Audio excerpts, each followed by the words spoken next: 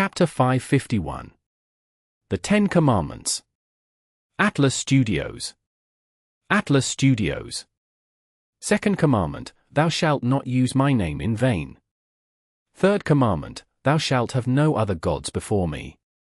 Fourth Commandment, Honor thy father, thy mother, and thy children as you love me. Fifth Commandment, Thou shalt not commit adultery. Sixth Commandment, Thou shalt not kill the innocent. Seventh Commandment, Thou shalt not bear false witness, frame, or violate contracts. Eighth Commandment, Serve me with your heart, not with your offerings. Ninth Commandment, Those who have committed lesser wrongdoings, first atone for your sins before seeking forgiveness. 10th Commandment, Honor my name by helping your compatriots and companions. One commandment after another echoed in the ears of the bald rebel, Kalat, causing him to completely prostrate himself. He held his head close to the ground, uncontrollably trembling slightly with reverence, fear, and excitement. As a mid-sequence beyonder, a rebel who had once been educated in the Fleeced Empire, he had sufficient insight to understand that the worship of the sea god was based more on fear of powerful forces, fear of the fearsome natural risks that mankind faced, and many rituals that retained primitive bloodshed, a backward faith that reveled in inhumane and uncivilized practices, something that would be eliminated sooner or later. However, the faith he had developed since he was young had made him afraid to go against the divine revelation. He could only bury the idea of modifying the ritual process deep in his heart and avoid the parts which conflicted with his own wishes as much as possible. Now, the sea god's sudden change left him extremely delighted. It was as if he could see the so-called primitive totem that outsiders claimed it to be, evolving into a true god. Blessed are we, blessed are the rebels, blessed are the true believers. In his blurred vision, Kalat raised his head, spread his hands sincerely, and placed them against his mouth. I will abide by your teachings as if I am praising your name. The blurry figure in front of him disappeared, the magnificent voice by his ears vanished, and the scene in the cave returned to its original state. However, Kalat knew that everything was no longer the same. He moved his elbows several times and quickly crawled back to his wheelchair. He once again sat on it and turned to the other side of the cave. Kalat quickly met with Edmonton. This member of the resistance with a blue sea serpent tattoo was standing in front of the deity figurine that was bleeding abnormally. His forehead was a mix of scarlet red and black, dirty and gruesome. However, Edmonton's expression was joyful, excited, and satisfied. He looked at Kalat and blurted out, "Did you receive the revelation?" "Yes, it's the aura of God, just like before." Kalat nodded in excitement. Not only has God rebuilt the earth, but he has also rebuilt his covenant. Edmonton let out a sigh of relief. I was even suspecting that I was hallucinating before. It seems like as long as an outsider touches the holy sword, God will be able to walk the land again. There's no need for it to be completely lifted. Kalat chimed, "Indeed. The reason why the deity figurine shattered and bled is because God has changed his image. We must build a new one. Just like the scenes we saw earlier." God also showed his sacred emblem. Above the symbol of the waves, there was a scepter in the shape of lightning, surrounded by strong winds, Edmonton said as he recalled. Kalat immediately patted the armrest of his wheelchair. "Let's find the high priest right now. He should have also received the revelation. We will usher in a new world." Above the grey fog, Klein put down the sea god's scepter and rubbed his temples in exhaustion. He had noticed a problem earlier. The sea god scepter could respond to ritualistic magic, which meant that it could provide a certain amount of strength to help the worshipper complete the ritual and achieve their goals. However, it could only be concentrated within his domain and could not exceed the limit. Whatever could be done was relatively limited.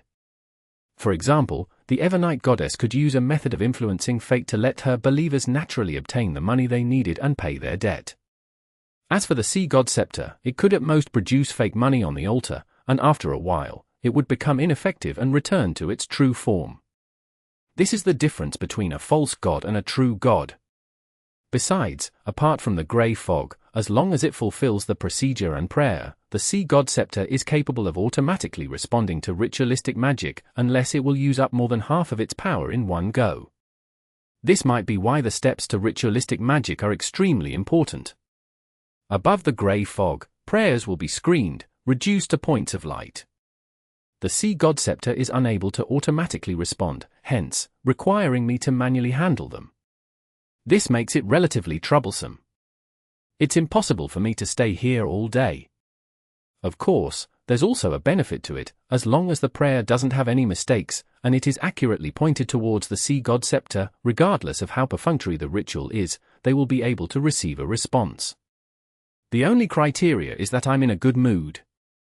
I'll think of a solution when I'm free.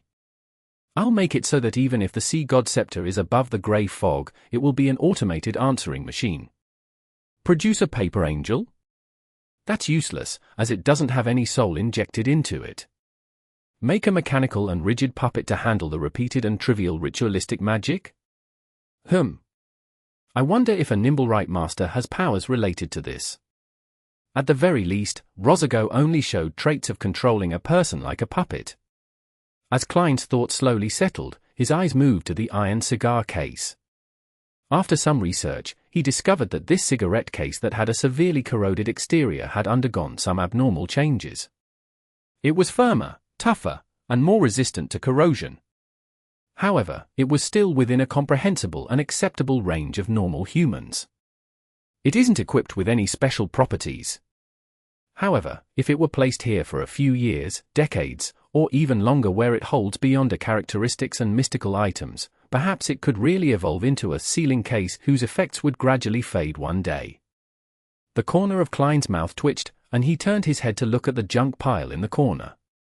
They were covered by the grey fog, almost blending in with the surroundings. Heh. Klein laughed dryly and looked away. He fiddled with the crushed golden wine cup again, confirming that there was nothing wrong with it. After doing all this, he entered the real world and summoned himself once more to bring the sun brooch and other items back to his room in the inn. At this very moment, the clouds in the sky had disappeared, and the moon was scattering its crimson tranquility. The entire city of generosity, Bayam, remained asleep in its dreams. 9 a.m., Cathedral of Waves. Alger was summoned, and by using the excuse of a confession, he once again met the diocese bishop, Chogo. Look for this person. Chogo handed over the portrait in his hand. Another mission. What's going on recently? Alger muttered in his mind as he unfolded the piece of paper. When he saw the contents of the portrait, he almost couldn't control his laughter. It was impossible to tell if the figure in the portrait was male or female, or what they looked like. How was he supposed to find them? In a split second, he thought of something and didn't try to hide his change in mood. Instead, he deliberately blurted out, "Who is this?"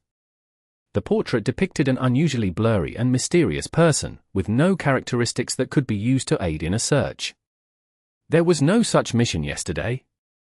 A sudden demand to pursue this person this morning. What happened last night? Calvetua perished completely. With that happening, the church and the military would definitely search for its remains. Simim Island is the clue. This person took away the most important item ahead of them? Who is this person? Alger's heart skipped a beat, and he almost didn't dare meet Chogo's eyes. Chogo nodded. A dirty, despicable thief. He may be from Intis or Feysak, and he may belong to the Church of the Eternal Blazing Sun or the Church of the God of Combat. Someone from Intis or Feysak, or someone from the Church of the Eternal Blazing Sun or the Church of the God of Combat. Why would there be such a guess and conclusion? His Eminence John Cotman only received little information at the scene and was unable to pinpoint the target. In this case, it's indeed possible to presume that this person is from either Intis or Feysak, as the main supporters of the Resistance and Calvetua are from those two countries. There is reason to believe that they may have already known where Calvetua was hiding. It fits my theory from before. Of course, it could also be something else. Alger controlled his emotions and asked, "What did he do?" "You don't need to know. Just pay attention to any abnormalities from people from Intis or Feysak in Bayam. Yes, also include the locals who have become beyond us. Also, find the people who previously posted the notice on the front door of the cathedral. They might know something, and they could quickly give you further information, George ordered in a deep voice. This is indeed a direction. This is tantamount to telling me that this person has something to do with the notice and the perishing of Calvetua.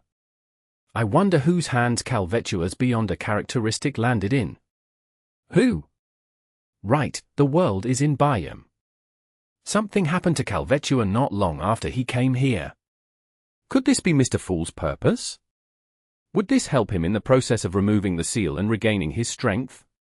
Alger's pupils contracted as he recalled his conjecture from a while ago. When he woke up, Klein, who had reaped a bountiful harvest last night, was uplifted and in a good mood. He decided to treat himself today and make sure that his 3 meals would be sumptuous and delicious.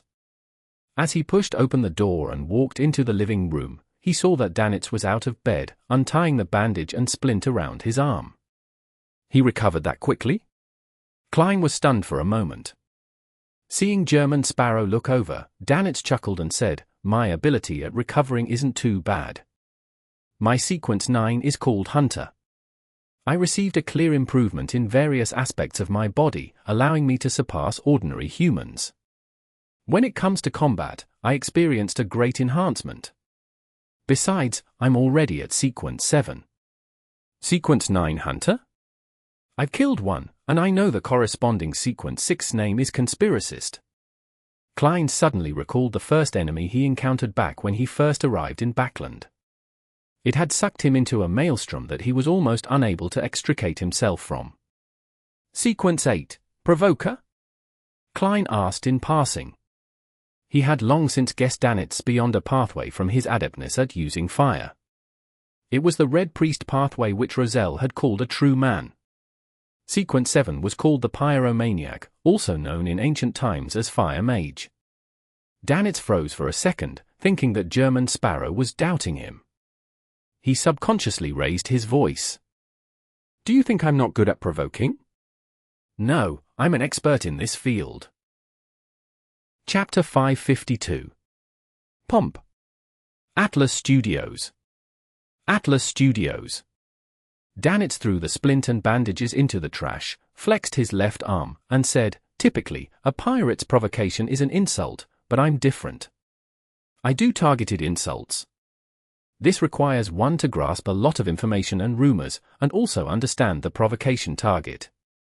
Only by doing this will you be able to make him lose his mind and cause his brain to be burnt out with a single sentence." He paused for a second and said, "Just like with steel. You can curse him, calling him Dogsh*T, or you could curse his parents and captain, but that will be useless. However, if you do an action and throw in a line with that, he will definitely turn into a bull who only sees red." With that, Danitz put his hands on his hips, held his crotch, and shouted in a low, scornful voice, "B*TCH. I really want to hit him. He lives up to being a provoker? Indeed, Steel Mavetti has such tendencies and hobbies, TSK. Klein loosened his subconsciously clenched fists. "This is what you called professional provocation." Danitz spread out his hands in conclusion. "If I meet a beast, a monster, or someone who cannot be communicated with since they had lost control, I can proactively emit a feeling that they hate. This is a Beyonder power. People with such Beyonder powers would either be great at receiving beatings, or they would be great at escaping. Clearly, you belong to the latter." Klein cursed inwardly. Without having to worry about his injured left arm, Danitz was in a good mood as he continued, "Actually, I'm very good at setting up traps. It's a pity that you didn't agree with my plan when hunting Steel Mavetti." Klein resisted the twitching of his mouth as he calmly replied, "You still have a chance." "What chance?" Danitz asked out of curiosity. "A chance to set up traps for Beyonders such as Steel. One by one, I'll introduce you to them." Klein smiled. Danitz was momentarily at a loss for words. He knew very well that traps were often ineffective against a man who wasn't afraid of guns, projectiles, fire, or water. Danitz let out a hollow chuckle and turned to look out the window. "The weather has cleared up.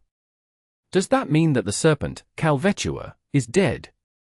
Klein answered tersely without hiding the truth. Danitz exhaled, hesitated, then said, "Regardless, after this citywide sweep, few pirates will dare come to Byam for some time. This will definitely include Admiral of Blood. Your plan of hunting him with Captain might have to come to an end. The Sonia Sea is so big, so it's very difficult to find a fleet that intentionally hides their whereabouts. Moreover, they can head for the Fog Sea, Berserk Sea, North Sea, and Polar Sea. If it was that easy to kill a pirate admiral at sea, the church and the military would have done it a long time ago. Let me return to the Golden Dream as soon as possible." Danitz lampooned under his breath. "Don't worry, I have a way, and this will be your job." Klein asked without batting an eyelid, "What's your captain's opinion?" He had already spent £12 to obtain a radio receiver through force, but he had been too busy with matters regarding the sea god to bother with it. Hence, he hadn't taken it out from the junk pile above the grey fog to bring to the real world. Meanwhile, Klein had received the money from Miss Justice and Mr. Hanged Man, raising his fortune to £7,085 and 5 gold coins. A wealth at this level was enough to buy a rather large and productive manor anywhere. If it wasn't for my revenge and my hope of finding a way back to Earth, I could have already retired. Klein thought in satisfaction. Captain's opinion. Danitz forced a smile and said, "Although Captain and the others should have entered within a 500 nautical mile radius, in theory, allowing the attempt of a soulfall ritual, you should know that the sea routes aren't entirely safe. Pirates have to be careful not to get caught by the military or the church. For this, they often need to take detours. I believe we should wait another day before doing the soulfall ritual so as to prevent any wastage of energy and materials." "Okay." Klein didn't give any affirmative answers and had turned towards the washroom. He planned on heading out again today to search for a chance to act as another person. Seeing German Sparrow's back, Danitz exhaled. "I must first contact Captain in private and persuade her to let me return to the Golden Dream before I can use the soulfall ritual in front of you. German Sparrow is someone who likes to head out. I have plenty of opportunities and space." "Hehe, don't tell me that he enjoys shopping?" Danitz thought, curling his lips. After leaving the Cathedral of Waves, Alger Wilson went straight for the Ralph Trading Company in Reflection and found the owner, who was reading a newspaper. He was well aware that this middle-aged man, in formal attire, a bow tie, and glasses, was a veteran pirate. He supported the resistance in secret and reverently worshipped sea god Calvetua. "What is it, our captain of a ghost ship?" Ralph put down the newspaper, crossed his right foot over his left, and smiled leisurely. He was an illegitimate child. His father was an adventurer of Lun and Faysac blood, and his mother was a native. He had made his fortune by becoming a pirate, then being a merchant that did business with both pirates and the officials. He established a vast network of connections that provided him with help at the Governor General's office, the City Council, and the police station. Upon hearing Ralph's question, Alger almost frowned, because the man's attitude and tone were rather abnormal. This abnormality was a state that wasn't in accordance with Alger's expectations. In his opinion, after the fall of sea god Calvetua, he was certain that there would definitely be bad omens in the Rorsted archipelago. The pious believers would definitely sense that something was amiss, either feeling apprehensive or downcast, so how could they still be so relaxed and natural? Alger didn't directly mention Calvetua. Instead, he chuckled and asked, "Do you know where Covaro has been recently?" Covaro was the pirate captain who possessed the beyonder characteristic of the Sanguine Baron. It was said that he was once a sailor aboard the Dark Emperor, and that he was part of the periphery forces of the King of the Five Seas, Nast. Who knows? But he's surely not in Byam, otherwise, he would have been caught in the raids in the past 2 days. Ralph shrugged his shoulders. "I heard that his boat went south." Alger actually had an appointment with Covaro on this matter, and he was only using it as a way to start the conversation. Of course, he was well aware that to avoid the tsunami in the waters of the Rorsted archipelago, Covaro had definitely gone far away and would take some time before he returned to Byam. However, Alger wasn't too anxious, as he already knew that Mr. Moon had been given an acceptance draft. If he withdrew the sum before its maturity, he would receive a discounted value and lose a large amount of interest. He deliberately nodded his head and said, "Got it," thank you for telling me. At this point, Alger pretended to be unaware of what happened as he asked, I heard that many see God figurines in many places shattered by themselves. He hadn't witnessed any instances of this himself, but he could make a reasonable deduction based on the church's archives. In many of the colonial islands and countries of the southern continent, more than 1 or 2 false gods like Calvetua had been finished off by the 7 churches. What happened after their deaths had already long been recorded in the archives. Ralph calmly nodded. Yes, there was such a thing. But that's not bad news. His expression turned fervent. Because God has appeared over the land once again in a new image. God has reappeared over the land once again with a new image? Alger's eyes remained fixed on him, and he felt that this was both reasonable but also unexpected. Judging from the Church of Storm's reaction, he was certain that Calvetua was already dead. Then which sea god was responding to the believers now? Connecting it with his previous judgment, he quickly came up with a bold idea. Is it an embodiment of Mr. Fool? He used sea god Calvetua's perishing to create a new identity? He can release his powers through the seal to directly affect an identity in the real world? Is this the real reason for the world to come to buy him? Hiss, Mr. Fool really does things with pomp. Alger secretly swallowed his saliva and suppressed his excitement. In the Wind of Azure, Klein, who had yet to leave, saw the stack of cash Captain Elland handed him. Here is your reward for a total of £100. He didn't mention how much German Sparrow and Danitz each received, but he gave a total amount.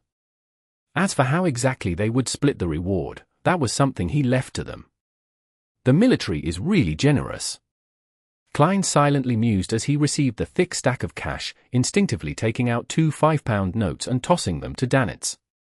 He lowered his wrist and finally drew another 2 £10 notes in an expressionless manner. German Sparrow is still rather just, far more just than just Elland. Danitz put away the reward in pleasant surprise. His wallet that had slimmed down quite significantly over the past couple of days had finally been replenished.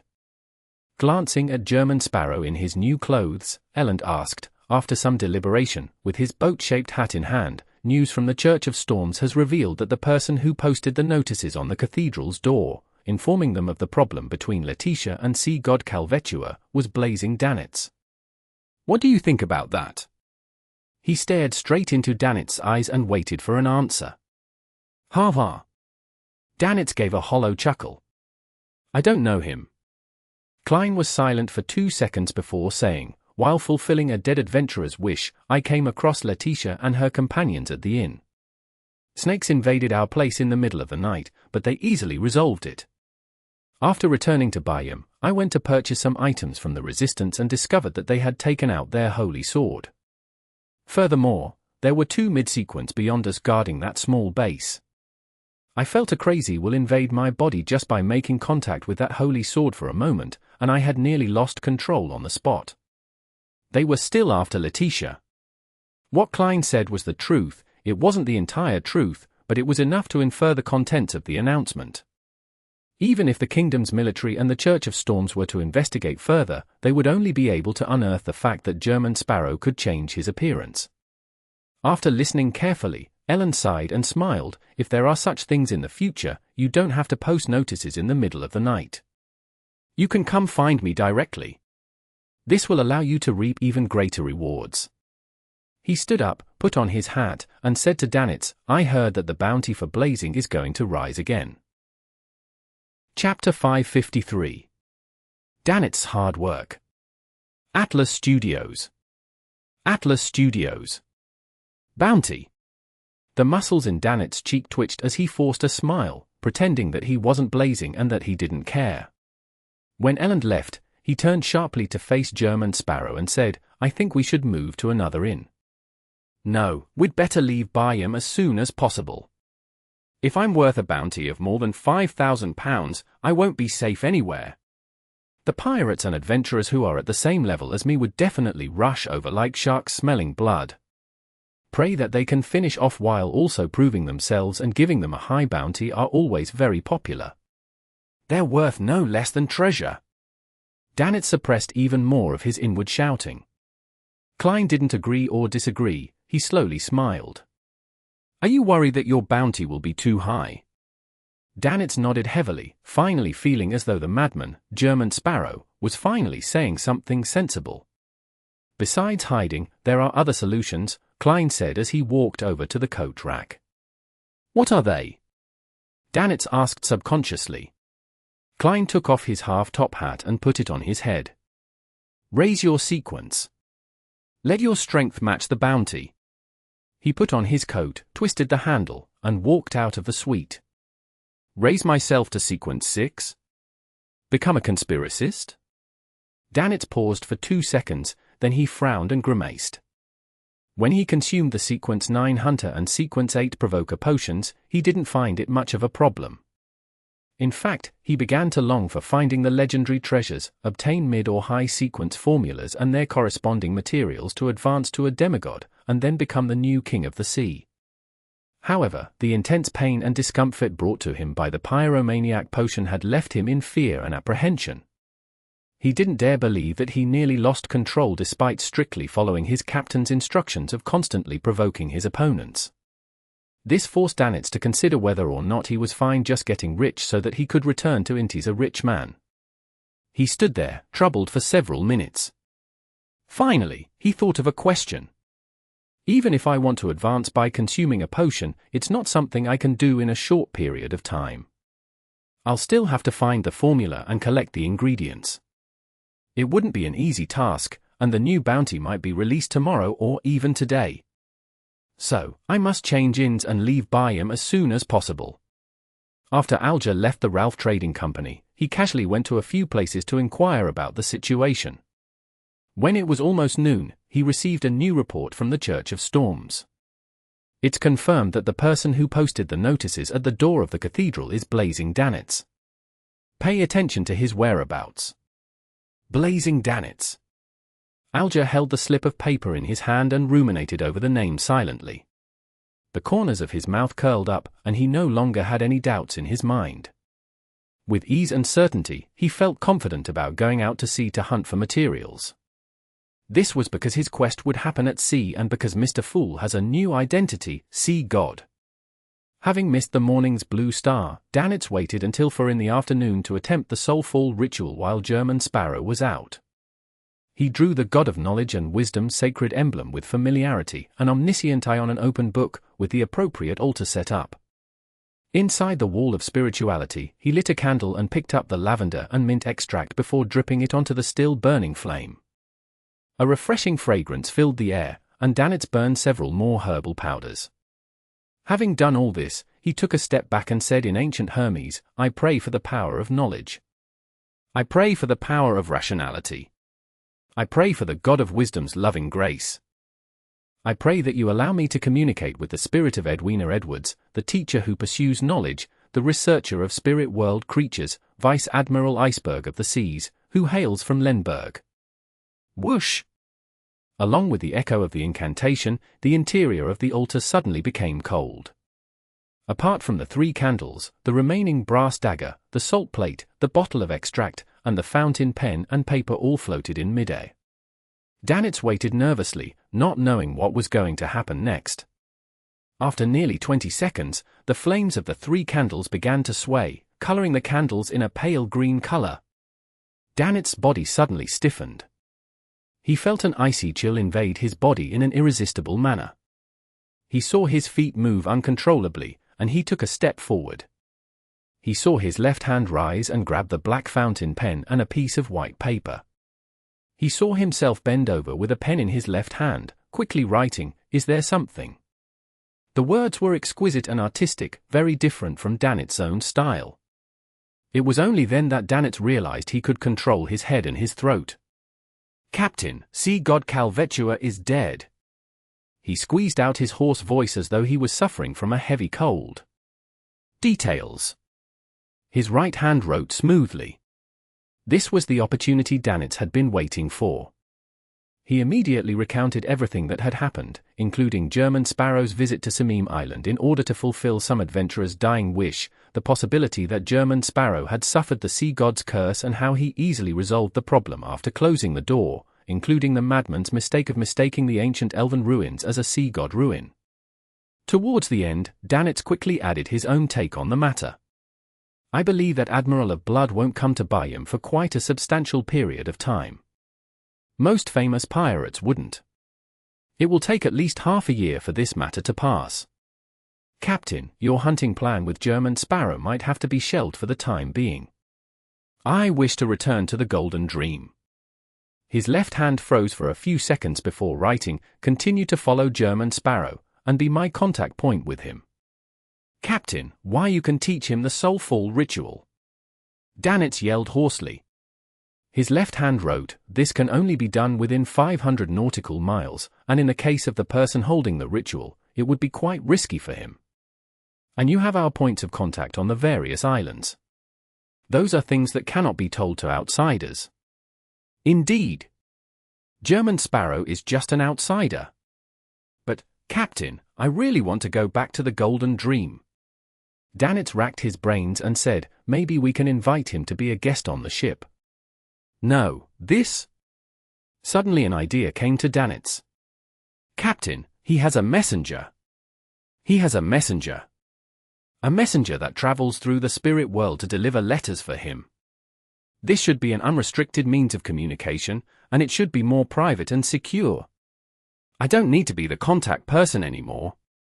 Danitz thought in abnormal delight.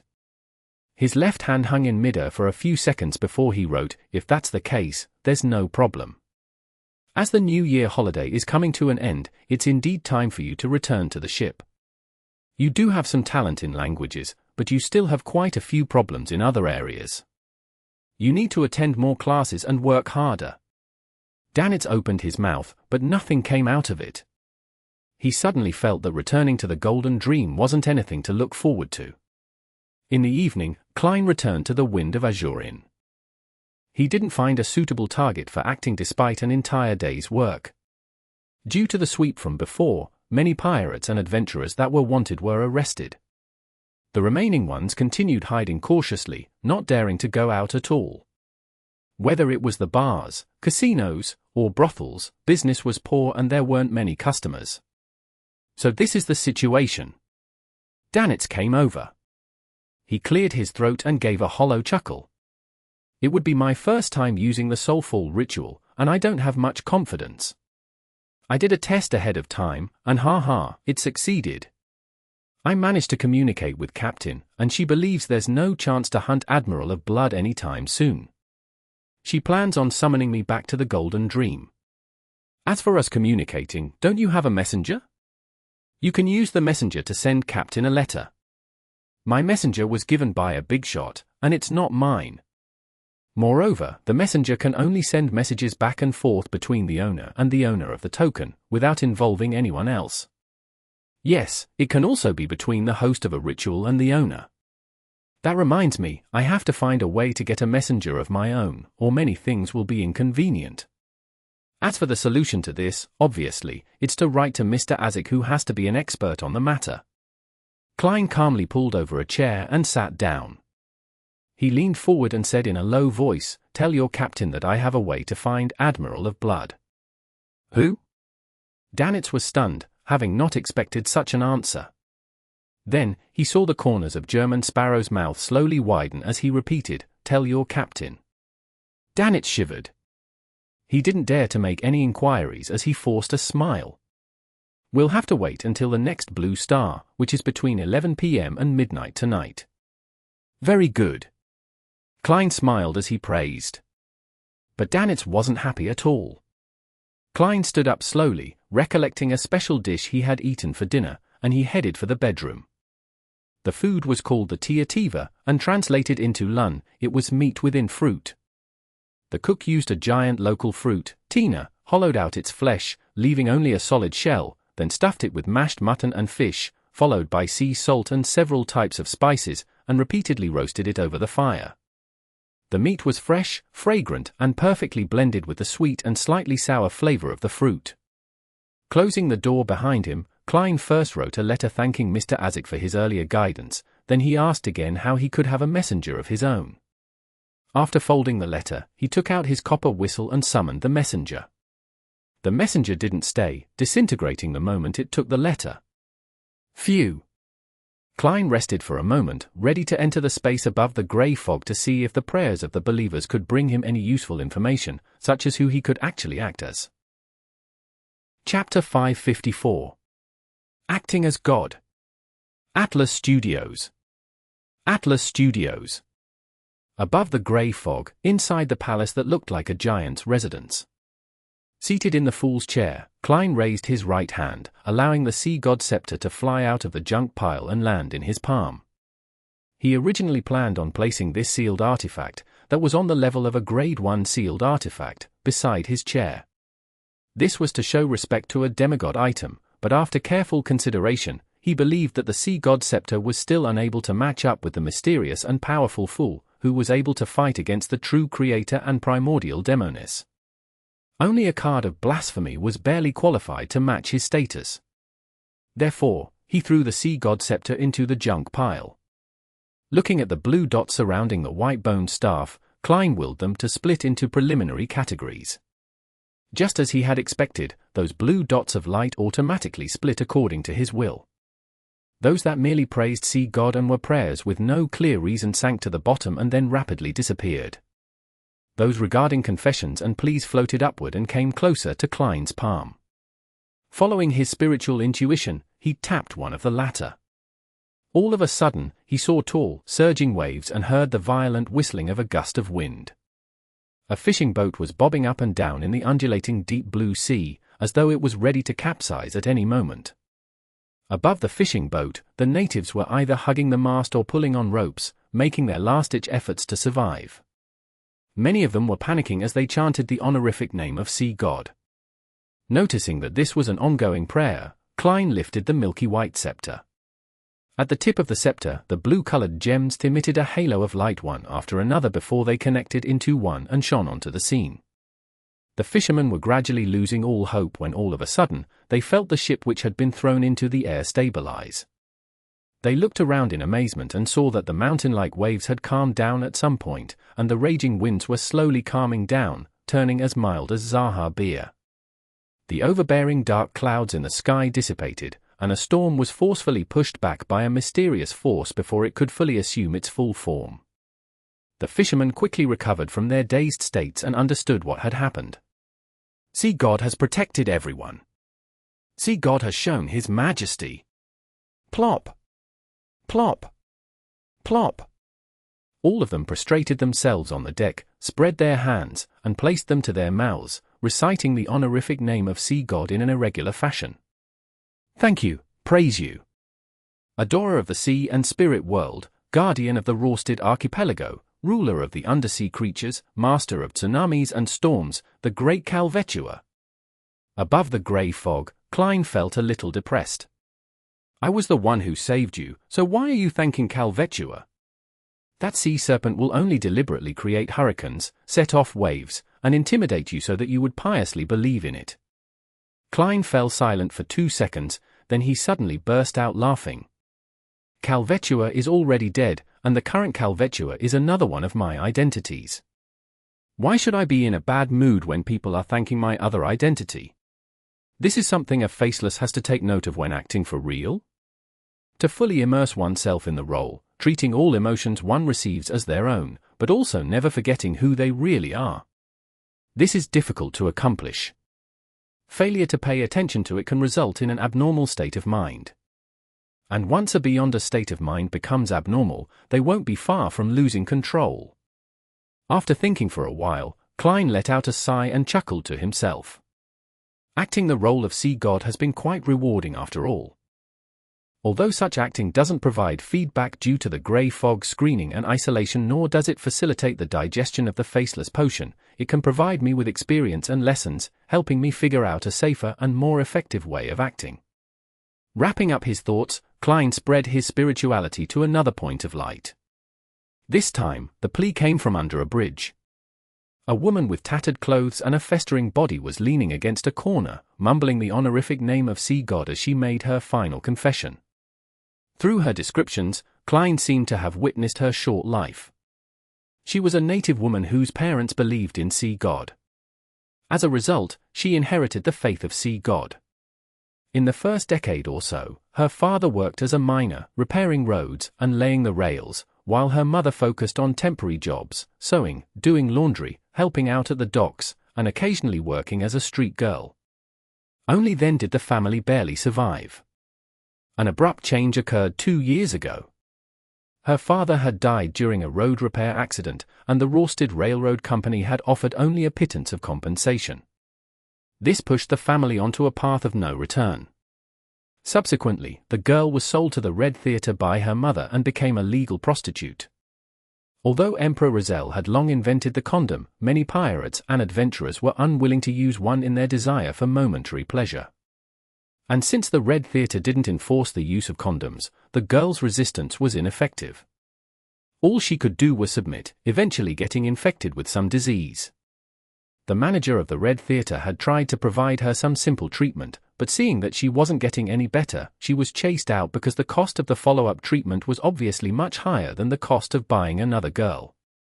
Not only was the ill girl unable to find a new job, but she didn't even have the money to rent a house. Her mother and younger siblings had long since disappeared, perhaps already dead or abducted to become slaves. The girl became a tramp and lived under the bridge.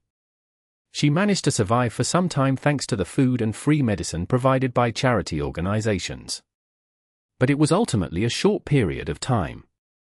Her illness got worse and worse, and her body became weaker and weaker. Very quickly, she reached the end of her life. At that moment, she recalled the days when she was the most well-fed and dressed. She recalled the words that the pirates and adventurers would occasionally say. She whispered and prayed to see God, "I want to live like a human being." Klein once again raised his staff, but he found that this sealed artifact didn't possess the ability to cure diseases. He thought of purchasing some medicine from Emlyn White via the world, but he found that the prayer scene happened at noon. The girl had already passed away under the bridge, in mud and dirt, her body filled with agony and intense hunger. Klein was silent for a moment, then he raised the angle of the prayer screen to reveal the location of the bridge. After memorizing the characteristics of the nearby streets and the surrounding area, Klein leaned back in his chair, sighed, and said with an insincere smile, "What a humble wish. There isn't much of an opportunity to act. I'll try my best to bury you like a human being." He retracted his attention and scanned the other points of light, searching for someone he could act as, but he found nothing. During this process, Klein noticed that Kalat, Edmonton, and the other members of the resistance were carrying out a ritual. They had placed a batch of items on the altar, and they prayed for Sea God to imbue them with power. So that's how they receive the Beyonder items they use for trade. To be at the level of a demigod is truly different. Moreover, they're used to not receiving any immediate replies. It's as if they plan to leave the items on the altar the entire night. Apparently, that sea serpent, Calvetua, didn't respond immediately either. It depends on its mood, or whether it was asleep or not. Otherwise, it could only respond instinctively, unable to produce any Beyonder items in batches. Klein picked up the Sea God Scepter, making the blue gems shine again. Boundless spirituality magically merged together, gushing into the prayer scene with transcendent vibes and randomly fusing with various items. Some of them are electric shock charms, some that allow people to swim in the sea like fish, some that allow a gale to blow. Within 3 months, their spirituality would gradually decline to nothingness. Klein half closed his eyes, feeling the changes in the items. Although he had only responded twice, he was already rather exhausted despite mainly relying on the power of the Sea God Scepter. However, the first response had to do with him forcibly dispersing a storm and calming the waves, while the second response was to simultaneously provide an enchantment to dozens of items. They were all at the level of a demigod, so it was rather draining on his spirituality. Even if I frequently used the Sea God Scepter, I wouldn't be able to last very long. On the other hand, the negative side effects wouldn't be a burden on me. I can attempt to use it at times. Yes, the situation with the resistance reminded me. I can also pray to myself and make a bunch of charms, mainly to allow me to do things underwater. This way, even if I find myself in a sea battle, I wouldn't be so restrained. Oh right, I still don't know how to make lightning charms. I need to seek out the corresponding mysticism information, and with it, I can deal with enemies who have air superiority. Kleins silently muttered a few sentences and threw the sea god scepter back into the junk pile while swiftly returning to the real world. Eastchester County. By the side door of a huge manor in the vast and beautiful countryside. Audrey Hall was dressed in a waist-fitting black riding suit with a simple blouse lining her insides. She skillfully sat on the back of a brownish-red mare without showing the slightest sign of wobbling. Her black leather boots were in the stirrups, with her white trousers slightly tucked into them. She smiled at Susie, who had a leather bag on her back. "I'll wait for you at the edge of the woods." With that, she bent down with the whip in her hand and let the brownish-red mare gallop across the open field. Compared to the gorgeous yet gloomy family castle, Audrey preferred the beautiful manor and the scenery of the countryside. One handsome horse after another came running out. The riders were servants and maidservants, and their only mission was to protect Miss Audrey. Susie was also running happily, a feeling she couldn't experience in Backland. Moreover, she and Audrey would have a little adventure today, and that was exploring an ancient tower in the forest that had collapsed a long time ago. The valuable items there had long been taken away, but there had never been any accidents that happened there. It was a perfect place for an inexperienced person to practice her various abilities. The only problem was that it would be dark in 2 hours, and there might not be enough time. Chapter 555. The Message Late at Night. Atlas Studios. Atlas Studios. Eastchester County was still cold in January, with snow often piling up. The branches and leaves of the trees were withered, with beasts hiding themselves, making it appear lifeless. Audrey led Susie around the ancient tower several times while surrounded by her attendants and maidservants, but they found nothing. There were only piles of grey bricks and rotten wood, and in the gaps, there were weeds and the corpses of tiny critters. Audrey had thought she could find some murals on the wreckage of the walls, allowing her to decipher the origins of the ancient tower and use the appearance of wild beasts to secretly practice her beyonder skills such as awe, frenzy, placate, but she was only left very disappointed. This isn't a tiny adventure. It's just a stroll on horseback. She pursed her lips, held her whip, and walked to her horse. Unwilling to resign herself to this, she asked the attendants and maidservants around her when she had travelled half the distance, "Are there any legends of monsters nearby?" Half of the attendants had followed her from Backland to the family castle before coming to this manor. The other half were locals and were usually busy in the manor. There was no doubt that Audrey was asking the latter. The reason why she had come to this manor was because, historically, there was a folk tradition of worshipping dragons in the surrounding areas. A young attendant secretly shot a glance at his noble and beautiful mistress. He mustered his courage, took 2 steps forward, and bowed while saying, "Deep in this forest, there are many fearsome wild beasts. Every year, hunters die there, but no one has ever encountered a monster before. It's just like the situation described in an old folk song that goes around this place." He recounted the folk song, and the general meaning was, "Monsters are in your dreams. Dragons are in your dreams. The great imagined palace, floating in the air, is also in your dreams. There is the place where you will have everything, all the way until you wake up. Curious children, brave adventurers, go and find the dragon in your dreams." The attendant deliberately left out the last line, because he might be misunderstood as being sarcastic to Miss Audrey. A dragon in a dream. The great palace that is imagined and floating in the air is also in a dream. Audrey carefully pondered for a few seconds before she suddenly felt that this ancient folk song wasn't completely meaningless. According to the information about dragons that she'd bought from Little Sun, the dragon of imagination, Ankwelt, had actually imagined a floating city with massive temple pillars supporting a towering palace complex. The name of the city was Fleeced, meaning the city of miracles. In dreams. The spectator pathway comes under the mind dragons, involving the conscious, subconscious, the sea of collective subconscious, and the sky of spirituality. No matter how you look at it, it certainly involves the dream domain. Perhaps this ancient folk song really is pointing to something. Could Fleeced really exist in the sea of collective subconscious, in dreams? But a dream is purely in the mind. Many thoughts flashed through Audrey's mind. Even when she returned to the manor, she was still unable to come up with a clear train of thought. Entering the room, she glanced at Susie, suddenly having the urge to show off. Susie doesn't know anything about dragons, so she definitely wouldn't be able to detect the peculiarities of this folk song. No, don't be arrogant, that's too superficial. And it's easy for Susie to discover that I'm hiding something. Audrey walked a few steps back and forth with her back straight, and she asked in a seemingly casual manner, Susie, what do you think that folk song is really about? I have a nagging feeling that it's not as simple as it seems. Susie opened her mouth, momentarily at a loss for words because she didn't know anything about poetry. She gave it some serious thought and said, Audrey, I'm only a dog.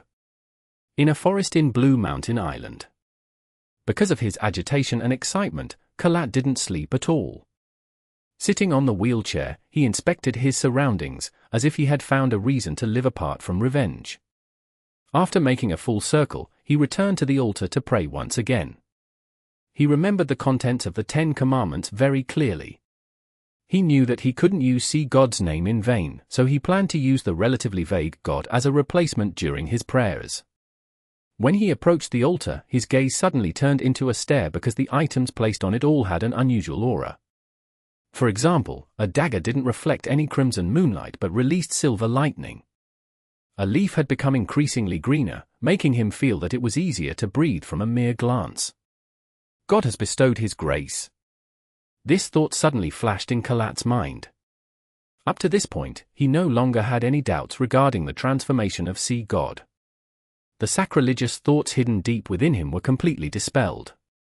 The revelation from God that previously said that he will walk the land again was an implication that he is reconstructing his image. This layer of meaning goes very deep, and we actually failed to interpret it before. Kalat slowly took in a deep breath and propped himself up with his hands before solemnly prostrating himself before the great sea god. Soon, he returned to his wheelchair and headed for the residence of the High Priest, Edmonton, and the others. He couldn't wait to tell his companions about what had just happened, to share with them the grace of God. At 11:15 in the evening, Kleins sat in his chair and watched with a blank expression as Danitz held the soulful ritual, memorizing all the details while he did it. It still requires help from the spirit world. He made a preliminary judgment. If it's a spirit world creature, one can locate them as long as there's no mistake in the description. Just using a language with a certain amount of power can allow direct summoning or allow them to make their spirit descend. It has nothing to do with distance or range. To a certain extent, deities have this trait as well, but sometimes it's possible to get a response from them even if the prayer is in an ordinary language. Of course, that is only if they have become believers and have caught the notice of the deity. At the level of demigods, they seem to have blended with the spirit world to a certain extent. That's why one can point towards them with an accurate description to receive the possibility of a response. But there will be a distance limitation. Once it's beyond a range, they wouldn't be able to receive the signal.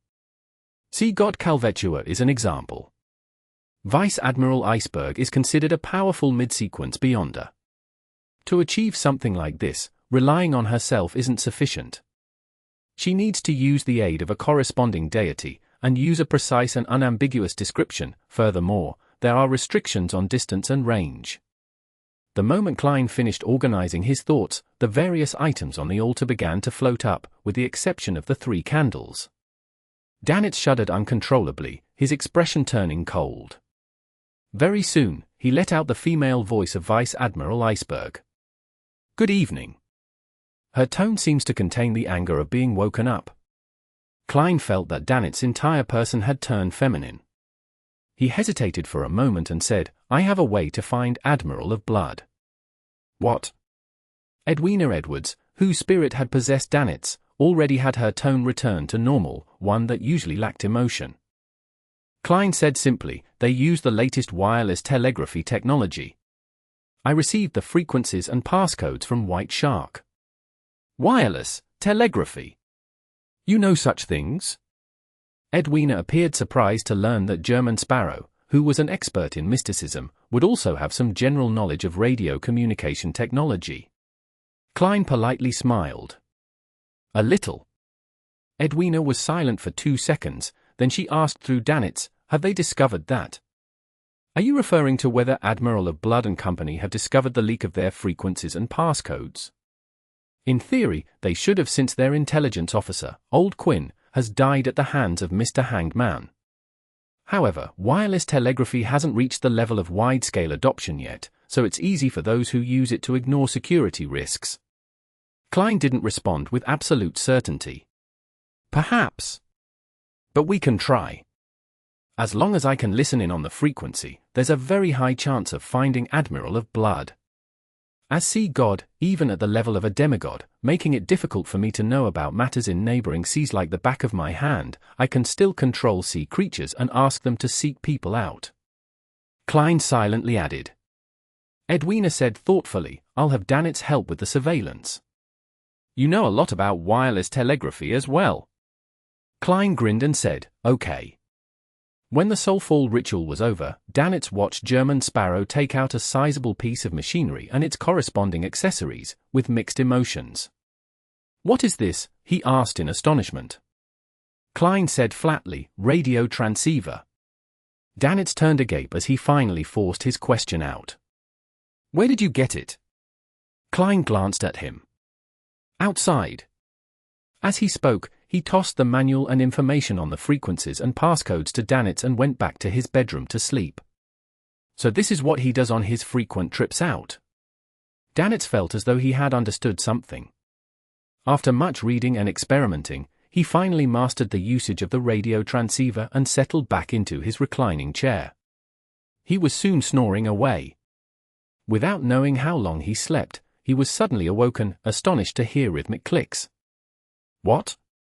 Danitz rolled to his feet and looked towards the source of the sound. He saw the radio transceiver in the dim room working on its own, spitting out illusory sheets of white paper under the serene moonlight. "What's this?"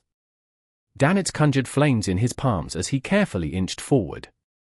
This scene reminded him of the horror stories that pirates often spoke of when they were bragging. "There's a problem with the radio transceiver? It's connected to an evil spirit?" Danitz decided to yell for German Sparrow the moment he discovered anything amiss. As he approached the radio transceiver, he saw several lines of ancient Fasak on the illusory sheet of paper. "Hello. I sense a familiar but unique aura, but it's about to dissipate." "Hello." Danitz attempted a response. "Who are you?" The radio transceiver produced its clickety-clack again, spitting out a piece of white paper. "My name is Arrodes. In exchange, you have to answer one of my questions." Chapter 556. Discriminatory Treatment. Atlas Studios. Atlas Studios. A question? This strange radio transceiver is a little interesting. Danitz cleared his throat. "You can ask, but I might not answer." You think I'm the kind of adventurer or archaeologist who ends up killing himself because of curiosity?" Danitz thought with both caution and pride. It took a few seconds for the radio transceiver to produce its clickety-clack again. An illusory piece of white paper was spat out with red words on it. "Do you have a secret crush on your captain?" "No." "Don't speak nonsense." "Who? Who told you that?" Danitz's face instantly reddened. He felt at a loss to have the secret that had been buried deep in his heart for so many years revealed so suddenly. He was embarrassed and ashamed at the same time and subconsciously wanted to deny it. But at the same time, he was also shocked and confused as to how this matter had been discovered by an outsider. He had never told anyone, and he had kept this secret very well hidden. Danitz opened his mouth, forced a smile, and said, "What a silly question, I refuse to answer." The radio transceiver produced its clickety-clack and spat out more white paper. "Then let's change the question. If you really don't like her, who can endure such dry and boring lessons? Isn't that right?" "No. It's because I'm not strong enough to beat her." Danitz blurted out, his expression twisted. The clacking of the radio transceiver became increasingly brisker and the words on the illusory white paper increased. "A lie?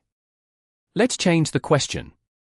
The type of female you like is beautiful, powerful, mysterious, intelligent, and someone who is able to step over you, right? Danitz's lips quivered as he felt as though flames were seemingly rising from his body and smoke was billowing from his head. At this moment, he felt his state of mind explode. It was as if someone had stripped him naked and tossed him into a busy street. Subconsciously, he looked around in panic, searching and avoiding the gazes that might be cast on him.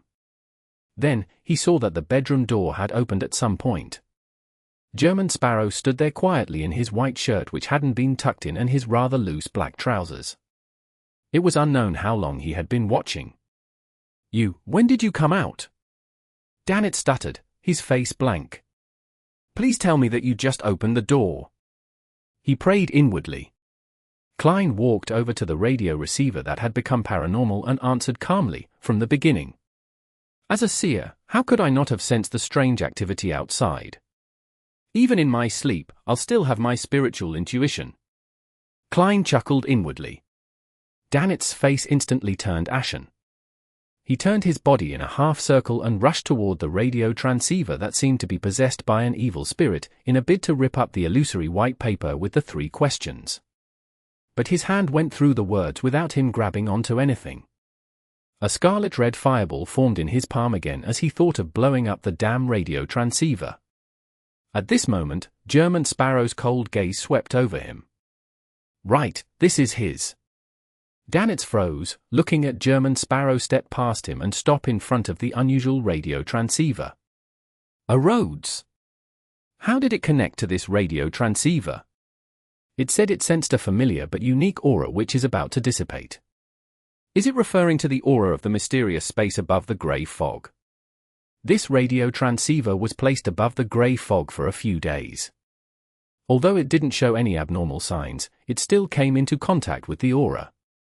And because of its own functions, it temporarily received information from the spirit world, and this was subsequently discovered by Arrodes, the magic mirror, that seems to know a lot. Wait, what kind of question was that? I'm German Sparrow, I'm a cold, crazy adventurer. I'm a professional.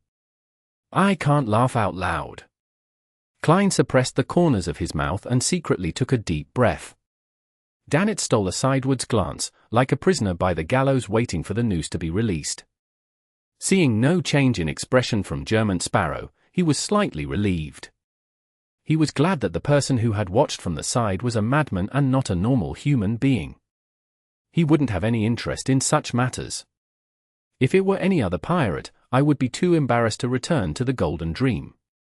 No, I would be too embarrassed to adventure out at sea. He looked with hatred and fear at the radio transceiver, at the demon who called itself Arrodes. He heard the clacking again and saw a new piece of white paper spit out from the radio transceiver. There were 2 neat lines in Lonese: "Your loyal and humble servant, Arrodes, is honored to follow in your footsteps once again, constantly at your service." This isn't the same evil spirit as that Arrodes from before, right? Danitz's face twitched, and he suddenly felt that whatever happened tonight was surreal. Klein, who went through great difficulty to stifle his laughter, keenly caught onto a problem. Arrodes wasn't here in person and had likely used the spirit world and the radio transceiver's special function to send messages remotely. Therefore, when Danitz refused to answer the first question, it was powerless to punish him and could only ask another question. That's interesting. In the future, I'll just need to place the radio transceiver above the grey fog for prolonged periods of time, and I'll be able to make it turn into a unique item that receives spirit world information from ghosts. Unfortunately, by the law of conservation of beyond a characteristic, even with the augmentation of the grey fog's aura, its extraordinary abilities would dissipate bit by bit, eventually returning to normal. Yes, to maintain an ordinary item's extraordinary traits without the use of beyond a characteristics, there's another method according to my knowledge in mysticism, that is to carve the honorific name or true name of an angel, or even a deity in a language that can stir the powers of nature onto it. This would be equivalent to borrowing the target's mysticism and power. Of course, the premise is that they agree. I can't do it myself. At least, the piece of paper that I previously used as my bank's passcode in ancient Hermes hasn't undergone any abnormal changes. For real deities, I only know the true name of one, primordial demonis cheek. If I get her honorific name, together with her true name, what will happen when I engrave them in ancient Hermes onto the radio transceiver? Will it release viruses? Will it appear more aesthetically pleasing in an industrial sense, mesmerizing those with fetishes?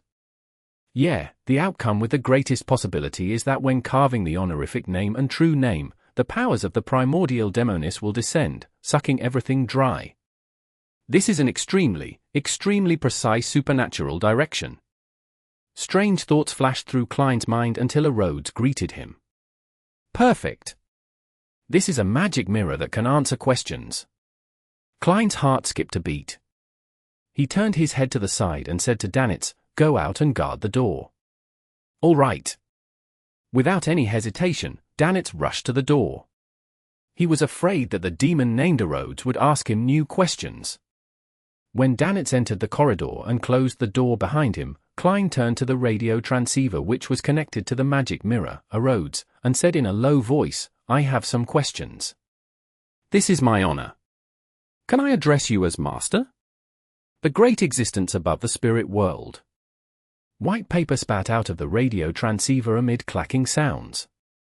"You're too obsequious and too shameless. Why do I have a nagging feeling that there's a problem?" Klein pondered a little and said, "You can use any form to address me." "Yes, Master." Arrodes used an exclamation mark. "What's your question?" "Where can I find mermaids?" Klein asked directly. Amid clacking sounds, the radio transceiver answered, "To the east of the Gargas archipelago, sail the sea route for a week and there's a chance of meeting mermaids. However, the mermaids there are all believers of the Evernite goddess." This is a little amazing. It's within expectations, but it's also surprising.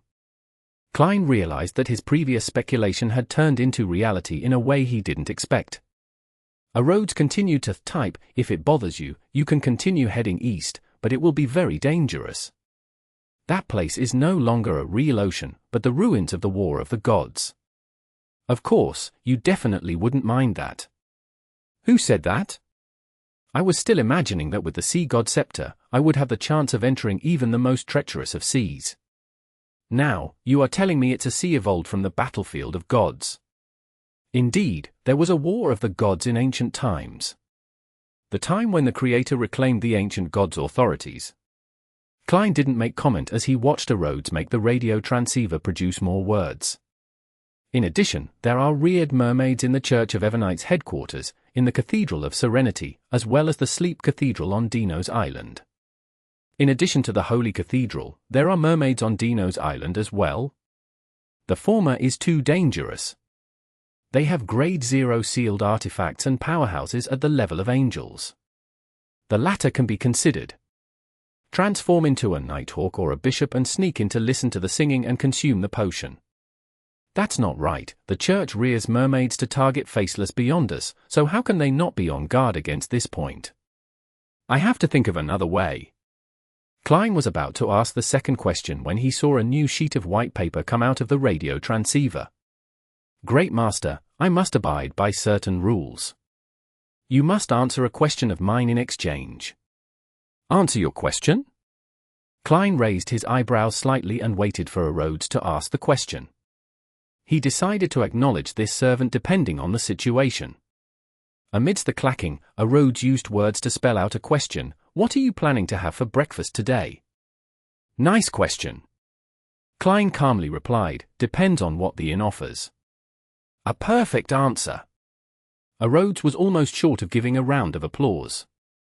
Without waiting for Klein to speak, it continued to type, "The aura above the spirit world is about to disappear. I await the next opportunity to be at your service, Great Master." After the illusory piece of paper was spat out, the radio transceiver stopped and lost its gloomy feel. How many days would it take above the grey fog before I can contact Arrodes again? I'll ask it for the method to remove the mental corruption of a beyonder characteristic the next time. Yes, this method should be used prudently. Arrodes can use the special connection after the radio transceiver is tainted by the aura. Those who are stronger and more terrifying than it might be capable of doing so as well. If I keep doing this, maybe one day I'll get a telegram from the true creator or the primordial demonis. Klein's mind raced as he noticed the hidden risks. Chapter 557. Planting a Q on herself. Atlas Studios. Atlas Studios. Eastchester County, the Hall family manor. Audrey sat at the dressing table and lit a candle. Afterwards, she looked at herself in the mirror across from the slightly swaying light of the fire. Her green eyes gradually became deep, making it impossible for anyone who laid eyes on them to shift their eyes away, as if even their souls wished to drown in them. "Audrey, you have to remain lucid tonight in the dream," she said to herself softly. This was a simple psychological cue. The ancient folk song she had heard at dusk had inspired her to explore her dreams and see if she could enter the sea of subconscious sea and the spiritual skies of all living things. This was an experiment that other psychiatrists had never attempted. At least, there was no similar experiences in the reference materials provided by the psychology alchemists, giving oneself a psychological cue to explore their own dreams. Perhaps I might be able to find traces of a mind dragon or even the City of Miracles, Live Zed. Audrey withdrew her gaze, removed Lie, which was now in the form of a ruby necklace, and placed it inside a jewelry box. She was afraid that the mystical item that amplified her emotions would affect her while in her dream and cause unnecessary harm, therefore, she removed it in advance out of caution. After doing all of this, Audrey subconsciously looked at her reflection in the mirror and saw little blemishes on her face. While wearing Lie, she felt that her beauty was intoxicating. "Wake up, Audrey. That's only a lie." She lifted her right palm and caressed her cheek.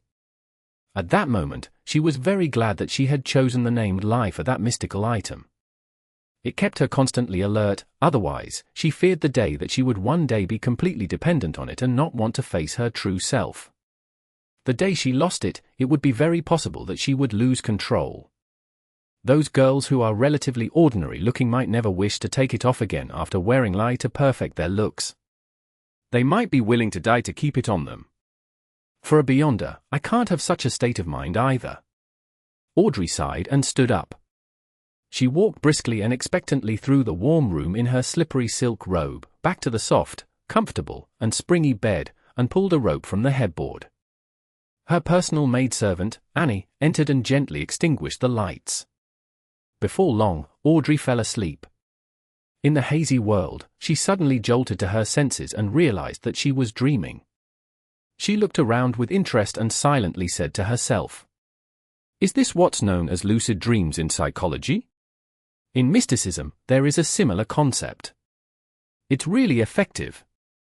I relied on a simple psychological cue that I planted in myself to get a lucid dream. Audrey, you really are a genius. No, this is mainly an application of a Beyonder power. I mustn't be arrogant." At this moment, Audrey had already figured out what the current dream was. She was walking along a dark, narrow road surrounded by a dark forest, and ahead of her was the castle with its spires. The prolonged howls of the wolves, the slow and frightening gasps, and the shrill and intermittent screams came from every direction, creating a dangerous and depressing atmosphere. I haven't gotten over the fear of Duke Negan's assassination. I'm still afraid that one day, many Beyonders would suddenly attack my father, my mother, and my brothers. Audrey dissected her dreams from the point of view of a psychiatrist. In this strangely real dream, she walked slowly toward the castle that was almost identical to the Hall family's ancestral house. As she walked, a figure suddenly jumped out of the dark forest. It was a gigantic dragon with golden scales all over its body. Its eyes were pale gold with vertical pupils, and its thick tail looked like it could sweep away everything. This dragon's facial features were exactly the same as Audrey's. When paired with its body, it gave off an indescribable feeling of strangeness and horror. Audrey jumped in fright, almost waking up from her dream. Fortunately, having been a spectator before, she was able to stabilize her emotions in time. This made her realize that she had never really forgotten how she had almost lost control back when she consumed the psychiatrist potion. Back then, her self-relief and the improvement in her mood was only superficial. The trauma had already taken root in the depths of her subconscious and would occasionally reflect itself in her dreams. Fortunately, I discovered this today. In the future, I can try to treat this trauma in my subconscious. I'm a psychiatrist. If I continue to ignore this issue, I might lose control due to this fear when advancing to sequence 6. Audrey examined herself carefully. As she walked and stopped, Audrey's dream kept changing in an erratic fashion. It would have been considered quite an unsatisfactory story. Finally, she arrived in front of the castle and saw an arm-length magic staff sweeping through the air, scattering down specks of light that were as resplendent as starlight. The castle that was shrouded in the light instantly became magnificent, and all the gloom disappeared. The melody of a band came out from inside the castle as one wall lamp after another lit up.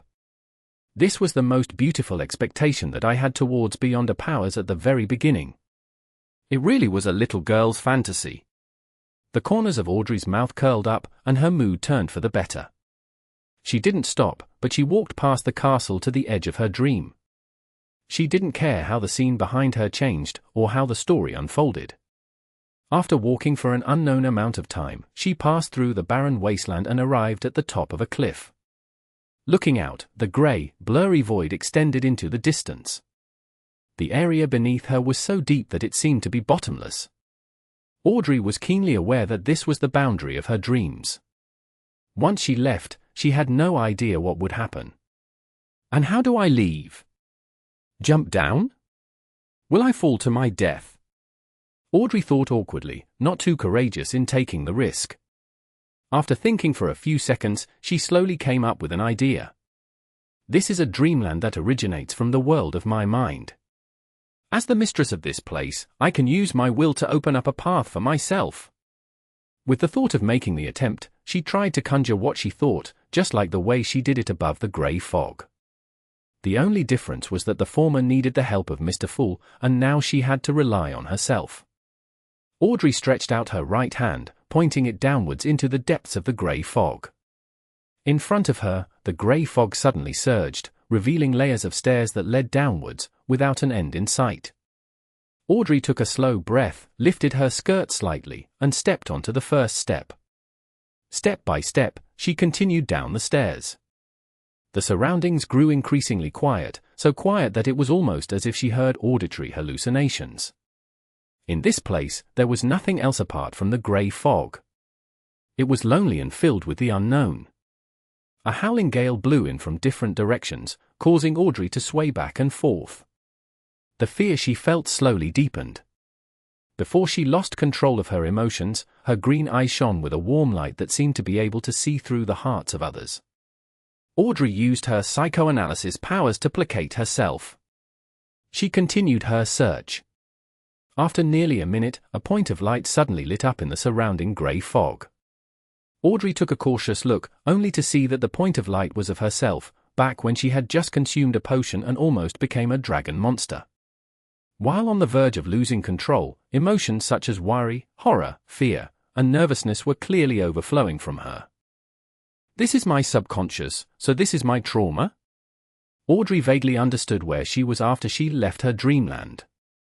She was in no hurry to resolve this trauma as she continued to walk down, step by step, filled with anticipation. According to the theories of the psychology alchemists, the subconscious was at the bottom of her destination, the sea of collective subconscious for all living creatures. During her exploration, Audrey once again saw herself listening to her parents' storytelling when she was young. She saw herself, someone who valued her image but wasn't actually very elegant deep down. She saw herself participating in the tarot club, only that all the specks of light regarding the latter were tightly wrapped in a grey fog. These are things in my subconscious. They influence my character and behavior? Audrey instinctively analyzed what she saw with her knowledge of psychology. Amidst the coruscating points of light, there were several times where she was pushed to the verge of an emotional breakdown due to the lonely, aimless exploration, but she had used her beyonder powers to placate herself in time. Just as she was about to lose all sense of the passage of time, she saw the last step. In front of the steps was a solid, blurry, grey ground. Above it, there were streams of light and shadows. They were dense and overlapping, like an illusory sea. The sea of collective subconscious? Audrey took a few steps forward and raised her head to look up. To her surprise, the grey fog no longer blocked her vision as the clear high skies appeared. There were countless indescribable silhouettes, 7 of which were of different colours. They were lustrous brilliances that seemed to possess immense knowledge. Audrey pursed her lips and happily said to herself, "The sky of spirituality." Then, she cautiously moved forward, forging the adventure that she could call her own. Those figures of light that formed the sea would flash past her from time to time.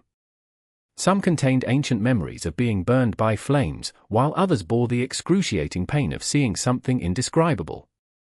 Apart from the imprints of the ancients from ancient times, Audrey also saw the gazes of admiration cast on her one after another, as well as the activities of the people who worshipped dragons. As she walked, she noticed a greyish-white mountain on the far left. It extended upwards until it emerged from the sea of light and shadows. The top of the mountain was shrouded in a dense fog, making the entire place seem hazy. Is that someone else's consciousness? The sea is the subconscious, and beyond the surface of the sea is the ordinary consciousness? Yes, he's dreaming. Audrey suddenly thought of a possible application of a psychiatrist. It was to move closer and climb up, directly affecting the other party's subconscious thoughts, allowing them to naturally act according to her bidding. But it should be very difficult and very dangerous. Audrey looked away, not daring to make the attempt. She clearly remembered that her purpose this time was to seek out traces of the Mind Dragon and the City of Miracles, Live Zed. Audrey passed by more than 100 other people's consciousness. Gradually, she felt exhausted. It's time to return. Instinctively, she raised her head and looked into the distance, rationally making the decision. She stood there for a long time, unwilling to leave. A shadow suddenly appeared in the air just as Audrey was about to turn around. It was a pair of 2 huge grey wings. Under the wings, there was a long lizard-like monster. Its entire body was covered with huge scales that were like greyish-white stone slabs. It had 4 thick and powerful legs, seemingly bathing in the sunlight that didn't exist as it flickered in what seemed like the afterglow of the setting sun. The monster flew over. Its eyes were pale gold with its pupils vertical, looking cold and arrogant. Its grand and epic figure quickly disappeared into the sea of the subconscious of all living beings. Dragon! A mind dragon! Audrey jumped on the spot and looked around, afraid of others noticing her inelegant behavior. She paced around excitedly, feeling very satisfied with her adventure. Indeed, the tradition of dragon worship here isn't without an origin. In their subconscious, there lives a mind dragon. Audrey resisted the urge to praise herself and had decided to return immediately and wake up from the dream. She didn't have the urge to continue her exploration, as she wasn't prepared for it at all. She was going to consult Mr. Fool, Mr. Hanged Man, and the others at the Tarot Club next week in the hope of receiving some advice. Audrey returned the way she came, entering the mountain formed by her consciousness. Then, she woke herself up and successfully escaped from the dream. At that moment, Danitz was also permitted to return to his room. He glanced at German Sparrow and said with an embarrassed smile, "You won't tell anyone what you just saw, will you?" Chapter 558. Search for Abnormalities. Atlas Studios. Atlas Studios. Klein didn't answer with yes or no. Instead, he stopped walking towards his bedroom and flatly said, "That was a question." Right, a question. That was a slanderous question with no basis. Besides, I also gave a negative answer, Danitz responded with delight and had emphasized that he had never admitted to it. Klein gently nodded his head.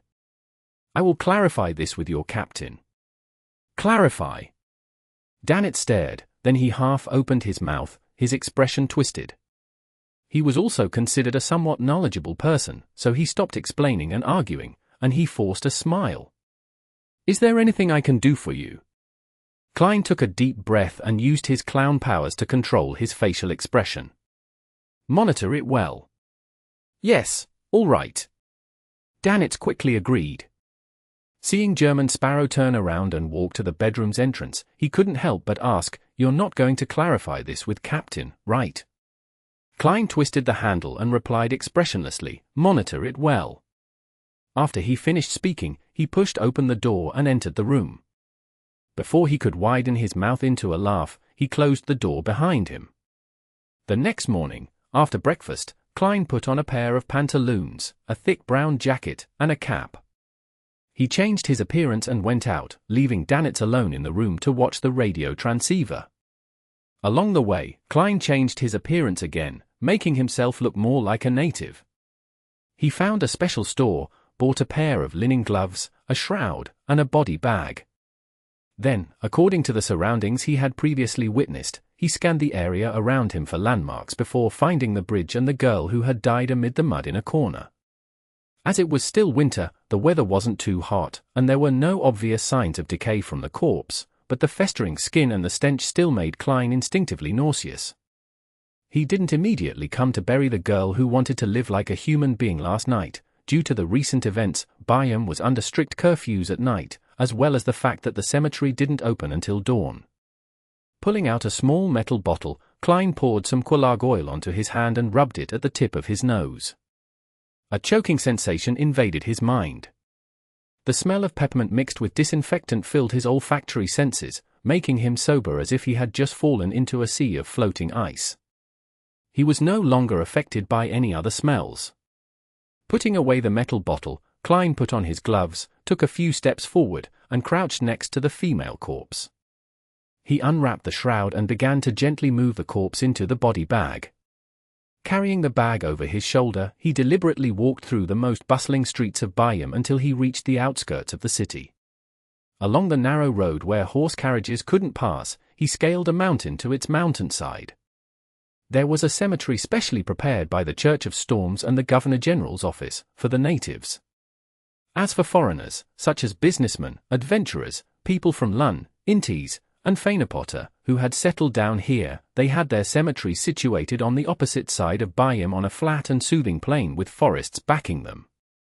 Klein climbed higher and entered the unnamed cemetery, where he found the gravekeeper dozing off. "How do you want to bury him?" The gravekeeper pointed at the body bag. "If you want to do it for free, you have to wait a few days until the corpses in the morgue accumulate to a certain amount, then they'll be cremated together and buried in the same grave. Of course, there will be priests who will do a send-off for the souls of the dead in advance. 5 soli and he will have an urn and a niche he can call his own. £2, he'll get an urn and a grave with a tombstone. If you don't want him cremated, you'll need a coffin. You can pick one over there. They're priced differently based on the type of wood." Klein thought for a moment, then he took out 5 soli in notes and handed them over. "What's his name?" The gravekeeper counted the notes, picked up a fountain pen, and asked with a good attitude. He didn't actually know how to write words, he just wanted to draw symbols to help him remember. Klein paused for a second and said, "Bordy." "Bordy," the gravekeeper repeated it in a low voice and drew a symbol. Without looking up, he continued, "She can have an epitaph on the niche." Bordy was a typical female name in the Rorsted archipelago, therefore, the gravekeeper no longer mistook her gender. Klein remained silent for a few seconds, then he said in a low voice, "She is a human being." "She is a human being? What a strange epitaph," the gravekeeper muttered. "Do you have a picture?" "I know you don't." Before he could finish his words, he saw the other party hand over a photo. It was a portrait that Klein had drawn using a ritual. It perfectly reproduced the girl's looks before she fell ill. In order to not be suspected, he used the corresponding type of paper and some technique to make the portrait look like a real photograph. The gravekeeper was surprised but didn't say anything. He quickly took the information and carried the body bag to the hut where the priests resided with Klein. After the send-off and cremation, as well as the storing of ashes into an urn, the photograph was pasted on, and an epitaph was engraved, putting an end to the entire matter. Klein took a deep look before turning around to leave the cemetery. As he walked down the mountain path, he saw Byam in its entirety. The sea was pale blue, nearing the color of green. It was empty as far as the eye could see. Sails were stacked by the harbor, and the chimneys towered high. The streets were crisscrossed as people came and went. The surrounding estates were densely packed, and there was plenty of greenery. The distant public roads were wide, and the railways were straight. It was like a beautiful oil painting that was produced by a master. It was filled with vitality that was hardly describable.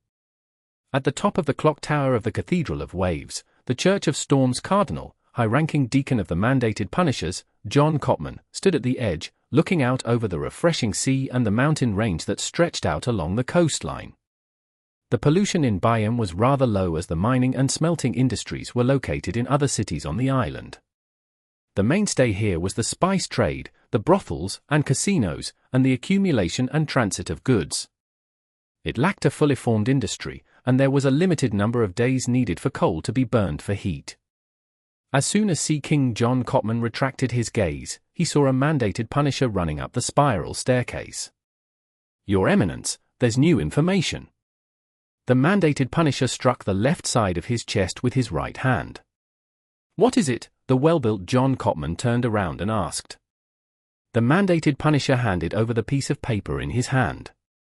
"News from within the Resistance. They've received a response from Calvetua. They're in the process of creating new statues." "New statues?" John Cotman unfolded the note and skimmed through it. He then turned his head to the interior of Blue Mountain Island, which was covered in a sea of dense forests. After a moment of thought, he said, "Search for abnormalities in the archipelago's sea area." He was certain of one thing from the intelligence, that the mysterious person who had taken away the characteristic left by Calvetua hadn't left the waters of the Roasted archipelago. This could be determined from the fact that the person could disguise himself as Calvetua and reply to his followers. Meanwhile, John Cotman knew very well that the beyond a characteristic left behind by Calvetua, who had gone mad before its death, would lead to severe side effects regardless of whether or not it was reduced to a real item. Therefore, it would definitely result in an abnormality in the surrounding area. Moreover, he believed that it wouldn't be easy for the mysterious person to find a proper sealing method. Even if he had found it, there was no way he could control the effects when responding, hence, exposing the problem. This was the clue. "Yes, Your Eminence, may the storm be with you." The mandated punisher bowed again. After entering Prying City, Klein dispelled his faceless power when no one was paying attention. He returned to the Wind of Azure in via carriage. As soon as he opened the door and entered, he saw Danitz sitting in front of the radio transceiver, his expression strange and grave. "Got something?" Klein asked in a low voice. No. Danitz raised his right palm and shook the papers in his hand. "My bounty. My bounty has been raised to £5,500. This was almost reaching Steel Mavetti's bounty. Because of this, he didn't dare head out to drink or relax. All he could do was stay in the room and listen out for a signal. This rate of appreciation is really tempting." For a moment Klein didn't know how to react, so he said without expression, "This is just the beginning. Mr. £10,000. Dogsh *T. Danitz cursed inwardly, but he didn't dare to show any disrespect on his face. All of those things were done by German Sparrow. Why did it end up increasing my bounty? Those sons of B*, the keys from the Church of Storms. He forced a smile and shook his head, his facial muscles twitching slightly. Klein held back his laughter and ignored him. He went back to his bedroom to catch up on his sleep. At this moment, he saw a letter suddenly appear, floating down from midair and landing right in front of him. Klein raised his right hand and grabbed the letter. The messenger didn't even show its face and just left after throwing the letter? Klein clicked his tongue, opened the letter, and read it. There were two methods for obtaining a messenger. The first method is to think of an accurate description, hold a ritual, summon the corresponding spirit world creature, and make a contract with it. The second method is to directly enter the spirit world and search for a messenger that you wish to obtain. After obtaining its consent, sign a contract with it and then record down the accurate description language for later use. The first method is relatively simple, but it is also rather dangerous, because what fits the description might be a powerful spirit world creature or a strange evil spirit. Every time you summon it, you cannot be completely sure what you will attract, and this is a risk that is hard to divine in advance. The danger of the second method is that it isn't easy to find the appropriate messenger, and there's a risk of getting lost in the spirit world. Unless you're a traveler, Otherwise, I do not suggest the second method. For the first method, I can provide you a description that has been tested and verified. As long as the process is done accurately, the level of danger will be rather low. But it might not satisfy you. Also, the contract needs to use powers in the undead domain. You can use my copper whistle to provide for that. The format includes the following paragraphs. Of course, if you don't mind, I can transfer a messenger to you as a gift and have it sign a contract with you. Transfer it to me as a gift? It's no wonder that the messenger didn't even dare show its face. Klein thought in enlightenment. Considering that he had used the previous messenger as a shield and was unfortunately finished off by Mr. A, causing the later messengers to become increasingly rude to him, he inwardly declined the offer. Use the first or second method. The first method is prone to error. I might even summon a candidate messenger and get beaten up. A commonly used description isn't unique enough, making the messenger's strength worrying. The second method? I'm not afraid of getting lost since I'm able to instantly return above the grey fog. Furthermore, in my spirit body state, I can use the sea god scepter. The spirit world creatures aren't afraid of having their blood drained either. Yes, I have to do it outside the archipelago, otherwise, I'll be affected by the prayers. Klein quickly came to a decision. Chapter 559. Meeting on the way. Atlas Studios. Atlas Studios. With that idea in mind, Klein immediately began making preparations. It was to explore the spirit world and select a suitable target to become a messenger. After he left the Rorsted archipelago and its surrounding sea, he could bring the sea god scepter along with him to reason with the target and convince them to become his messenger. Once I find myself lost or in a dangerous situation, I would immediately halt the summoning and return above the grey fog. There's basically no risk. Klein thought for a few seconds, then he locked the door and began the ritual of summoning himself. At the end of the ritual, he quickly arrived above the grey fog, but he was in no hurry to respond to himself. Instead, he sat down and let the sea god scepter fly out from the junk pile and land on his palm. He intended to scan the prayers of the believers as per routine for anything to respond to. During this process, Klein discovered that some of the prayers were actually quite interesting, because humans could deceive friends and relatives, but it was difficult to keep their truest thoughts when confessing or praying to the gods. At most, they would modify the truth to make them look less bad. A mixed blood, who had clearly changed his faith to the Lord of Storms, had already reached the middle ranks of the Bayern Police Department, but in his confession, he tried hard to portray his behavior as a plan of burdening himself to carry out a mission. For the sake of a brighter future for his kinsman, he could only confess to God in misery, hoping that he would protect him, so that he could climb up the ranks in the police system as a believer of the Lord of Storms. Although his words sounded flawless, the fluctuations in his thoughts and emotions during his confession were clearly displayed in the prayer scene. It was something that couldn't be hidden. Trying to deceive God while you are deceiving yourself. If it were a gigantic sea serpent like Calvetua who lacked intelligence, it might have believed you. Should I give him a lightning bolt or 10 wind blades? Yes, it's pretty impressive to have a mixed blood rise up to the ranks of senior inspector. I'll keep him. There are benefits to having a snitch. Klein raised his sea god staff, making one of the blue gems glow. The light poured into the scene and imperceptibly seeped into the senior inspector named Bulaya. This wasn't a curse, nor was it a cue. It was a mark of divinity that almost no one could discover. Simply put, it's a unilateral way for me to keep tabs on you. Klein silently added inwardly. He continued browsing and saw a young believer with slightly curly bronze hair praying for a man named Zangmor to be caught in a storm and buried at sea.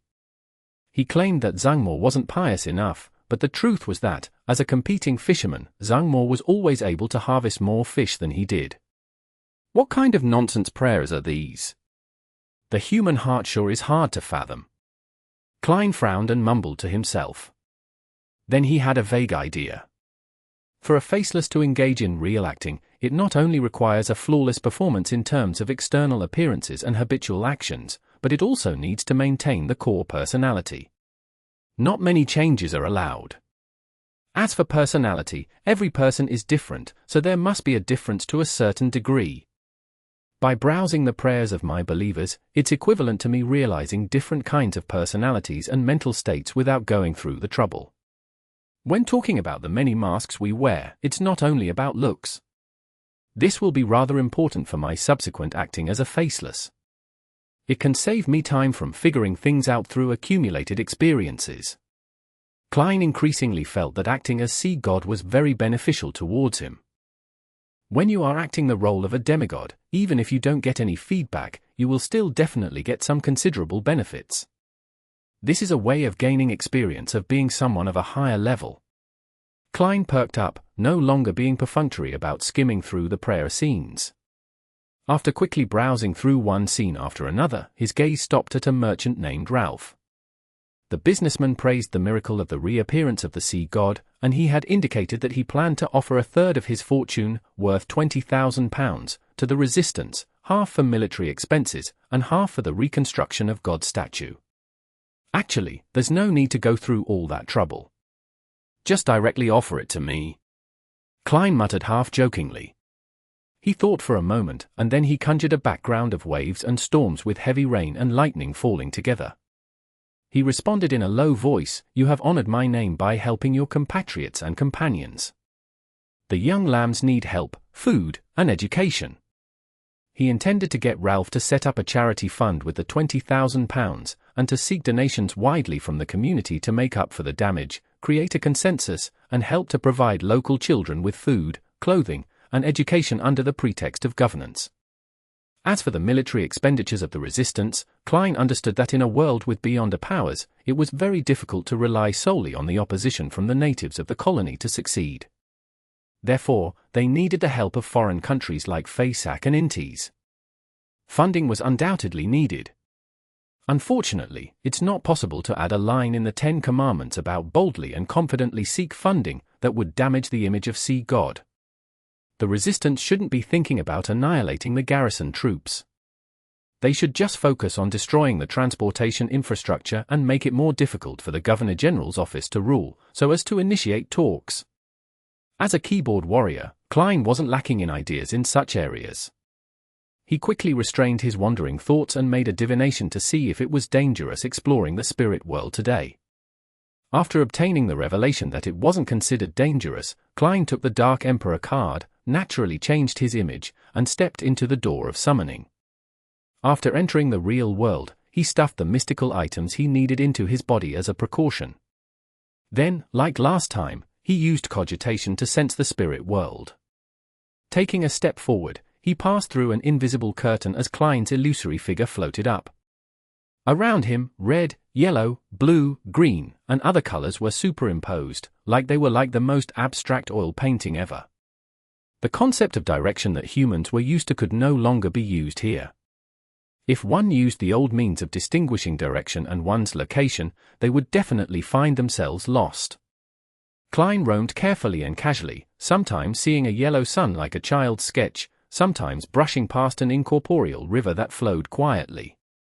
There was also a flat woman with her upper body naked and a face resembling a smiling moon, a canoe with its end upturned, a tangled ball of thread, and a serpentine staircase leading to the 7 pure lights. In this extremely chaotic world, other than spirit world creatures, all kinds of information existed as abstract symbols. Thus, what one received from a divination process would only be a revelation that required one to interpret it on their own. As for those symbols, there was a chance that they would come to life and become incorporeal monsters. This was the spirit world that couldn't be understood and viewed with common human knowledge.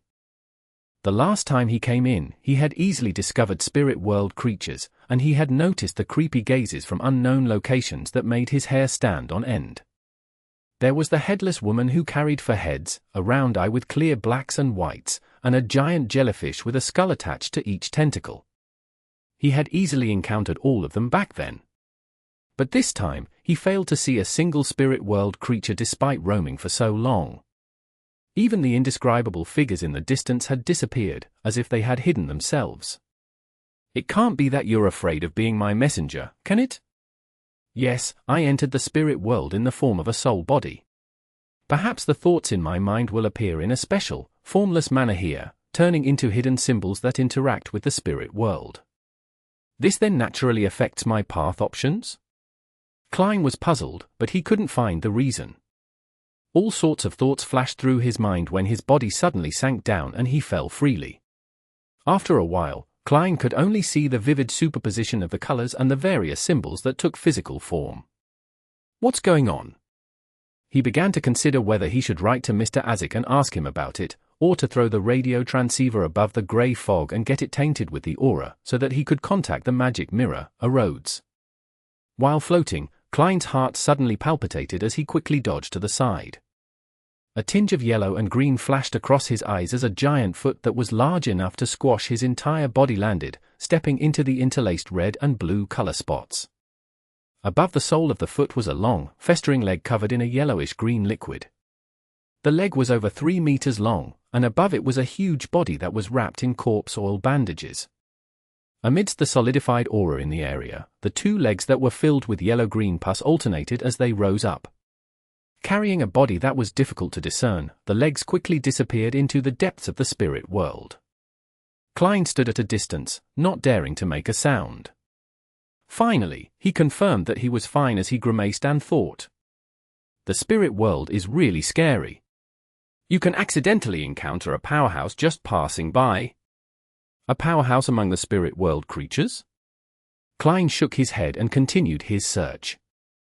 At that moment, he had no idea where in the spirit world he had wandered to. After drifting for a while, he finally found some traces of spirit world creatures.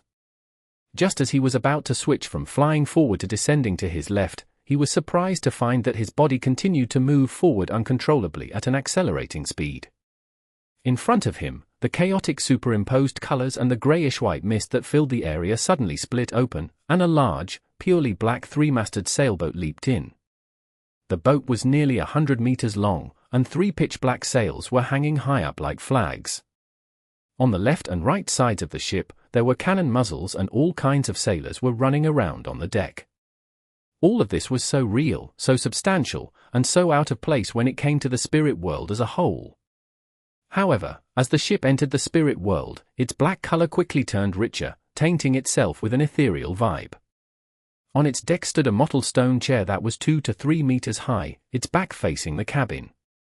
Leaning against the chair's back, a colossal figure that was comparable to an ancient giant sat there. He had a black beard that went just past his neck, and he wore a tall, pointed crown on his head. He wore a gorgeous black robe with silver fringes. The wrinkles on his face looked hardened and filled with magnificence. It made one subconsciously wish to bow their heads. Under the slightly wrinkled forehead and on the high nose bridge, Klein's pitch-black full-body armor and black crown were reflected into those 2 dark red eyes. As for Klein, he was having trouble stopping his slow flight toward the giant. Their gazes met among the layers of colors and symbols in the spirit world, and then Klein disappeared. The giant on the mottled stone chair didn't withdraw his gaze as he continued staring over in a long silence. Chapter 560. The Hanged Man Gets Fleeced. Atlas Studios. Atlas Studios. Above the fog, Klein took out the Dark Emperor card that he had fused with his spirit body and instantly reverted to his original form. This is called a one-click gear swap. He mocked himself as he recalled what had just happened. He was almost certain that the giant wearing the sharp crown was king of the 5 seas, Nas Solomon. The 100-meter-long sailboat that could sail through the spirit world was the ghost ship named Dark Emperor, which was built by the ancient Solomon Empire. I've always thought that a ghost ship simply means that it can sail on its own and wouldn't sink, making it closer to a strange creature. I never thought that the most powerful ghost ship would be able to turn itself incorporeal and wander through the spirit world. That makes it almost a demigod, right? As expected of the most famous Dark Emperor on the 5 seas. Yes. I can't eliminate the possibility that it sacrificed a traveler during its creation process. For one of the most famous legendary treasures, the Spectre Empire which carries the final inheritance of the Trunsoist Empire, could it be that the ship also comes equipped with this capability, making it impossible to find? Klein's thought slowly drifted without immediately realizing the reason why he had suddenly met King of the 5 Seas, Nast. This was very obvious, the law of convergence of Beyonder characteristics. Although the Dark Emperor card didn't contain any Beyonder characteristics, Roselle had added or carved something onto the card when he made it. It allowed the wielder to use the card of blasphemy after they advanced to a high sequence Beyonder, to subtly sense the Beyonder ingredients that they needed. There was no doubt that such a sensation was mutual. As one sensed the other would naturally sense them too.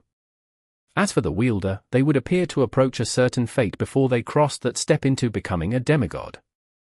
This was something Klein was deeply aware of. He ultimately suspected that the existence of the grey fog had brought together certain Beyonders or supernatural events to him. Traveling with the Dark Emperor card in the spirit world makes it easier for such situations to occur. This is because the real world needs to abide by many rules. Even the fate from drawing lots needs to abide by logic, developing bit by bit. It doesn't make sense for me to use the Dark Emperor card in Backland, and for the King of the Five Seas, Nast, to immediately appear in front of me with the ghost ship. Even if he sensed the attraction force, he would have to go through the process of locating me, and through the process of traveling through the spirit world, take hours or even days to arrive. If he didn't sense it, he would only naturally think of sailing towards the Sonya Sea and head closer to the borders of the Lun Kingdom. In that case, it might take months before we bump into each other. By being in the spirit world, things are simple. There is no concept of distance or direction in there. Locations and distances are all extremely chaotic. Perhaps the King of the Five Seas, Nast, might have wished to go out on a spin in the spirit world, but he ended up seeing me pass by the moment he entered.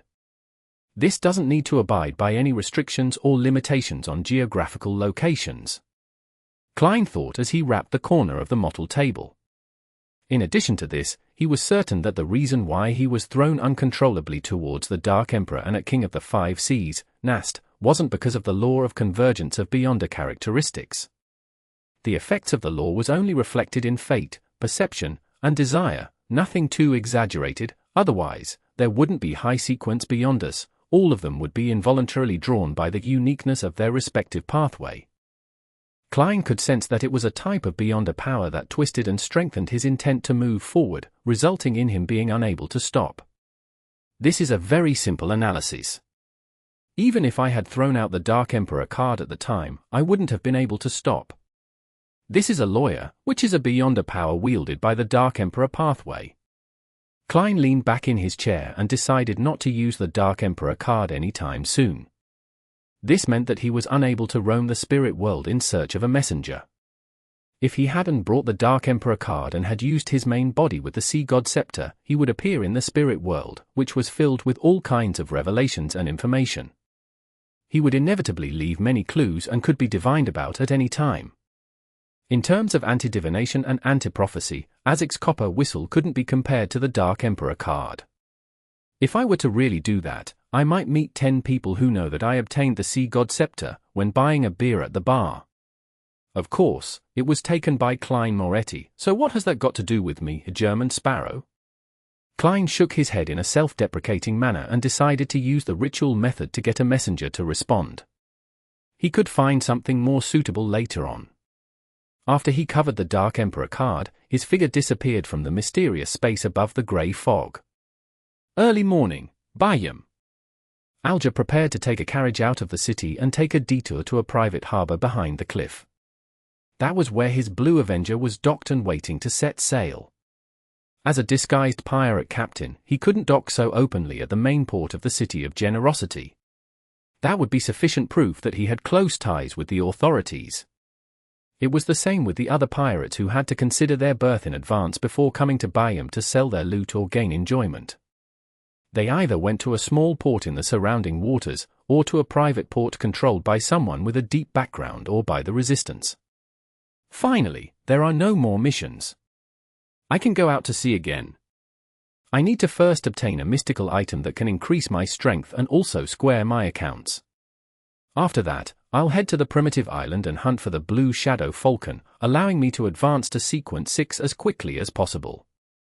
Alger was about to walk towards a rental carriage when he unexpectedly saw a familiar figure. The former pirate merchant, Ralph, walked out of the carriage with a ruddy face and looked towards the Governor General's office that wasn't far away. He seemed to be abnormally excited. What happened to him?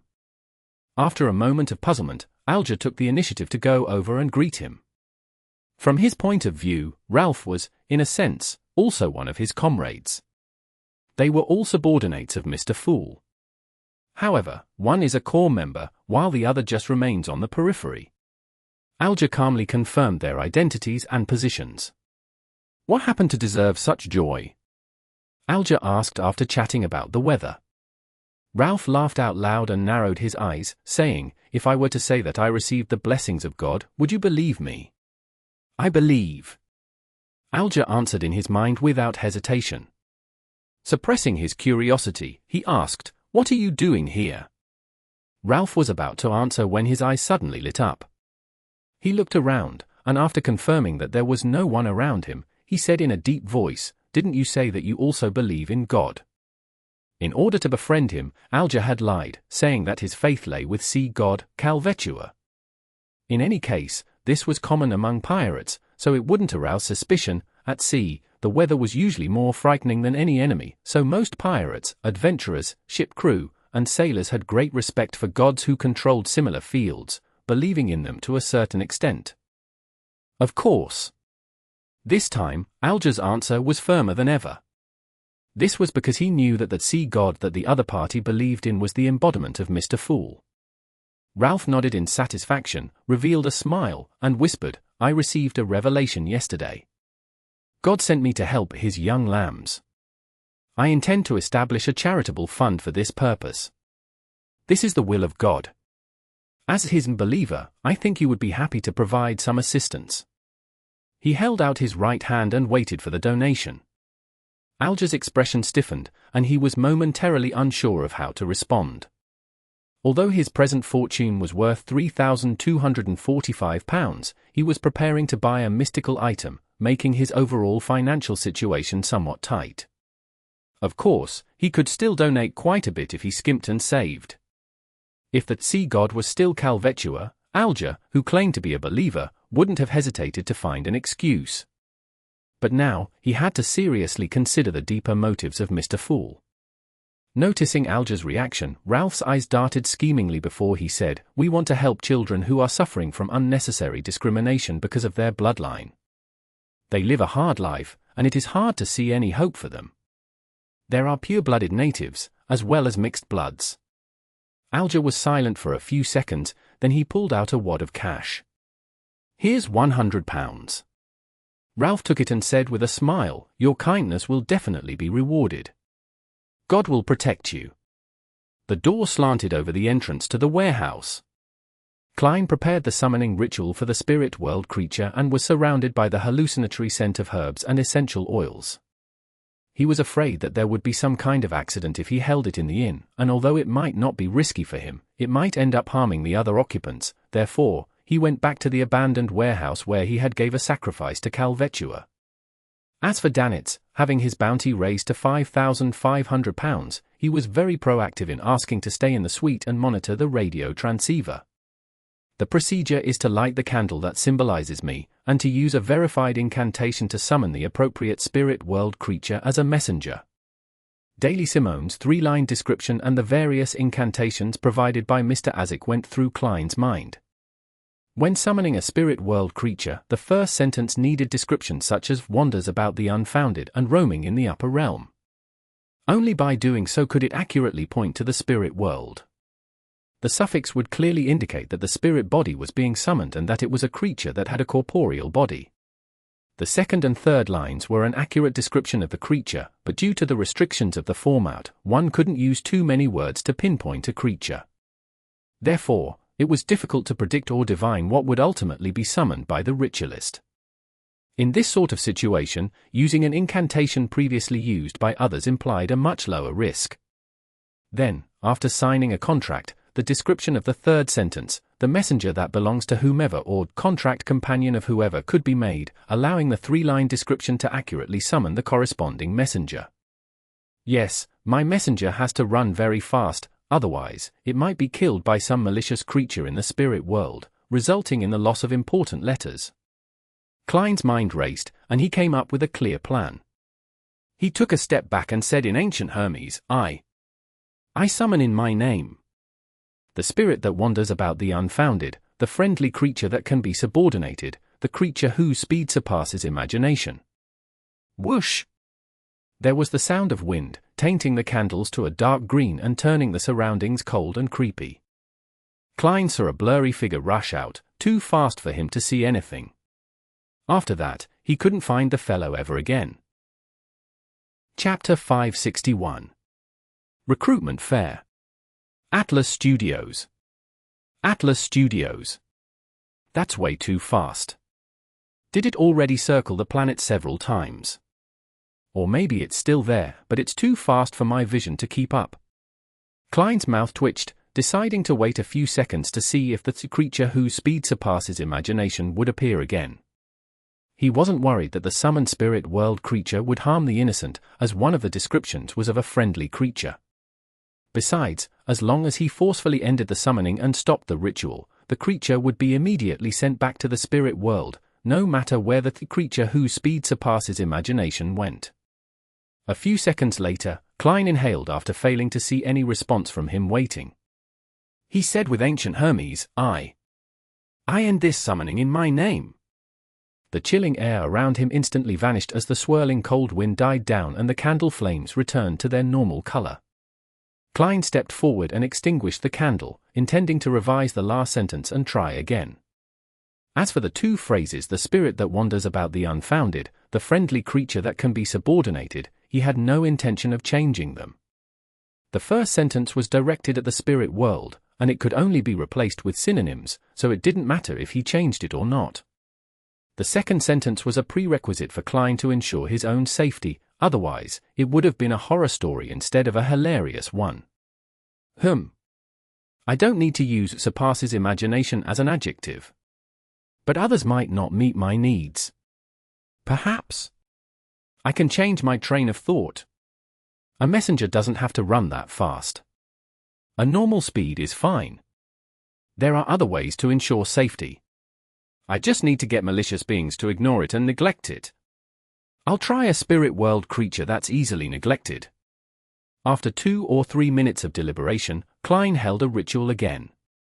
When he was done with the preparations, he chanted a new incantation, I summon in my name. The spirit that wanders about the unfounded, the friendly creature that can be subordinated, the being who is easily neglected. The interior of the warehouse became abnormally quiet. There was no wind, nor did it turn cold within the wall of spirituality. Even the color of the candle remained unchanged. Klein waited, watching, hoping for a good messenger. After about 10 seconds, he sighed and looked around. There's nothing. The description was of no effect this time. He didn't wait any longer and followed the procedure of ending the summoning and extinguishing the candle. To his puzzlement, the candle flame even shook a few times in the end. Did I miss something? Klein frowned, and then he relaxed, throwing the matter to the back of his mind. He reconsidered the question of how to modify the description and continued targeting the third sentence. I'll switch to another train of thought. If a messenger is especially good at enduring scuffles and has great survivability, it's still okay. No matter what, a messenger that can deliver the letter to the target is a good messenger. Klein pondered for a moment, then he held the summoning ritual for the third time. Amidst the fragrance of herbs and essential oils, and under the dim light of the candlelight, the shadows on his face darted about as his mouth gaped open and closed. I summon in my name. The spirit that wanders about the unfounded, the friendly creature that can be subordinated, an extraordinary creature who has extremely high survivability. The flame of the candle flared and stretched, illuminating the bright red interior of the altar. In Klein's spirit vision, white bones drilled out from the ground, overlapping to form what looked like a safe. I finally summoned something I can see. Furthermore, it's a creature with extremely high survivability. It looks very much like a safe. Just one look is enough to tell that it's good at taking a beating. Klein breathed a sigh of relief and spoke in the ancient Hermes, "Are you willing to be my messenger?" The skeletal creature that looked like a safe quickly indicated its willingness. Then it wriggled the bones beneath it and crawled toward Klein slowly, very slowly. It took 10 seconds to crawl a centimeter. This is way too slow. Klein's smile froze on his face. Although messengers completed their mission by traveling through the spirit world, that didn't mean that they didn't need speed. Within the spirit world, distance and orientation were chaotic. The most important thing was to find and lock onto a location. As long as an accurate, clear, immediate coordinates were provided, such as the summoning ritual just now or a simplified ritual that involved blowing a whistle, then no matter where the messenger was in the spirit world, it would immediately appear within the altar. When the location wasn't that immediate and only had a contractual connection or a previous anchor point, the messenger needed to spend time to distinguish the location, roam the spirit world, and search for the target. This required a certain amount of speed. If it were to deliver the letter, the recipient might not even receive it by the time they die. Klein helplessly thought as he looked at the slowly crawling skeletal creature. He let the smile reappear on his face. After some careful consideration, I think it's best I don't trouble you. Thank you for your willingness. The creature made of illusory white bone stopped. Compared to before, it appeared as though it hadn't moved at all. Klein quickly cancelled the summoning and rubbed his forehead. He was a little depressed and had decided to abandon himself to despair. He decided to use a less troublesome method to find messengers, which was public recruitment and interview selection. After taking a deep breath, Klein calmed his mind and began the ritual seriously. Looking at the candle flame that was quietly burning, he took a step back and said, I summon in my name. The spirit that wanders about the unfounded, the friendly creature that can be subordinated, a unique being that is willing to be my messenger. Whoosh! The wind blew fiercely inside the wall of spirituality, and Klein's half-top hat almost flew off of his head. The candle flame shook and expanded to the size of a human head. It was so pale that it seemed to have lost its body temperature. A translucent head slowly emerged, as if it had just broken through a thin membrane. Its hair was a light gold color and was smooth. Its eyes were blood red, and it had an imposing appearance. Looks a little familiar? Klein silently muttered. The head had fully shown itself, but what followed wasn't its neck, but an illusory hand that held the end of the head's hair. Behind the palm were complicated patterns, but the color of the cuffs was dark. The summoned spirit world creature appeared at an increasingly rapid speed, and soon, it was before Klein in its entirety. It was indeed a familiar person. It was the headless woman that Klein had met standing at the top of a castle while he was on his way to Calvetua's ruins at the bottom of the sea. She was no longer as large as a castle like she was before. She was now a tall, ordinary woman. Of course, there were still only cuts on her neck and 4 identical heads in her hands. Did you summon me? The headless woman in the complicated black dress stood there quietly. Her foot-drooping head spoke one after the other in ancient Faesac. She can directly communicate through words. The level of this spirit world creature isn't low. I remember you having a castle. You're already a property owner, so why are you applying for the job of a messenger? Klein sighed with emotion and lampooned. Then, he looked down at the candle behind the headless woman. He was disappointed to find that no other spirit had emerged. He had originally imagined that many spirit world creatures would be willing to be his messenger as they swarmed over, having to form a line to be interviewed. In the end, only one had responded. It should be a problem with the summoning ritual itself. It's considered a relatively simple and basic summoning ceremony, so it's impossible to summon multiple targets at once. Klein looked at the headless lady and solemnly nodded. Yes. Without waiting for the other party to speak, he added another question. Can you roam the spirit world at a relatively fast speed? How good is your survivability? The head which the headless lady lifted answered, yes. Not bad. As she spoke, she floated upwards and then quickly descended, displaying her speed. Phew. Klein decided to stop making attempts which led to unknown results. He asked in a serious manner, are you willing to sign a contract and become my messenger? The headless woman's dress fluttered slightly, and her foreheads with blonde hair and red eyes nodded at the same time. Yes. Every time. 1 gold coin. Ah? A gold coin for each letter sent? Mr. Azek didn't mention that spirit world creatures have such hobbies. Right, he mentioned that when signing a contract, persuasion and communication are key factors. Does this mean that this is a form of persuasion and communication? Klein was surprised and wanted to cancel the summoning immediately. Wait a minute, I might not need to be the one paying for it. Whoever summons the messenger pays for it. Maybe when our communication improves, there would be the option of paying on receipt. After some thought, Klein agreed to the other party's request. Okay. Let's sign the contract. He picked up a dark red, round fountain pen and yellowish-brown goatskin parchment that he had prepared earlier, and he quickly wrote down the contract in the language which could stir the forces of nature, ancient Hermes. The format and terms were described in detail in Azek's letter. They were concise and to the point, and they contained clauses such as the messenger not being allowed to look at the letter, not discarding the letter, or endangering the life of the contractor. Of course, if the contents of the letter were related to the messenger had to be informed in advance. In addition to these, Klein added a clause to send 1 gold coin for each letter, specifying that it could be borne by the contractor or by the receiver of the letter. In order to ensure the effectiveness of the contract, the final part used the honorific name of the deity in charge of this domain. It was an undead contract, and normally it meant using Death's honorific name, but Death had long perished with no response from him. Hence, Azek mentioned that it could be replaced by using the description of someone high in the undead domain or the underworld itself, but the binding force wasn't that strong. Without a doubt, Klein chose the underworld, which had a close relationship with the big shot. The home of all death, the hell hidden deep within the spirit world, the witness of the decay of all living things, one that solely belongs to the kingdom of death. After penning these for sentences, the yellowish-brown goatskin parchment began to burn with a green flame, illuminating the gloomy surroundings. After he was done with the text, Klein took out Azek's copper whistle, placed it on the goatskin, and wrote his current name, German Sparrow. This didn't necessarily require a real name, because his aura would enter the contract.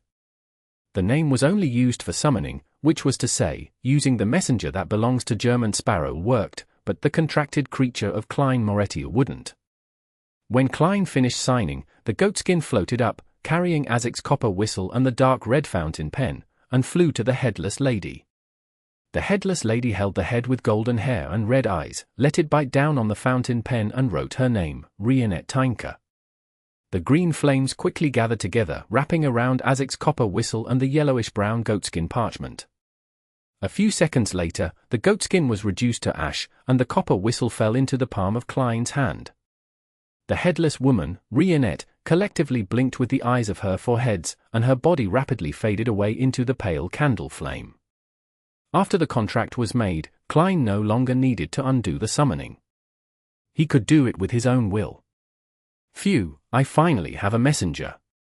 The spirit that wanders about the unfounded, the friendly creature that can be subordinated, the messenger that belongs to German Sparrow. Well, when there's an opportunity, I'll get an artisan to create something like the copper whistle, so that I don't have to summon my messenger every time via a ritual. Klein cleared up the mess in a rather good mood. Over the next few days, Biome gradually returned to normal, but Danitz still hadn't been able to receive any telegrams from Admiral of Blood's pirate crew. On Sunday morning, he flipped through the newspaper and suddenly lowered his voice as he said to Klein, "There's a Beyonder gathering tonight. Want to attend?" Chapter 562. Helene. Atlas Studios. Atlas Studios. Beyonder gathering? Klein thought for a bit, then he nodded and responded, "Okay. I should bring forward to the collection of the supplementary ingredients of the Nimblewright Master Potion. I can also see if I might meet an artisan." He subconsciously started to make arrangements in his mind. Upon seeing German Sparrow agree, Danitz breathed a quiet sigh of relief, unable to contain his joy. For the past few days, having had his bounty raised significantly, he had obediently stayed in the suite to monitor the radio transceiver. He was so bored that he yearned for the evening to arrive immediately. The Beyonder gathering that Danitz mentioned was at the Amiri's Leaf Bar, where pirates, informants, and adventurers were active. It was the first choice if one wanted to gather information and buy supplies. Dressed in a black coat and silk top hat, Klein followed Danitz through the crowded bar's lobby and into a card room. Under the watchful gaze of several bouncers, he gave the predetermined signal and descended down a flight of hidden stairs to a wide underground area. It's like the Evil Dragon Bar in Tingen City.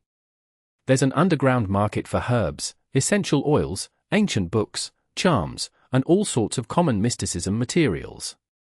However, the difference is that there are also all sorts of guns and ammunition for sale. Klein even discovered antiquated muskets and lead bullets.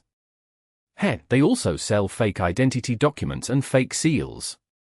As expected of an overseas colony, their industry is much more developed than Tingen's. I'll buy a batch of ingredients later to make charms in the sea god domain.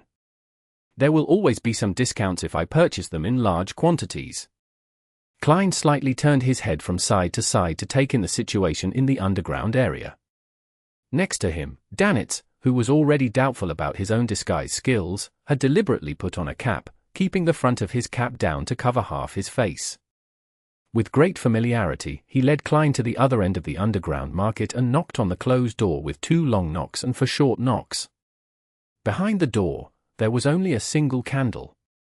It swayed on the lampstand on the side wall, scattering yellow light onto the tiny room.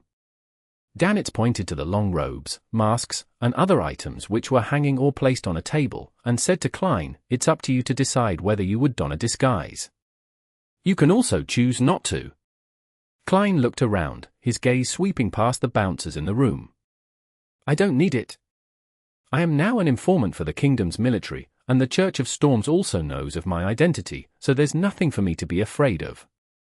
If the pirates and adventurers have any malicious thoughts about me because of my lack of a disguise, and if they attempt to attack me, he." Klein suddenly pictured bounty rewards flying towards him one by one. Danitz curled his lips secretly, picked up a black iron mask, and wore it. Then, he and Klein passed through a dim corridor and into another room under a bouncer's lead. The place was lavishly decorated. The floor was covered with a thick carpet from the southern continent, the walls were decorated with shining lampstands, and the fresh smell of candles could be caught as they suffused with light. Klein glanced around and, without Danitz's help, found a brown leather sofa and sat down on it. He leaned back and crossed his right leg. There were already more than 20 people of various genders gathered here. Some were in hooded robes, while others showed their faces. According to Danitz's description in the morning, not all of the people attending this gathering were Beyonders. There were spokesmen for certain factions, as well as adventurers, pirates, and mysticism enthusiasts who wanted to become Beyonders. Time slowly passed in that quiet environment. About 7 or 8 minutes later, the old man who was sitting on a reclining chair straightened his back and crossed his hands. He chuckled. "Everyone, let's begin." Because he was old, his white hair was sparse, leaving only a thin layer. However, his light brown eyes weren't turbid, with them being bright and sharp. The organizer of the gathering, Strongman Azil, a famous pirate in the past, and now the secret boss of the Amiris Leaf Bar, Danitz leaned slightly and introduced the man to Klein with a suppressed voice. He'd actually mentioned it in the morning, but he was afraid that German Sparrow failed to match a name to the face and would later vent his anger on himself. It's a sorrowful matter to have a secret grasped by others. Danitz sighed inwardly. Klein nodded indiscernibly as he silently watched the transactions happen. There were potion formulas for warrior, sailor, mystery prior, and others, but no one bought them. The expectant sellers were disappointed again and again. Danitz glanced at German Sparrow, who wore an expressionless face. He then leaned over and explained in a low voice, "There is no notary at this gathering, nor any powerful seer. The authenticity of the potion formula cannot be guaranteed. It's too easy to fake such things, and even if people recognize that the formula is fake, the seller cannot be punished because he might be a victim as well. I know. This is one of the reasons why potion formulas fail to be widely spread." Klein uncrossed his right leg, leaned forward slightly, and said in a voice that was neither loud nor low, "I need the remnant spirituality of an ancient wraith." He didn't mention the eyes of a six-winged gargoyle, the spring water from Sonia Island's golden spring, or any other supplementary ingredients. He was worried that others would guess that he was a faceless who was preparing to advance to Nimble Right Master. When he was in Tingen, Klein had relied on the purchase of supplementary ingredients to accurately suspect that Daxter Guderian was a prospective spectator, and thus, he figured out his identity as a member of the Psychology Alchemists. It was impossible to deduce any more from the remnant spirituality of an ancient wraith alone, as many of the rituals in the undead domain would use it. Although Klein didn't disguise himself, he still had to be careful. The room was silent for 2 seconds. Then, a slightly hoarse voice sounded. "How much do you need? Someone really has it?" Klein controlled his expression and didn't let his joy show on his face. He tilted his head to look at the speaker and saw that he was a man in his 30s who was clearly of native blood. The man's skin was bronzed, but he had a dull luster from chronic malnutrition or a lack of light. His face was thin, his cheekbones protruded, and his eyes were sunken, more white than black. A small bottle. Klein pulled out a small metal bottle as an example. The thin, dark man was silent for a moment before saying, £500. That's reasonable. Klein originally wanted to haggle, but he caught a glimpse of Danitz sitting beside him out of the corner of his eye. "I'm German Sparrow, a cold, crazy adventurer." Klein repeated this line 3 times inwardly, quietly took a deep breath, and calmly nodded. "Okay." He took out the large stack of cash he had prepared, and he counted out a sum of £500. The man with the mostly white eyes took out a glass test tube from his pocket, threw it at Klein, and said, "All the spirituality will be gone after a year." He wasn't afraid that the other party wouldn't be unable to catch it, because even if it were to break, it wouldn't affect the material itself. It would only be a matter of changing the container. Klein raised his right hand and accurately caught the glass tube. He saw many phosphorescent spots floating in the tube, and when they touched the glass wall, they would strangely expand, forming a face with blurred features that opened to form a mouth that screamed silently. "It's real." Klein nodded to himself and handed the thick stack of cash worth £500 to the attendant who approached and handed it to the seller. The trading continued, most of it failing with only a small number succeeding. At the end of the day, the gathering's organizer, strongman Uzil, laughed and said, "I have a request." As he spoke, he pulled out a photo from his inside pocket. "The reward for finding the person above is £1,000 or some other common beyonder ingredient of equal value. Remember, do not hurt her." £1,000? This would make most adventurers go crazy. I wonder who he's looking for, to offer such a high reward. Not surprisingly, Klein saw that everyone present was willing to give it a try. The picture began to be passed in a counterclockwise fashion, and a few minutes later, it was in Klein's hands. As he casually swept a glance over it, a bit of surprise suddenly surfaced in his heart. The woman in the photo was rather pretty, with bright red hair and a pair of green eyes that resembled emeralds. Her skin wasn't fair, but she gave off a healthy feeling. At the time of the photo shoot, she was wearing a long, lake-colored skirt. Her waist was tightened with a flower-shaped ribbon, making her appear exceptionally slender. Although her face seemed to be smiling, her overall appearance was one of displeasure and awkwardness. A girl with a good family background. Who would pay £1,000 to find her? Furthermore, the premise is that she cannot be hurt. A picture of her forcing a smile. Many romance stories with intertwined love and hate flashed in Klein's mind. Stories like a tyrannical pirate falling in love with a wealthy merchant's daughter, abducting her onto his boat before she eventually escaped, or some noble lady from a declining noble family turning into a pirate, and was later caught due to a mistake, only to have a sinful relationship with a mid- or high-ranking mandated punisher or military officer, thus escaping from her predicament and imprisonment. How a newly advanced demoness accidentally fell into a debt of love when giving someone pleasure? Such thoughts flashed through his mind, and Klein almost raised his hand to cover his face. "I've read too many novels in my previous life. And I happen to have a trauma because of demonesses in this world." He sighed to himself, looked up at Uzil and asked, "What's her name?" "Helene," Uzil answered succinctly, but she must have switched to using a fake alias. "Helene, a typical female inti's name." Klein asked again, "Is there anything she often wears?" Hair is fine too. This was a medium that could be used to seek her with divination. Klein didn't mention things like recently worn clothes that hadn't been washed, afraid that the employer behind the scenes would throw him a piece of laundry, making it awkward. Azil shook his head. Nothing. She has a strong anti-tracking ability. What's her strength like? Another member of the gathering asked. Azil said in a serious manner, the employer didn't give a detailed description. It said that she isn't too strong, but she's stronger than a Sequence 9. You don't need to capture her. As long as you determine her whereabouts, you will be paid. Chapter 563. The Fool's Blessing. Atlas Studios. Atlas Studios.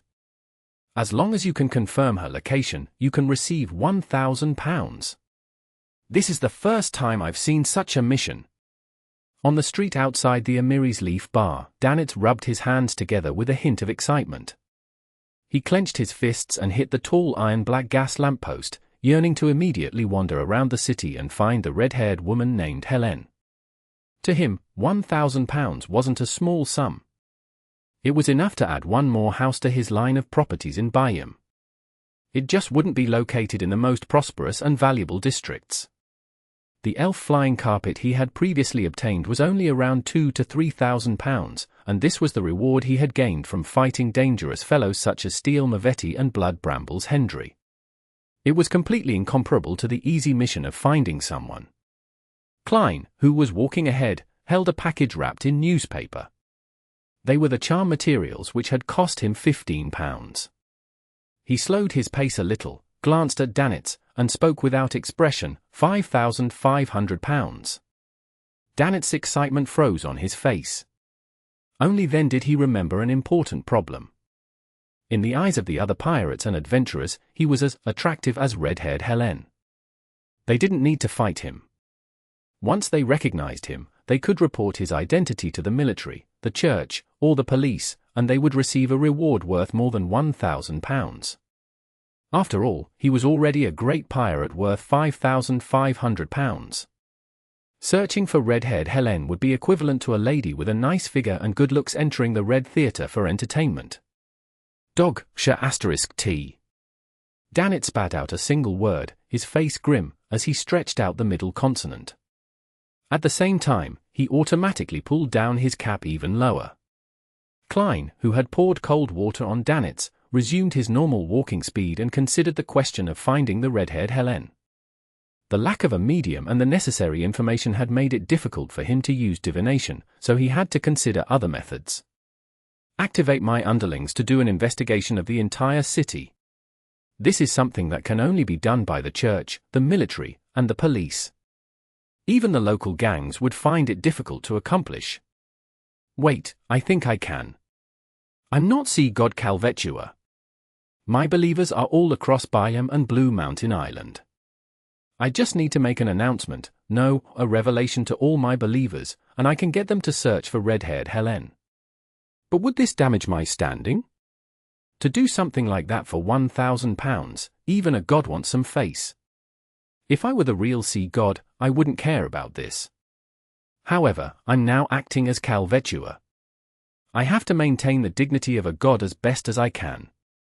Back when Calvetua was on the verge of collapse, it didn't even broadcast a revelation when it was urgently trying to find Letitia and her subordinates. Instead, it only gave orders to his worshippers in the upper echelons. I can change its commandments as part of reconstructing an image, but I can't appear too low class. Well, that should also be a requirement of true acting. It would be difficult to organize an investigation just by giving Kalat, Edmonton, and the others a revelation. Furthermore, they would definitely magnify the severity of the issue and cause a huge commotion. It would only make things more difficult to deal with later. There's another solution. I can throw the radio transceiver above the grey fog and attempt to contact the magic mirror, Arrodes. I'll ask him about red-haired Helene's location. I have to be careful about this. I need to prepare ahead of time and confirm it via divination. I don't want to receive strange telegrams from the true creator or the primordial demonis. Even a glance at it would probably make me go mad. Having quickly come up with ideas, Klein boarded a rental carriage parked at the corner of the street. Danitz pressed his cap and followed closely behind. Returning to the Wind of Azure Inn, Klein took off his hat and coat while saying to Danitz, "If your captain contacts you through a dream, ask for information about red-haired Helene. She probably doesn't know. Otherwise, I would have known this red-haired Helene." Danitz grinned. "I don't know who's looking for her, to be willing to pay £1,000. His thoughts were whirling, imagining a love story akin to the ones Emperor Roselle had penned. Klein glanced at him and casually mentioned, "I'll do the monitoring tonight." "You're doing it?" Danitz snapped out of his fantasies, wondering if he had heard wrongly. "Yes." Klein nodded. "German Sparrow realizes that I'm too exhausted? Although this fellow is a little crazy, he's still a good person at heart. He had actually decided to risk his life to save those people when we were at Banzi Harbor for reasons that couldn't be considered good." Danitz sighed to himself. Carrying the radio transceiver and its relevant parts, Klein went into the bedroom, locked the door, and threw them above the grey fog with a sacrificial ritual. After doing all of this, he was in no hurry to leave the towering palace. He waved his hand, and the sea god scepter flew out from the junk pile. He scanned through the prayers of different people and gathered experience on how people had multiple facades. In the process, he would occasionally respond, like a child who still had great interest in a new toy. As Klein's browsing drew to a close, ripples of light began to form around the seat of the fool. "Someone is praying to me, to the fool, and not to see God." Klein raised his eyebrows and emanated his spirituality, scanning the scene within the rippling light. Enmat Harbor, in a room with closed curtains. Dressed in a classic black robe, Ed Sheeran resisted the impulse in his heart and said to the sweet, young girl, "Denise, the gift of God is in our bodies, but if we want to obtain it, we must have a teacher guide it out. Your soul is pure and beloved by the gods. I will personally guide you. In the process, no matter what happens, you must trust me and listen to me. Before that, do you have any questions?"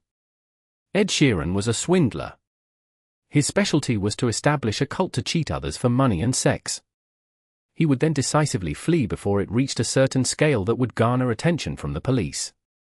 This time, he had come from Backland, disguised as one of the fools blessed that many gangsters in the capital were looking for. He had also developed a batch of believers in his target group. He falsely claimed that the fool was the incarnation of the Lord of the Storms and that he would come to save the faithful during the apocalypse. This was a secret that could not be widely publicized and could only be spread in secret, otherwise, it would attract the attention of the gods of the other churches. Only those who were chosen would be able to believe in the fool in advance and be the first batch of the redeemed. To make himself appear more persuasive, he spent a lot of money in Backland, buying a piece of paper with the honorific name of the fool written on it. As for what was on the piece of paper, his comment was, "It looks like it's real." Denise asked with both fear and anticipation, "Lord Adora, why didn't we get a response when we read the honorific name of God? Aren't we blessed who have been selected and should bathe in God's grace?" "I'll immediately give you God's grace." Ed Sheeran took a deep breath and suppressed the tantalizing images in his mind. 2 reasons. First, you haven't discovered the grace of God which is hidden in your body. I will help you complete that later. Second, you are not devout enough. Don't argue, I can see right through you. After you do all of this, you will be able to recite the honorific name of God and receive a response, just like me. Under Denise's idolizing and curious gaze, Ed Sheeran picked up a pen on the table beside her and scribbled a line of words. It was the Hermes language used for a sacrificial offering. In order to make the scam a success, Ed Sheeran had acquired a lot of religious knowledge and even went to a university's Department of History to sit in on archaeology courses. Holding the paper in front of Denise, he proudly recited the words he had written in Hermes, "The fool that doesn't belong to this era. The mysterious ruler above the grey fog. The king of yellow and black who wields good luck." Following that, with half-closed eyes and open arms, he said dreamily, "I feel the blessings of God." At this moment, a streak of silver lightning descended from the sky and landed right on Ed Sheeran's head. With a sizzling sound, the tiny electric bolt snaking across his body scurried. With God's blessing, He fell to the ground and his body quickly charred while his muscles twitched violently. After a few seconds, he stopped all movement, including breathing as Denise exclaimed, "Lord Ed Sheeran is indeed God's blessed." Denise finally sensed that something wasn't right. She stepped forward carefully, lifted her skirt and knelt down, placing her finger to the tip of Ed Sheeran's nose.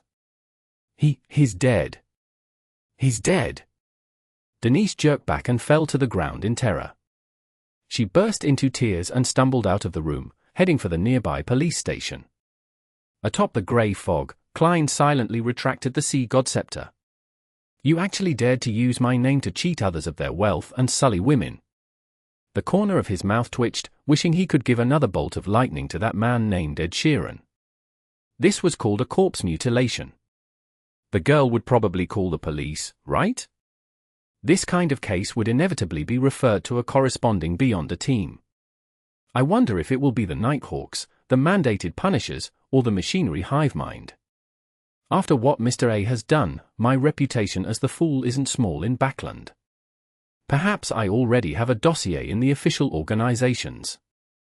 Well, maybe they'll put everything together and hand it over to the Red Gloves or something similar for handling. Klein's past identity and insight as a Nighthawk had allowed him to consider the possible future developments. However, he quickly put this matter to the back of his mind, because no matter what, they wouldn't be able to detect that it was him. Klein threw the sea god scepter back into the junk pile, ready to return to the real world. Suddenly, one of the dark red stars that were quietly floating in the boundless grey fog had lit up all of a sudden, emitting a light that was as bright as water. It swelled and shrunk repeatedly in an abnormally conspicuous manner. This was a crimson star that didn't belong to any member of the Tarot Club. What a busy day today. Who could it be? Like Miss Justice, Mr. Hanged Man, and Little Sun, someone is relying on a certain object to connect with the grey fog. Klein's spirituality spread out as he thought. He didn't respond and only observed. Chapter 564. Knowledge Pursuer. Atlas Studios. Atlas Studios. As Klein's spirituality made contact, the constantly expanding and contracting crimson star presented the images and sounds contained within. A black-haired woman in a classical robe had fallen to the ground, writhing in pain. She held an ordinary-looking celestial globe in one hand, and in the other, she held a short scepter that wasn't even the length of a small arm. Her strong will to survive almost broke through the binding of the crimson stars and directly entered Klein's ears. Like Justice and the Sun, this woman's figure appeared rather blurry, making it difficult to discern her exact appearance, but there were some things Klein could clearly see, such as her facial features, such as her splitting cheek muscles and the flesh inside that was contracting into eyeballs. Other features included her ears stretching outwards like a trumpet, or her fingers which were scratching at the floor to create bright streaks of blood, as well as a pair of cold, lashless eyes that were almost transparent and were situated above her. The black-haired girl's mutation didn't decline. Her body was tenaciously healing itself, causing the flesh and blood which resembled an eyeball to melt away. Her ruptured muscles fused together, and her extended ears shrunk inward. Every detail was in a repetitive seesaw-like struggle between the two states. Klein was dazzled by the illusory, lashless eyes. It was as if he had returned to Tin Gen, back to the time when he had first mastered spirit vision. Back then, he had seen a pair of eyes like that on old Neil's back. Hidden Sage? Klein leaned back in his chair, stretched out his hand, and took hold of the sea god scepter that once again flew out of the junk pile. He planned to lend a helping hand and smite those evil eyes with a few bolts of lightning. However, after careful examination, he sharply realized that the black-haired woman's abnormality had stemmed from the crazy ravings that no one else could hear. This was because the source of everything was in her ears, deep within her spirit body, her soul body. It's very similar to the situation when Miss Magician suffers from the ravings of the full moon. Fortunately, I'm experienced, otherwise, I would have given the wrong response. Klein thought for a moment and thought of a way to save her.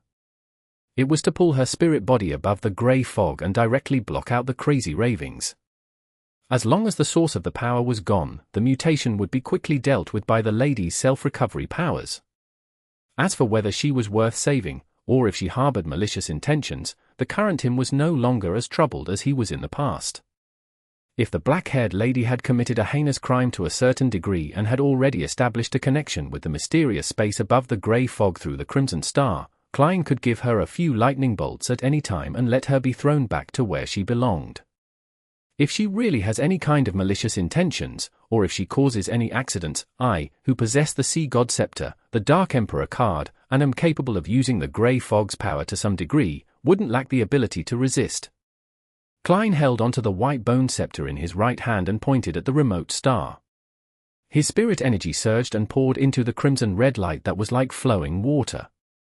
This time, he was able to establish the mysterious and stable connection with ease.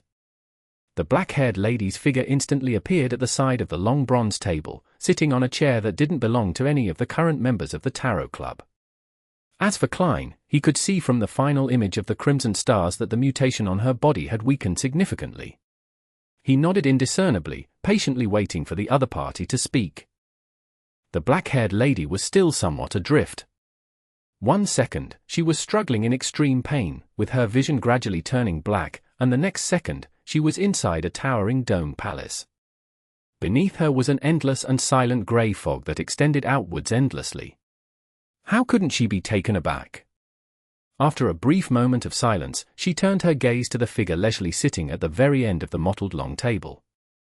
She asked with an ethereal voice, "Is this the underworld? You aren't dead?" Klein laughed. At this moment, he saw that the symbol tainted with starlight quickly changed on the back of the black-haired lady's high-back chair, forming a pair of eyes that contained countless resplendent stars. They were cold and indifferent, and they lacked eyelashes. Based on his past experiences, he believed that this was a symbol representing the mystery prior pathway. The black-haired lady froze, gradually regaining her senses.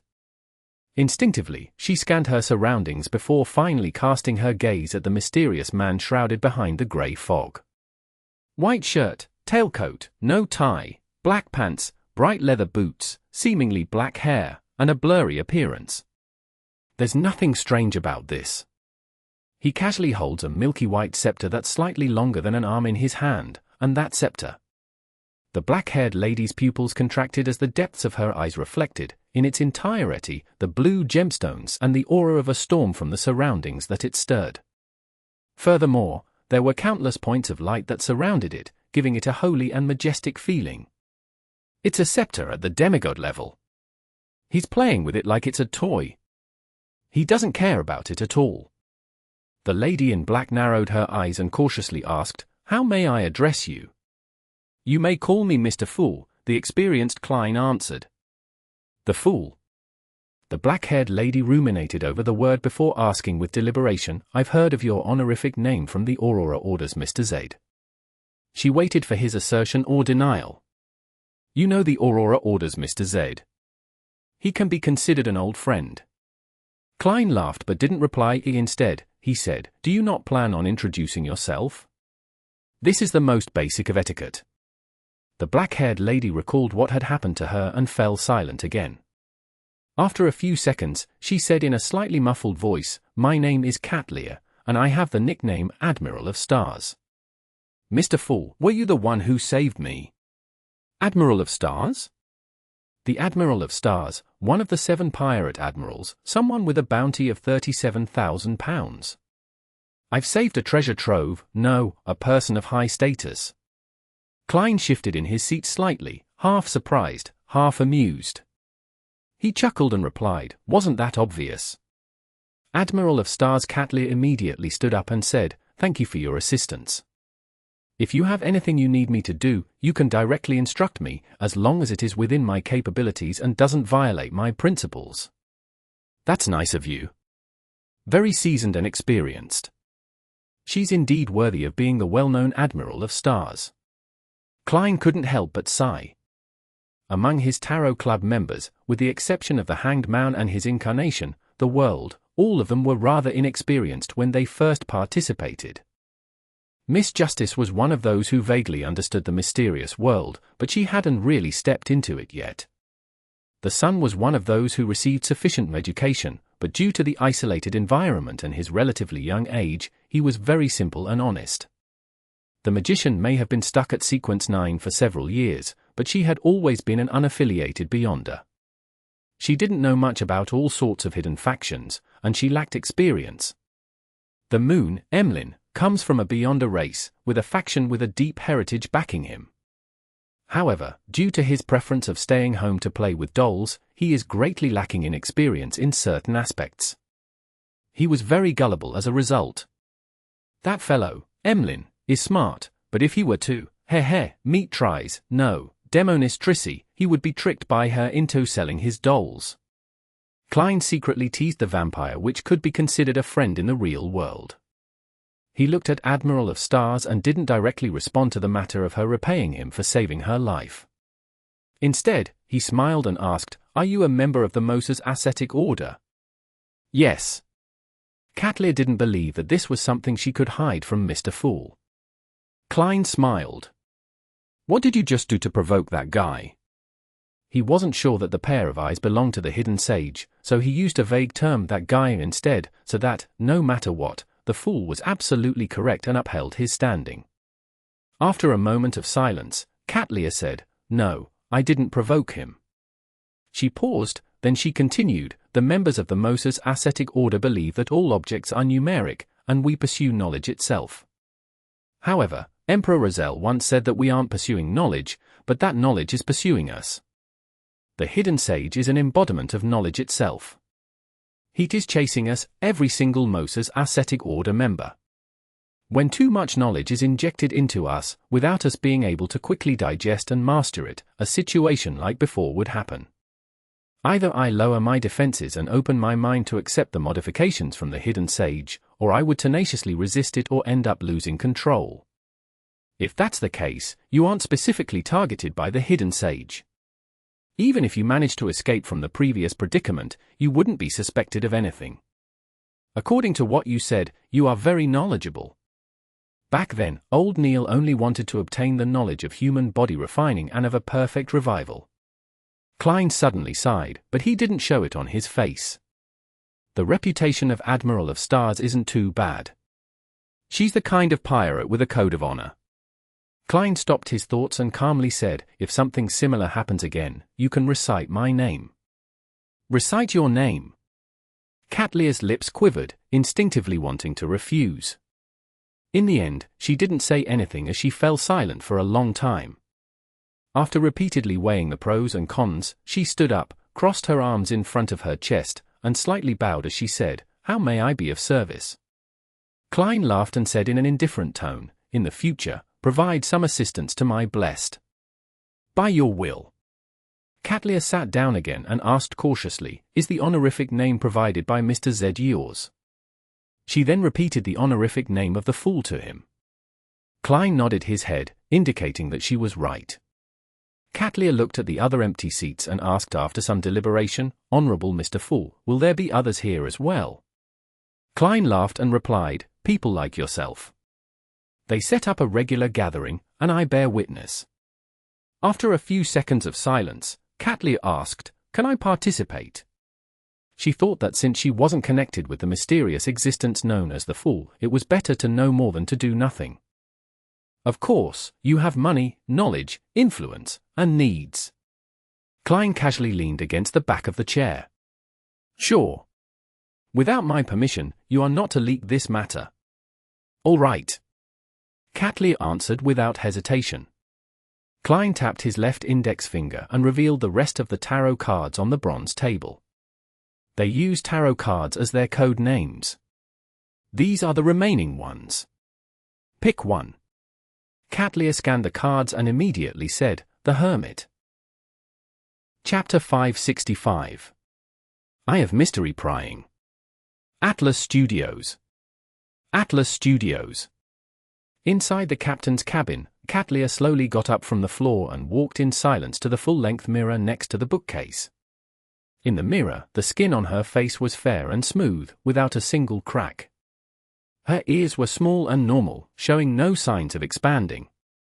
Her deep purple eyes were calm, as if nothing had happened. However, she could see more with her eyes that carried a sense of mystery. Hidden beneath her skin were eye-like flesh and blood that hadn't fully dissolved, her soul body, whose pain and madness were rapidly dispersing, innumerable illusory objects with ineffable forms that roamed about, sailors who were cleaning the deck several rooms away. Everything within a range of a few dozen meters was revealed to her in an unobscured but unusually chaotic manner. From the day she had become a Sequence 5 Constellations Master, her mystery prior powers had been greatly enhanced. She could faintly see that there were thick curtains around her that resembled shadows, and behind the curtains, something seemed to be watching her and all living beings. There are no traces of being influenced by Mr. Fool, which in turn explains many things. He was able to directly pull my soul body into that mysterious space with a strange, tyrannical, and secretive power. It's not something that a demigod scepter can compare to.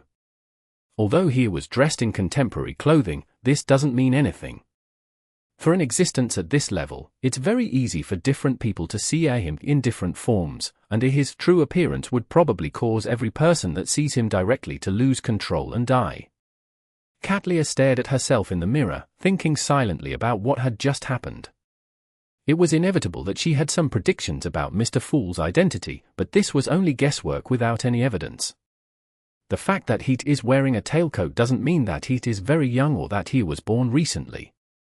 Perhaps, his essence is ancient, even older than the 7 gods.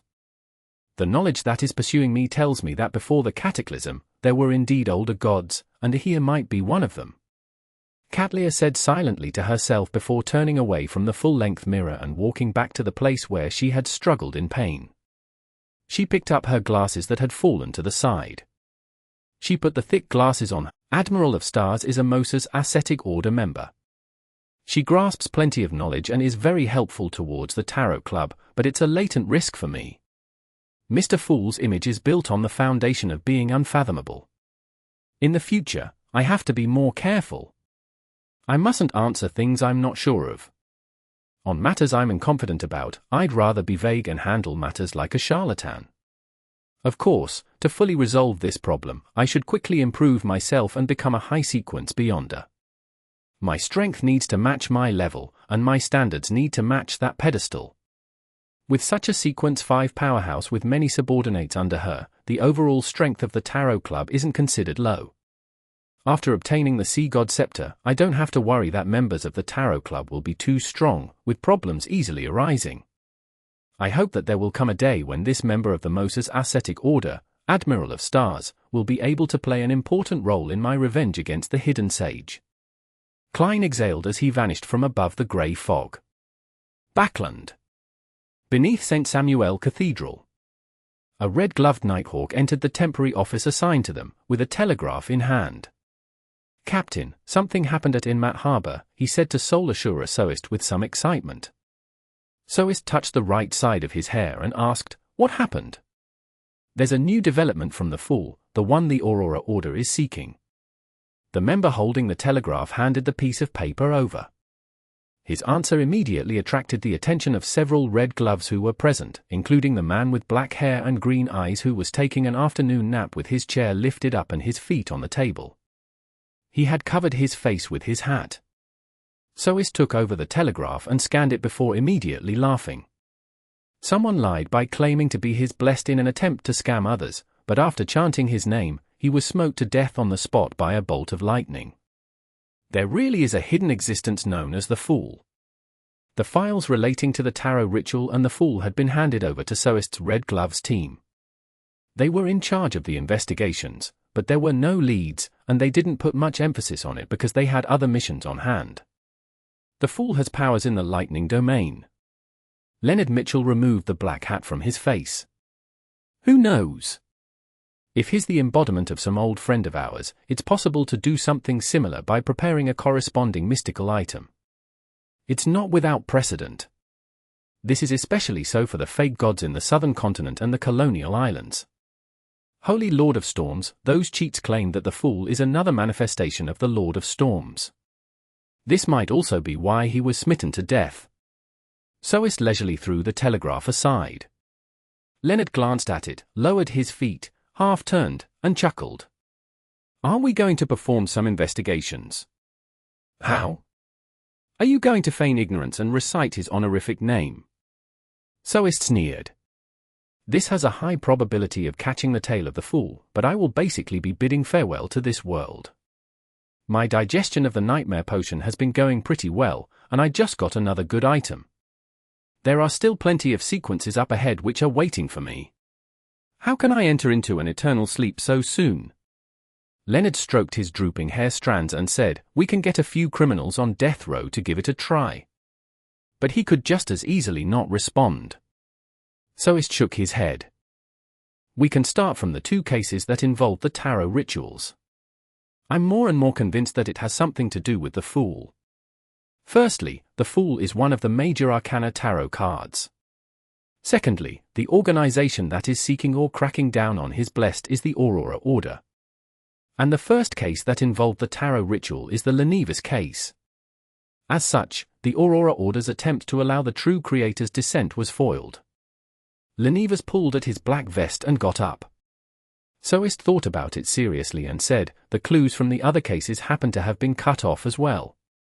For now, we have nothing else to do. You can try to investigate the two tarot ritual cases. Sure. Leonard smiled back. This was exactly what he wanted. With a case that no one cared about being handed to him, he had won a certain amount of time to act freely. At 2:50 p.m., Force returned from the cold streets to her residence while trembling. It wasn't that she wanted to go out in this damp, cold weather, but it was that she had run out of food at home. As for Zio, she had gone all the way to Pritz Harbor to capture a fugitive and collect the bounty. It was unknown when she would be able to return home. She's always instinctively chasing after and capturing fugitives. It can be said that she has been acting in some way. Holding the large brown paper bag in her arms, she habitually fished for her keys to open the mailbox and take out the letters and bills. She entered the house, put the food away, and took off her thick coat that tightly clung to her body. Force began to look through the letters. Suddenly, her eyes lit up. There was a letter from her teacher, Dorian Gray. After she advanced to Trickmaster, the first thing she did was to write about it in her letter and mail it to Dorian Gray, hoping to receive her teacher's praise and subsequent guidance. However, days had passed without her receiving a reply.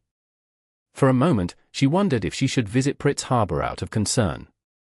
Force quickly opened the envelope and began to read through it. I'm sorry that I have only replied now. I previously left Pritz Harbor for some time for a relative's funeral. Your talent leaves me gratified. Perhaps the stories hidden in your heart have helped you in acting. After you digest the Trickmaster potion, I'll provide you with the Sequence 7 astrologer formula and some ingredients, as well as a gift. The crux when it comes to acting as a Trickmaster lies in a performing of and hoodwinking. Hoodwinking can also be replaced with deceit. This has been verified by generations of beyond us. You can take into consideration other pathways like swindler and magician. The meaning behind their names is, in some sense, similar. Force heaved a sigh of relief, glanced up at the wall clock, and hurried back to her bedroom before locking the door behind her. The weekly tarot gathering was beginning. Not long after, a crimson light flooded her eyes, drowning everything. In the ancient and mysterious palace, just as Force was about to look at Mr. Fool, she suddenly saw a figure beside her. That seat had always been empty. A new member? A lady? The magician Force moved her eyeballs slightly, pretending not to care as she half-turned her body. Another new member? And it's a lady. Miss Justice was about to get up and greet Mr. Fool when she saw an unfamiliar figure. While feeling puzzled and expectant, she discovered a problem. The women were on one side of the table, while the men were on the other side. This should be divided according to Mr. Fool's intentions. I wonder if there's any symbolic meaning behind it. Yes, the ladies are on the left, and the men are on the right. Being neither left or right is what defines a god like Mr. Fool. Ah, yes, there's also Mr. World. Could it be that he's neither man or woman, or even a human? Audrey, you're thinking too much.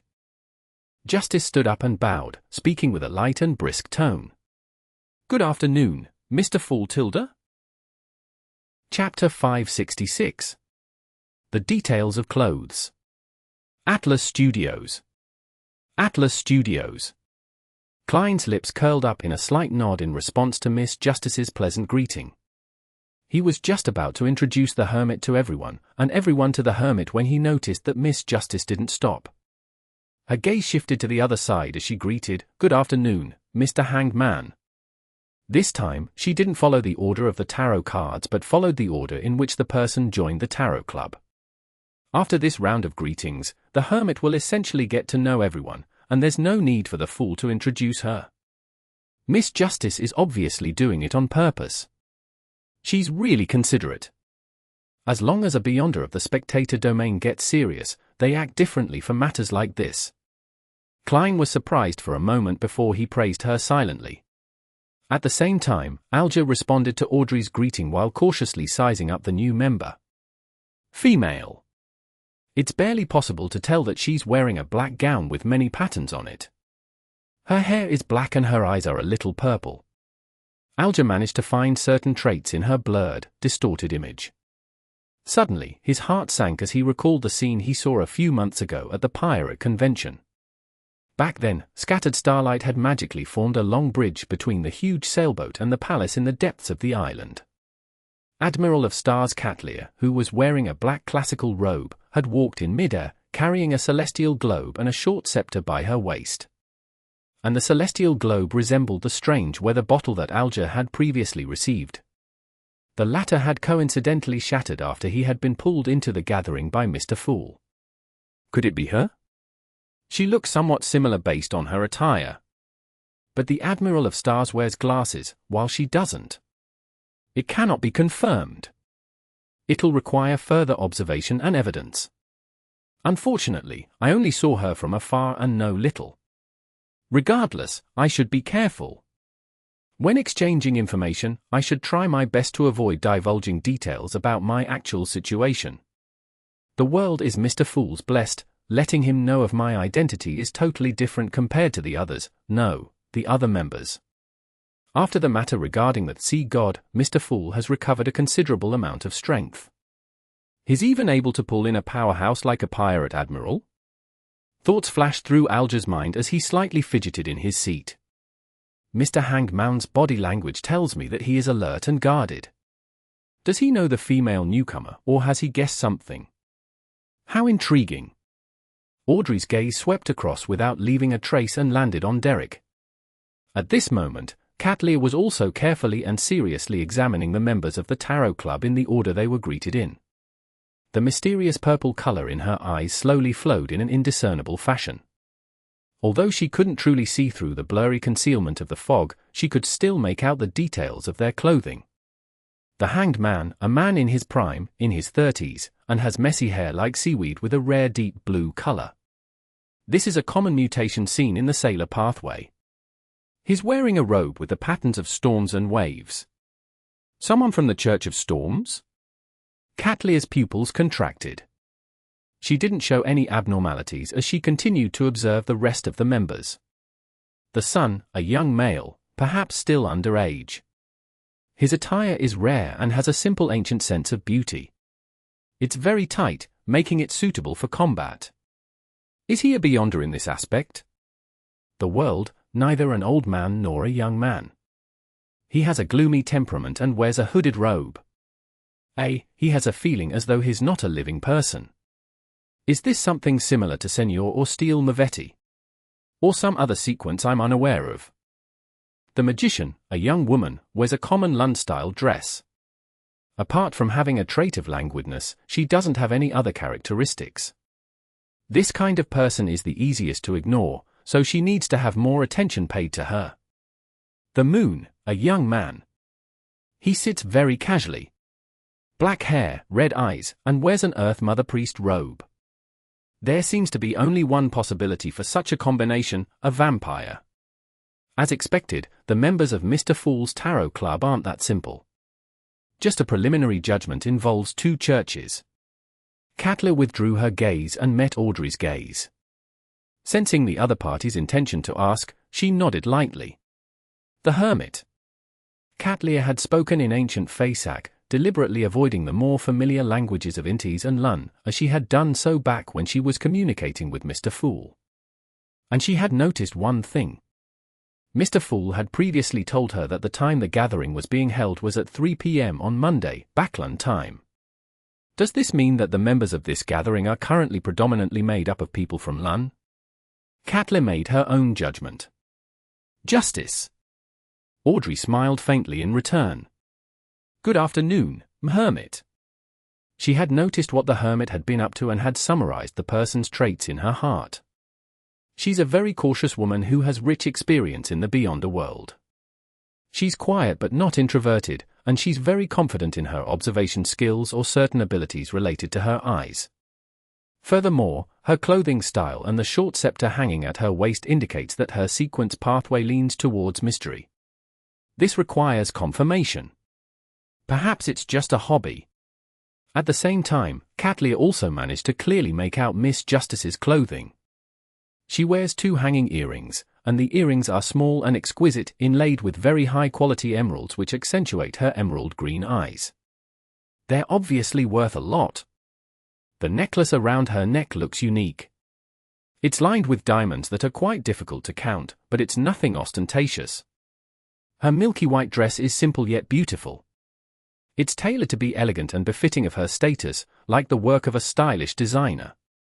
As she went through the details, Catelyn couldn't help but close her eyes. A 17 to 18-year-old girl. Very rich. The way she moves and her etiquette makes her highly suspect to be a noble with high status, a Lun noble. Catelyn didn't know why she sighed in her heart.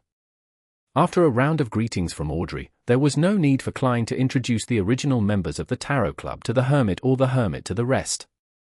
Just as she sat down, Audrey once again turned to the very end of the long bronze table.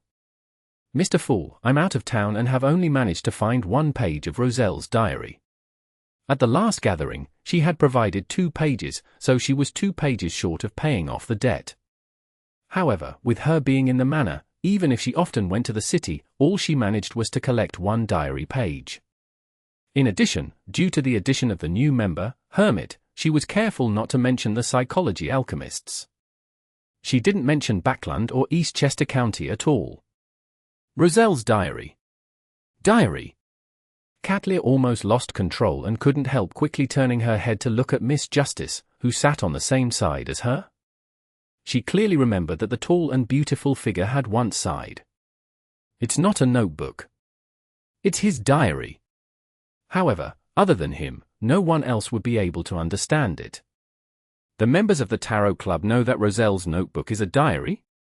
Mr. Fool is collecting Roselle's diary?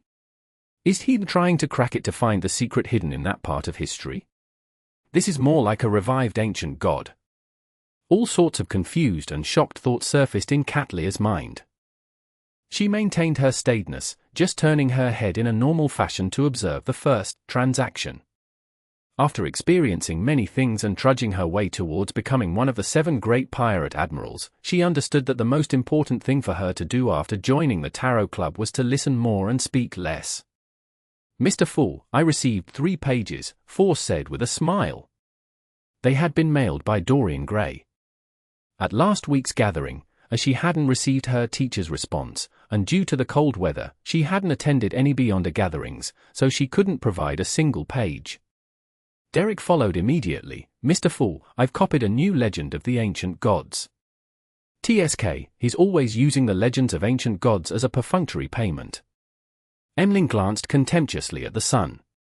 Suddenly, he thought of something.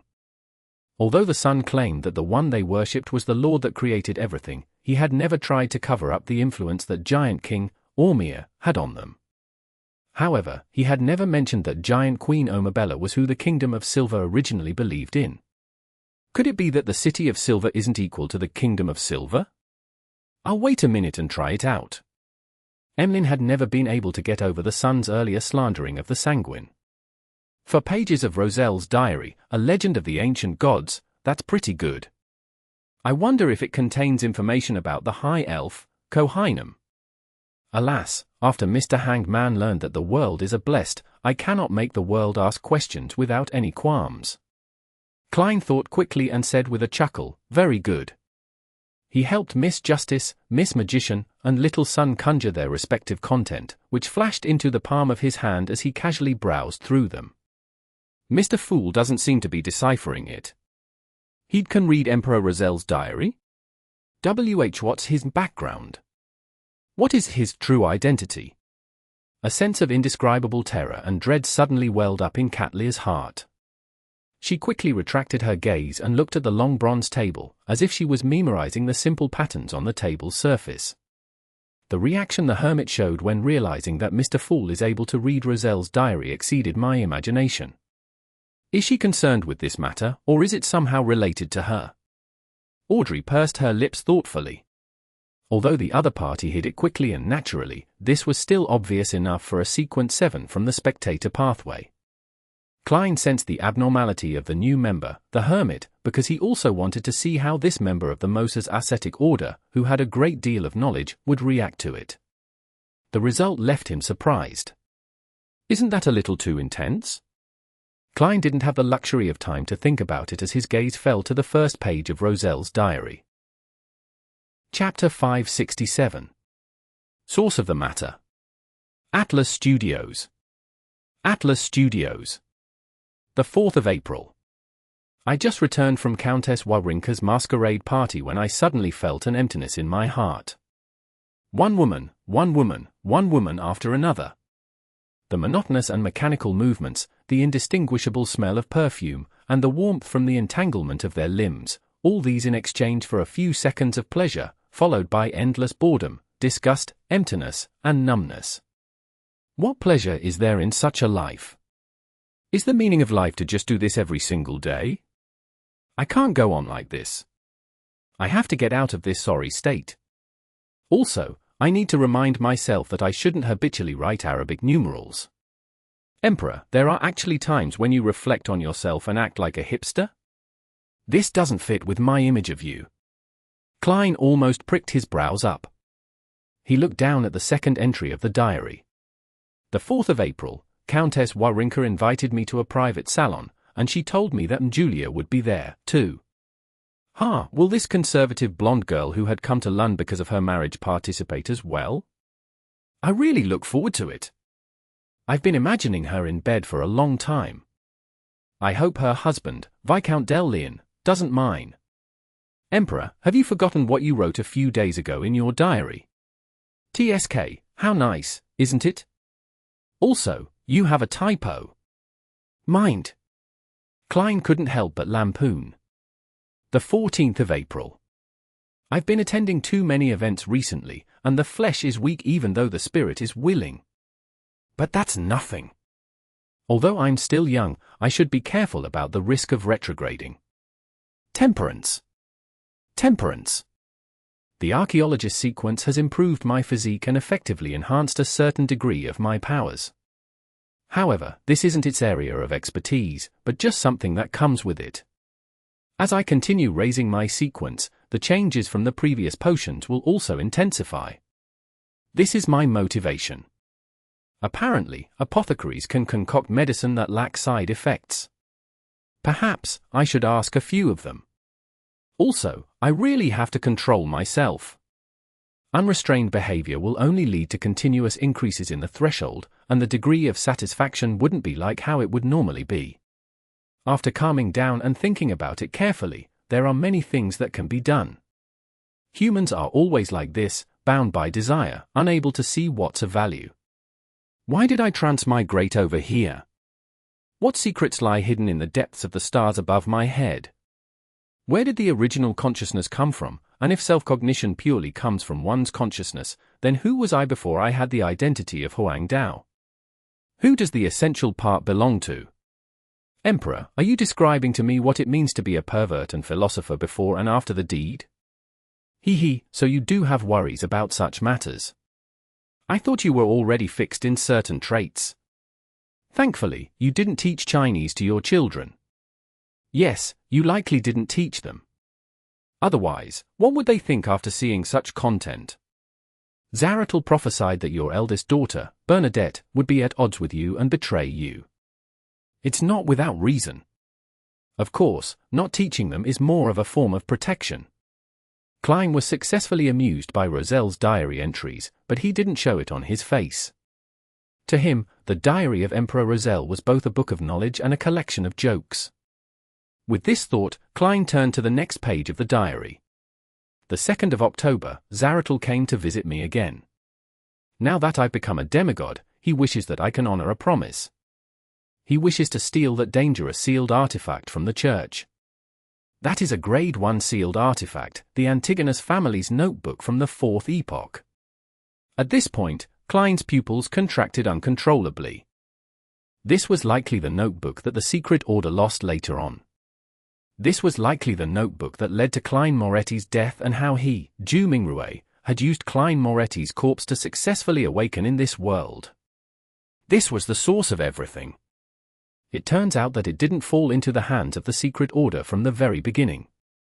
Instead, it was sealed within the Church of the God of Craftsmanship, which later turned into the Church of the God of Steam and Machinery. Zaratul successfully obtained it through Emperor Rozelle. Right, the Secret Order member inside Creeping Hunger was very fearful of Zaratul. He believed that Zaratul is an undying and abnormal monster. Does this mean that Zaratul gained benefits through the notebook, but an accident happened? He turned from a person who could communicate normally with Rozelle into a monster. Therefore, this eventually led to the loss of the Antigonus family's notebook. Of course, it cannot be ruled out that Zaratul deliberately allowed it to be lost. Yes. As Zaratul became a monster, the Secret Order lost all the mermaids, causing subsequent faceless Beyonders to risk their lives out at sea. Rozago succeeded because he attempted to enter that sea, which is a ruin of a battle between gods. All of these thoughts flashed through Klein's mind, causing his heart to feel abnormally heavy. He didn't assume that the Antigonus notebook that he had encountered was closely related to Rozelle, because the theory he always had stemmed from the law of convergence of Beyonder characteristics, and that some of the details that followed were in line with similar logic. Are they all involved with the upper echelons of the seer pathway? Klein glanced over the palace and took in the endless grey fog. Could it be the cause? He asked himself this question once more from the bottom of his heart. Steadying his emotions, Klein went on to read the subsequent diary pages. I'll have to do it depending on the situation. If it's easy to steal and there's no risk of exposure, I'll try to do it. Otherwise, I'll pretend as though none of this ever happened. It doesn't matter even if Zaratul were to expose me. With my present identity, status, sequence, and influence, as long as I'm willing to repent, the church won't do anything to me. The other 2 diary pages recorded Rozelle's train of thought towards constructing his plans to steal the notebook, but none of them seemed likely to succeed. However, Klein knew that Rozelle eventually obtained the notebook and handed it over to the head of the Secret Order, Zaratul. After a moment's thought, Klein turned the page. The 10th of December. I once again attended the ancient and secret gathering. At the gathering, I discovered that they were unanimous in being extremely hostile to the Solomon Empire of the 4th epoch.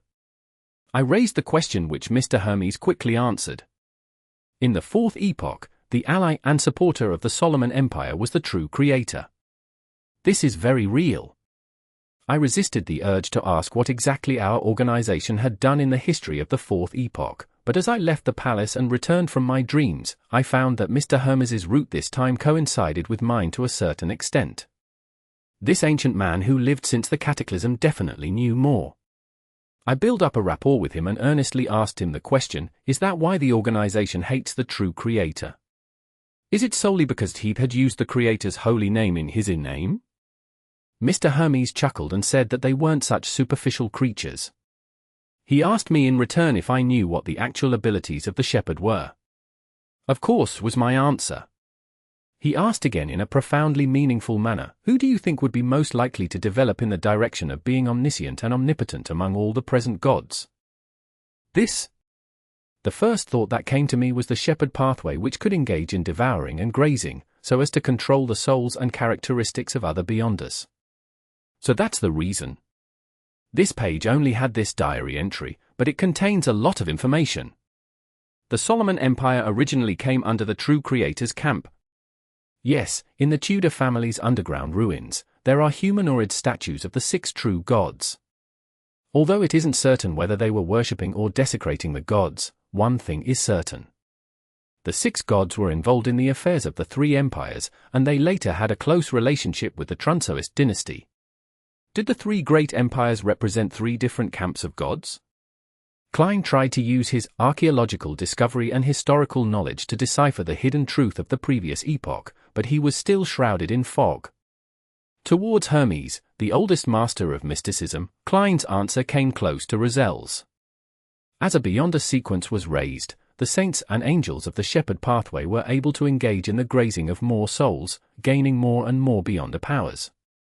In the end, if the true creator had finished grazing the other 21 beyonder pathways, he would be, to some extent, the omnipotent and omniscient creator. There are still a lot of secrets hidden in the sequence pathways. Klein turned to the 4th page. This diary page recorded the actions Rozel took after he consumed the savant potion.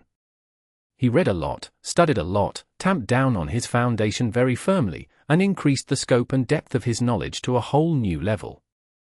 In this period of time, he had almost no entertainment. Learning was his greatest form of entertainment. In one of the diary entries, he wrote, "When a person knows with certainty how much he will gain after putting in the effort, and is able to directly tell how much he gains, then he will certainly work as hard as I am now. Isn't this the fundamental attraction of many games?" Klein turned over the last diary page and read the legend of the ancient gods provided by Little Sun. During the entire process, the majestic palace was completely silent. Be it Justice or the Moon, they were both considering what to trade and communicate later on. It was the first time that the hermit Katlia had encountered such a situation, but she didn't feel uneasy or uncomfortable at all. Instead, she carefully analyzed the information that the scene revealed. This isn't the first time this is happening. Mr. Fool has the habit of reading Rozel's diary at the tarot gathering. The members will proactively or passively search for the pages for him. However, it can't be confirmed if there were any advance payments. He really can read Rozel's diary. He's searching for secrets that have sunken in the river of history? Just now, that Sun mentioned that the information he handed in was about legends of ancient gods. This is roughly in line with my previous speculations. At this point in time, Klein had roughly finished reading the new piece of information regarding ancient gods. In the second epoch, in those dark years, every ancient god had a god attached to them, just like the dragon of imagination Ankwelt and his child, the dragon of nightmare, Alzuhad. Chapter 568. Subsidiary Gods. Atlas Studios. Atlas Studios. In the information provided by the Sun, there were detailed examples of some typical subsidiary gods, but most of the information didn't provide their true names, only their titles. These included the god of beauty and the goddess of life, who were subsidiaries to vampire ancestor Lilith, the goddess of misfortune, and the god of the dead, who were subsidiaries to annihilation demonic wolf, Phlegria, the god of luck, and the queen of calamity, who were subsidiaries to elf king Saniathrim, and so on and so forth. Queen of Calamity. Klein suddenly thought of the Book of Calamity and the golden wine cup he had taken from the ruins of the High Elf. The name Kohainum and the word Calamity was engraved on it in Elvish. This caused him to make the connection that Kohainum was the Elf King's subsidiary, Queen of Calamity. Unfortunately, I can't directly seek confirmation with Little Sunday. I'll have to wait for further information from him. Klein sighed silently. At the same time, he made some theories about the fact that these titles didn't correspond with their true names. The City of Silver was originally the Kingdom of Silver that came under the Giant King's court's rule. Other than having sufficient understanding of its own forces and enemies, the information regarding the other ancient gods will only come from legends and rumors, and they aren't that detailed. Compared to the simple and easy-to-understand titles, a god's true name can consist of complicated and difficult words to remember, which can make it harder for them to be spread. The information provided to Klein when he turned over the page confirmed his theory. However, it gave him new doubts. The dragons also had a dragon of wisdom, which was the equivalent of a god in the City of Silver, called Herebergen, and under Giant King Ormir, there was also his eldest son, the god of dawn, Badheilbrun, and his queen, the goddess of harvest. Why doesn't the goddess of harvest have a real name? Isn't she the queen of the Giant King's court? The City of Silver should have records of it. These so-called subsidiary gods are equal to the angels or king of angels of later times. Yes, the sequence 2 of their pathway, and sequence 1s of the other pathways? Klein suppressed his perplexion and inferred the truth from the information recorded in the card of blasphemy. Within the same pathway, if there was a sequence 0, then there wouldn't be a sequence 1, and if there was no sequence 0, then there would be at most 3 sequence 1s. However, Klein didn't dare to base his judgment on this. After all, his knowledge was partial, and he didn't even know if there were any preconditions for the sequence 0 and sequence 1, which was derived from the law of beyonder characteristics conservation and indestructibility. I'll assume this for the time being. Klein leaned back, letting the information in his hands disappear, smiling as he said, "You may begin." At this point, Alger was still seriously examining himself. After considering how to communicate properly, he used the technique of being in the other person's shoes. He started from the point of view of the hermit, who was suspected of being Admiral of Stars, to see what exactly he had exposed. Mr. Fools protects every member's true identity with a blurred and distorted image, but this method doesn't affect the representation of colors. Dark brown colors can be difficult to distinguish, but bright colors are easily grasped. At the very least, I can tell that Miss Justice is blonde with bright green eyes.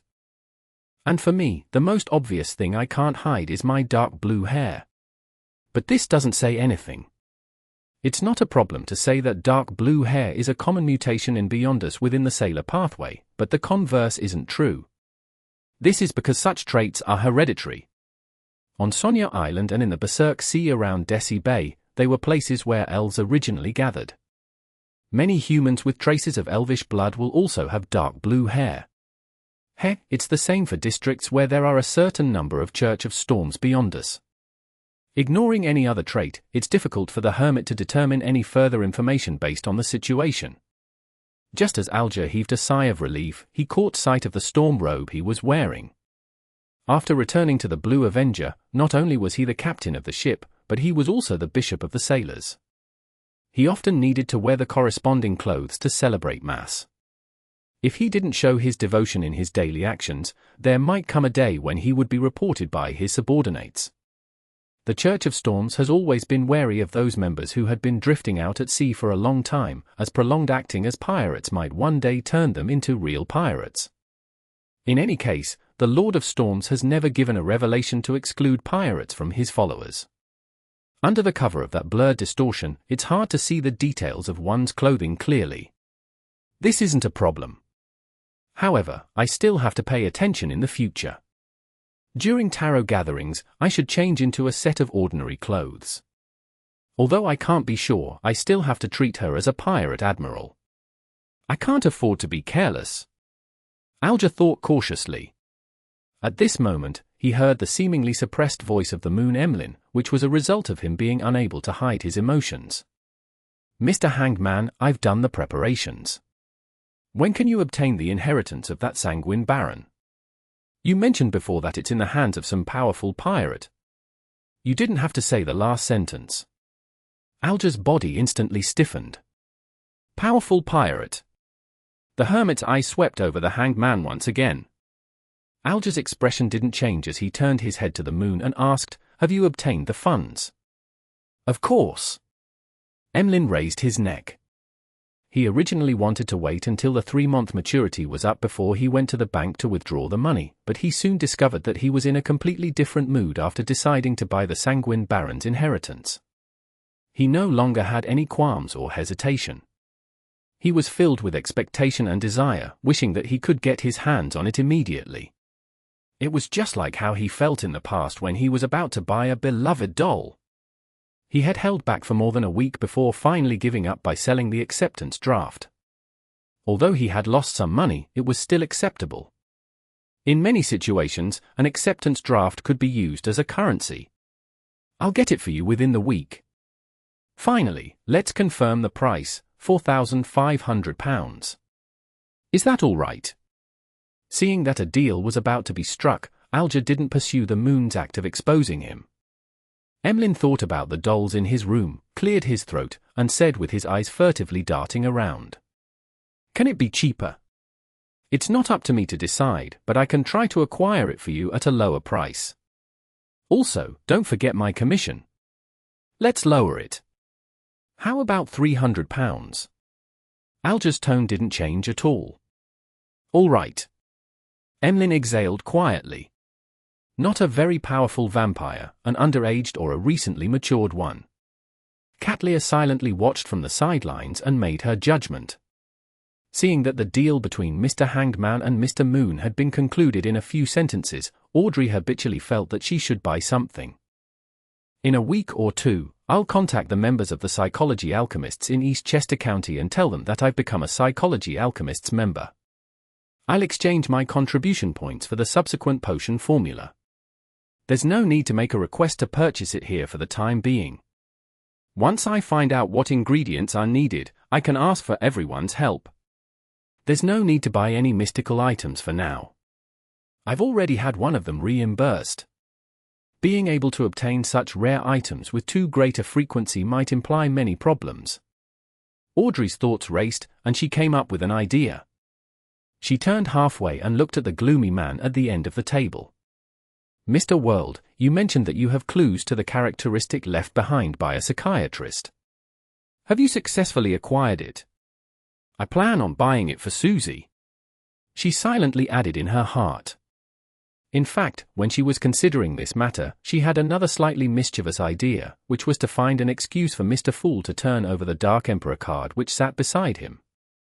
From her point of view, Hermit was particularly affected by the matter regarding Rozelle's diary. And from how her reaction was extraordinarily excessive before she quickly hid it, it was quite possible that she knew about the cards of blasphemy. Therefore, the moment she saw it, she would expose a lot of problems and express the truest thoughts in her heart. But she dismissed the idea in the end, not because she thought it would be bad to sound out Hermit, but that this was a way of showing responsibility to both herself and the Tarot Club, and that she shouldn't make decisions for Mr. Fool. If he'd wanted Hermit to recognize the card of blasphemy, he definitely would have flipped it open himself. If he didn't want to do so, then any attempts would be against his will. Audrey nodded solemnly but almost imperceptibly. At this moment, the World replied hoarsely, "If you're certain that you want it, then I will give it to you as soon as possible. The price is £1,800. Normally, it would be more appropriate to charge £1,200 to £1,500 for a psychiatrist's beyond a characteristic, but Klein had raised the premium slightly to see how much Miss Justice could pay. All right, Audrey agreed with a light tone. She had paid off the money owed to Viscount Glaint. She had received many gifts for having reached adulthood after returning to her family's fief. It was a time when her finances were in a rather good condition. She had even arranged for the money to be returned to Mr. Fool's Blessed next month. In the future, her monthly income would be above £3,000, and a substantial portion of her normal expenses wasn't going to be borne by her, due to the love of her parents and the results of her previous meritorious exploits. While the two were discussing, the Hanged Man was somewhat surprised. The World had just sold the Faceless Beyond a characteristic the previous time, and he had recently acquired Steel Mavetti's Beyond a characteristic. Yet, he appeared to have a psychiatrist characteristic in his collection, and all of this happened in less than a month. On second thought, Alger quickly came to an understanding. The World represented a group of Blessed of Mr. Fool. That might be the harvest from the other Blessed. As he imagined this, the World, who was Klein, was in a state of shock towards Miss Justice's opulence. He had thought that Miss Justice, who had just spent £5,500 on a mystical item, wouldn't be as well off as before. It was just like last year, so he had reserved space for her to haggle. Who knew that she would still agree to the deal without hesitation? Has she dug up a gold mine? Klein couldn't help but silently lampoon. Seeing that they had finished their discussion, Derek hurriedly raised his hand, having learned from Miss Justice. Which one of you has the fruit of the Radiant Spirit Pact tree? He had rather successfully collected the other ingredients of the Solar High Priest potion. Just as Katlia had initially figured out that Miss Justice was a yet-to-advance psychiatrist, she heard this request. After a few seconds of silence, she said, "I do. What can you provide in exchange?" After observing for a long time, she decided to intervene in a small transaction to gain a deeper understanding of how the Tarot Club operated. Ah? I can use the history of the City of Silver or the history of dragons, elves, and other dark creatures to barter, Derek said sincerely. Hermit, this is a list of commonly seen monsters around the City of Silver. You can choose any ingredients you need from it. How honest. Klein almost looked up at the dome of the magnificent palace. What is he talking about? Katlia frowned slightly, momentarily failing to understand a single word from the sun. Chapter 569. A straw will show which way the wind blows. Atlas Studios. Atlas Studios. After a brief moment of consideration, the hermit Katlia made the choice that benefited her the most. She said without betraying her emotions, I'll make a decision after seeing what the commonly seen monsters are around the City of Silver. Another person who gains something without risking anything of her own. Are the people who spend too much time at sea good at fleecing others? Or is little son in such a state that makes it impossible to resist fleecing him? Klein instinctively excluded himself from the group of seafarers. All right. Under Justice and Company's scrutiny, Derek didn't hesitate to agree to Hermit's request. He recalled the content and conjured it, recording the most commonly seen monsters around the City of Silver into a list. However, it wasn't as detailed as before, and there were quite a few missing. After all, the Sun Pathway's improvement in regards to his memory was rather limited. A few days had passed.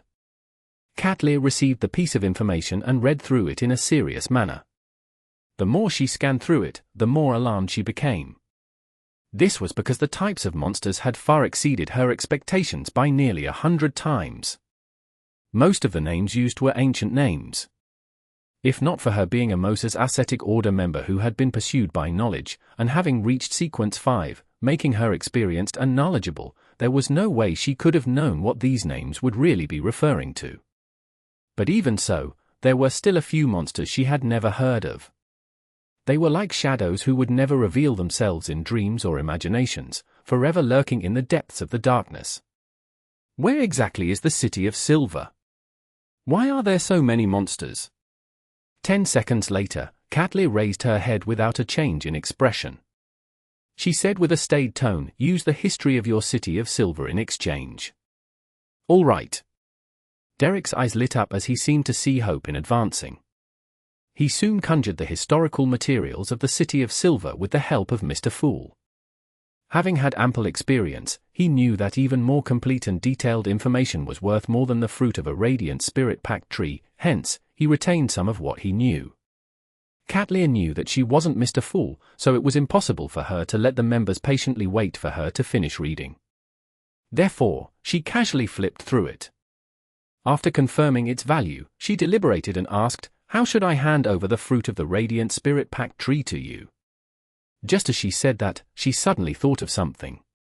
With a guess, she looked to the end of the long bronze table. Mr. Fool, is it done by a sacrificial ritual?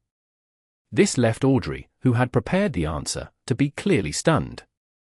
She swallowed the words that she was about to say.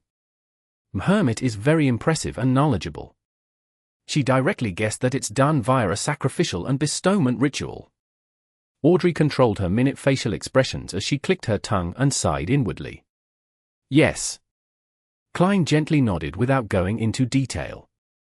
He believed that it was impossible for a pirate admiral, a sequence 5 powerhouse of the mystery prior pathway, to not know how a sacrifice was made. This was even something they were good at. Furthermore, she knew the Fool's honorific name, so she didn't lack any of the necessary conditions. Indeed, with a godlike existence bearing witness to a gathering, a sacrificial and bestowment method is the safest and most convenient way of trading. And a conversation through the soul body can result in direct knowledge transfer. Katlia thanked him before saying to the sun, I'll do it as soon as possible. Although she didn't show any abnormalities, her heart was in no way calm. From her casual flipping of the information provided by the sun, she discovered that the City of Silver was truly filled with oddities. It included matters about being forsaken by the Lord, how it didn't have a sun, resulting in a state of eternal darkness and high and low frequency lightning. Matters like how strange and terrifying monsters hid in the darkness when there was no light, and how they survived thanks to black-faced grass. It mentioned that they had survived for more than 2,000 years since the Dark Ages. All of this exceeded Catlear's expectations. As a powerhouse at sea who was knowledgeable and had acquired many secrets, she instantly connected the time and descriptions to a famous concept in history, the cataclysm. Following that, she followed this line of thought and made a further inference. The forsaken land of the gods. Suddenly, the figure she looked up to surfaced in Catlear's mind once again. A sentence filled with an emotive sigh surfaced. He had always been searching for the forsaken land of the gods back when he was alive. He said that the ultimate answer towards everything is hidden there.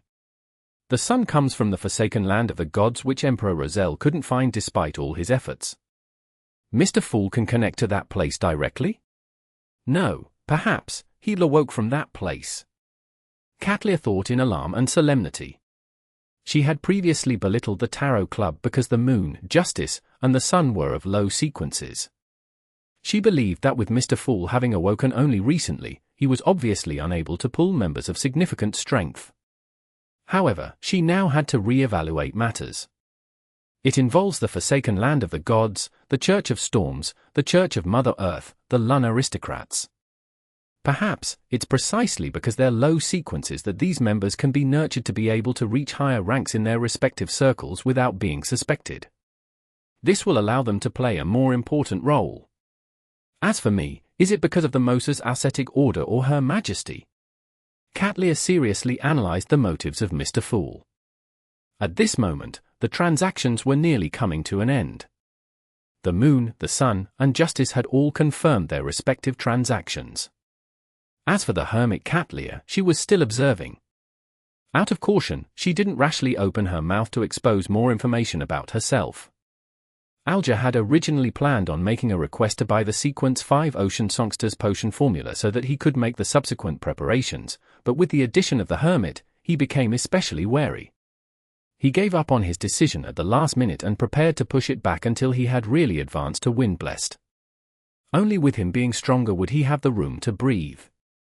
As Force would be able to obtain the astrologer potion formula and a certain amount of ingredients from her teacher soon, she hadn't prioritized her purchases yet, so all she did was watch silently. She actually curbed her desire to buy a mystical item to make up for her relatively showy trickmaster powers that were lacking in strength, as well as how her apprentice powers were only good for passing through walls and opening doors. However, her real-life circumstances restricted her desires. Up to this day, her savings had exceeded £400. For a member of the middle class, that was rather good, but she clearly remembered how Miss Justice had bought a mystical item for £5,500 previously. Even if it was a relatively average mystical item without significant negative side effects, it will still require £1,000 to £2,000.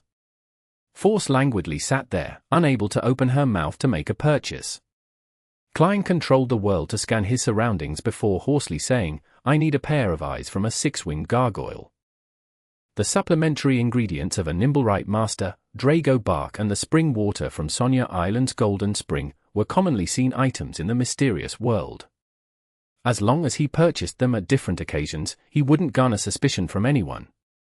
Therefore, Klein only requested for the eyes of a six-winged gargoyle. The hermit glanced at the world and said without rushing, £300, or the equivalent cost in gold coins. She had noticed that the previous transactions were all made in Lund's gold pound. As expected of the Admiral of Stars who has a pirate crew with an ancient faction backing her. She is very resourceful, and her prices are cheaper than usual. If not for Little Sun's imminent advancement, and how he would soon obtain the method for removing the mental corruption of a Beyonder characteristic, I would have even consulted her on this problem. Klein thought as he made the world smile deeply. Okay. With the transaction completed, the palace that resembled a giant's residence fell silent for more than 10 seconds. Without Mr. Fool's reminder, Justice, the Sun, and company knew that they had entered the free exchange segment. The hanged man Alger deliberately looked at Miss Justice and Miss Magician without looking at Hermit. Something major recently happened in the Rorsted archipelago. He didn't plan on divulging the world's involvement since it was very likely that Mr. Fool was in possession of the sea god's identity. If he were to rashly confirm this matter, it might spoil Mr. Fool's plans and throw himself into danger. He planned on using a normal tone to mention the happenings on the surface while emphasizing the Moses Ascetic Order member, archaeologist and adventurer, Letitia. He planned on using this to sound out the hermit to figure out if she was Admiral of Stars, Catlear. This was because this pirate admiral was rumored to also be a member of the Moses Ascetic Order. What happened? Justice asked with piqued interest. Alger said calmly, a disguised archaeologist, Letitia, discovered an ancient elvish ruin in Simim Island and took out an item from it. This pushed the deity the locals believed in, sea god Calvetua, to be on the brink of collapse. This fake god wished to create tsunamis to drown the island so that everyone could accompany it in its death, but it was stopped by the Church of Storm's Sea King. Finally, Letitia was found and Calvetua had died. The threat of the tsunamis was leveled, but strangely, the devout believers of the sea god would still occasionally receive responses. Letitia is dead? For an ancient elvish ruin. Catlear had heard of this archaeologist, who was part of the same organization, before, but she wasn't too familiar with her. This was because formal members of the Moses Ascetic Order had to spend a certain amount of time in silent ascetic training. When fully paying attention, she was able to control her powers in a way that significantly exceeded the average person. Therefore, she only seemed slightly stirred as she listened seriously to the Hanged Man's description without showing any obvious abnormalities. When the Hanged Man said that Calvetua was dead and how the sea god still responded to its believers, Catlear first frowned in puzzlement before using her spiritual intuition to recall a certain scene. Yesterday, she had seen Mr. Fool hold a milky white scepter when he pulled her above the grey fog. At the tip of the scepter were many tiny blue gems which were swirling with countless points of holy light. And more importantly, it emanated an aura of godhood, one that seemed like the corporeal aura of the ocean and storm. This? Catlear instinctively turned her head to the end of the long bronze table, where Mr. Fool was shrouded in the greyish-white fog. Chapter 570. Not admitting or denying. Atlas Studios. Atlas Studios. Why is she looking at Mr. Fool? Audrey sharply noticed the hermit's subtle motion. This left her somewhat suspicious. From her point of view, this was an atypical response. Mr. Hanged Man was clearly mentioning something that had little to do with everyone. He was talking about the so-called sea god Calvetua's ability to occasionally reply to its believers despite its apparent death, so why would Hermit look towards Mr. Fool? Calvetua's death. Occasionally replying to its believers. Hermit is looking at Mr. Fool. Could it be? Audrey's eyes lit up as she came to a conclusion. Could it be that Mr. Fool is the one replying to Calvetua's believers? Hermit knows about this, so? As thoughts whizzed through her mind, Audrey had turned her body halfway to look expectantly at Mr. Fool, who was seated leisurely at the end of the long bronze table. Meanwhile, Alger was also surprised and alarmed about the hermit's unexpected reaction. I was only trying to sound her out about what connection she has with the Moses Ascetic Order member, Letitia. Why would she suddenly turn to look at Mr. Fool? Could it be that she knows that the current sea god is a manifestation of Mr. Fool? Her reaction implies this is highly likely. Before she was recruited into the Tarot Club, did she have a lot of secret exchanges with Mr. Fool, and was already secretly working for him? The more Alger thought, the more he paid attention to the hermit. Then, he subconsciously joined her in looking towards Mr. Fool, who was shrouded in the greyish-white fog. He, the hermit, and Justice turned around at different times, but their nearly unanimous actions made the magician force and company notice something amiss. Why are they looking at Mr. Fool? Does sea god Calvetua's death have to do with Mr. Fool? Believing they were smart, Force and Emlyn began guessing at the reason as they cast their gaze to the end of the long bronze table. Derek didn't know who sea god Calvetua was, nor did he understand what it meant for it to respond to its believers even after its death. However, since everyone was looking at Mr. Fool, he naturally looked over as well. The world was late by a second, as though he was deliberating over something. He first scanned the Hanged Man, making him shudder in fear. Then, he changed the direction of his gaze. At this point, Klein had already come to realize which detail Hermit had used to guess that he was the one replying to see God Calvetua's believers in its stead. He was still stumped over what stance to use. Should I pretend that it's a trivial matter and that I didn't take it to heart, but since you mentioned it, I'll just admit it in passing? Or should I take the stance that since I'm a god, there's no need for me to explain myself to you, so there's no need for me to admit or deny anything? Klein recalled the fool's persona and quickly made a decision. The choice was to neither admit or deny anything, so as to prevent him from losing his standing as a god. However, he would add a single sentence on a particular point, making those who had failed to guess it become more puzzled, while the suspicious ones would be enlightened but would still be left shrouded in confusion as they realized, deep down, how unfathomable Mr. Fool was. With this in mind, Klein, who had leaned back, chuckled. He said leisurely and indifferently, Calvetua became a demigod by relying on a relic left behind by Calamity Kohainem. So they're consulting Mr. Fool about the situation with the sea god. But that doesn't convince me. It feels like there's a deeper truth hidden behind this matter. Could it be? No way, right? Force frowned as she began coming up with all sorts of thoughts. As expected. Katlia believed Mr. Fool was giving a straightforward answer while also informing them of some secrets. That demigod scepter is Calvetua's characteristic or Calamity Kohainem's relic, or is it something that covers both definitions? Who is Calamity Kohainem? The name sounds elvish.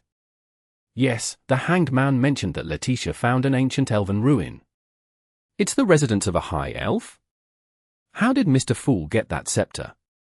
Did he rely on the hanged man or someone else?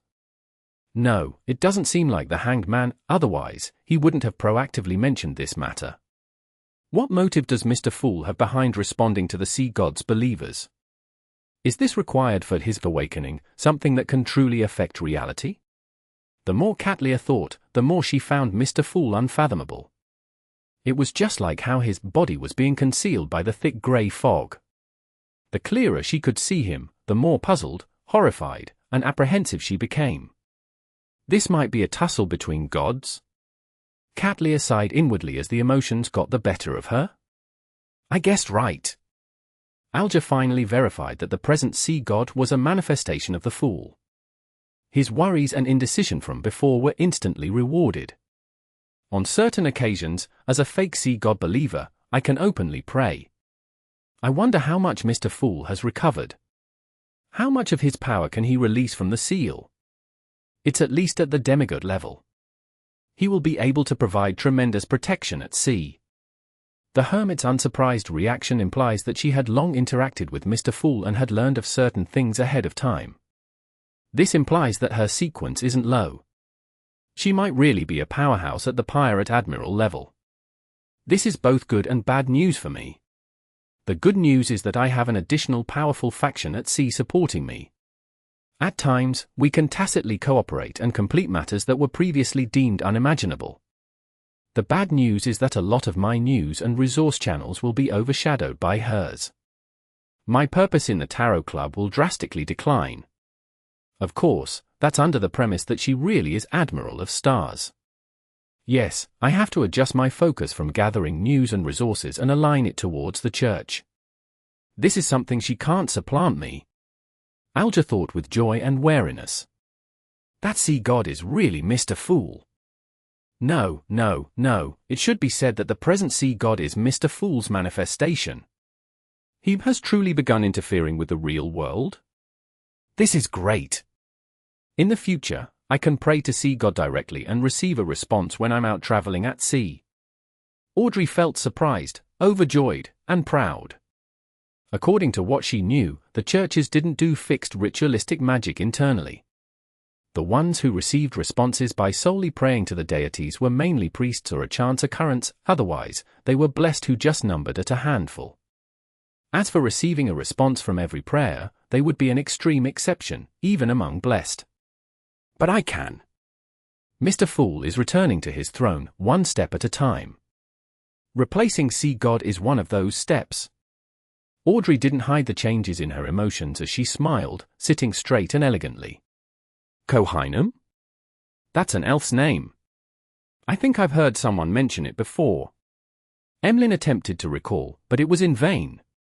As for Calvetua's death and how the sea god still replied to its believers, as well as the reason why the hermit, Justice, the hanged man had looked towards Mr. Fool, he had made a slight guess without thinking too deeply about the matter. What has this got to do with me? It doesn't affect my saving of the sanguine, nor is it anything of interest. Anyway, I can just pray to Mr. Fool if there are any problems. Emlyn mumbled to himself, showing disdain towards the emotional changes the others had. Calamity? Queen of Calamity? But there are no records that say that her name is Kohinum. Derek turned his head to the left very slightly, a common tic he did when he recalled things. From the looks of it, Little Son isn't sure if Kohinum is the Queen of Calamity, otherwise, he wouldn't have such a reaction. Klein retracted his gaze in disappointment. He controlled the world to cough, pulling everyone back from their thoughts. Following that, the world conjured a picture with the Fool's help. He showed it to both sides of the table and asked, "Does anyone know her?" It was a picture of the red-haired Helene. Klein mainly wanted to know if Admiral of Stars Catlia or the hanged man Alger knew her. After all, they were well-informed people out at sea. Alger glanced at it, and just as he was about to say that he didn't know her, he heard Hermit say with a deep voice, "Red-haired Helene. She's from a fallen noble family and has the bloodline from the Intiz's Sauron family." Catlia paused before adding, "She was once a trader out at sea, but she was later said to have been abducted by ailment maiden Tracy." Abducted by ailment maiden Tracy? I thought it would be some contrived story about a domineering pirate and a noble lady. However, Tracy can be considered a domineering pirate. Heh. Klein instantly made some connections. Force was still lost in her thoughts over the connection between Sea God and the Fool when she suddenly snapped to her senses. She acutely noticed that great opportunities lay in red-haired Helene and Vice Admiral Ailment's story as she began to daydream. To her regret, Hermit had only said a few sentences without continuing. The Hermit knows Vice Admiral Ailment. However, that doesn't imply anything. Beyond us of a certain sequence or knowledgeable people will know who the 7 pirate admirals are. Their bounty posters are everywhere. The Hermit is rather aware of matters over at Inti's. This is something that can be determined for now. The hanged man wasn't interested in red-haired Helene, only the Hermit's real identity. With red-haired Helene's matter coming to a close, Audrey began considering if she should consult the others about the Mind Dragon. Unlike before, there was now the addition of Hermit, who was of unknown character and dubious allegiances. This left her hesitant. After a brief deliberation, she said, "I recently sought out the traces of a Mind Dragon and went to a place which has the tradition of worshipping dragons." She had concealed the exact location as the details might implicate her. Chapter 571. Huge Pressure. Atlas Studios. Atlas Studios. Audrey simply mentioned the ancient folk song, but she didn't describe the content in detail. She was afraid that the knowledgeable Hermit would be able to guess at the exact location. She only mentioned the inspiration she had, and how she used a psychological cue to retain her lucidity in her dream before beginning a magical journey. Psychological cue? She knows how to plant a psychological cue? She's likely a Sequence 7 psychiatrist. Catlia habitually made a judgment, but she immediately felt even more perplexed. Then why would she be buying the beyond a characteristic of a psychiatrist? Taking the same potion gives a limited increase in strength while being prone to losing control. Furthermore, it will be an obstacle towards the digestion of the potion. To create a mystical item? But this will overlap with her own beyonder powers. There's no value to that. To give it to someone else? Amidst Catlia's guesses, Audrey had already mentioned her chaotic dream and how she came to the edge of her conscious. Then, she used the conjuring method she learned from Mr. Fool to create a staircase that led downwards. She then slowly delved deep into her conscious. She didn't describe in detail the various points of light in her subconscious, as it involved embarrassing secrets she didn't wish to share. She focused on her lonely and long journey with no end in sight. She also expressed how there were various monsters hiding in the surrounding grayness that placed immense pressure on her. She mentioned how she nearly broke down several times and barely managed to endure it thanks to her beyonder powers. Then, she reached the point of her finally arriving at the illusory sea of collective subconscious. The memory imprints of the human pioneers and the spread and reflection of the consciousness of the surrounding creatures were presented under Audrey's coherent and unhurried descriptions. Then, it was fixed onto the dragon with greyish stone scales that had flown out from the sea of collective subconscious. There's a dragon that lives in the sea of collective subconscious? What a magical and beautiful journey! Although Miss Justice didn't encounter any enemies or danger, it still leaves me a little surreal. Force suddenly thought of a title of a book, Miss Justice's Dream Tour. While rounding things up, Audrey scanned the area and asked, "Ladies and gentlemen, do you have any suggestions? Do you think that the Dragon City of Miracles, Live-Zed, is also hidden in the sea of collective subconscious? If I wish to continue searching, what should I take note of? What advanced preparations do I need to make?" The hanged man Alger glanced at the hermit and said in a serious tone, "I don't think you should continue exploring. It's a very dangerous act. According to the records, most dragons are creatures with flesh and blood. This includes the Mind Dragon. By allowing itself to survive and swim through the so-called sea of collective subconscious, it means that the dragon you saw was a sufficiently high sequence. At the very least, it's at the level of a demigod. Before you reach sequence 5, it's best that you don't consider this." Katlia nodded and said, "There are many other dangerous things in the sea of collective subconscious, the accumulated maleficent thoughts of humanity, the desires that can corrupt soul bodies, the terrifying memories since ancient times that resemble storms and waves at sea. All of these will deal severe psychological harm to you. It might prevent you from ever waking up. Besides, that's the sea of collective subconscious of all creatures, which isn't only limited to humans. There might be evil spirits, evil gods, or the consciousness of some terrifying existence hidden in there. They're like gigantic maelstroms that can devour ships. Before you truly acquire beyonder powers that allow you to travel through the sea of collective subconscious, it's best not to rashly explore too deeply." Audrey, who was filled with expectations, felt disappointed.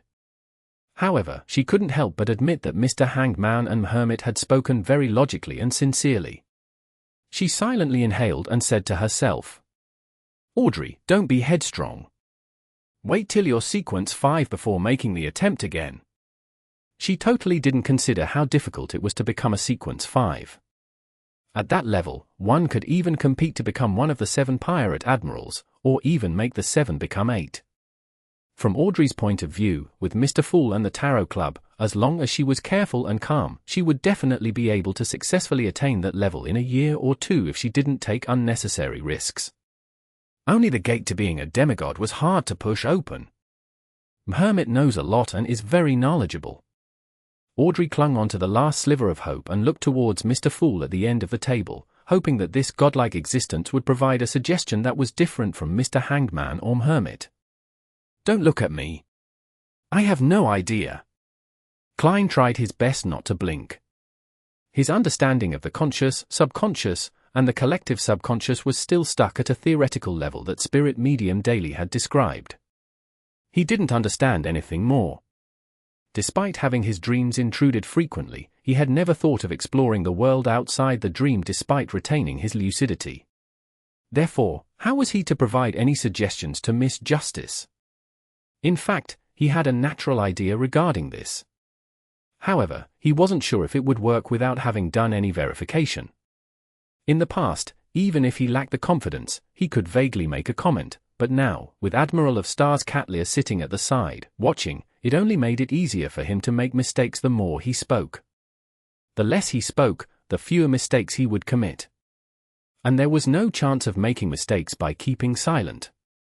What a pressure-inducing new member. Klein sighed inwardly. He didn't say a word and maintained his faint smile. If not for him being above the grey fog and how he existed in the form of a spirit body, he suspected that such highly difficult acting would make the muscles around his eyes spasm. Mr. Fool doesn't have any suggestions? Audrey retracted her gaze in depression. She stopped fantasizing about exploring the sea of collective subconscious so soon. At this moment, the Moon Emlyn, who was already turning impatient, cleared his throat. I've seriously researched the history handed down by our Sanguine. Sanguine? He really is a vampire. Nurturing vampires and pulling vampires into the church is really a tradition of the Church of Mother Earth. Catlia nodded as she looked like she was listening seriously.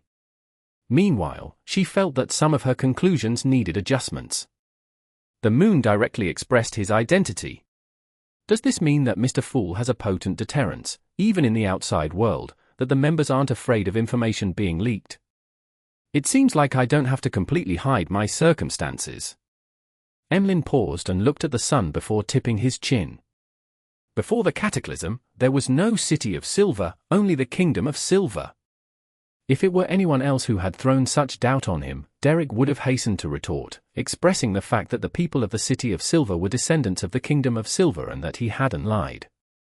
However, after glancing at Mr. Moon and sensing his smugness, Derek turned his head to the side, feeling that an explanation was beneath him. Why must I let an arrogant vampire who doesn't acknowledge the City of Silver's history believe me? He thought silently to himself. From his reaction, Emlyn could tell that the City of Silver was indeed related to the Kingdom of Silver. He teascared and said, the faith of the Kingdom of Silver wasn't originally Giant King Ormia, but his queen, Omabella. Omabella? Derek turned his head and blurted out, our City of Silver has no records of this matter, nor are there any records of a queen named Omabella. Emlyn chuckled and spread out his hands. That's why, there's nothing wrong with me saying that your City of Silver's history is flawed and incomplete, right? Clearly, there are mistakes in your records of sanguine history. You took such a roundabout way to prove this. Should I say that a vampire like you has clear logic, or that you're someone who bears grudges? Klein held back his laughter and stopped himself from sizing up Emlyn White. The moon and the sun's debate benefited him greatly, allowing him to know that the giant queen, the goddess of harvest, was named Omabella. The sun Derek was just about to give a retort to Mr. Moon when he heard Hermit speak. Omabella is the goddess of harvest from the Second Epoch. She's also the queen of the Giant King's court. Legend has it that she perished at the end of the Second Epoch, but it's impossible to verify since no one has seen her corpse or relics. The goddess of harvest is really named Omabella. Derek was stunned. He wished to retort, but he was unable to say a word as this matter proved that the history of the City of Silver had several holes. He instantly felt somewhat aggrieved. When Emlyn saw this, he felt good. Pleasure rose from the depths of his heart. After another round of exchanges, the tarot gathering came to an end. Klein smiled and said, everyone, we shall meet next week. By your will. Audrey immediately got up to bow. The others weren't any slower, including the hermit Catlia. Upon returning to reality, Admiral of Stars Catlia looked at the shattered celestial globe on her desk. She then seriously recalled what had happened at the gathering. A few details made her believe that the Tarot Club involved itself in many matters that made it nothing to scoff at. And hidden deep in the grey fog was Mr. Fool. Like the world, who was hidden behind thick shadows, he was unreadable and unfathomable. It was unknown what he was planning. After more than 10 seconds of silence, Catlia retrieved a pen and some paper and wrote while deliberating, someone has been deliberately collecting the Emperor's diary pages. She didn't dare to expose any information that involved the Tarot Club, as she was afraid of being punished by Mr. Fool. All she could do was give a heads up on things that could be discovered under ordinary circumstances. After she was done writing and folding the letter, she took out a golden, exquisite harmonica she carried with her. Putting it to her lips, she blew it. In the blink of an eye, she saw the letter strangely vanish. Even though she wasn't wearing her glasses, she was unable to discover the arrival of the messenger. Phew. Catlia sighed and reached for her forehead and said silently, the pressure is really huge when participating in a gathering while under the supervision of a god. With Admiral of Stars joining, the pressure on me as the Fool has greatly increased. Klein rubbed his temples above the grey fog and directly returned to the real world. He wanted to attempt the inspiration Miss Justice had received from exploring her dreams. Chapter 572. Recite My Name. Atlas Studios. Atlas Studios. After a series of chores, Klein opened his locked bedroom door and looked into the living room. He saw Danitz sleeping soundly on a reclining chair. Although he had long heard it, Klein couldn't help but lampoon. It's not even 4 in the afternoon. Has this guy completely let his hair down now that he doesn't need to monitor the radio transceiver? With a thought, he gradually smiled, feeling that this was exactly what he needed. The premise of him maintaining his lucidity in dreams had involved someone invading his consciousness. Typically, his dreams were a turbid mess, which meant that he alone wasn't able to complete the experiment. After all, he couldn't plant a psychological cue on himself. Therefore, he planned on using external forces to enter the dreams of others. This way, he could maintain his lucidity like a nightmare. He originally planned on heading out to find a suitable target, but Danitz's posture was in such a perfect state that he could hardly stop himself from kicking him. No, I should be experimenting. Klein corrected his thoughts. He contemplated for a moment and didn't use a dream charm. As a Sequence 7 pyromaniac, with the ancient name being Fire Mage, Danitz's spiritual perception wasn't to be written off. Once he softly chanted an incantation that could stir the powers of nature, Danitz would definitely be awoken. As such, it would be a question of whether he could evade the matter in a timely fashion. After some deliberation, Klein took out another thing he had prepared. It was a gem-like object that seemed dark and deep. It was the Beyonder characteristic left behind by a nightmare. It could be used to a certain extent, just like Nimblewright Master Rosago's all-black eye. However, the effects were inferior to one that was from a mystical item.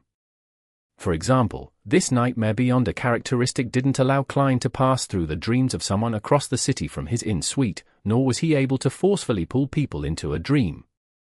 However, it was still simple enough to perform the most basic form of intruding into someone's dream at a close distance. Klein held the dark gem and spread out his spirituality. The illusory darkness rapidly spread before his eyes, filling his vision. Everything before his eyes were blanketed over, including Danitz. There was no longer a humanoid figure but an ellipsoidal blob of light. Klein immediately extended his spirituality out and made contact with it. Without any warning, various scenes flooded his surroundings as they flashed rapidly. Finally, it came to stop on a ship that was dozens of meters long. It had a smoke-churning chimney and large sails that were fully raised. The deck was polished abnormally bright, shimmering with the glimmer of a gold coin when sunlight hit it. Danitz stood under the main cannon as he had his arms crossed. He was leisurely rushing the sailors, shouting from time to time, "Scrub that area again. Dogsh*T, do you wish to copy down the ancient Fasak dictionary? This fellow is quite impressive on the Golden Dream." Klein ignored the owner of the dream and flew to the other end of the ship. He found a hidden spot and landed on the deck before preparing to test his spiritual perception. What he planned on experimenting on was simple. He wanted to know if chanting the fool's honorific name in a dream was effective. He wanted to know if he could sense someone praying. This way, if Miss Justice encounters danger in the sea of collective subconscious, she can use this method to seek help. After stretching his back, Klein's expression gradually turned solemn as he softly said, "The fool that doesn't belong to this era. The mysterious ruler above the grey fog. The king of yellow and black who wields good luck." With the words in Hermes being spoken, he very quickly finished reciting the fool's honorific name. However, Klein didn't hear the series of illusory pleas. "It doesn't work?" Klein frowned in thought. He analyzed whether it was really impossible, or if he had made a mistake somewhere. Yes. Chanting in the dream doesn't actually produce any noise. Relying on Hermes alone isn't sufficient. To achieve the effects of praying, I'll have to use a language like ancient Hermes that can stir the powers of nature. This is the same state as me copying the account password of my anonymous account. Klein nodded slightly and began to chant his honorific name in ancient Hermes. He wasn't afraid that there would be an accident, but that his stirring of the powers of nature would wake blazing Danitz from his sleep. He recited each word, quickly finishing the 3 sentences. Following that, Klein heard the stacked series of irritable and illusory pleas. At that moment, Danitz's dream quivered as the Golden Dream quickly disintegrated. Klein didn't stay any longer and immediately left. He returned back to his bedroom before Danitz woke up. After 7 to 8 seconds, Danitz sat up in a daze as he muttered to himself in fear. Why did I dream of that madman German sparrow causing trouble on the Golden Dream? What a terrifying matter! T. It must be the result of me worrying over this matter all this time.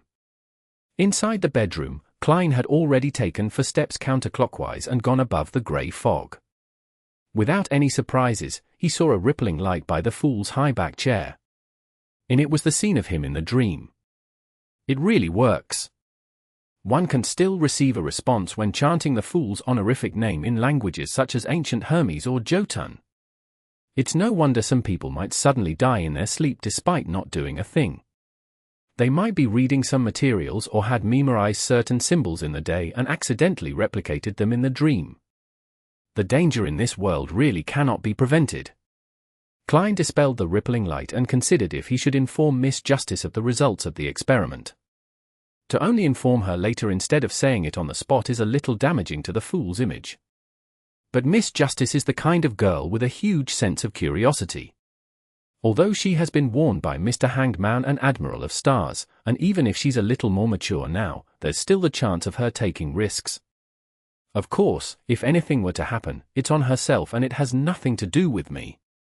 Klein couldn't help but recall Miss Justice's adoration of the fool and the thought of her optimism and cheerfulness that brought him happiness, as well as her contributions towards the Tarot Club all this time.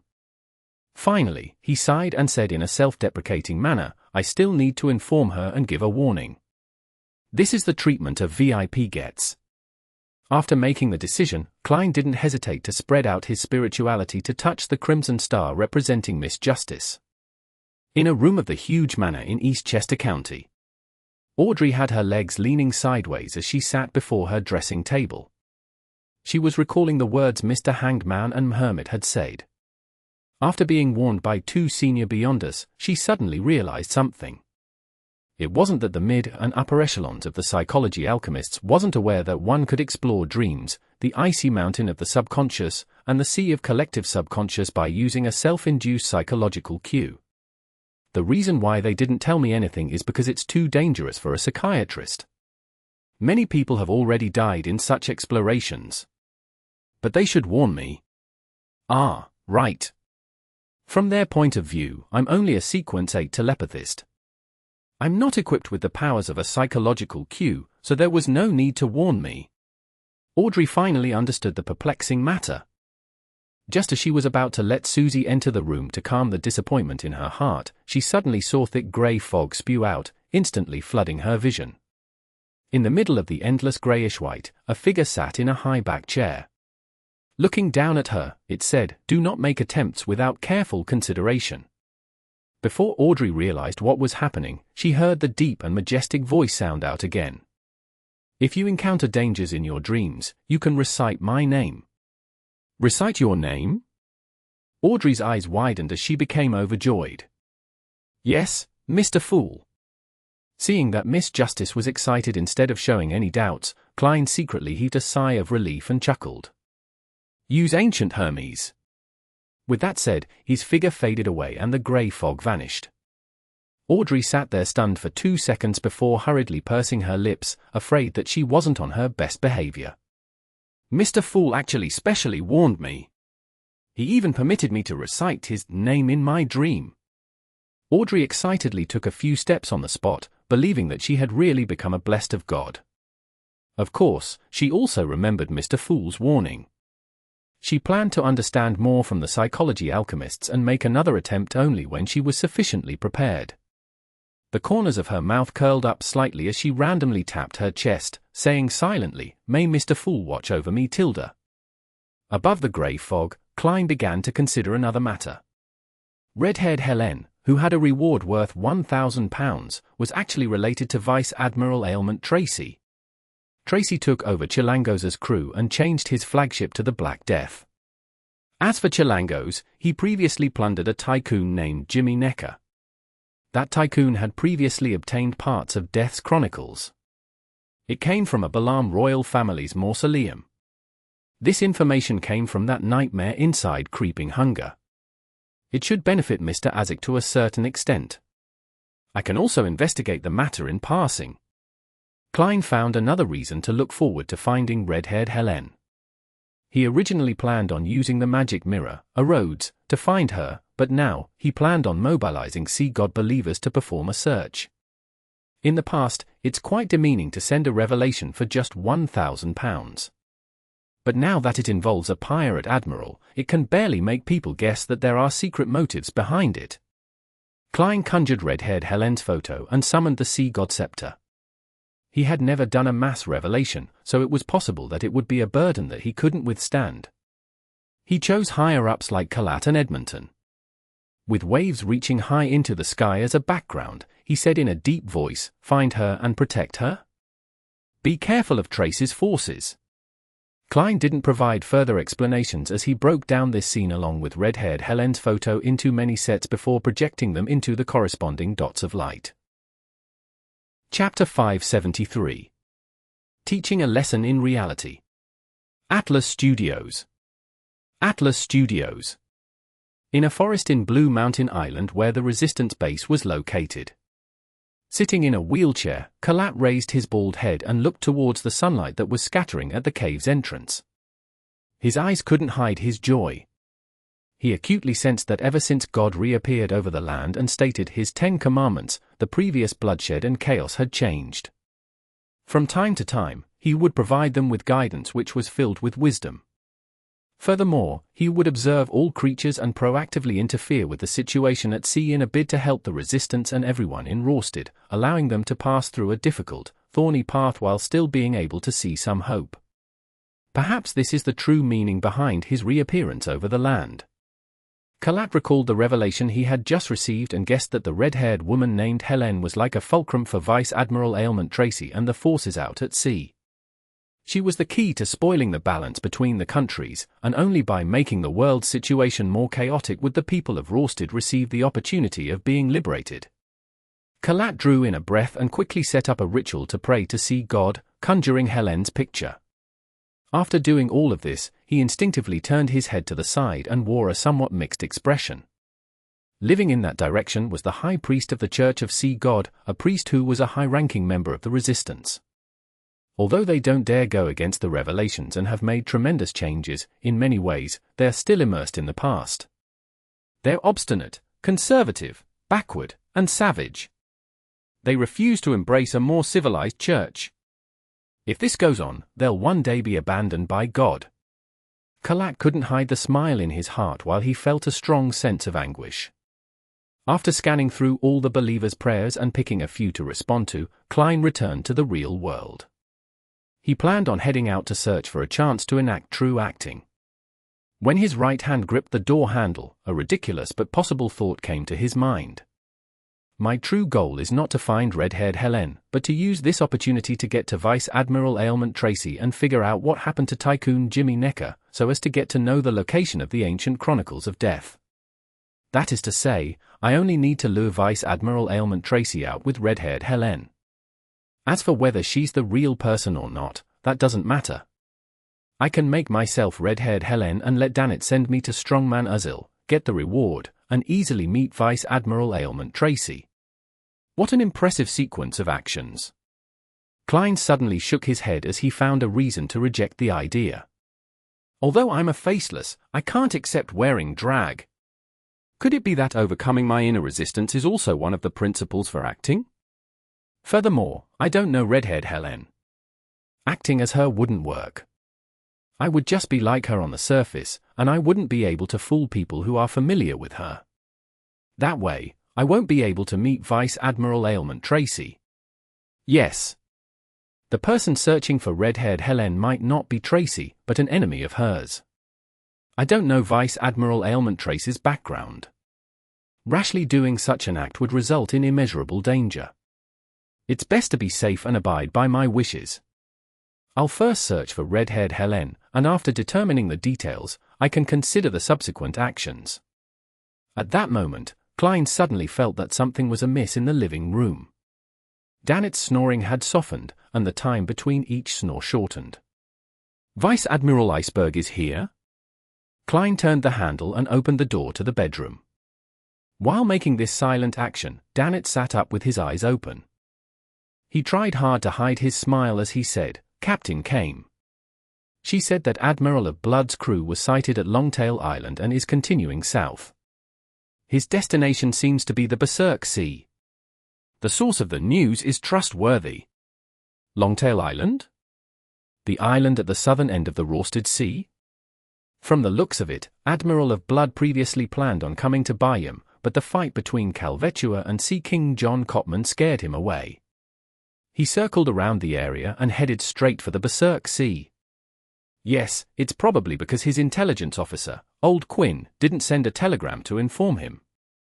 Klein felt pangs of regret and could only lament how reality changed faster than his plans. He had planned to make his hunt of Admiral of Blood become the crowning battle of the crazy adventurer and bounty hunter, German Sparrow. Killing a single steel Mavetti ultimately lacks that shock and awe effect. Klein didn't say a word as he calmly looked at Danitz. Danitz felt a little uneasy from the intent stare as he gave a hollow chuckle. "Admiral of Blood has fled. Your cooperation with Captain has come to an end, right? I can now return to the Golden Dream, right? Further developments can be done via your messenger." Klein pondered for a moment and took out a piece of paper from his pocket. He scribbled the method to summon his messenger. Following that, he flicked his wrist, sending the piece of paper out like a metallic plate. Danitz was a hunter at Sequence 9, so he easily reached out and caught the piece of paper. He scanned it before a scarlet flame rose in his palms, burning the paper to ashes. "Ha ha, even if I forget it, Captain will have a way of making me recall it." He paused and squeezed out a smile before asking again, "I can now return to the Golden Dream, right?" Klein nodded slightly and said, "Yes. I can." Danitz held back his urge to pump his fist in celebration, afraid that he would end up antagonizing the madman, German Sparrow. He smiled cautiously and said, "I'll first pay off the room for this period of time and buy a ship ticket.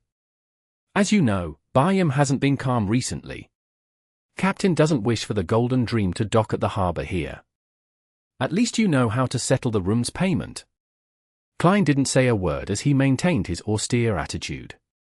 He draped himself with a coat and took his hat before walking towards his luxurious suite.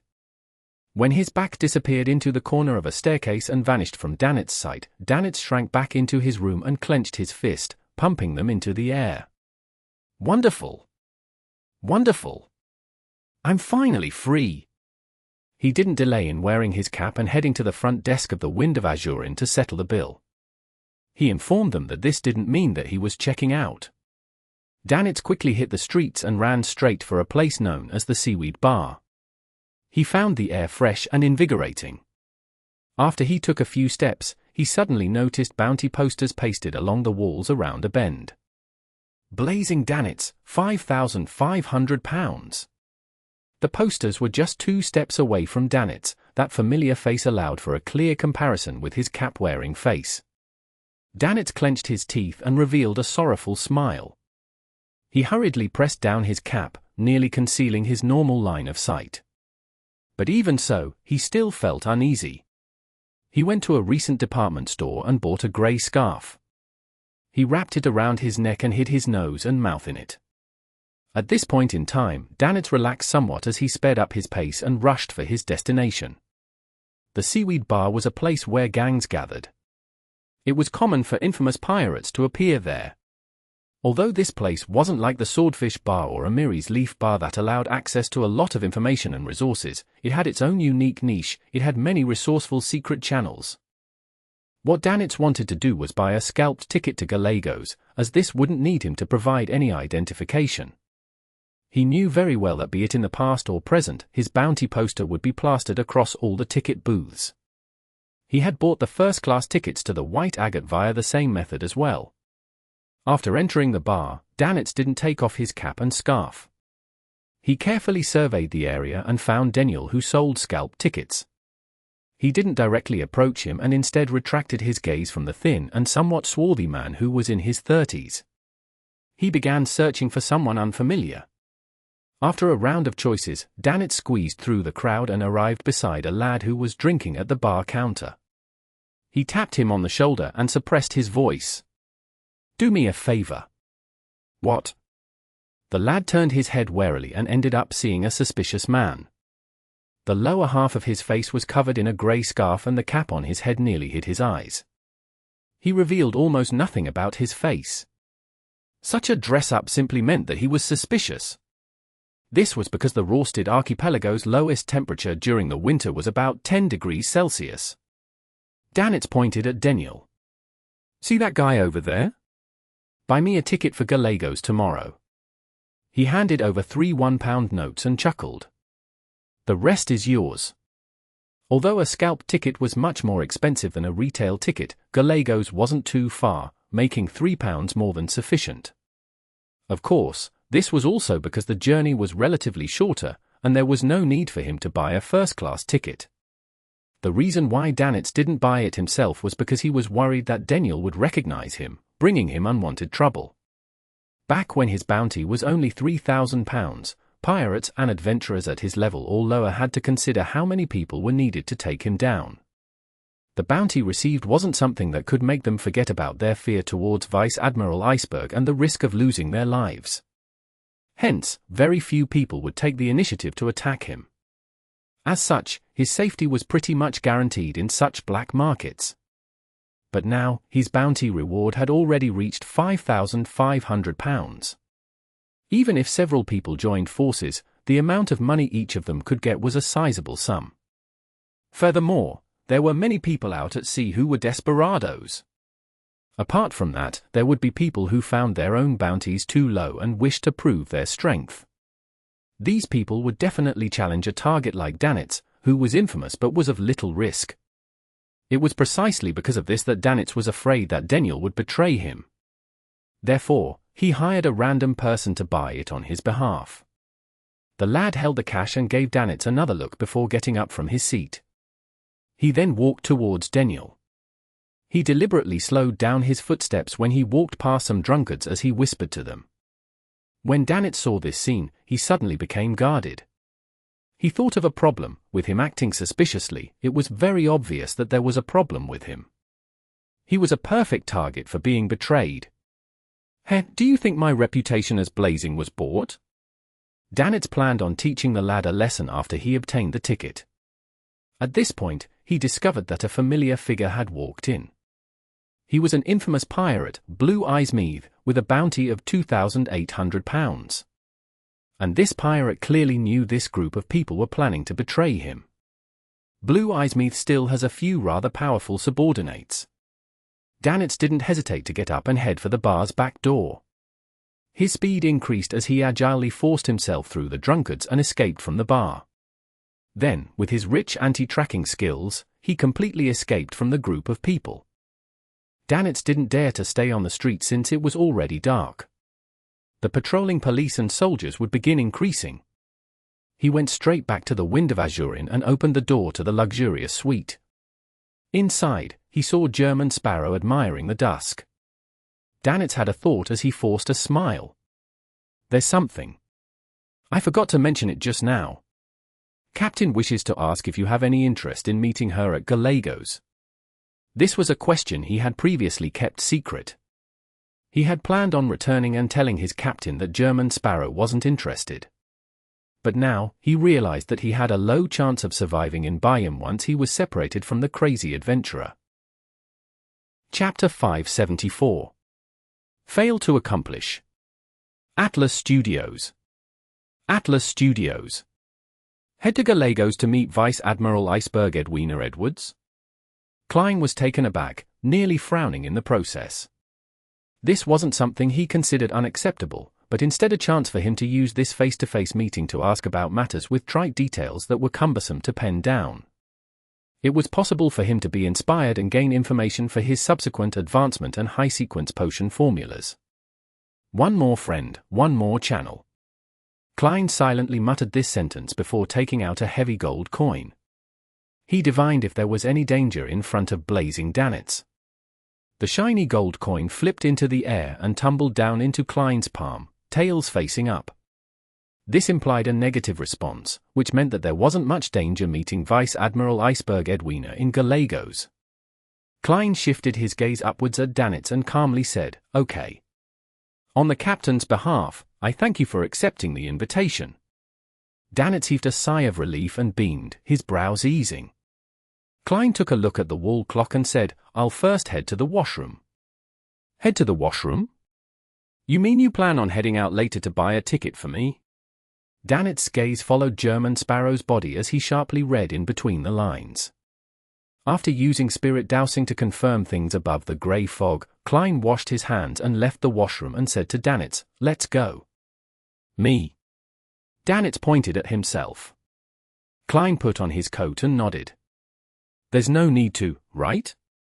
You can directly find Elend and get him to help us buy 2 tickets. In this rare occasion, Danitz sincerely provided a suggestion. Kleins coldly swept his glance across him and didn't say a word. He wore his hat and went out the door. Danitz trembled and swallowed his second suggestion of buying fake identification documents and used German Sparrow's ability to change appearances to buy 2 tickets via official channels. He wrapped the scarf around him once again and pressed down on his cap before quickly following German Sparrow. After nearly 20 minutes, Kleins pointed ahead where there was a noisy commotion. "Is it there?" That was the seaweed bar where Danitz had failed to accomplish the purchase of scalp tickets. Yes, Danitz never expected them to circle over and was momentarily stunned. Along the way, he had roughly described his early experience, therefore, he wasn't sure why German Sparrow would return here. Amid his thought, he suddenly had a guess as he blurted, "Hey, are you going to seek revenge for me?" This fellow might be crazy, but he's quite nice to his friends. His act of venturing out into Banzi Harbor for Elend and the others is an example. Danitz couldn't help but reflect on the matter. Kleins shot him a glance and didn't say a word. He widened his strides and walked into the seaweed bar. "There's really no need," Danitz followed behind as he weakly persuaded him. To him, if he wasn't afraid of escalating the matter, he would have baked those bunch of backstabbing B***stards in cement and sank them to the bottom of the sea. The bar was noisy and lively, with local music reverberating through it, bringing about a trance-like feeling. Danitz seriously surveyed the area in an attempt to find the bunch of backstabbers, as well as the infamous pirate, Blue Eyes Meath.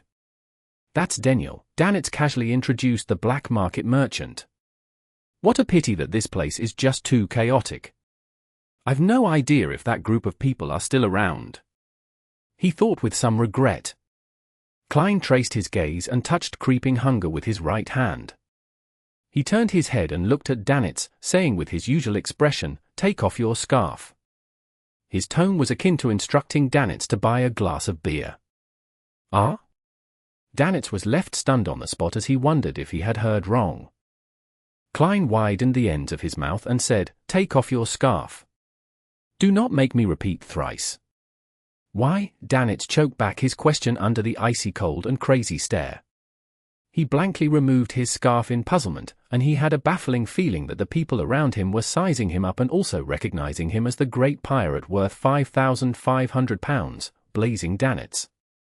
Kleins maintained his smile that concealed madness and continued instructing, "Take off your cap. Go over and buy a ticket." In an instant, Danitz felt as though he had been struck by lightning. He nearly leaped up. "I'll be recognized," under German Sparrow's stare, his voice became softer and softer. At this point in time, he had already understood what German Sparrow was up to. "He wishes to use my worth as £5,500 as bait to fish out those greedy pirates and powerhouses behind those gangs. Dogsh**T. To think I thought he was nice to his friends a moment ago. No, why would I even consider him my friend? This son of a B***TCH. Danitz kept cursing inwardly with vulgarities. He couldn't put up any resistance since he knew how crazy German Sparrow was. This was a madman who was even thinking of hunting a pirate admiral. Danitz revealed a twisted smile. As he slowly turned his head back, he took off his cap and slowly walked towards Daniel. Around him, gazes swept past him and paused for 2 seconds before they were retracted. As the drunkards moved away from him like the receding tide, they opened a wide path for him as though the ocean was split. Upon seeing their reaction, Danitz was surprised at this turn of events despite his horror and concerns. This is the might of a great pirate? This is what it feels like to be the center of attention? Damn it, I heard someone say my name. Someone is whispering blazing. Danitz knew he had been recognized. As he walked forward anxiously, he hung his hands down and prepared to do battle. Among the crowd, Blue Eyes Meath blurted out, "Danitz! Blazing Danitz!" His subordinates exchanged looks and said excitedly, "Boss, it's really blazing Danitz. 5,500 pounds. Shall we attack?" Meath narrowed his azure blue eyes and raised his left arm, slapping the back of his subordinate's head. "You stupider asterisk asterisk. If blazing Danitz were a stupider asterisk asterisk like you, he would have been killed numerous times. He dared to appear here because he's not afraid of being attacked. He has a powerhouse hiding behind him." Meath suddenly felt horrified as he looked around. He suspected that Vice Admiral Iceberg Edwina Edwards had secretly arrived in the City of Generosity, Byam. Through the gaps in between the crowd, he saw a young gentleman in a black double-breasted frock coat. He wore a half-top hat and had black hair and brown eyes. He looked thin, but he had an angled face. Without any words, Meath's spiritual perception told him that this was a terrifying existence. His high spiritual perception had previously brought him numerous troubles, but it had also helped him successfully evade even more dangers. "Let's go," he suppressed his voice as he ordered. Then, with the help of the patrons blocking him, he fled from the bar's back door just like how Danitz did previously. Danitz came right in front of Daniel while shuddering in fear before buying 2 tickets to Gallegos from a blank and horrified opponent. Even after he returned the way he came and received the signal from German Sparrow to walk out the bar, he didn't notice anyone suddenly assaulting him. Isn't it said that there are many desperados among pirates? Indeed, a last-minute and rush trap is hardly effective. Something abnormal usually implies that something is amiss. Of course, one can use the abnormality to scare the enemy. Unfortunately, Klein pressed down on his hat before following Danitz out. At that moment in time, Danitz was loitering around a street lamp. When he saw German Sparrow walk out, he barely smiled and said, "Can I wear the scarf and cap already?" "Ha ha, that group of cowards." "Yes." Klein didn't stop as he sped up once he reached the other end of the street. Danitz's pupils contracted as he hurriedly chased after him and inquired, "Why are we suddenly running?" Klein didn't turn his head as he calmly said, "Do you wish to stay here to be invited back by the mandated punishers?" As he spoke, he took out a paper figurine, threw it out, and burned it to ashes. Only then did Danitz snap to his senses. Although that group of cowards didn't dare to attack him, they definitely had the courage to report him. If he was successfully taken down, they still had a chance of receiving parts of the reward. They ran all the way into a secluded alley before German Sparrow stopped.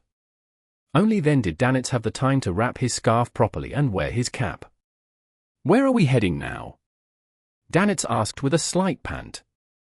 Klein glanced at him. "Find Elland." The corners of Danitz's mouth twitched, yearning to throw a fireball over. "To buy tickets to the Dylenius Island," Klein added as he passed through the alley. Dylenius Island was the first island past the south of the Rorsted archipelago. "Right, there's a ship there that heads for Gallegos." Now, with everyone's attention focused on the liners from Byam to Gallegos, no one would imagine that we'd take a detour to Dylenius Island and travel from there. Danitz followed as he was enlightened. On Tuesday morning, Klein personally helped Danitz don a disguise, making him look like a mixed blood who wore gold-rimmed glasses. Although there was no way to use his faceless powers, it was still at least 10 times better than Danitz's own attempts at disguising himself.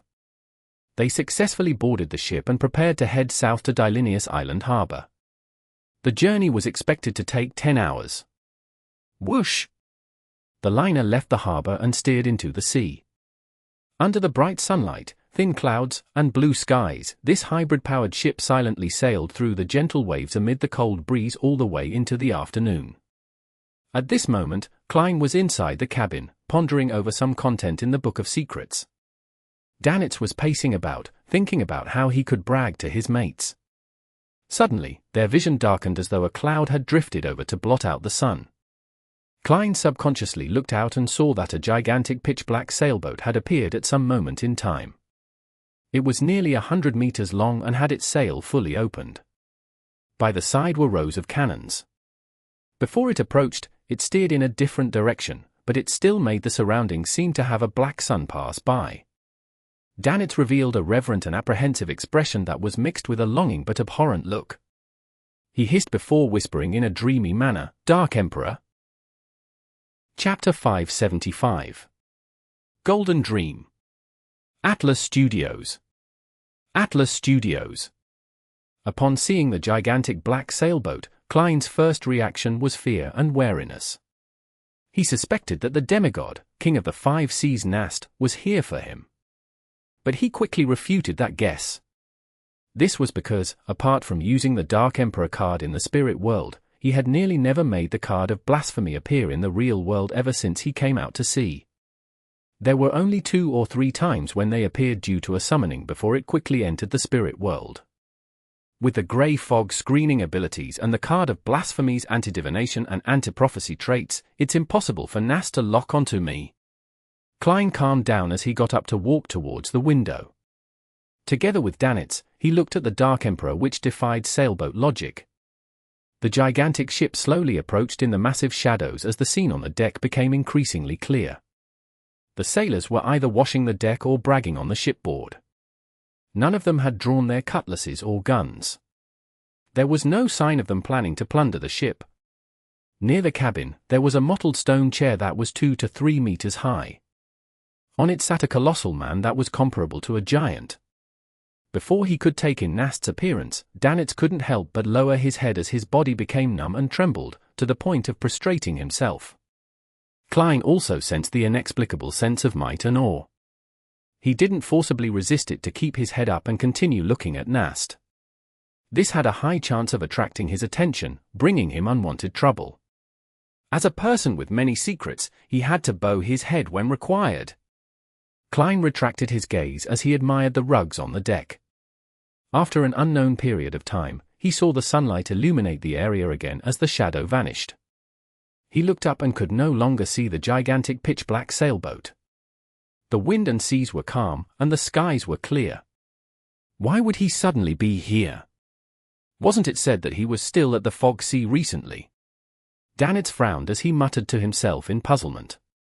That Dark Emperor can cruise through the spirit world, so it's very normal for it to come all the way from the Fog Sea in a span of a few days. This is also probably one of the reasons why Nast is the greatest of the 4 kings. Klein thought to himself. He believed that Nast was lured by the Dark Emperor card, but it was likely that Nast could only determine a vague area. Klein retracted his gaze and sat back down as though nothing had happened.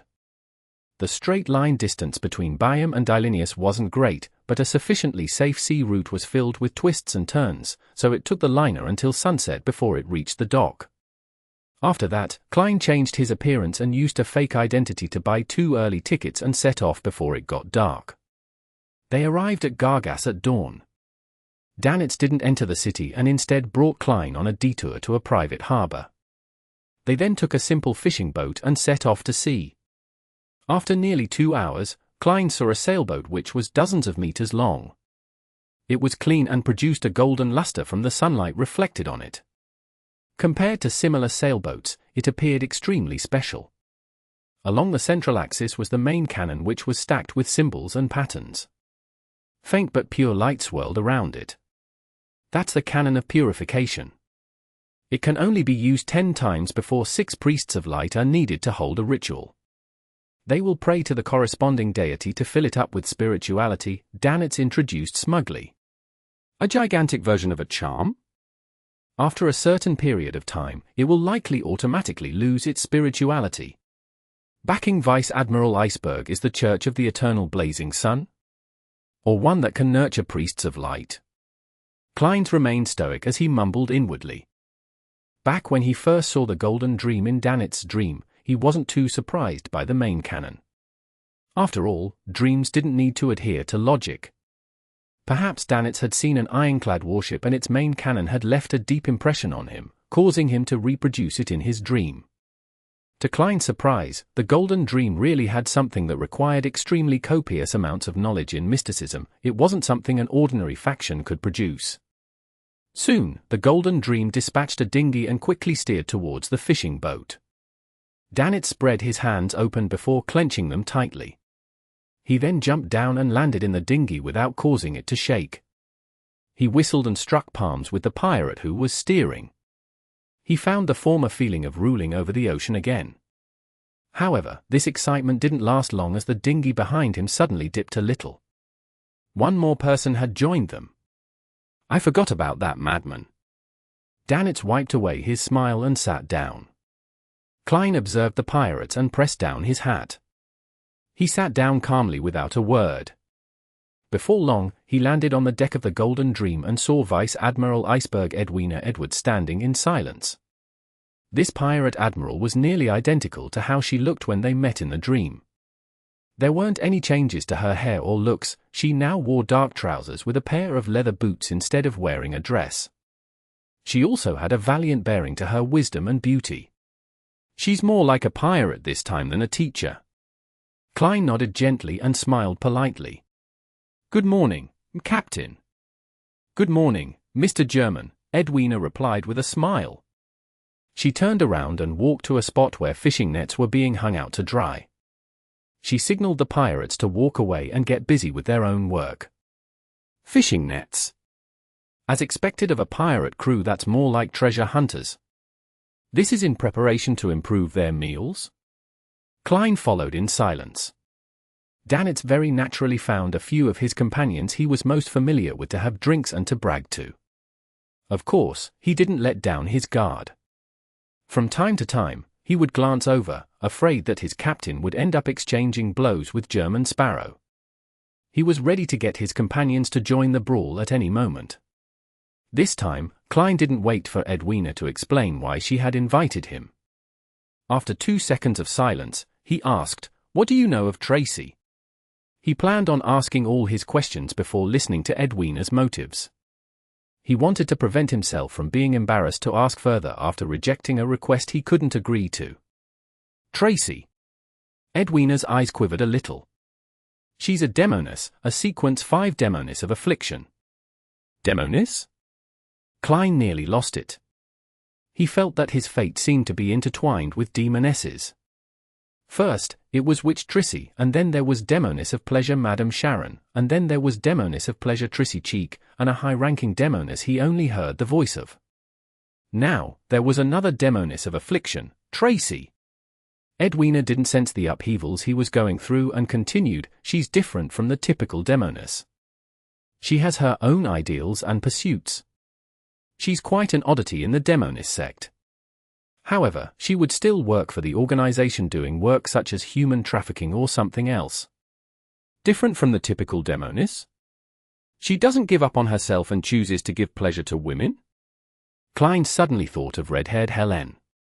However, he couldn't be certain because not every demoness was the result of a man changing into a woman. There were real women who wished to become an assassin. After asking for the details, Klein deliberated and asked, "We met Nast and his Dark Emperor on the way here. In the recent months, matters involving you, Senor, Tracy, and Nast have happened in this area of the sea. This is rather abnormal. For out of the 4 kings and 7 admirals had involved themselves in the Roasted Sea in a short span of time. This wasn't even including the recently recruited Tarot Club member, Admiral of Stars Catlear. In terms of probability, this was indeed quite abnormal." Of course, Klein had some theories, but he wished to see if Vice Admiral Iceberg was able to provide some fresh insight. Edwina listened without saying a word. She pulled the edge of a fishing net and held it in front of her. She took out a fountain pen, a brass dagger, metallic bottles, and other things from her pockets and the inner section of her belt and placed them on the spread-out net. They latched on firmly without moving. It didn't seem like there would be any interaction between them. At this moment, Edwina bent over and picked up a rock used to press down the net, and she placed it in the middle of the open net. The net immediately depressed, causing the surroundings to contract. The fountain pen, dagger, and bottles tumbled towards the center and gathered beside the rock. It's probably something like this. Some unknown existence has appeared in the net of fate and is pulling us towards it, Edwina explained simply. This is like an actual model of the law of convergence for beyonder characteristics. Klein thought as he nodded. With regards to this, he was both enlightened but puzzled as well. He was enlightened because Edwina's explanation was nearly the same as his guess, but he was puzzled because it couldn't be used to analyze the problems. The King of the Five Seas nast appear because of me. Vice Admiral Ailment Tracy can also be barely explained, since I did come into contact with Trissy Cheek. As for Vice Admiral Iceberg and Admiral of Blood, I can't find a reason. Perhaps it's purely a coincidence? Besides, it's the latter that attracted the former out. Klein retracted his gaze and asked about something else. Then, he said, Captain, is there a reason for inviting me here? Edwina gave him a deep look and said, your identity indicates that you came from Backland. According to what I know, this identity isn't authentic enough. There's no powerful bounty hunter named German Sparrow from there. The faction backing you is very powerful. Furthermore, it has quite an extensive network in Backland. You managed to so quickly notice a problem with my identity. Klein didn't panic as he smiled calmly. Everyone will have some secrets. Edwina remained silent for a few seconds without pressing the issue. She then said, not long before Calvetua died, you sacrificed something to it. Klein turned his head slightly and swept his gaze across Danitz, who was drinking beer. Cough. Cough. Alarmed, Danitz spewed the beer all over himself. Klein retracted his gaze and didn't deny or admit it as he looked at Vice Admiral Iceberg Edwina. Edwina continued without a change in expression, after Calvetua died, the sea god is still replying to its believers. Chapter 576. Vice Admiral Iceberg's Collector's Room. Atlas Studios. Atlas Studios. Is she suspecting something? Klein looked straight into Edwina's eyes without moving them away. Nor did his eyes blink or dodge. After knowing that Danitz had divulged his sacrificial ritual to Calvetua before it died, Klein had the necessary preparations. If he wasn't standing on the shipboard and was instead sitting on a soda, then he definitely would have crossed his right leg and leaned back to give a calm and composed answer. He smiled as he raised his left hand. He introduced with a calm tone, this glove of mine is called Creeping Hunger. Klein believed that Danitz, who had witnessed him in combat, had definitely passed the relevant details on to his captain. Therefore, with Vice Admiral Iceberg Edwina being of equal rank as Vice Admiral Hurricane Chalangos, it wasn't difficult for her to guess that he had acquired Creeping Hunger. In that case, taking the initiative to divulge it gave him a psychological advantage rather than being exposed by her. And for him to suddenly mention it gave it a double meaning. First, he was hinting to her that he had an organization backing him, one that could kill Vice Admiral Hurricane and orchestrate Calvetua's death and reply to its believers in its stead. Second, it was a warning for Edwina that she was not to attempt to investigate or delve deeper into the matter. Otherwise, the instantaneous death of Vice Admiral Hurricane awaited her. At this moment in time, Klein continued maintaining German Sparrow's persona. He didn't directly threaten her or refuse to admit it. Instead, he provided a calm answer that hid madness within it. Edwina Edwards nodded slightly and suddenly changed topics. I plan on providing a certain amount of assistance to the resistance in the Rorsted Archipelago, mainly in food and fabric. Assistance? Her backing faction is against Lun, or it just wants to make things difficult for the Church of Storms. Klein wiped his smile and calmly replied, this has nothing to do with me. Don't expect me to trip up. He said silently to himself. Edwina turned her head and raised her arm to point to blazing Danitz, who was drinking while secretly stealing glances. I will entrust him to handle it, including contacting the resistance and confirming the time. We'll arrange for a private harbor, and I wish you can provide sufficient help. Phut! Danitz spewed out a golden waterfall from his mouth. Ha ha! Phut! Bam! Bam! Bam! The two pirates sitting beside him laughed as they bent their backs and struck the deck, spewing out the beer that they had just drunk. One of them had dark skin like he was covered in a layer of metal skin. His waist was rather thick, and although he wasn't fat, he had no curvature to speak of. Edwina retracted her gaze and added in an unhurried manner before Klein could speak, "You're an adventurer. I believe you won't decline a job that pays well. You really have found me an excellent excuse." Klein smiled in response. Of course. He didn't ask how much the payment was, while Edwina seemed to forget mentioning it. This intelligent and beautiful pirate admiral gloomily said, "Senor got someone to pass me the news that he's willing to buy the key of the giants, which I previously discovered, for £5,000. It was the item proclaimed to be Death's Key. It was a gigantic black iron key that nearly made Danitz lose his life in Byam." Klein suspected that it didn't originate from the Dark Second Epoch, but it was something that was connected to the Giant King's court. "She's hinting at me to offer a price?" Klein was first taken aback before he came to a realization. He couldn't help but inwardly mumble. £5,000? I don't even know if the key is of any use, or if it really involves the Giant King's court. If it doesn't have anything to do with it, can I return it for a refund? Besides, there's no prior information about it. Even if I take it above the grey fog to divine it, I wouldn't receive any effective revelations. Yes, a simple inference is that if it doesn't involve the Giant King's court but some other treasure that I have no idea about, then it would be useless if I buy it. The only benefit is that it will disrupt Admiral of Blood's plans.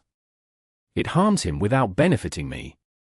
If it involves the Giant King's court, Admiral of Blood is unlikely to find the target location even if he bought it, as it's located in the Forsaken Land of the Gods. Besides, I plan to hunt him. When the time comes, I can obtain the key without spending any money. It's equivalent to having him buy it for me and watch over it for some time. Although such thoughts are very idealistic, it's not impossible. Klein pondered for a few seconds and said, "It might be hiding a huge secret." He deliberately mentioned this to make Vice Admiral Iceberg unwilling to sell the gigantic black iron key to Admiral of Blood Senior. It was to prevent the latter from rapidly strengthening himself after obtaining the treasure and step into the demigod realm. That would bring a considerable calamity upon Klein. Edwina listened silently and didn't continue on the topic. She turned her body halfway around and pointed at the cabin's entrance. "Breakfast has been prepared for you." "Thank you." Klein took off his hat and bowed. As he followed Vice Admiral Iceberg into the cabin, he quickly recalled the conversation they just had and sought out the true motive behind Edwina's invitation. From German Sparrow's identity problems, to the mystical item suspected to be creeping hunger, to the matter of the sacrifice to Calvetua while the Dead Sea God continued responding to believers, all of these matters put together does allow one to imagine that I have a secret organization backing me, one whose motives are unknown. As for the faction that Vice Admiral Iceberg belongs to, it's very wary, guarded, and interested in this matter. Therefore, it got her to probe me in person to see if they can obtain something. They're still rather friendly at the moment. Extending their assistance to the resistance is a way to convey their intentions. It seems they're leaning towards cooperating with the organization backing me. Of course, the unknown always leaves others afraid. Without grasping the situation, the chances of Vice Admiral Iceberg and company attacking me is very, very low. Hey, if they realize that the secret organization backing me was established only about half a year ago, including the world and Miss Zio, whose connection has been established but not recruited, there aren't more than 10 people. I wonder if they will get so infuriated that they end up losing control. As his thoughts raced, Klein entered the cabin and followed a dim passageway, passing through one wooden door after another. He followed Edwina up some stairs and arrived at a brighter second level. Before entering the pirates' dining hall, they passed by a half-opened room. Klein casually glanced inside and saw a gigantic black iron key sitting on a wooden table. These items are evidence from our various treasure hunting expeditions. Most of them are mementos, while others have yet to show their value and require further study. Edwina appeared cold, but her explanations were in great detail. It had the feeling like she was afraid that he wouldn't understand her or was left puzzled. And when she mentioned the word study, her aqueous blue eyes clearly lit up a little. Evidence of the various treasure-hunting expeditions? Klein couldn't help but look inside carefully. At this point, Edwina pushed open the door and walked in. She then introduced in passing, "This is a gold coin from the 4th epoch's Solomon Empire." Klein's gaze shifted over and saw a coin placed inside a frame. It was entirely dark gold in color, as though it was combined from 2 semicircles of different dimensions. It looked extremely asymmetrical, and there was a sharp crown engraved on its surface. It looked very similar to the crown worn on the King of the 5 Seas, Nast. Edwina was like an owner who liked to flaunt her collection. She began introducing the items in the room, making Klein recall a familiar person, old Mr. Eye of Wisdom, the great detective, Isengard Stanton. In regards to the trait of flaunting collections, they're very similar. Is this a tendency of people with huge collections? Wait, Mr. Stanton had studied in Lemberg for 4 years. Vice Admiral Iceberg's description includes information that Edwina Edwards that hails from Lemberg. Lemberg's capital is the headquarters of the Church of the God of Knowledge and Wisdom. Mr. Stanton also admitted that he converted his faith to the God of Knowledge and Wisdom while studying abroad. Could the faction backing Vice Admiral Iceberg be them? Klein listened in thought until Edwina stopped in front of the huge iron black key. Just like he had seen in the dream, the key was about the size of a 7-string zither. An ordinary human would have to wrap their arms around it to move it. It was dull and ancient looking. The patterns on it are similar to the City of Silver's style. It clearly has giant traits. Klein nodded and was just about to retract his gaze when he heard Edwina say, "You can study it." "You're letting me study it?" "You probably have no idea how many latent problems I've triggered in the past. Aren't you afraid that the golden dream will disappear once you let me study it?" Klein criticized himself in a self-deprecatory manner before reaching out his right hand to touch the black iron key that seemed to belong to a giant's. He found it ice-cold to the touch, and regardless of how much spirituality he injected into it, it was useless. "Unfortunately, I cannot bring it above the grey fog to study it." Klein retracted his right hand and shook his head indiscernibly. He shifted his gaze onto a book in goatskin placed on the same table. On the brown cover were words written in ancient Faesac, Grozel's Travels. It originates from a sunken ship. It had been soaked at the bottom of the sea for 165 years without suffering any damage, Edwina introduced. It records a story about a giant named Grozel. He had decided to head to the Nation of Frost to hunt the King of the North, a powerful frost dragon. Along the way, he encounters companions, a female elf, a devout ascetic, an aristocrat of the Solomon Empire, and a Lund soldier. The story develops until they encounter the King of the North before it suddenly comes to a halt. It's not the end, but the later pages cannot be opened no matter what methods are used. You can give it a try. This isn't a notebook in a journal style, but rather a novel. This novel sure is odd. It puts together characters from different epochs and eras. It should be something that was recently produced. Klein flipped through the book and allowed the yellowish-brown pages to slide past one after another. The content was roughly what Edwina said, but the story appeared rather abrupt and fractured. It kept making Klein suspect if he had missed a paragraph. For example, the protagonists would become familiar with one another moments after encountering each other as strangers. Soon, he browsed to the last few pages and found that they were stuck together. There was no way he could pry them apart. Such effects probably can be dealt with above the grey fog. I wonder what sort of accidents might happen. Klein turned his head to look at Vice Admiral Iceberg. Edwina fell silent for a moment before saying, "If you wish to have it, I can sell it to you. I've studied it for years without gleaning anything from it. However, I have a condition." "What is it?" Klein returned with a question. Edwina pursed her lips and said, "If you figure out something, you have to tell me the result, so that I won't have to be puzzled over it. As long as you agree to this condition, I can sell it to you for cheap." Klein's interest was suddenly piqued. "How much?" £8,000, Edwina said calmly. Klein deliberately pondered as he nodded indifferently.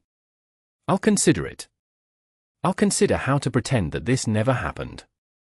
He thought silently to himself.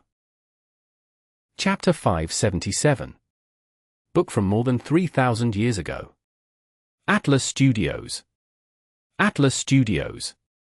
Vice Admiral Iceberg. Edwina didn't show any changes in her expression when she heard German Sparrow say that he needed to consider it. She nodded calmly. No hurry. She seems to feel that I'm unable to make the decision regarding a transaction of this scale and that I need to seek advice from the secret organization backing me. Is this a problem of me not being able to make the decision? This is a problem of not having the money. Klein lampooned and closed Grozel's travels. He asked in a deep voice, do you know who the author is? What happened to the people who last possessed this book? Edwina walked in front of him and reached out her right hand. She rubbed the cover with her fingertip and said, the owners from before cannot be identified, as the sinking of the ship has resulted in the relevant information being lost to history. Similarly, we are unable to confirm who the author is. Oh, the book doesn't include the author's name. I've used some mystical arts to study it and discovered that the goatskin was created at least 3,000 years ago, before the cataclysm. This is why I believe it's worth at least £8,000. A book from 3,000 years ago. There's a dragon, an elf, and a human ascetic, a Solomon Empire noble, and a Lund soldier. These are all concepts from years later. A magical book that contains the power of prophecy? Or did someone specially use an ancient goatskin to create it? But it's meaningless to do so. It's purely a hoax. Klein deliberately curled the corners of his mouth without any intent of smiling. The giant's name is Grozel. Could the author be Roselle? No, Roselle's name originated from a root word in Jotun. When ancient Feysak evolved into Intes, there was a second change, making it have a different meaning. Edwina explained in detail the origins of Roselle's name. It left Klein stunned as he felt like he was back in school. He nodded gently and said in an unperturbed tone, if it's an ancient piece of work, I'm very curious as to why a frost dragon would be named the King of the North. What sequence and pathway does it correspond to? Edwina raised her gaze from Grozel's travels and looked at Klein. Before the appearance of the first blasphemy slate, there was no concept of sequences and pathways. Furthermore, many creatures didn't abide by such arrangements. In that epoch, chaos and mania was the basic attitude to everything. Some dragons might gather many beyonder characteristics related to frost, just like a demoness frost, a zombie's frost, and a weather warlock's frost. As such, it would possess rather powerful strength and a relatively high level. Of course, such a gathering would definitely lead to death and a loss of control.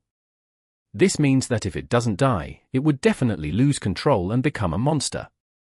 However, a dragon is a monster in and of itself. If there are many similar products of this sort from the dragons, giants, and elves, then it can be understood why the second epoch is known as the Dark Epoch.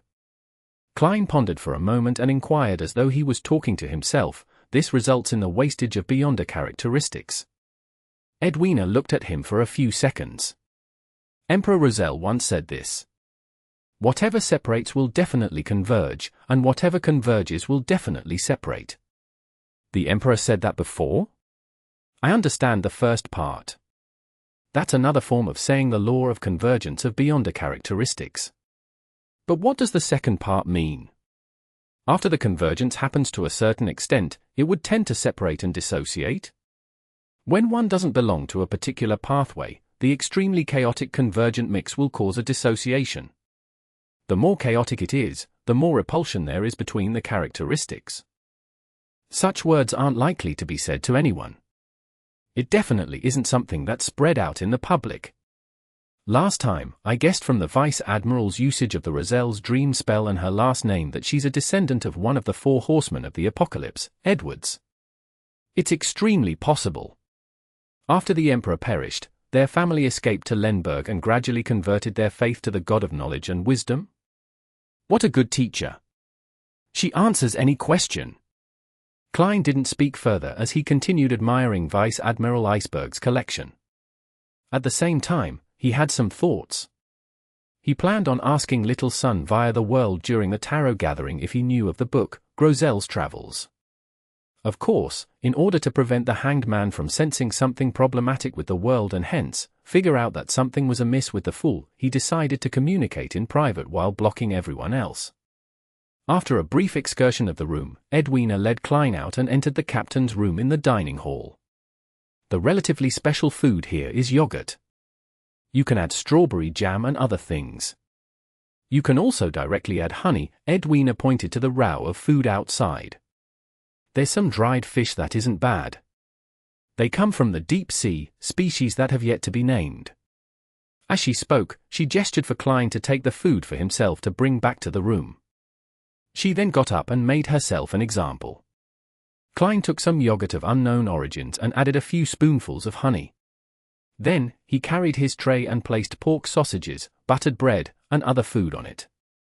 During this process, he saw a young man dressed in a white shirt and black vest, decked out with a flowery bow tie, looking more like an office worker than a pirate, approach Vice Admiral Iceberg Edwina and have a hushed exchange with her. The man had pretty good looks with almost blonde hair other than his slightly black hair roots. His hair was neatly combed to the sides. His eyes were a very light lake green color, and his nose was sharp. He had thin lips and that made him exude a trustworthy vibe. Don't be fooled by that guy's appearance. He's a wolffish can. He stinks deep down. Danitz whispered in contempt, having entered the pirate's dining hall and arriving beside Klein at some point in time. Klein turned his head and glanced at him without saying a word. This was because he knew Danitz would offer to explain without him egging him on. Without waiting for Danitz to speak, a man with a swollen waist beside him said with a crude and sharp voice, "He's the third mate, Jodson. He used to be a Casanova and part-time pirate, saying that he would steal our captain's heart, but he ended up getting a beating. He ended up staying to be educated. T. In short, he's a bad egg." Danitz emphasized. "He's a bad egg," another pirated with iron-black skin echoed. "Why do I have the nagging feeling that all of you are the same?" Klein thought and said, "Flowery bow tie Jodson with a bounty of £5,200. Sequence 6. As expected of the standard German sparrow reaction. Danitz glanced to the side as a lingering sense of fear was hidden within his contempt. He's not that strong, but he's very strange. In my brawls with him, no, when in combat, fireballs suddenly can't be used, and he will be able to replicate my fire powers. A very familiar description." Klein subconsciously glanced towards Jodson. After some careful thought, he recalled the familiarity. This is very similar to the sealed artifact, Blood Vessel Thief, found behind Tingen City's Chinese Gate. Klein had already forgotten the Blood Vessel Thief sealed artifact number, but he still remembered clearly that it could temporarily steal a person's Beyonder powers for themselves. The corresponding pathway? Klein retracted his gaze and discovered that Danitz and his two companions were drinking while looking in that direction. Thinking back to how Danitz divulged his sacrifice to Calvetua, Klein took a cup of beer and carried his food tray towards the captain's dining room. He said indifferently, "All of you like her, right?" "Phut. Phut. Phut." Behind Klein, there was the sound of alcohol being spewed out at the same time. He saw Danitz jump backward through the corner of his eye, looking at him in horror before turning his head in relief to size up his companions. They had unknowingly opened up a gap between themselves as the look in their eyes turned complicated. They looked like they had the fury of being fooled. Klein didn't stop. He returned to the captain's dining room and enjoyed breakfast. After a while, Edwina carried a meal tray back. She drank a mouthful of milk and paused before saying, "Danitz showed me the summoning ritual of your messenger. It mentions that 1 gold coin is a necessary component. I'm somewhat perplexed. Does it refer to Lung gold coins, or those from Intis, Faysac, or somewhere else? Their weights are all different, and the amount of gold they contain is different." Klein thought for a moment before saying, "Lung's gold coin. This is also the gold coin that's worth the most. It's not like I need to pay for it myself." Klein added inwardly. Edwina nodded. Payment also needs to be done when receiving a reply. Different spirit world creatures have different hobbies, Kleins said.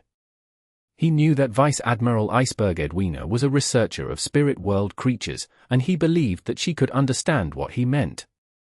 Furthermore, he wasn't lying. He just hid the fact that the messenger's owner could also pay for it. Yes, Edwina very seriously answered him, I once attempted to find a messenger, but I could only use trial and error for the incantation. Not only was it dangerous, but it was very difficult to satisfy the requirements. I eventually had to give up. This is one of the reasons. The other reason is that simulating the power of the undead isn't enough to sign the contract. Your incantation has given me quite the inspiration. Klein ate his breakfast in silence without explaining anything. This was because this was the knowledge he had learned from Mr. Isaac. He wasn't at liberty to teach it to others without receiving permission from him. After a delicious and quiet breakfast, the Golden Dream approached a private harbor and dropped Klein and Danitz off. Danitz looked back at the glimmering golden ship and suddenly sighed. I feel like my friendship has sunk into the ocean. Klein pressed down on his hat and calmly said, losers can always form alliances among themselves. Danitz was unsure whether he should be happy or sad. After changing their identities and creating fake identification, they successfully bought tickets back to Bayam and boarded the ship. Klein finally had a private space for himself. He entered the washroom and went above the grey fog and began scanning through the Believer's Prayers. This time, the first thing that appeared before him was the bald member of the Resistance, Kalat. Honorable God, we have discovered the whereabouts of redhead Helene. She's currently hiding in the Inti's embassy. This has been confirmed by a laundry maid and gardener. Chapter 578. Abduction. Atlas Studios. Atlas Studios. In the Inti's embassy of the City of Generosity, Bayam. Helene sat in front of a dresser, looking at her beautiful yet somewhat frail reflection. She sat there in a daze for several minutes. Her escape from the Black Death had been filled with anticipation and torment. She was afraid that any tiny mishap would cause her to be discovered by pirates or adventurers, causing her to be caught by Vice Admiral Ailment Tracy once again and making her lose all her freedom. She would then never be able to return to her hometown and return to the life she originally enjoyed. Only when she used the meager connections left by her family did she manage to hide inside her country's embassy and obtain a ticket to leave the sea, providing her a little relief. However, this still wasn't enough to make her feel at ease. She believed that everything would only be truly over when she stepped onto the northern continent. With this in mind, Helene couldn't help but raise her right hand and touch her cheeks, which weren't considered fair but were sufficiently healthy. She realized that her exquisiteness had improved significantly since her time as a sea merchant. She felt like time had reversed, making her mistake herself as returning to her days as a young lady. In fact, after entering the Inti's embassy, she had an additional choice other than escaping the sea: cooperate with the Church of Storms, Lund's military, or the embassy. By using herself as bait, they could capture Vice Admiral Ailment Tracy. But after considerable thought, she finally gave up on this plan. She even begged her family elder, who was an officer in the embassy, to keep the information of her hiding in there from others. Regardless, she ultimately didn't cause me any actual harm. Many a time, she indulged and satisfied me. Apart from every night. But that's only on the surface. Amid her recollections, Helene quickly blushed red. Those intoxicating nights, the fiery passion from having limbs intertwined with each other, and the unimaginable pleasure flashed past her mind, leaving her unable to compose herself. Helene slowly took a deep breath before exhaling. She shook her head and made her pining for freedom, her homeland, and her family occupy her heart again. She once again looked at her reflection and coiled up her drooping red hair. Then, she thickened her eyebrows with makeup and darkened the contours, making her facial features sharper and pronounced. After this round of makeup, Helene looked more androgynous, with a masculine air to her. Finally, she took off her clothes and used a cloth to flatten her chest. She then wore a white shirt, a black vest, men's trousers, and a double-breasted frock coat. Finally, she took a silk hat and wore it on her head, hiding the coiled red hair inside. At this moment, her reflection appeared more like a handsome young man than a lady. Her emerald-like eyes specifically seemed to suit her get-up, giving her an alluring level of profundity. Helene patiently waited until someone knocked on her door. She picked up her luggage and walked out the door. She followed the good friend of her senior family member all the way to the side door in the embassy's garden. A carriage was there waiting for her. It was to send her to the harbour where she would board a liner and head for the Lun Kingdom's Pritz harbour. There, she would make a detour to return to Intes. Helene had anti-tracking beyond her powers. She carefully observed the surroundings, including the carriage driver. A thin and virile local. Doesn't like wearing hats. His looks are identical to the one I met before. He looks a little nervous, but that's normal. After Helene did her final checks, she thanked her family senior's friend, carried her luggage, and boarded the carriage. As the wheels started to roll, she pursed her lips and looked out the window, watching one Intes parasol tree after another being quickly left behind. This gave her an inexplicable feeling as though she was back in Trier. It was a huge city filled with sunshine, located in the region of the Rhine River and Srenzo River. It was a radiant and enchanting scene with all sorts of roses.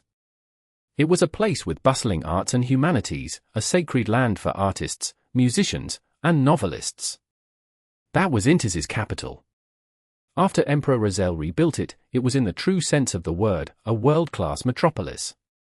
It was also Helene's hometown. She grew up there and often cried when she saw it in her dreams. After an unknown period of time, Helene suddenly felt something was amiss. The surrounding streets were turning more deserted and remote.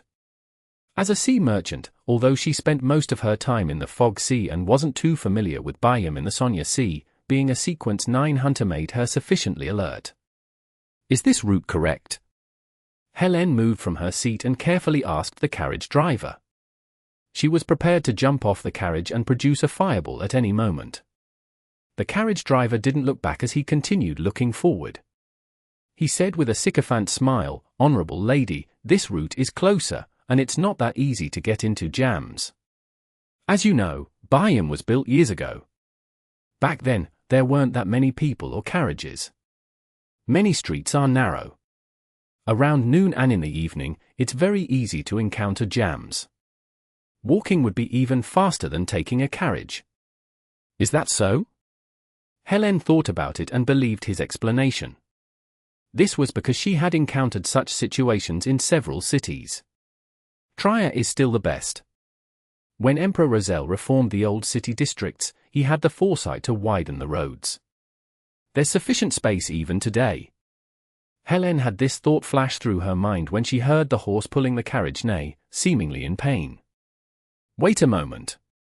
It seems to have stepped on something. The carriage driver stopped the carriage to the side and jumped off. Helene originally didn't think much of it, but sweeping the area with the corner of her eye, she realized that they were in an uninhabited quiet alley. Her heartstrings tightened as she didn't hesitate to attempt breaking through the carriage walls and escape.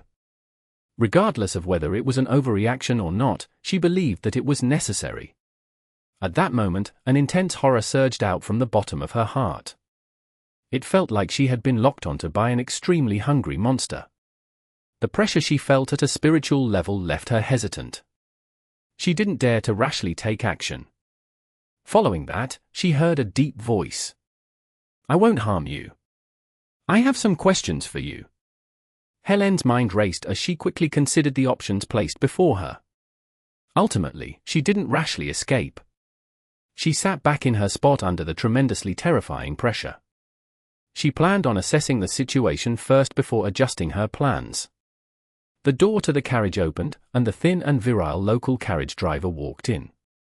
He sat opposite Helene, and he was none other than Faceless Klein.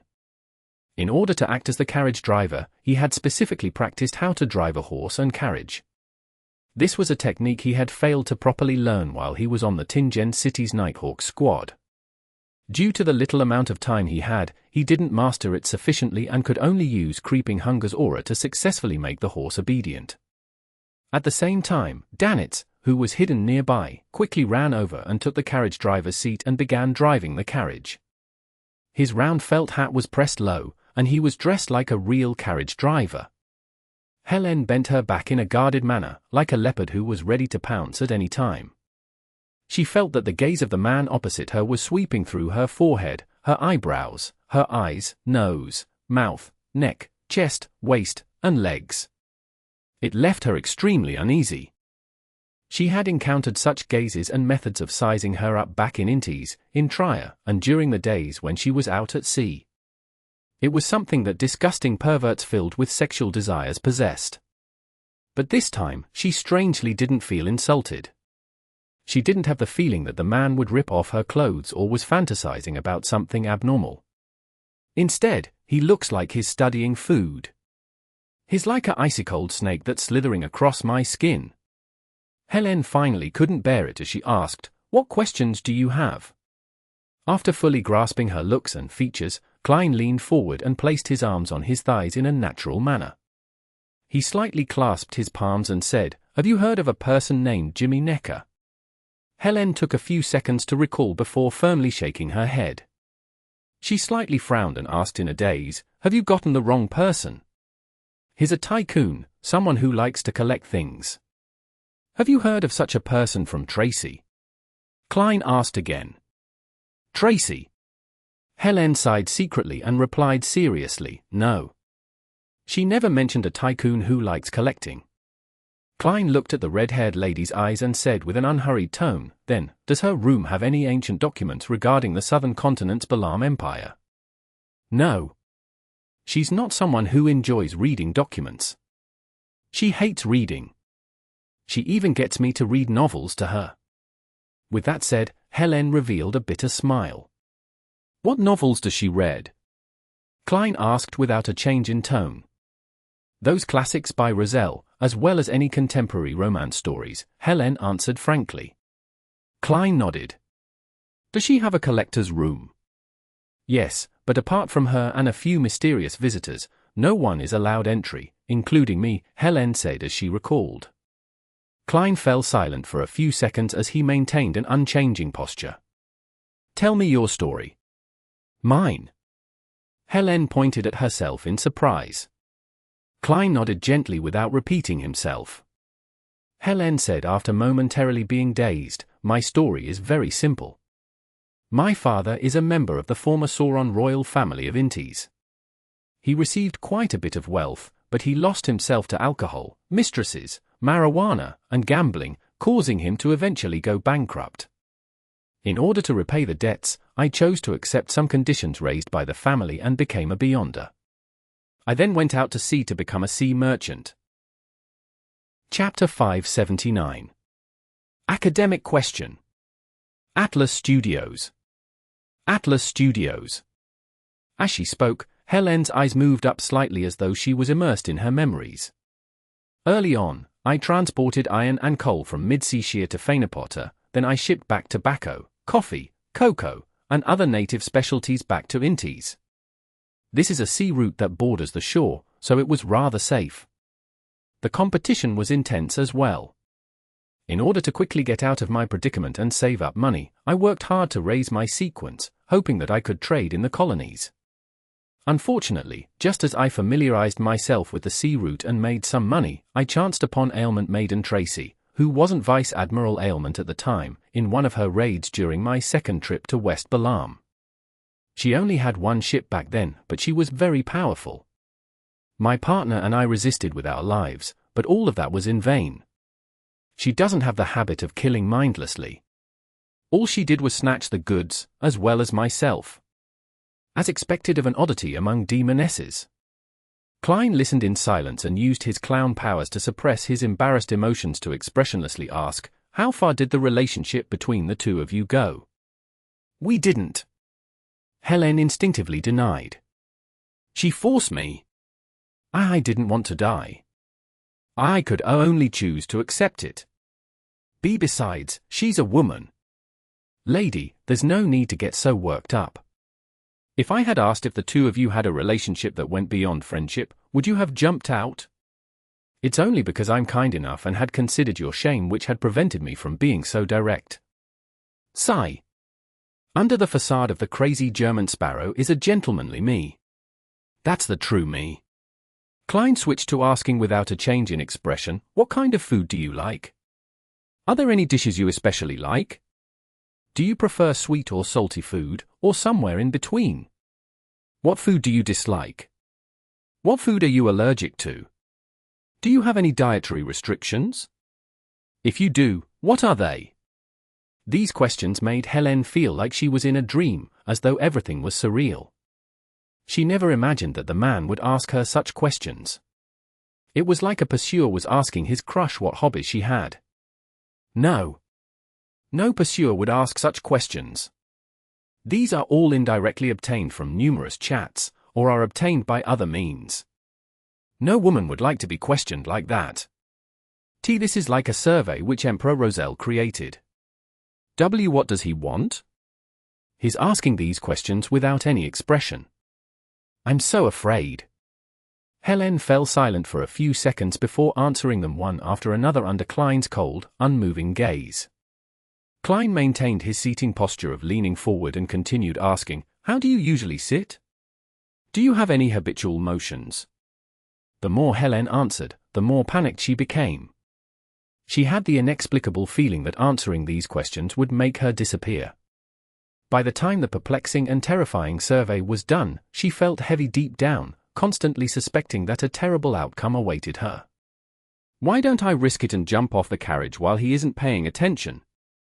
Helene seriously considered the possibility. However, the man didn't seem to have any indication of attacking her, and this made her indecisive. She felt that there was hope to resolve the matter amicably. After grasping Helene's personality, habits, and preferences, Klein turned the topic towards Vice Admiral Ailment. What do you know of Tracy? Helene fell silent as her mouth quivered a few times. She couldn't bring herself to speak. After the carriage continued on for quite a while, it was only then that she finally smiled ruefully. She possesses excellent combat abilities. She's good at infiltration and curses, with her being capable of turning invisible and becoming light. She grasps the means of swapping bodies with a mirror or magic staff, as well as black flames and frost. She can make enemies in a certain range suddenly fall sick, including colds, pneumonia, gastroenteritis, and other illnesses. The longer the fight lasts with her, the worse the ailments inflicted. Some beyond us might even directly die from a heart attack. She can also create invisible threads to control her enemy. She knows human anatomy very well. She can easily give people pleasure through contact, that kind of pleasure. She has an active charming ability that would make many pirates give up putting up a resistance once they're near her. She's often friendly, but she's cruel to her enemies. She enjoys destroying the perfection that others would wish to protect, making them suffer immense pain and torment. Helene didn't go into detail on how Tracy destroyed the state of perfection of others. There were many cruel stories and hilarious matters. This ailment maiden had once made her enemies, a father and son duo, kill each other, as well as instigate an enemy's wife to betray him and let him come across the scene. As expected of a demoness. She's a sequence 5 demoness who's one sequence higher than demoness of pleasure. Klein gained a basic grasp of Tracy's combat style, and he calmly asked again, does she have any mystical items? Yes. A bangle that's inlaid with diamonds. As long as she wears it, it's very difficult for Tracy to be injured. Helene hesitated before revealing Vice Admiral Ailment's secret. Klein asked a few other detailed questions as he straightened his body a little. Tracy is helping the demoness sect perform human trafficking. This was something he took great notice of when he heard Vice Admiral Iceberg Edwina mention it. The demoness sect cooperated with Zangwell, and it was related to the royal family. It involved an underground ruin whose location was unknown. Tracy helped them in the human trafficking. Balin, who was pointed out by the Hanged Man, was someone who orchestrated numerous disappearance cases of slaves and the disappearance of primitive tribes in the southern continent. With him appearing at the underground ruins, he would be a member of the upper echelons. The biggest human trafficker, Capim, had Beyonders who were of the Arbiter pathway protecting him. And this is a pathway controlled by the Lun and Fainapotter royal families, as well as their military. All of these matters that Klein was aware of linked together to form a line, but he wasn't sure what it actually exposed. Vice Admiral Ailment Tracy was a breakthrough point. What demon is sect? Helene asked in puzzlement. You don't have to know, Klein calmly replied. If you don't know what a demoness is and end up suspecting that the extremely charming Vice Admiral Ailment who gives you pleasure is a dirty and savage man, then I'm afraid that you would have lost control on the spot. You don't have to thank me. I'm a good person. Klein lampooned inwardly. Helene suppressed her puzzlement and said while recalling, in recent years, she's been busy shipping slaves. The other end of the trade is crazy Captain Connors Victor. Rumor has it that he and many human traffickers and slave merchants in Lun have a deep partnership. Crazy Captain Connors Victor. Klein remembered the nickname and name. He nodded and no longer spoke in a heavy voice. Instead, he said in a relatively gentle voice, "Did you involve yourself in such matters? Such as being a part-time pirate?" This very polite and amiable tone left Danitz trembling for some baffling reason. He felt that German Sparrow being in such a state was much more terrifying than his cold and expressionless state. No, Helene shook her head. The blood of the Sauron family flows in me. I will not bring shame to my family. Besides, Tracy always said that she wouldn't let me be tainted by bloodshed and darkness. All of that would be faced by her. She must have read too many romance novels. Klein took out a gold coin and allowed it to weep between his fingers like it was dancing. He didn't keep it from Helene as he performed a divination in front of her to confirm that she wasn't lying. The result was that she was rather honest. This is also because I didn't ask in detail about her emotional entanglements with Tracy, otherwise, she wouldn't be that honest.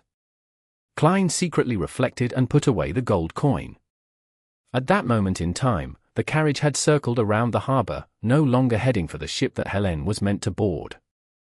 Klein looked at the scenery outside the window and took out a small metal bottle. He handed it to Helene and said, "Use the liquid inside to wipe away your makeup." "Why?" Helene subconsciously asked. "This isn't something you should be asking," Klein leaned forward once again and said without expression. Despite feeling aggrieved and furious, Helene didn't wish to agitate the man and get on his bad side at such a critical moment. She could only remove the bottle cap and took a sniff at it to test if it was poisonous. "Can it be used directly?" she asked. Klein tersely acknowledged in the affirmative. Helene took out a white handkerchief and dabbed it with the bottle's liquid. Then, she began wiping her face and quickly cleaned away her prior disguise. Her aesthetically pleasing masculinity vanished and her contours became softer as Helene's original looks were presented before Klein. After careful observation, Klein calmly said, "Take off your hat and let down your hair." Helene furrowed her brows and had a nagging feeling that what followed would be unacceptable instructions such as taking off her clothes. She took a deep breath, removed her hat, and released her coiled red hair. Immediately, she appeared extremely feminine. Klein straightened his body and leaned back on the carriage wall before calmly instructing, "You can put on your disguise again." Is he a madman? After all this, he wants me to revert to how I was before? Helene didn't dare to voice her displeasure, afraid that the man would raise unacceptable requests. She hurriedly opened her suitcase and took out a mirror to look at herself. The makeup has been removed so cleanly. She was stunned for a moment before she quickly put on makeup and coiled her hair. When the carriage came to a stop, she was already looking like a handsome young man. Klein nodded indiscernibly and looked out the window before retracting his gaze. "One last question." "What?" Helene asked nervously. Klein raised his line of sight a little as his facial muscles moved. "How big are your breasts?" Helene was first taken aback before her face flushed red. This wasn't a redness caused by embarrassment, but an anger from wanting to punch the man in the chin. Klein didn't move his gaze as he calmly added, "It's an academic question." Noticing no sexual intent from his eyes, Helene inhaled and closed her eyes to answer the question. Klein secretly heaved a sigh of relief and took out a boat ticket and a stack of papers. New identification, tickets to Tiana Port. Once you're there, buy tickets to Pritz Harbor. Helene glanced at him vigilantly before receiving the tickets and documents. She carried her suitcase and carefully alighted the carriage to see the ship she was taking. Klein followed behind her and watched her leave. From the corner of his eye, he saw Danitz trying hard to hold back his laughter. Chapter 580. Wormtongue. Atlas Studios. Atlas Studios. Klein slowly turned his head and shot a glance at Danitz. The pirate with a bounty of £5,500 immediately shut his mouth and clamped up. It was as though nothing had happened. After confirming that Helene boarded the liner without issues, he turned around and walked to the side of the carriage. He pretended to casually ask, "Did you hear the conversation?" No. A little, just a little, Danitz shook his head as he gave a hollow chuckle. Klein nodded slightly and said, "You have to remember, otherwise, it'll be easy for people to see through you." "See through me?" Danitz raised his hand and pointed at his nose and said blankly. Klein said without changing his expression, "She's from the Sauron family. She has anti-tracking beyond her abilities.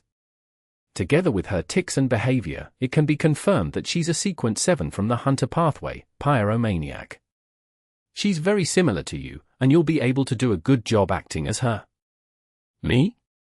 I won't be able to disguise myself like her. I'll be identified with just a look." Danitz jumped in fright. Klein held back his laughter and said in a deep voice, "I'll lend you creeping hunger." No. I have no experience in such matters. I won't be able to fool Vice Admiral Ailment subordinates." Abnormally nervous and horrified, Danitz declined the mission. To him, this was an extremely embarrassing and dog-*T matter. Only a pervert or a madman would complete it without any qualms. Klein nodded in agreement and said without an expression, "Indeed, you are rather stupid." Danitz forced a smile. "Yes, I'm very stupid."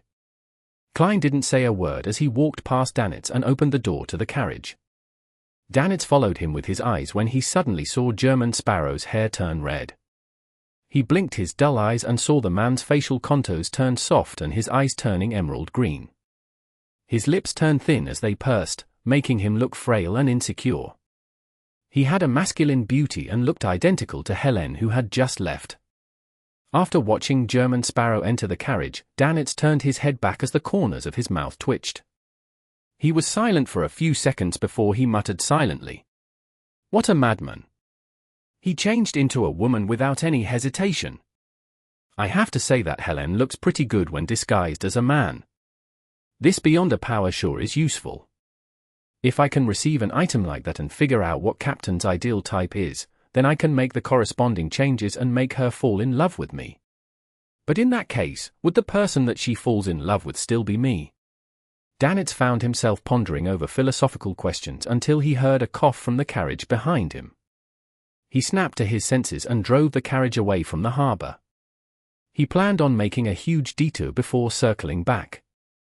Inside the carriage, Klein wasn't as calm as he appeared.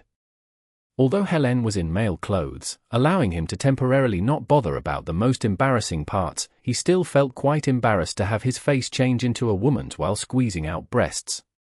This left him feeling down and awkward. A faceless change in appearance is very easy. The difficult part is apparently the mind. To act as a good faceless, I'll have to cross many mental blocks.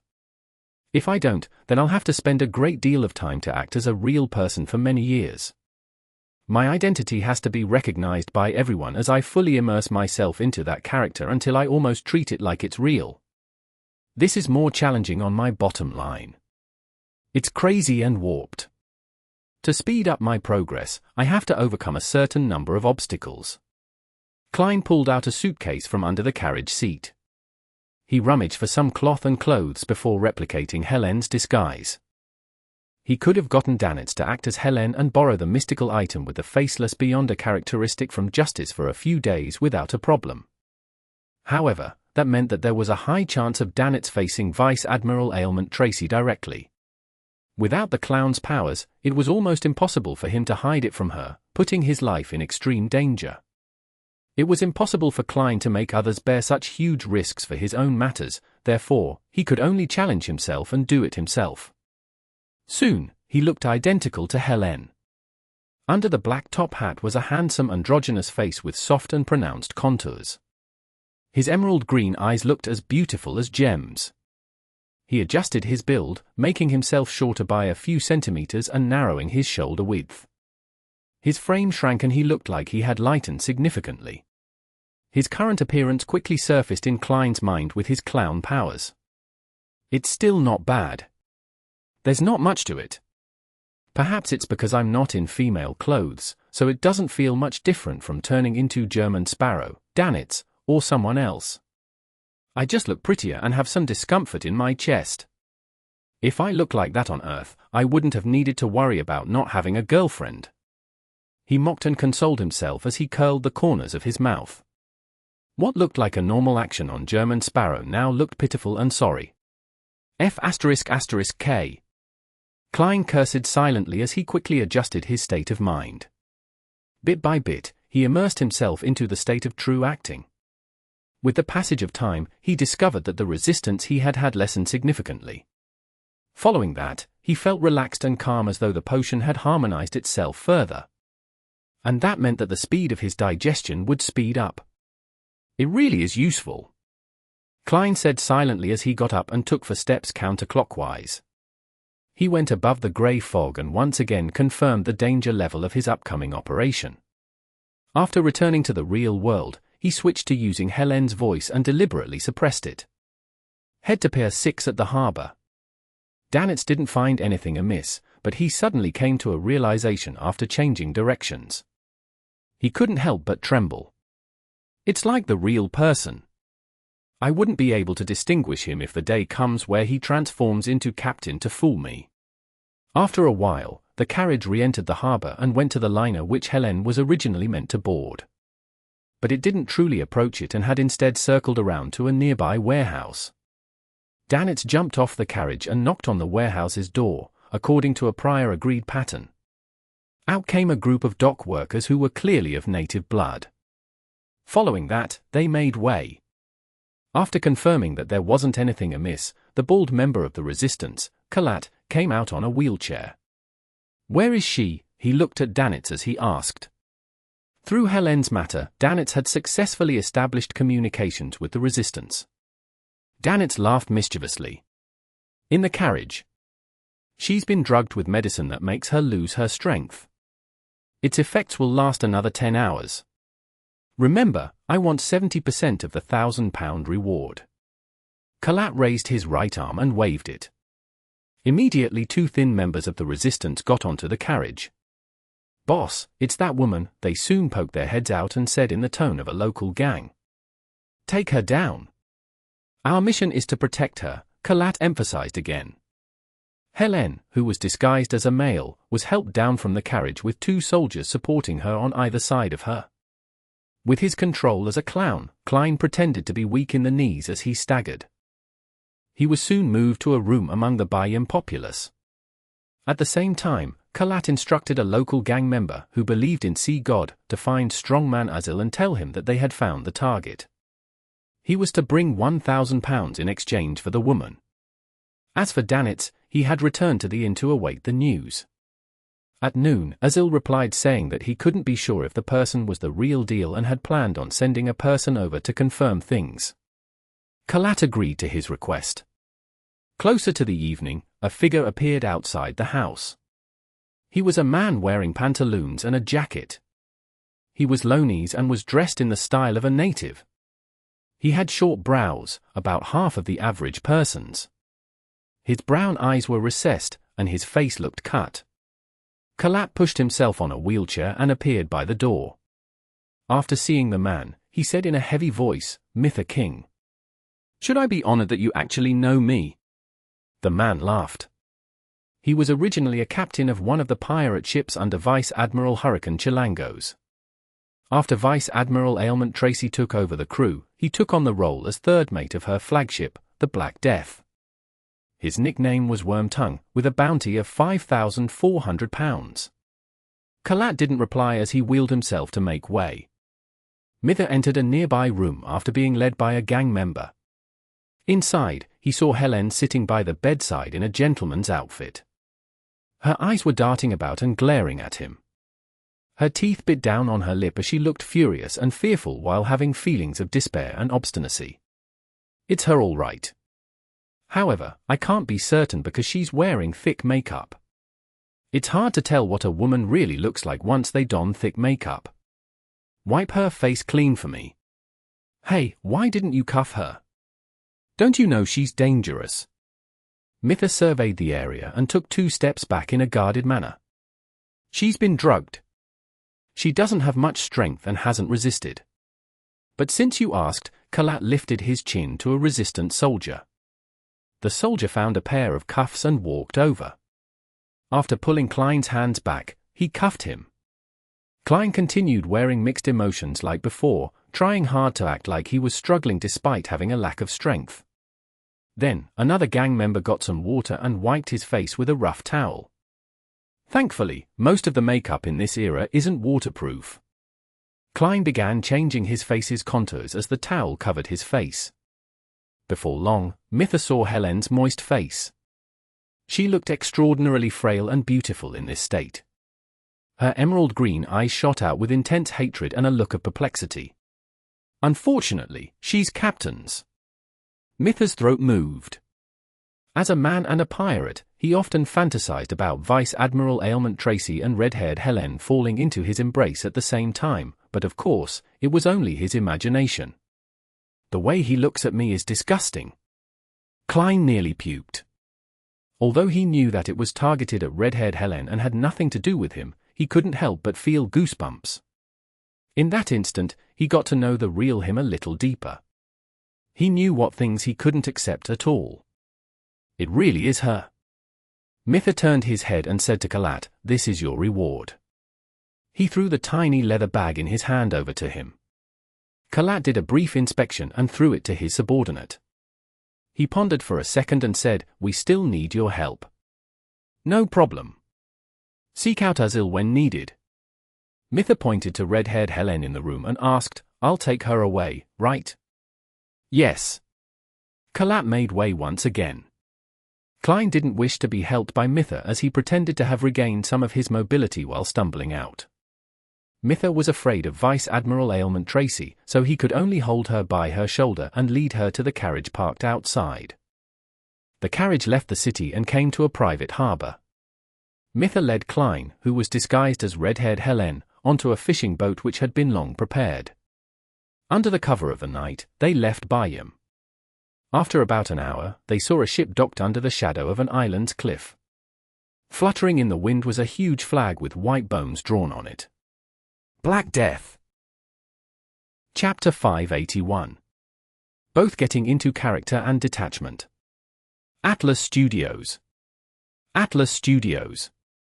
Only a single Black Death. The other ships are anchored beyond the Rorsted Archipelago's confines because they're afraid of being discovered? This is good news. Klein retracted his gaze and deliberately bit his lip to express his agitation. After taking a glance at Helene's side profile, Mitha lit a torch and began swinging it to signal to the flagship. Before long, a dinghy came and took him and the disguised Klein back to the Black Death. As the dinghy was being hoisted up, Klein boarded another pirate admiral's flagship. Under Mitha's lead, he entered the cabin. Waiting for them up ahead was a blonde female attendant. She glanced at Helene with a cold stare before pointing sideways to the room. "Go in. This attitude. It's like meeting a love rival in the flesh." Both men and women fall to this Vice Admiral Ailment's charm. The cuffed Klein instantly increased his vigilance as he wore a heavy expression and followed the blonde female attendant into the room. He originally believed that he would immediately meet Tracy and obtain a chance to meet her in private. He was already ready to strike, but apart from a wardrobe, sofa, and full-body mirror in a cramped carpeted room, there was nothing. Could it be that Tracy has deliberately given Helene the cold shoulder to express her anger? Klein recalled the romance novels and contrived television serials he had previously watched while contemplating the reason for the ailment maiden's actions. The blonde female attendant shot a glance at Helene's male attire that lacked the androgynous beauty to it due to the lack of makeup, took 2 quick steps, opened the wardrobe, and pointed to the dresses inside. "Captain doesn't like your present attire." Change. F***K? Klein cursed inwardly. He originally imagined that he could be granted a meeting with Vice Admiral Ailment Tracy while looking like Helene and dressed as a male. He was thankful that he didn't need to overly humiliate himself to achieve his goal, but in the end, he didn't manage to escape this outcome that he wanted to avoid. Seeing Helene standing there in a daze, the blonde female attendant glared at her. You have two choices. Either you change yourself, or I'll help you. Klein did one of red-haired Helene's habitual motions and inhaled slightly. Remove my cuffs. He turned his body sideways and gestured with his chin towards the door. And go outside. Conniving whore, the blonde female attendant cursed under her breath and used the key given to her by Mitha to release Helene from her cuffs. After she left the room and closed the door, Klein walked to the wardrobe and stood there in a daze for 20 seconds.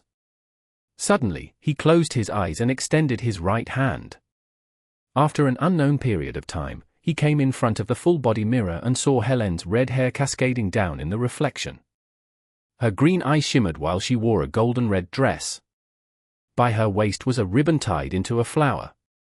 It was pulled tight, accentuating her slender waist. Helene's beautiful face was flushed red as her lips were tightly pursed. Her expression was heavy, looking very identical to the picture from before. Klein looked at his present image and first felt somewhat embarrassed. However, he had gotten over it to a certain extent while changing. Besides, there wasn't anyone inside. Second, he gradually found a different feeling. This wasn't to say that he was gradually liking such acts. Instead, while overcoming his mental aversion, he gained some form of detachment from his self-awareness. It felt like his soul had flown out of his body, allowing him to calmly observe Helene dressing up in female attire and adjusting her clothes through the mirror with a calm attitude. He believed this was a necessary step in his mission and that there was nothing embarrassing or odd about this. Klein felt a baffling sense of familiarity as he tried hard to recall and compare this feeling, in a bid to fix it in place and gain an understanding of it. Soon, he found the source. This was similar to him playing role-playing games. In it, he could choose a female character, carefully choosing the facial features and attire of the character, allowing the beauty to please his eyes. There was nothing kinky or embarrassing while doing this. On the one hand, he was viewing it from an angle of a god through the screen, making his attitude detached, and on the other hand, he was seriously acting and going through the plot.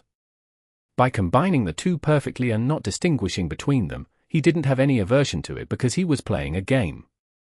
This? Klein suddenly opened his half-closed eyes, feeling like this was the faceless state he had been searching for. He could act as anyone, but he was still only himself. As he got into character and worked hard to act, he could detach his feelings and observe things calmly. By making comparisons, he could figure himself out and find his true self. It's both getting into character and detachment. This is the actual application of the faceless main principle.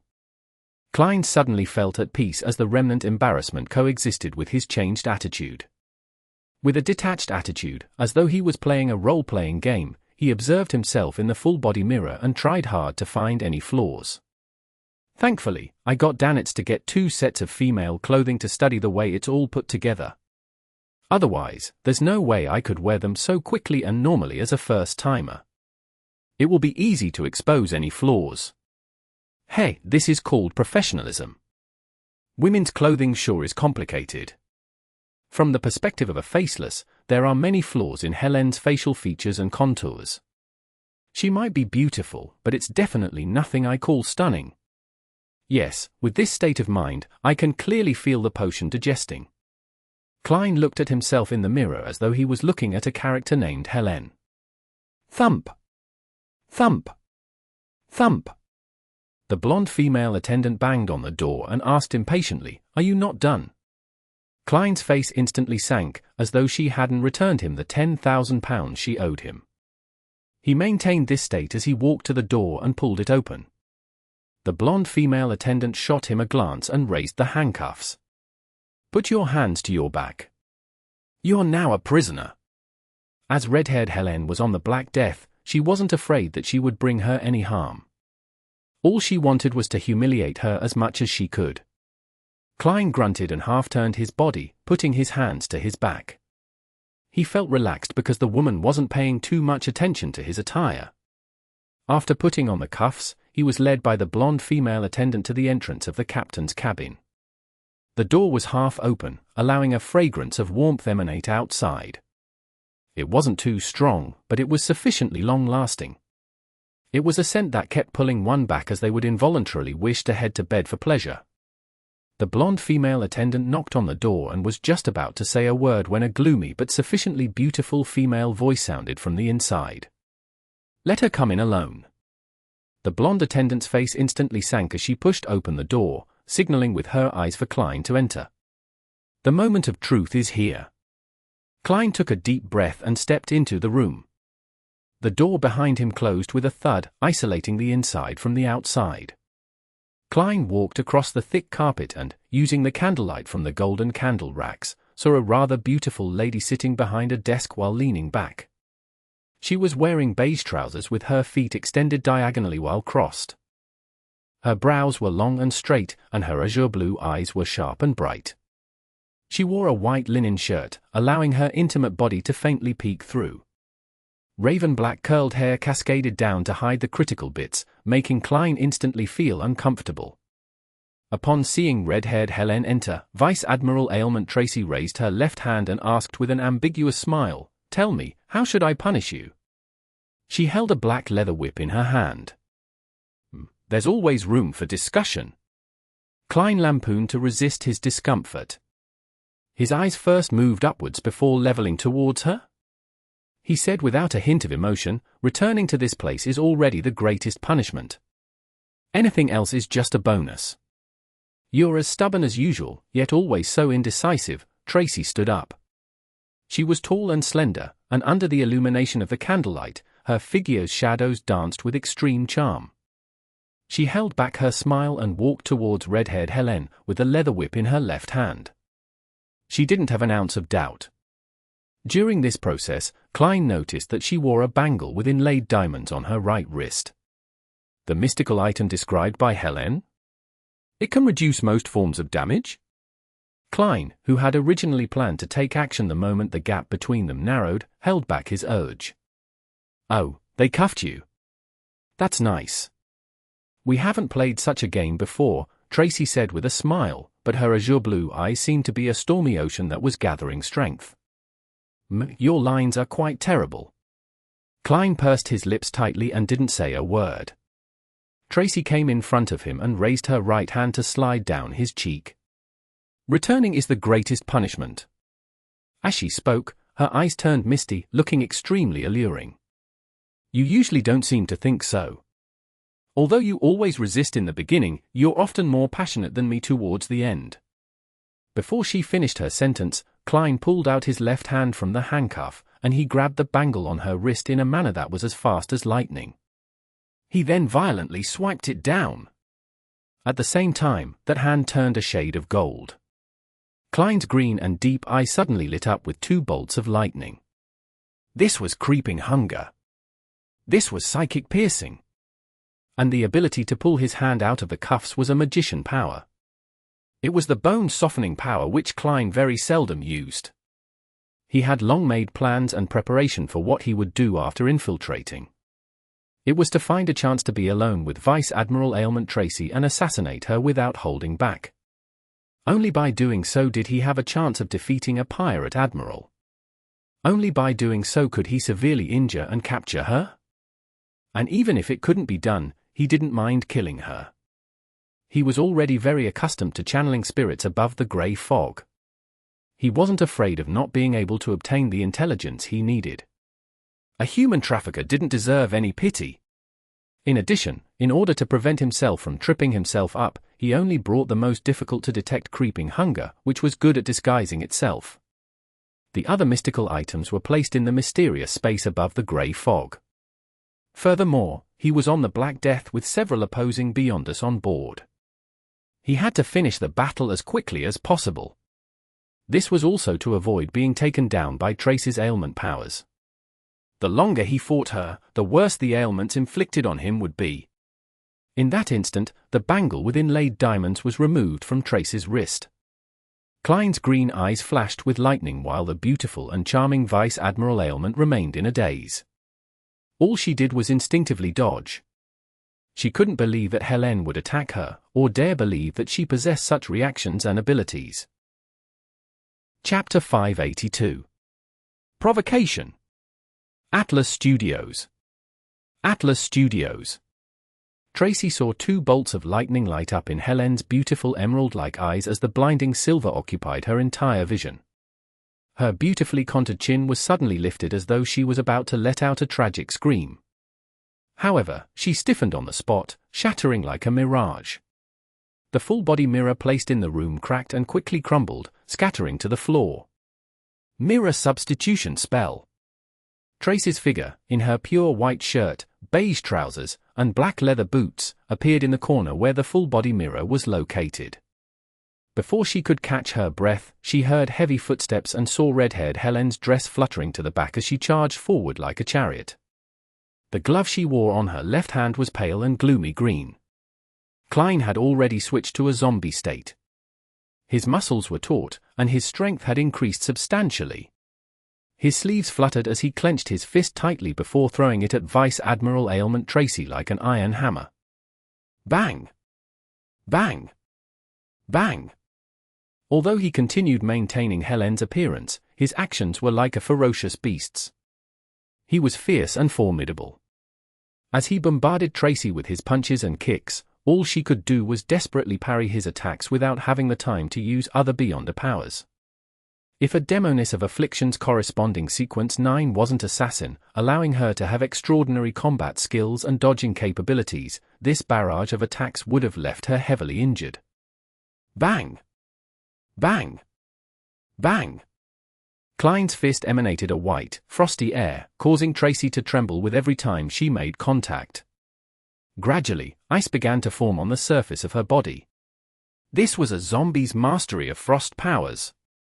Seeing her blood gradually stiffen, Tracy didn't hesitate and took the blow. Her lips turned pale as her mouth opened slightly as she let out a formless scream. Accompanied by this scream, a blue illusory halo surged out from her body. It left stacked layers of frost in its wake. In just 1 or 2 seconds, both of them found themselves in a frozen world. They were surrounded by thick and transparent ice, and there was loose frost blanketing the exterior. The two looked very close to one another, but they needed to break through the various obstructions to fight each other. A smile appeared on Tracy's gallant and brilliant face as a silent black flame ignited within her body. It quickly melted the surrounding ice as it began to launch a counterattack, allowing Ailment Maiden to grasp the advantage. At this moment in time, she saw Helene, who was often frail and indecisive, snap her fingers without an expression. A matchstick she hadn't noticed lit up as scarlet flames leaped. Instantly, it enveloped the red-haired figure's dress. Tracy's pupils constricted as her spiritual intuition gave her an extreme sense of foreboding. In the silent black flames behind her, Klein leaped out in the form of Helene. He extended both his arms and hugged Tracy, locking her arms in the process. At the same time, he opened his mouth and shouted, "Bang!" A formless air bullet shot out with might that exceeded that of a revolver. It was comparable to the latest rifle models. It passed through the void and accurately hit the back of Tracy's head. OF! The bullet drilled through her skull, but Vice Admiral Ailment's figure suddenly contracted, turning into a broken black staff. Magic staff substitution spell. Tracy rapidly appeared diagonally across him. The buttons on her shirt dropped as she revealed a mesmerizing view of fair skin. However, what caught Klein's attention wasn't that but the blood on her palm. While Klein restrained Tracy, she had clawed behind her, ripping off a piece of fabric and injuring his thigh. At this moment, Tracy quickly opened and closed her mouth twice as illusory black flames appeared from her palms to burn the blood. This was black magic, a witch's curse. Klein couldn't help but tremble. A black flame ignited from within, from his soles to the top of his head. He was rapidly reduced to paper shreds. Just as he appeared in another corner, he felt countless invisible spider webs swirl towards him. Some were hard and attempted to bind him, while others were soft, in a bid to stimulate different parts of his body. Klein, who was a Beyonder who acted extremely calm during combat, felt his heart race as his ears heated up. His body turned numb and sore, having the discomfort of a cold while having the urge to have his blood surge downwards. Compared to Madame Sharon from Contingency, Trace's spiderweb was far more terrifying. Klein didn't dare to underestimate it as he immediately snapped his fingers. The snap ignited all the surrounding spiderwebs as scarlet flames extended from where they came from and surged towards Tracy like a tidal wave. Back in Tingen, Klein already knew that the spiderwebs from a demoness of pleasure were weak against fire. Instantly, the middle of the room became a huge ignited web. Tracy was caught by surprise as the flames swept towards her. Humph!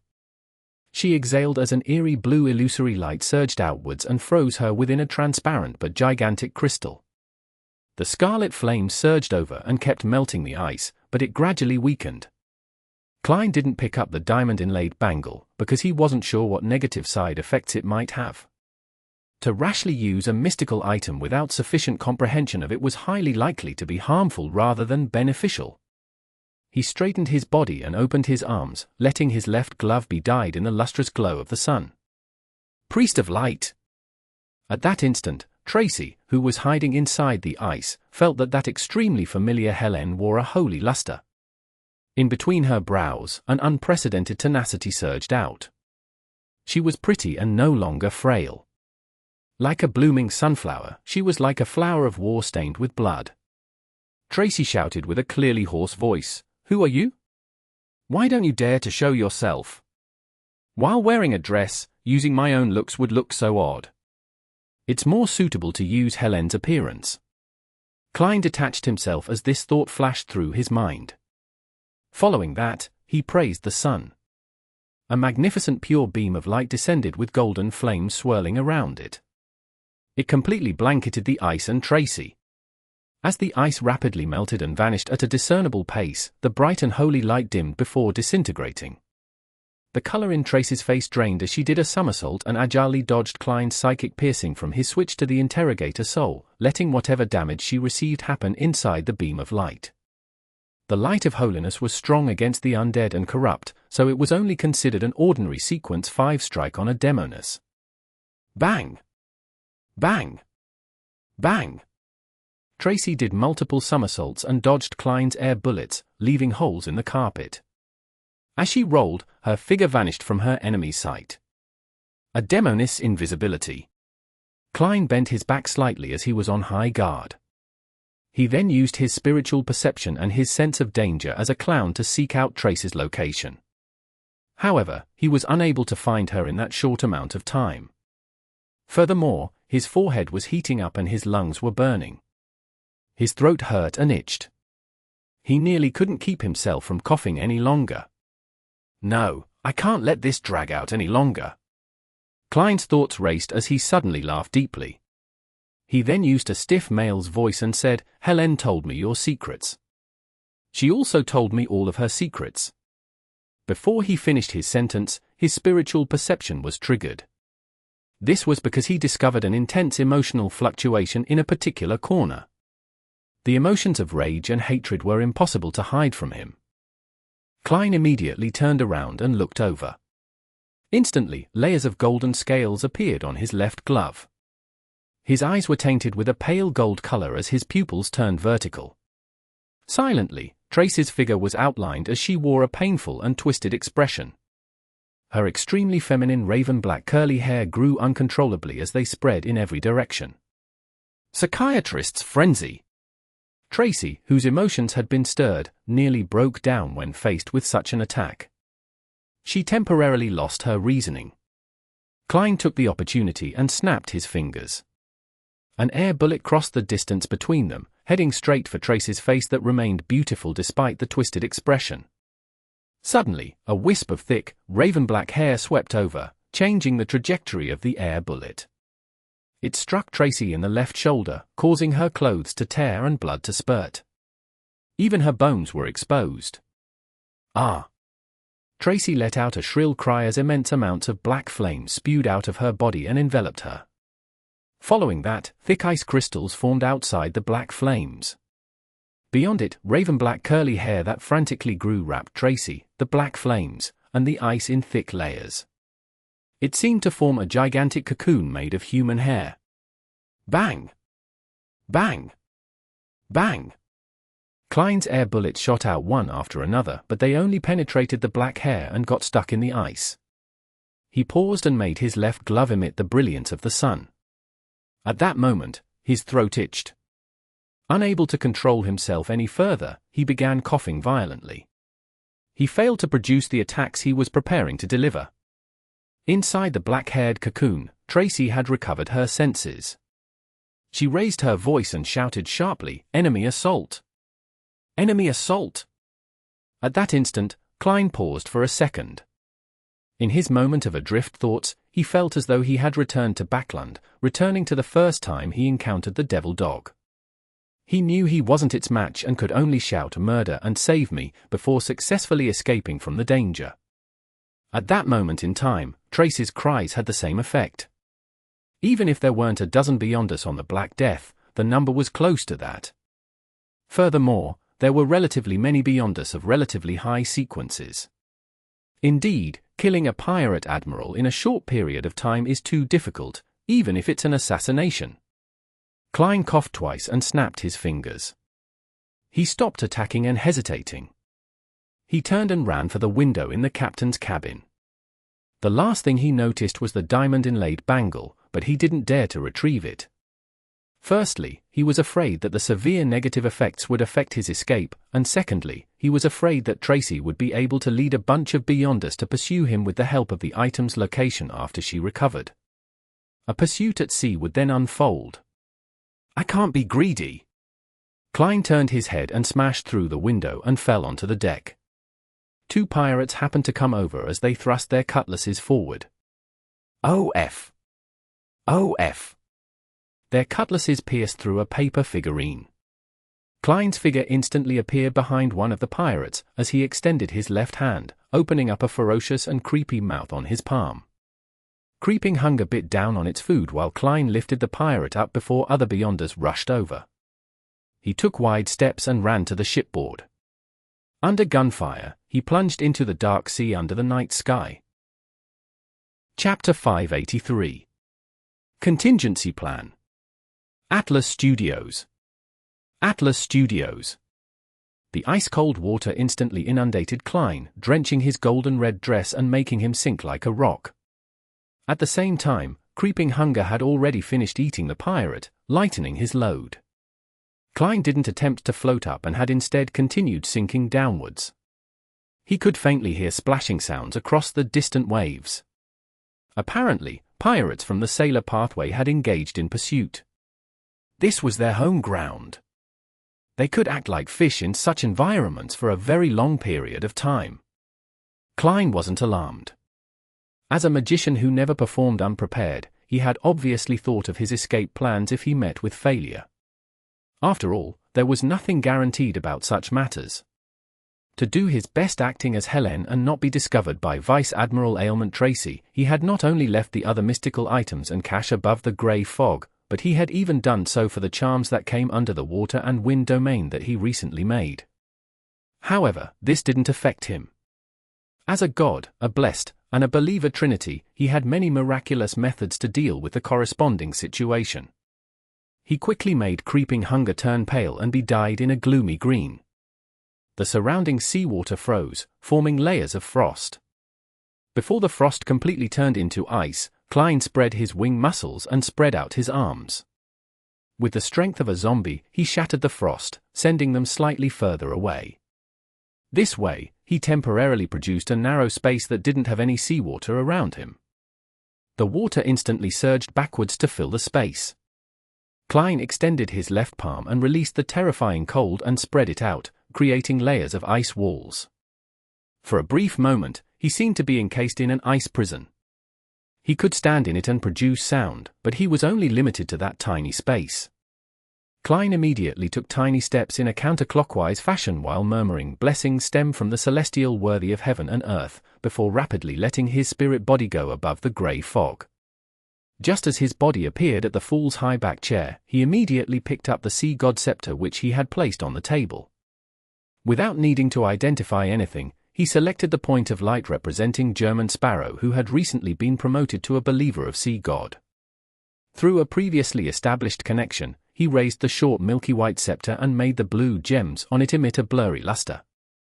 He replied to his believer and augmented himself with all sorts of spells, including but not limited to underwater breathing, freedom of movement, and pressure resistance.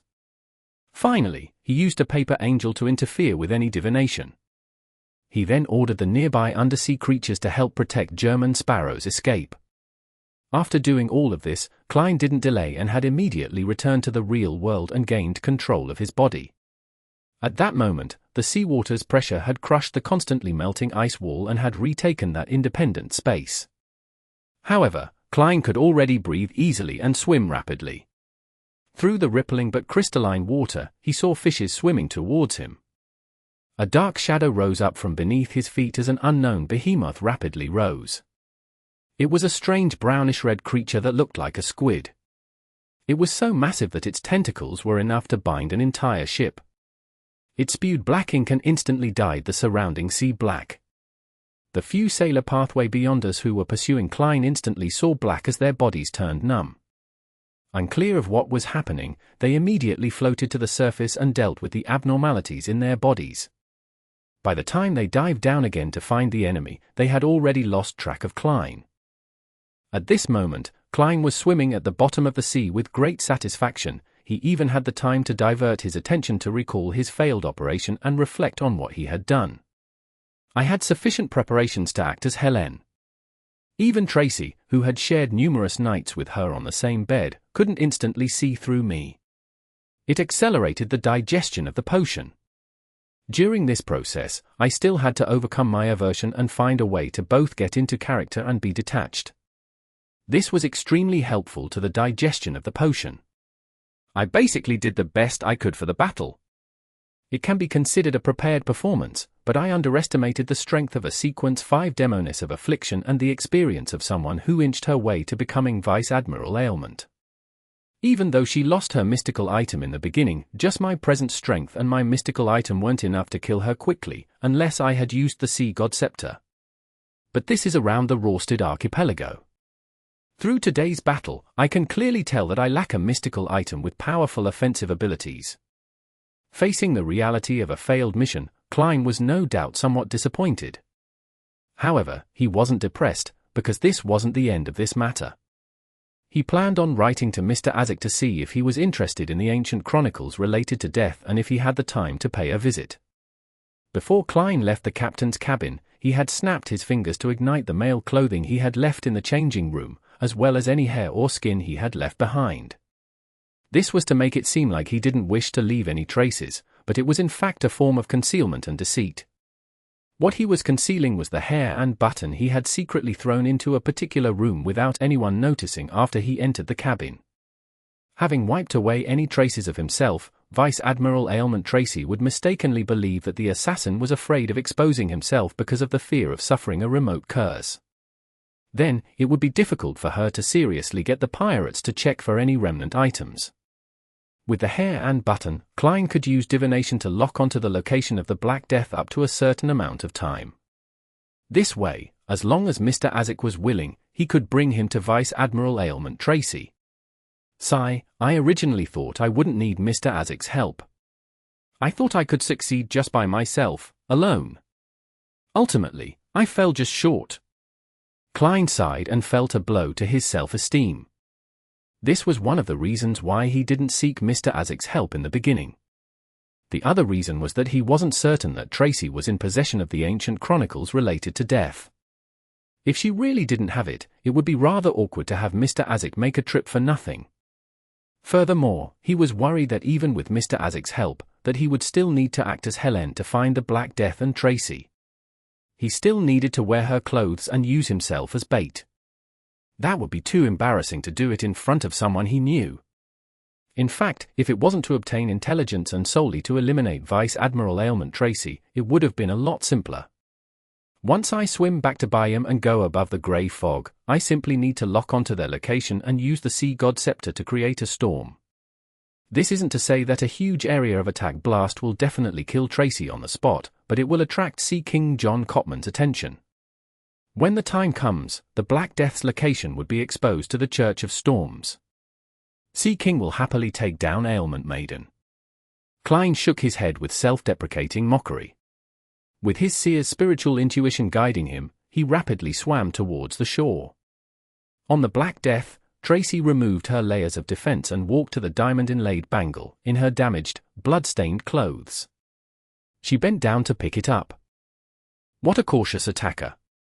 I might not even be comparable to her back when I was an assassin. No, him? Tracy suddenly clenched her teeth. This wasn't because she nearly died at his hands, but because he had sensed that the man had done something to Helene. According to the way Emperor Razel put it, she suspected that there was something green. 1. Growing on her head. Helene, are you really that cold and heartless? No, perhaps she was forced. Tracy turned her head to look at the nasty wound on her left shoulder as she felt the heart-wrenching pain. If not for the strengthening of her physique brought about by the assassin and instigator sequence, with a significant enhancement in subsequent sequences, just that one blow alone could have made her lose her entire arm. She would be like those pirates who had their arms blown off by rifles. As the blood flowed and stained her vision red, Tracy got the blonde female attendant to enter and use her abilities to help her deal with her injuries while instructing the surrounding pirates who had their eyes fixated on her to search for any items the attacker had left behind. Unfortunately, the pirates informed her that all of his clothes had been automatically destroyed. This made Tracy recall the snap the enemy had made before he left. She sighed once again. How careful! Furthermore, he's not one bit greedy. If he had taken the bangle, then I wouldn't need to worry about not catching up to him. Tracy waved her hand, motioning for most of the pirates to leave, leaving behind Wormtongue Myther King and a few high-ranking members of the crew. Third mate, go to Biome again. Perform a thorough investigation to figure out where the resistance found that Helene, Tracy ordered in a solemn voice. With great difficulty, Myther retracted his gaze from his captain's chest. All right. Tracy thought for a moment and added, spread this matter. Say that I'm seriously injured and will not be able to recover anytime soon. Also, first mate, immediately set sail. Don't stay here any longer. As she issued orders, silence was quickly restored around Tracy. Only at this point did she have the time to figure out which faction the attacker came from, why he would attack her, and what motives he had. Unfortunately, the more Tracy thought, the more puzzled she became. She had no idea what the truth was. Although she had many enemies, none of them possessed similar powers. Finally, she found a clue as she muttered to herself, creeping hunger. In the middle of the night, in a private harbor on Blue Mountain Island. Standing by the receding and advancing waves was a female figure. She was none other than Klein, who was still disguised as Helene. He circled under the water and quickly came onto shore. He infiltrated the house of a nearby fisherman and got some tattered clothes to change into before changing back into German Sparrow. Leaving behind the rather expensive dress as compensation, Klein rapidly left the private harbor and returned to the city of Generosity, Biome, before daybreak. He wasn't in a rush to meet up with Danitz. Instead, he found a random motel to stay in. He used a ritual and brought back Azek's copper whistle, other mystical items, and cash back to the real world. After confirming that he could divine the location of the Black Death, he blew the copper whistle. Chapter 584. Scapegoat. Atlas Studios. Atlas Studios. After lowering the copper whistle, Klein had already activated his spirit vision. He saw illusory white bones being weakly thrown up from the ground as they slowly formed a gigantic figure. If the past scenes were like a fountain in a fantasy setting, then this was more like the flow from an ordinary reverse tap. The corners of Klein's mouth moved indiscernibly as he pretended as though he hadn't noticed anything amiss. After a few seconds, the skeleton messenger finally took form. Its nearly 4 meters body tore through the ceiling once again as the pitch-black flames in its eye sockets burned silently. Klein folded the letter he had finished writing and threw it up. He described in detail the tycoon, Jimmy Necker, in the letter. He mentioned the connections between the death chronicles found in the southern continent's Balaam Empire's mausoleum, as well as the connection the item had with Vice Admiral Hurricane Chilangos and Vice Admiral Ailment Tracy. He also mentioned how he had successfully sneaked in, and although his assassination had failed, he had left behind something that could be used to determine the location of the Black Death. Of course, he didn't go into detail how he sneaked in. He had only roughly recounted Vice Admiral Ailment Tracy's combat techniques and style. After the messenger caught the letter with a swipe that could send an adult human flying, Klein coughed and cleared his throat. "I already have a messenger." The pitch-black flames in the skeleton messenger's sockets clearly flickered before its body collapsed like a waterfall before drilling into the parquet. "You don't have to be afraid of becoming my messenger anymore, right? Am I that detestable to your kind?" "Yes." These messengers from the underworld probably can't bear to leave Mr. Azek.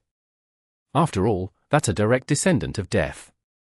There might not even be any skip in the generational line.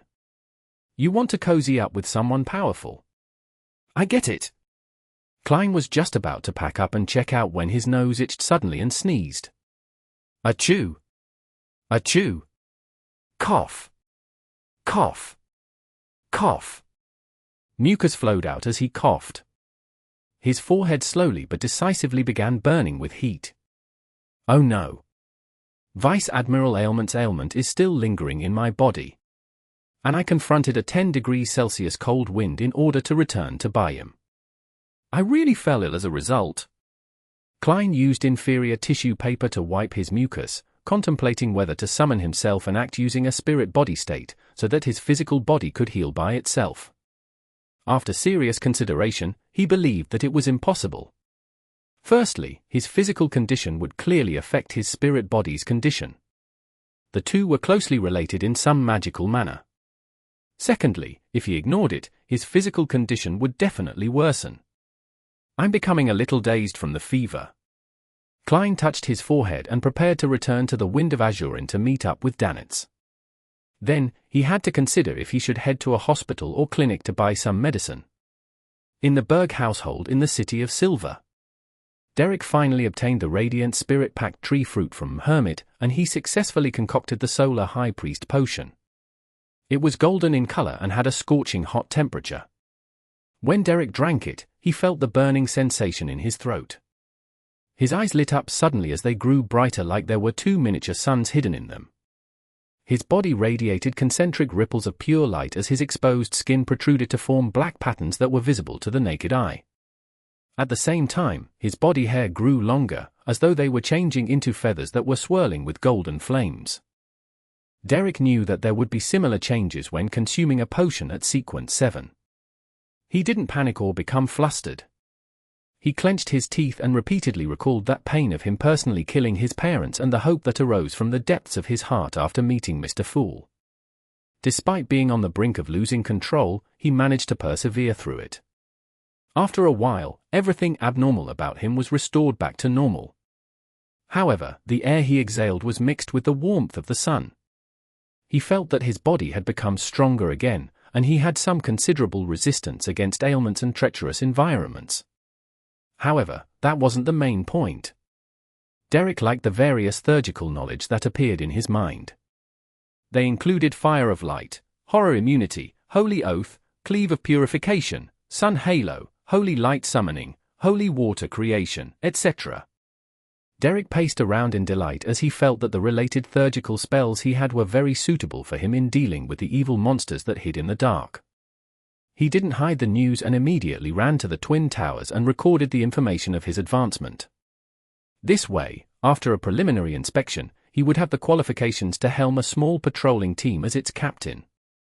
He could come into contact with more of the City of Silver's information. This includes the method to removing the mental corruption of a Beyonder characteristic, which Mr. World wants. While Derek was answering the registration clerk's various questions, he couldn't help but recall the promise that he hadn't been able to fulfill all this time. Owing something to others often left him uneasy and uncomfortable. And now, he could finally see the light that could restore his calm. In the Amiri's Leaf Bar, Wormtongue Mytha King was holding a cup of red wine. He sat across from the elderly strongman Azil, crossed his right leg, and leisurely asked, "Did you figure out anything specific?" He had been instructed by his captain, Vice Admiral Ailment Tracy, to return to Bayam and investigate the fake Helene. For this, he found Azil, who had originally issued the mission. He couldn't directly seek out the resistance, because there was a small chance that they were cooperating with the fake Helene. To question them in person was no different from directly bringing his head to the Governor General's office in exchange for the bounty reward. Azil pulled a chair and sat down. They didn't hide anything, but I can't be sure if they're speaking the truth or not. As you know, I prefer using fists rather than brains. They said that Helene was brought over by blazing Danitz. He represented Vice Admiral Iceberg and hoped to establish a cooperative relationship with the resistance. They wanted to provide a certain amount of help, and Helene was a way to express their goodwill. Blazing Danitz? Vice Admiral Iceberg, Mytha ruminated over the two names as his expression slowly turned solemn. He leaned back into his chair as he knitted his brows bit by bit. As one of Vice Admiral Hurricane's former captains, he was now the third mate of Vice Admiral Ailment's flagship. He was no stranger to the other pirate admirals, and he knew that Vice Admiral Iceberg was powerful and had a rich collection. With just one ship and a few subordinates, she was able to resist the other pirate admirals. In terms of strength, she was a little stronger than two of his bosses. More pertinently, Vice Admiral Iceberg seldom involved herself in the conflict between pirates. She sought information and explored the unknown to seek out treasure. She was more like an adventurer than a pirate. Why would she suddenly want to assassinate Captain? This doesn't suit her character. She previously suffered a setback because of Admiral of Blood's rumors. She should be focusing on seeking revenge on him.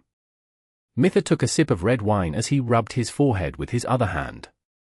He temporarily stopped thinking about Vice Admiral Iceberg, and he placed his attention on blazing Danitz. As he carefully recalled, his pupils suddenly shrank. He discovered that there were some recent problems regarding this fourth bosun of the Golden Dream he was familiar with.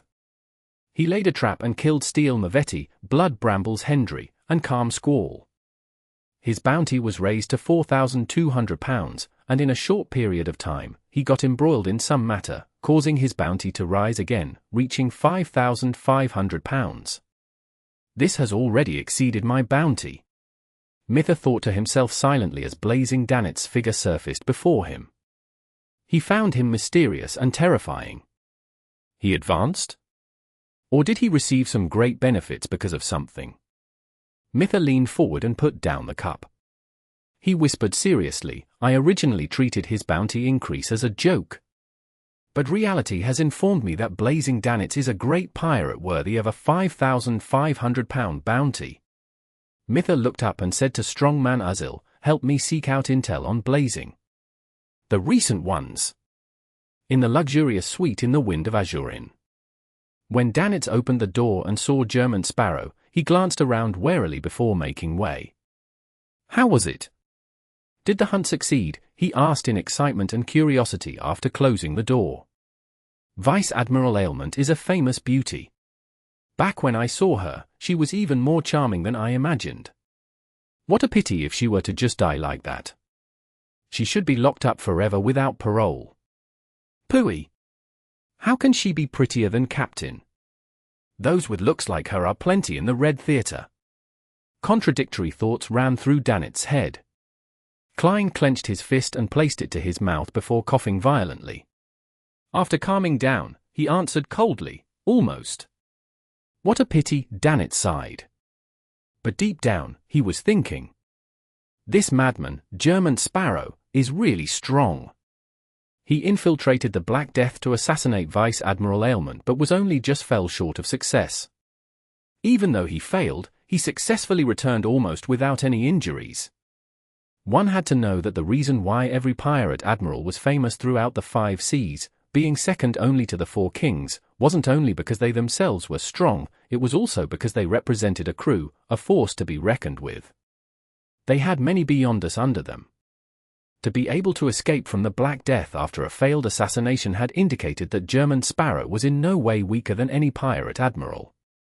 Is creeping hunger really that powerful? No, even if I were in his shoes and had creeping hunger, I wouldn't be able to go that far. Danitz was increasingly convinced that his choice of not resisting during his first encounter with German Sparrow was extremely wise. Klein coughed twice again and prepared to instruct Danitz to buy some medicine for him from the hospital. He then recalled that the cause of his illness was complicated.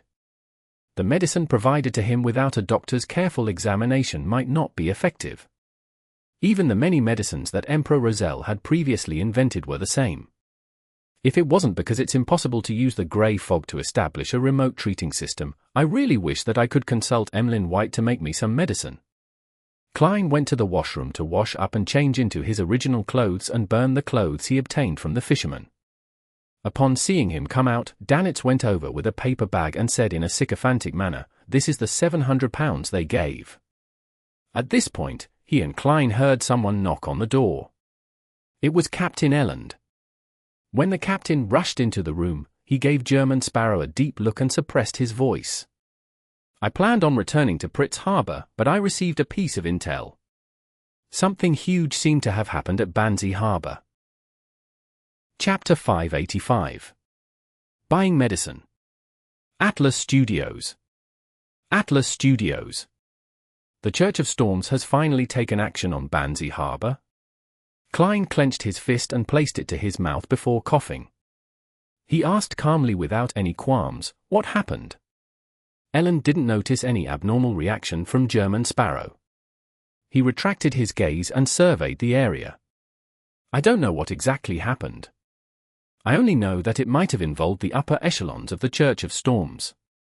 And for a period of time before that, all routes that lead to Banzai Harbor were cancelled. This might have been a so-called omen." Involved the upper echelons of the Church of Storms? No, it should be the most elite forces. I suspect that the pontiff of the Church of Storms, that grounded angel, had personally taken action. He might have even used a Grade 0 sealed artifact. After all, he might be facing a king of angels, one that's even older than the Fourth Epoch, as well as his descendants. Klein nodded and calmly asked, "What's the outcome?" He wasn't the least bit surprised that the Church of Storms had only taken action on Banzai Harbor in the past few days. Even though the mandated punishers were known for being rash and irascible, there was still a protocol that needed to be followed for serious matters like this. For example, they needed to make a confirmation, evacuate a portion of innocent residents, or seal off the surrounding sea. All of this needed time. Elland was unable to read German Sparrow's true emotions as he sighed with a smile. There won't be a Banzai Harbor for a very long period of time. As expected of the Church of Storms. Klein secretly clicked his tongue, feeling even more curious about the detailed process. He wanted to know whether Red Angel Medici had appeared, and if he really was sleeping near Banzai Harbor. He wanted to know if he had been wiped out by the Church of Storms and wished to know what happened to the natives in Banzai Harbor. He wanted to know what it meant for them to speak in such a staccato manner, and he wished to know what secrets were hidden in the Green Lemon restaurant and the telegraph office. Unfortunately, with Banzai Harbor's destruction, it was difficult for him to obtain any actual answers. Perhaps the internal record of the Church of Storms would mention them, but Klein had no way of getting them. With the Hanged Man's rank, there was no way he could gain access to such confidential information. "I'll have to nurture Mr. Hanged Man into a high-sequence demigod before I can know the answers to my questions." Klein sighed silently and said without a change in expression, "That place is indeed very dangerous." Before he finished his sentence, his throat itched as he coughed violently. "You fell ill?" Elland asked, puzzled. He originally imagined that German Sparrow was like him, a Beyonder whose physique had been considerably enhanced. It was unlikely for Beyonders like them to fall ill before they grew weak from age. But from the looks of it, his previous guess might have been wrong. Klein answered tersely without giving an explanation. "A question of no value or meaning. It would be odd if he isn't ill after an intense battle with Ailment Maiden." Danitz grumbled in contempt from the side. Ellen chuckled and said, "I can recommend you an apothecary that's better than a hospital or clinic." That's his Beyonder job. He has a tiny herb store in the alley diagonally across Red Theatre. Heck, he's known for selling male enhancements, but that's not what he's best at. Does every apothecary develop such medicine? That's right. It's absolutely one of the most profitable medicine-based businesses. It's only odd not to do it if they're capable of doing it. Klein nodded slightly in response. Why haven't I heard of him? Danitz asked, surprised. He only came to Byam in the past few months. When was your last visit here in the City of Generosity? Ellen asked with a chuckle. When I took your crappy boat. Danitz answered silently in his mind. He carefully recalled and discovered that in the past few months, apart from this period of time, he had passed by Byam once during the early days of his vacation. At other times, he was drifting out at sea in search of treasure. Otherwise, he was at other places or harbors enjoying himself, so it was true that he wasn't aware of any minor changes in the City of Generosity. I've already spent quite a few days in Byam. I've been to the Red Theatre several times, but I've not heard anything about this apothecary. This can only serve to imply that his male enhancement medicines are limited in effect. Danitz bragged as he said stubbornly. Ellen smiled and didn't debate with the great pirate. Instead, he said to German Sparrow, if it's only an ordinary ailment, the apothecary will only charge a slight premium. And for you, it doesn't matter if it's expensive.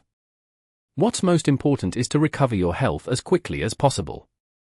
No adventurer wishes to stay in a sick state. This implies danger and that you might become the target of someone else.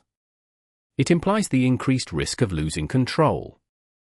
Indeed, maintaining a good state is a rather important matter for Beyonders. However, the price is still very important, all right? If that apothecary were to charge £1,000, then I might as well buy medicine from the hospital. Or I can describe the situation of my illness and get that vampire, Emlyn White, to make me some medicine. Although I already have £6,000 in savings and have several Beyonder characteristics, I still need to consider it.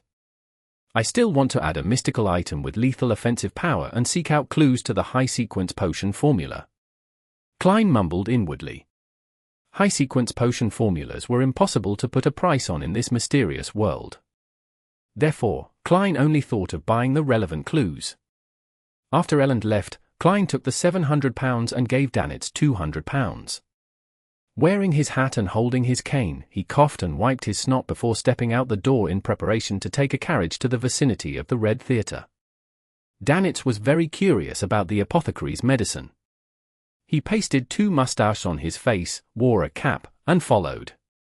With Klein's guidance, he already knew that using a scarf to hide his face was an act that strongly attracted attention in Byam.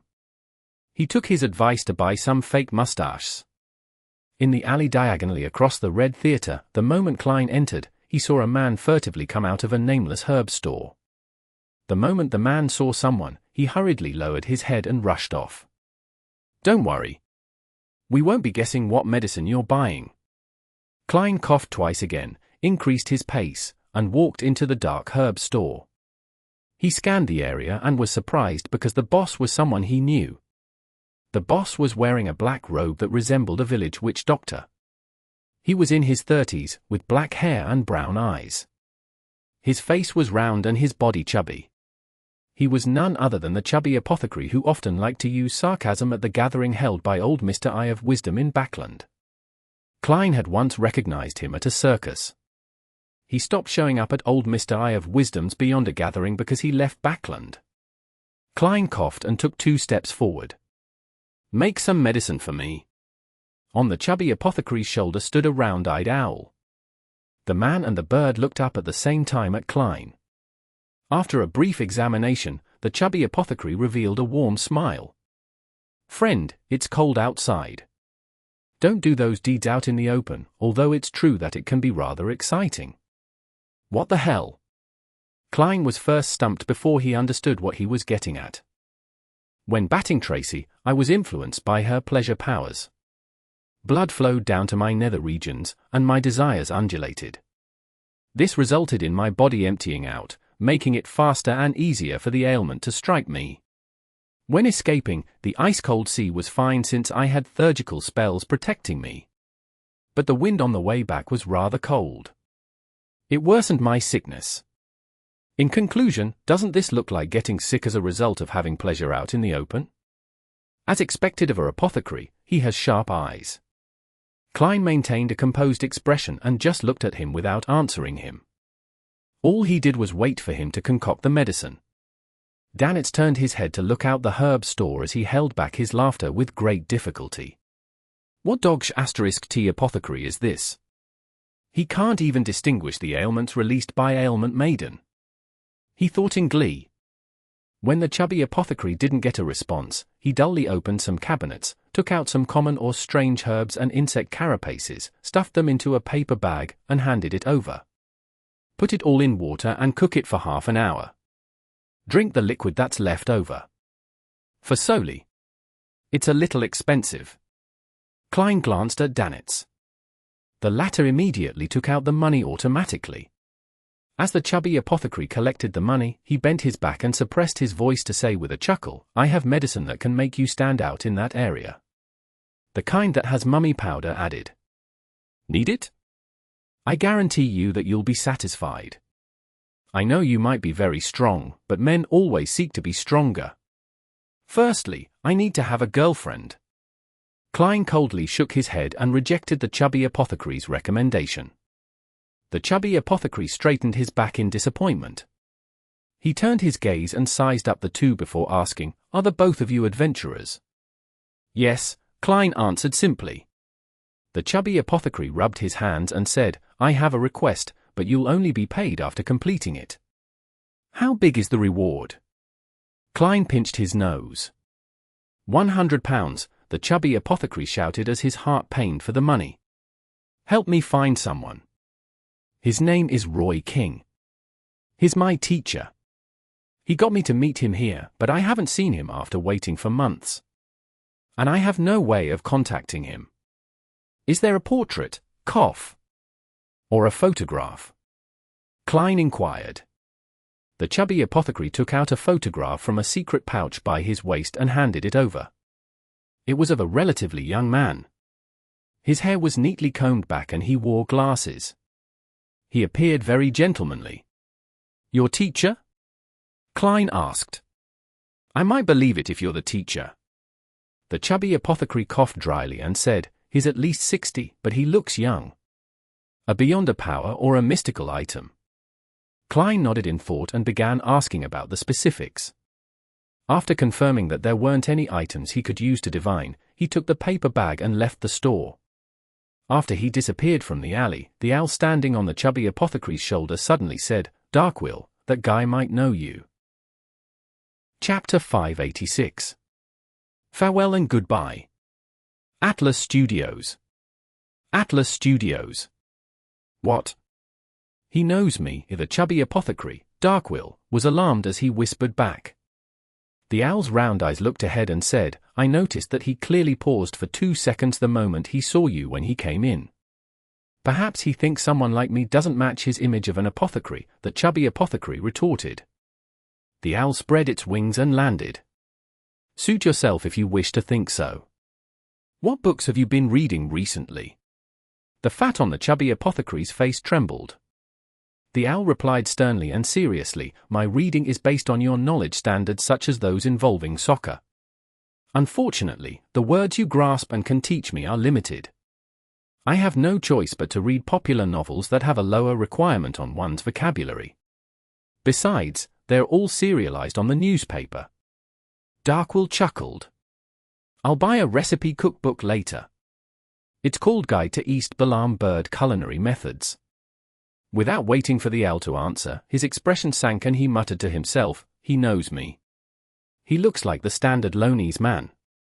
More than half his blood is at least Lun. I used a fake name to stay in a few cities in Lun. It's not odd to be recognized by him. But I still need to be on guard. If I don't receive any news about old man before March, then I have to leave this place." Having said that, he turned his head to look at the owl who was perched on his shoulder. "At times, you're still rather useful." No, your eyes and your body language tells me that your real thoughts are the darn it. I wanted to buy a pet that can help me beat monsters and gangsters. I sought out beyond ingredients of a potion recipe according to the standards of a dragon, but I ended up getting a silly bird who only knows how to read newspapers and plays. Darn it. I want to stuff another potion down its throat, the owl repeated like a parrot by mimicking the chubby apothecary's tone. Darkwheel's expression stiffened for a few seconds before he chuckled. It's good that you know this, silly bird. If I didn't have the powers of a beast tamer, you wouldn't have even managed a single potion. Inside the herb store, the man and bird fell into silence. After a while, the owl pretended as though nothing had happened as it asked, Darkwheel, is it really going to work? You've already entrusted this to dozens of adventurers. I'm not good at finding people, so I can only entrust it to someone else. Besides, they have to find and confirm Old Man's location before I make a payment. I don't even need to spend a single penny, the chubby apothecary teaskered as he said before he sighed. Old Man always calls himself a lucky person and a winner of fate. He should be fine. Will the medicine brewed from this really be effective? While returning to the Wind of Azure in via carriage, Danitz looked at the paper bag beside Klein. The things inside were black herbs, strangely shaped insect carapaces, and weirdly colored flowers. It didn't seem like anything reliable. Klein nodded. Yes. You haven't drunk it, Danitz subconsciously retorted. I trust him. Although his mouth stinks and is rather vile, he has a rather kind heart. Besides, Captain Ellen believes that his medicine is sufficiently effective. As German Sparrow, Klein didn't respond to Danitz's doubts. He directly picked up the paper bag and threw it over. Without needing any spoken words, Danitz knew what he meant. He was in charge of brewing the medicine. Furthermore, he was accustomed to doing similar matters recently, so he didn't have any urges to resist. After returning to the Wind of Azure, Klein got a chair to sit in while he watched Danitz light up the fireplace and prop up a pot. He then added water and the herbs into it. Leaning back, Klein felt his head feel groggy. He was very exhausted and felt like he could fall asleep at any moment. In order to wait for the medicine to finish brewing and for him to quickly resolve his illness, he forced himself to consider various problems to combat the fatigue. On careful consideration, during the battle with Vice Admiral Ailment, if I hadn't succeeded in sneaking in an attack on her and suppressing her from the very beginning, preventing her from getting into her rhythm until she eventually found a chance to force open a gap between us by turning invisible, then I might have not been her match.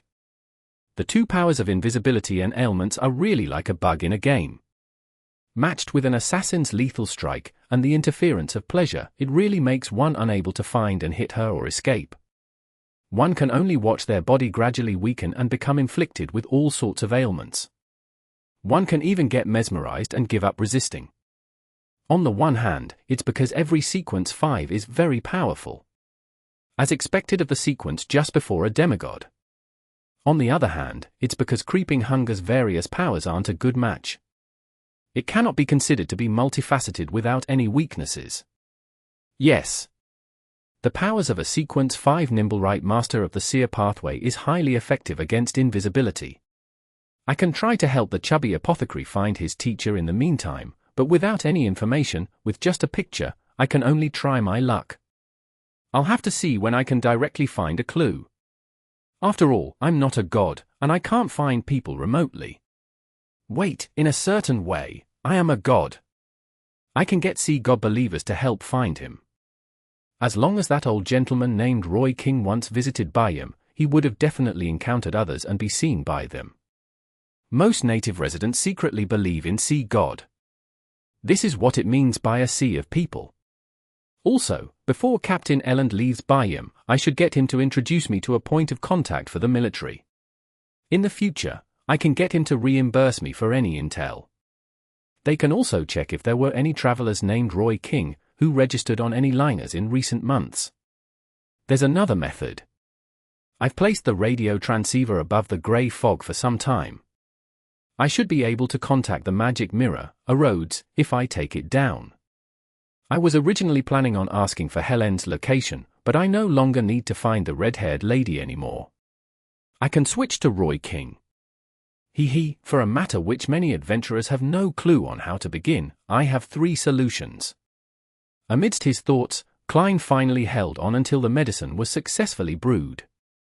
Looking at the bottle of blackish-green liquid that Danitz brought over, he hesitated for 2 seconds before extending his hand to receive it and placed it to his mouth. Gulp! Klein immediately felt his throat burn as his face flushed red. This made him recall his attempt at eating crazy spicy food in his previous life. Suddenly, his entire person awakened as his stuffy nose quickly cleared. Gulp! Gulp! He barely finished drinking it and felt as though he had nearly recovered from his sickness.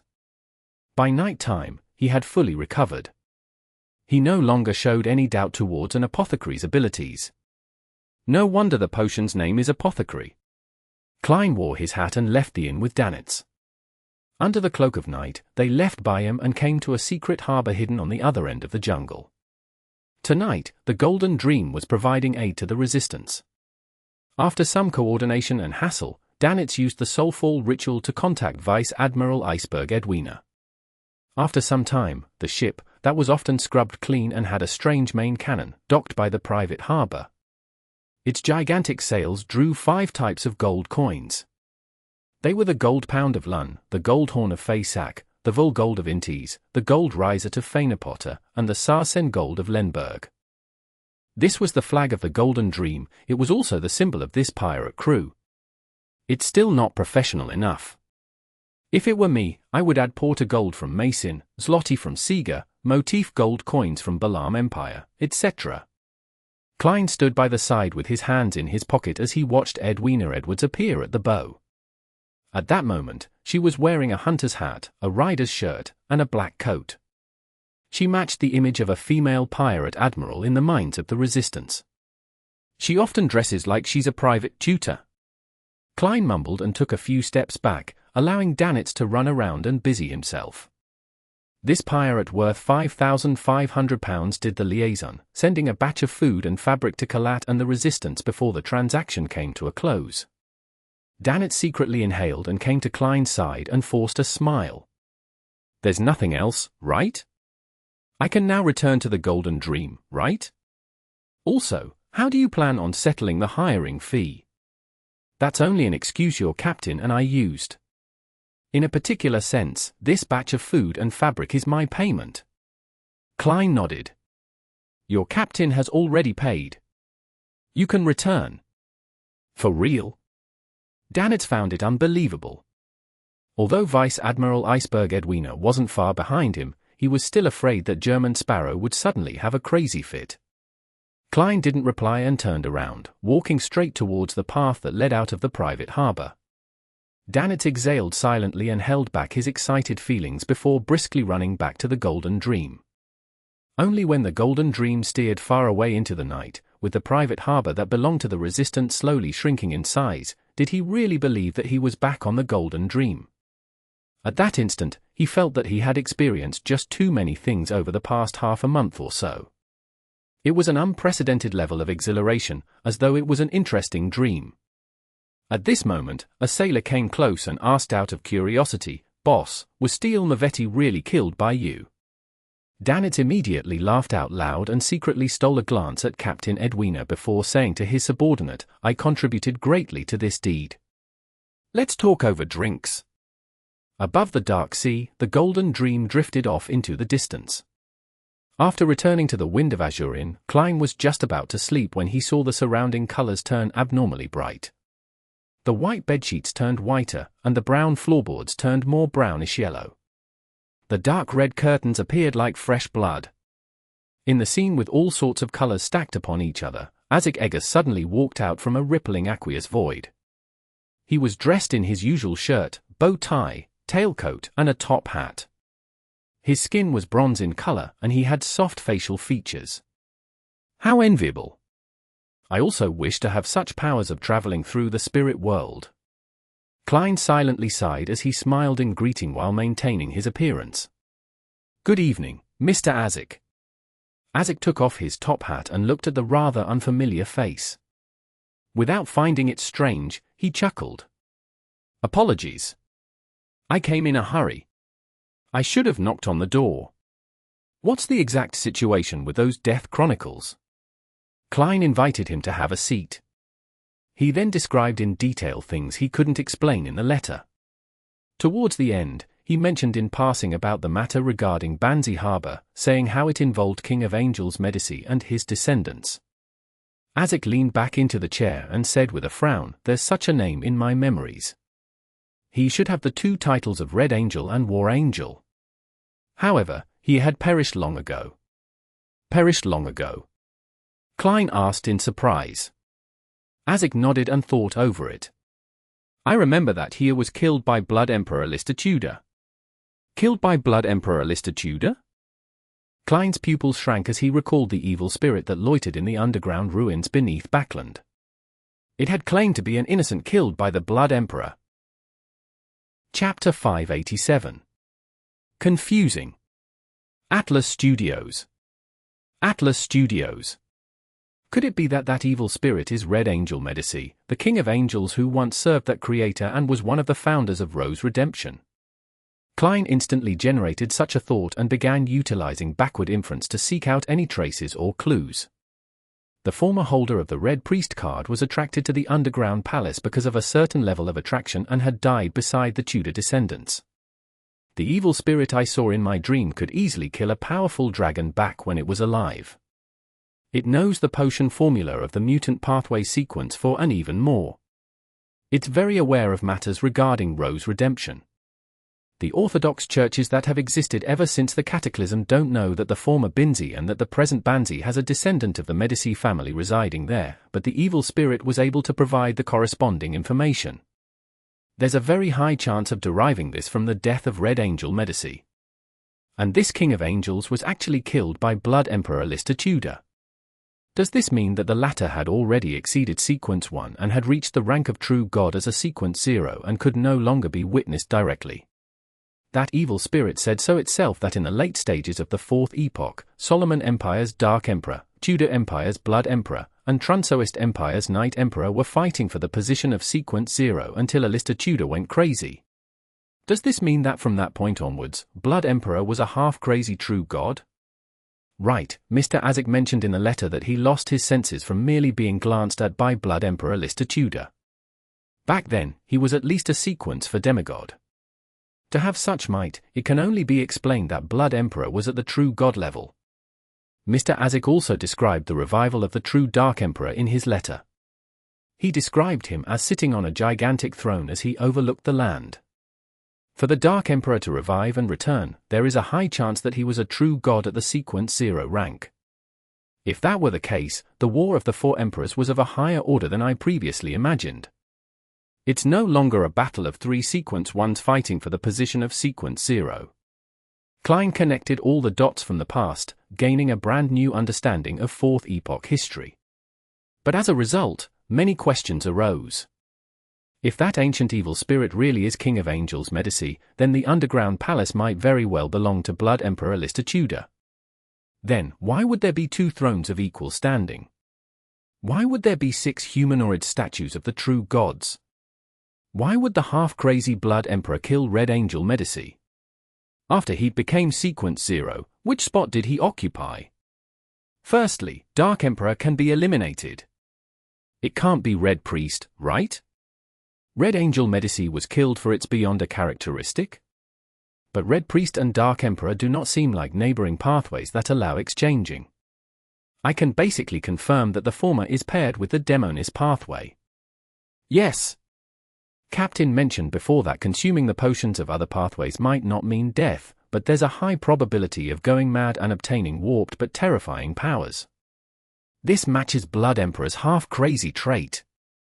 In his final step, as there was no hope for Dark Emperor and any neighboring pathways, he took the craziest choice and switched to another pathway that's completely unrelated, becoming half-crazy as the price. But the same problem arises. Advancing to Red Priest requires King of Angels Medici to be killed, but before advancing, Lister wouldn't have been able to complete it by himself. Unless, he'd had more Sequence 1s helping him or other Sequence 0 true gods. Upon realizing this, the statues in the underground palace suddenly flashed past Klein's mind. the Evernight goddess statue who used the moon as a pillow, the Earth Mother statue that hugged a baby in her bosom, the Lord of Storm statue that had lightning flashing behind him, the handsome eternal blazing sun statue, the tall and royal god of combat statue, and the god of knowledge and wisdom statue who wore a hood all cast ice-cold gazes at him from the darkness. At that instant, Klein couldn't help but tremble. However, he remembered that the six gods supported the Trunsoist Empire, not the Tudor Empire. The history of the Fourth Epoch becomes more harrowing and confusing the more you delve into it. Klein sighed secretly. "What are you thinking about?" Isaac Eggers noticed his pause. Klein said in passing, "I was only thinking that since Red Angel Medici had long perished at the hands of Alistair Tudor, then who is the god of weather who has a following in Bansi Harbour during the recent centuries? And what's the reason for their odd behaviour?" With this in mind, Klein came to a pause. This was because the matter regarding Bansi Harbour was unlike what he imagined. He originally believed that Red Angel Medici was asleep there, but to his surprise, he had long perished. In that case, the secrets underlying the Green Lemon restaurant and the telegraph office became even more indecipherable. He had no way of deducing anything without any further information. The more he thought about it, the more horrified he became. Could that evil spirit have expected such an outcome when he indicated Binzi Town?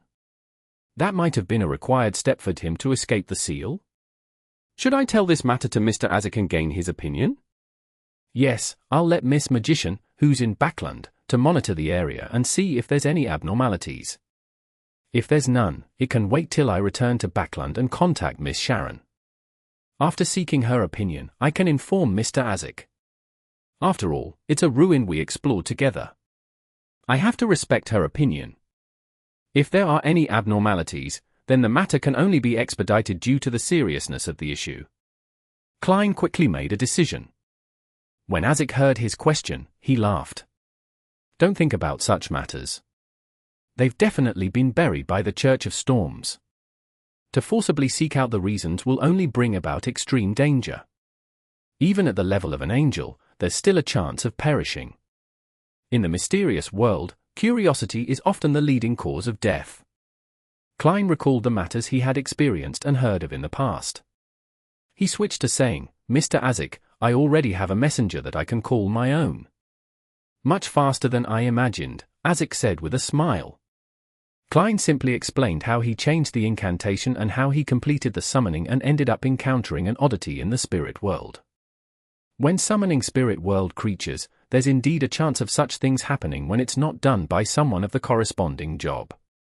It requires repeated trial and error before obtaining the desired result. But repeated attempts make it easy to encounter danger. Even if you add descriptions like friendly, it isn't absolutely safe. The spirit world creature which is summoned might not have any malicious intent towards you and wouldn't wish to harm you, but it doesn't mean that its very existence won't hurt you. Perhaps just the aura it has can reduce you to a pile of blood. After Isaac heard about the creature whose speed surpassed imagination, the being who was easily neglected, and the creature with extremely high survivability, he laughed and warned him. After that, he asked, "How did you succeed in the end?" Klein said in embarrassment, "I changed the final sentence to a unique being that is willing to be my messenger." Isaac was taken aback for a second as he curiously looked at Klein. This description is too generic. Typically, it wouldn't succeed. Perhaps I was rather lucky. Klein cautiously described his messenger's appearance and even hid the matter of her request for a gold coin. Isaac thought over it carefully and said, "I do not have an impression of this spirit world creature, but since you've already signed a contract and have had it witnessed by the underworld, she likely wouldn't cause you any harm. However, before you fully understand her, try not to get her to do anything apart from sending letters." All right.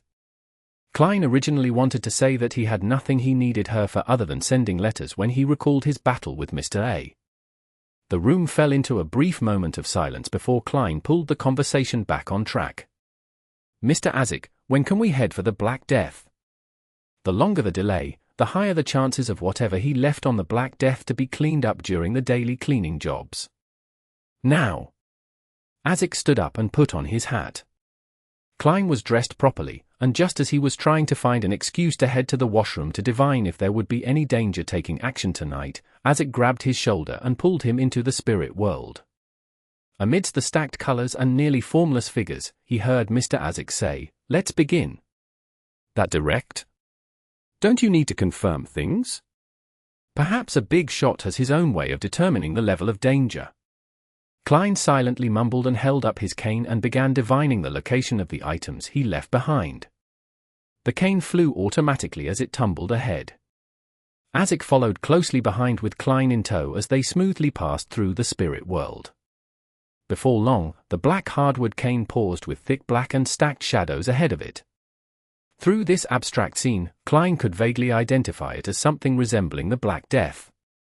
At this moment, Azek's body came to a pause as he solemnly said, "The spirits here tell me that there is danger." "There is danger?" "Something that can make even Mr. Azek find it dangerous." "Vice Admiral Ailment got help? A high-ranking member of the Demonist sect?" Klein frowned suddenly. He fully believed the judgment of the big shot, since Sequence 7 of the Death Pathway was spirit medium. After advancing to the realm of demigod, being able to notice this was considered very normal. Azek half closed his eyes for 2 seconds before opening them. "But the problem isn't serious." "Let's enter." "Problem isn't serious." "That's probably the case when it's directed at you." The corners of Klein's mouth twitched as he decided to change his looks.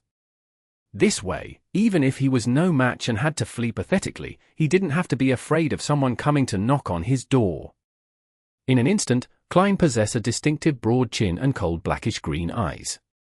His hair turned brown and was tied into a bun at the back of his head like an ancient warrior.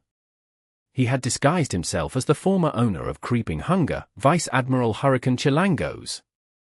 Azek gave him a glance as the surroundings suddenly seemed to plummet as all sorts of bright colors flew by. In a blink of an eye, Klein found himself in Ailment Maiden Trace's captain's cabin again. This gallant and brilliant female pirate was wearing a different white shirt. On her left shoulder was a clear bandage while her black hair was coiled up instead of cascading down amorously. Faced with this sudden visitor, she didn't show any panic but smiled.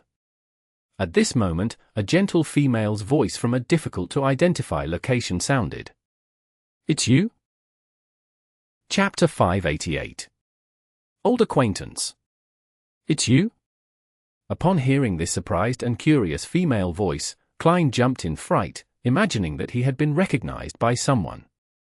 He immediately composed himself because he had already changed his appearance to that of the deceased Vice Admiral Hurricane Chilangos. And inside Chilangos was the crazy adventurer, German Sherlock. And inside German Sparrow was the identity of the great detective, Sherlock Moriarty. And inside Sherlock Moriarty was the identity of Klein Moretti. This wasn't the end. Deep within Klein Moretti was Mr. Fool as well as Ju Mingrue. There's no reason that she can directly see my true essence. Besides, how can she know of a trivial character like Klein Moretti? Even Vice Admiral Hurricane Chilangos wouldn't have left the Vice Admiral Ailment Trace's helper surprised. To be specially invited by a Sequence 5 pirate admiral to protect herself and deal with her enemy, the person must be at least a Sequence for demigod. Therefore, that sentence was directed at Mr. Azek. That high-ranking demoness recognizes Mr. Azek, who had destroyed their cooperation with the royal family and in Zangwill in Backland, or does she recognizes him from one of his former lives? Klein quickly cleared his train of thoughts and remained guarded against Tracy and her helper's sudden attacks. He also looked through the corner of his eye to observe Mr. Azek's reaction. He wasn't too surprised that a mysterious powerhouse would appear. Firstly, this was because Mr. Azek had already given a warning, and secondly, it was because he believed that Vice Admiral Ailment Tracy wasn't a self-conceited person. To almost be assassinated without knowing the assassin's backing faction and motive, there was a high probability that she would leave the sea around the Rorsted archipelago to seek help from the upper echelons of the Demonist sect. The only thing Hadden expected was that her helper would arrive so quickly. It was as though she was nearby or had a mystical item like that of a traveler. Combining the female characteristics of the voice and the gentleness within it, Klein suspected that it was a demoness at the demigod level. Azek stood on the thick carpet and said after 2 seconds of hesitation, "You know me." This tone sounds uncertain.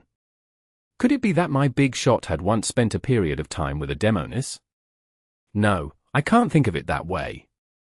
Klein began to imagine things before he seriously felt penitent for having those thoughts. He noticed that Vice Admiral Ailment Tracy wore an aghast look. Her certainty and calm had turned into puzzlement.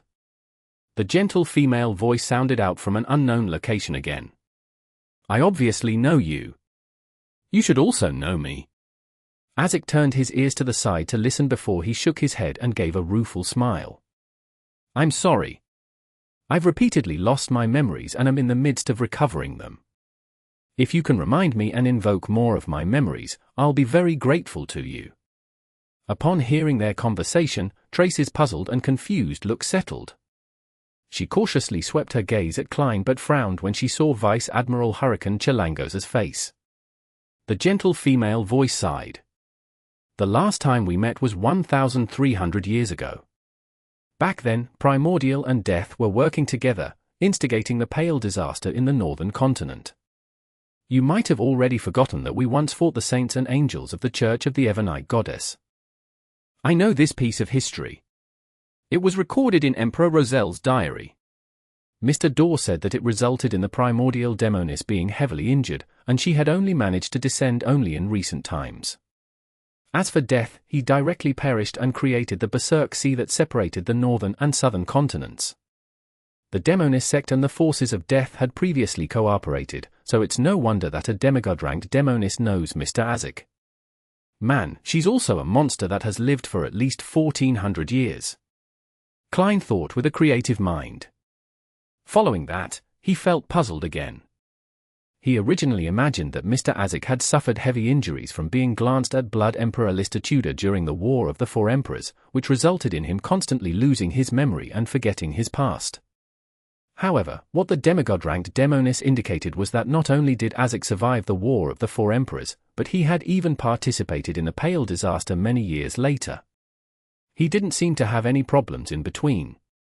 Azek closed his eyes as though he was trying to squeeze out his memories. After a few seconds, he asked hesitantly, Katerina Pelle? You are already a demoness of unaging. I'm very happy that you can still remember me. I could only be considered a weakling compared to you back then. A figure outlined itself beside Vice Admiral Ailment Tracy. She wore a simple and pure white gown which had high slits that revealed her flawless legs. Her skin was as white as snow and as tender as a young maiden's.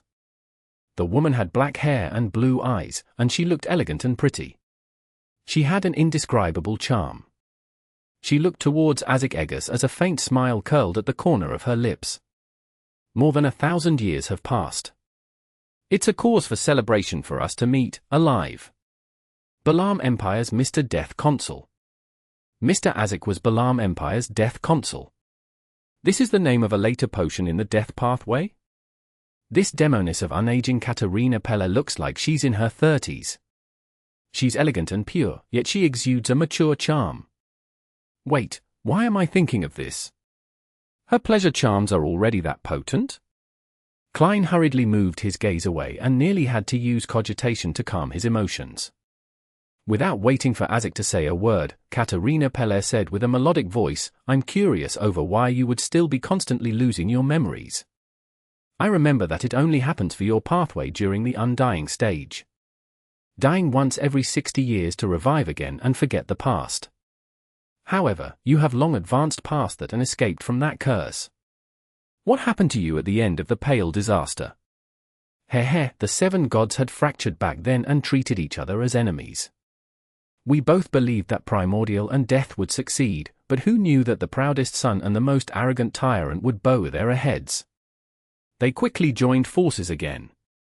If I hadn't managed to advance by chance, then I might have already perished at the end of that divine battle. I believe you should have suffered some damage which resulted in your present state. Death's perishing is itself the greatest injury for you. Azek fell silent as he wore an indistinct painful expression. I can't remember. At this moment, Klein realized that Katerina Pelle looked somewhat familiar, and he suspected her of being the white-robed lady who had led Madame Sharon onto the path of a demoness.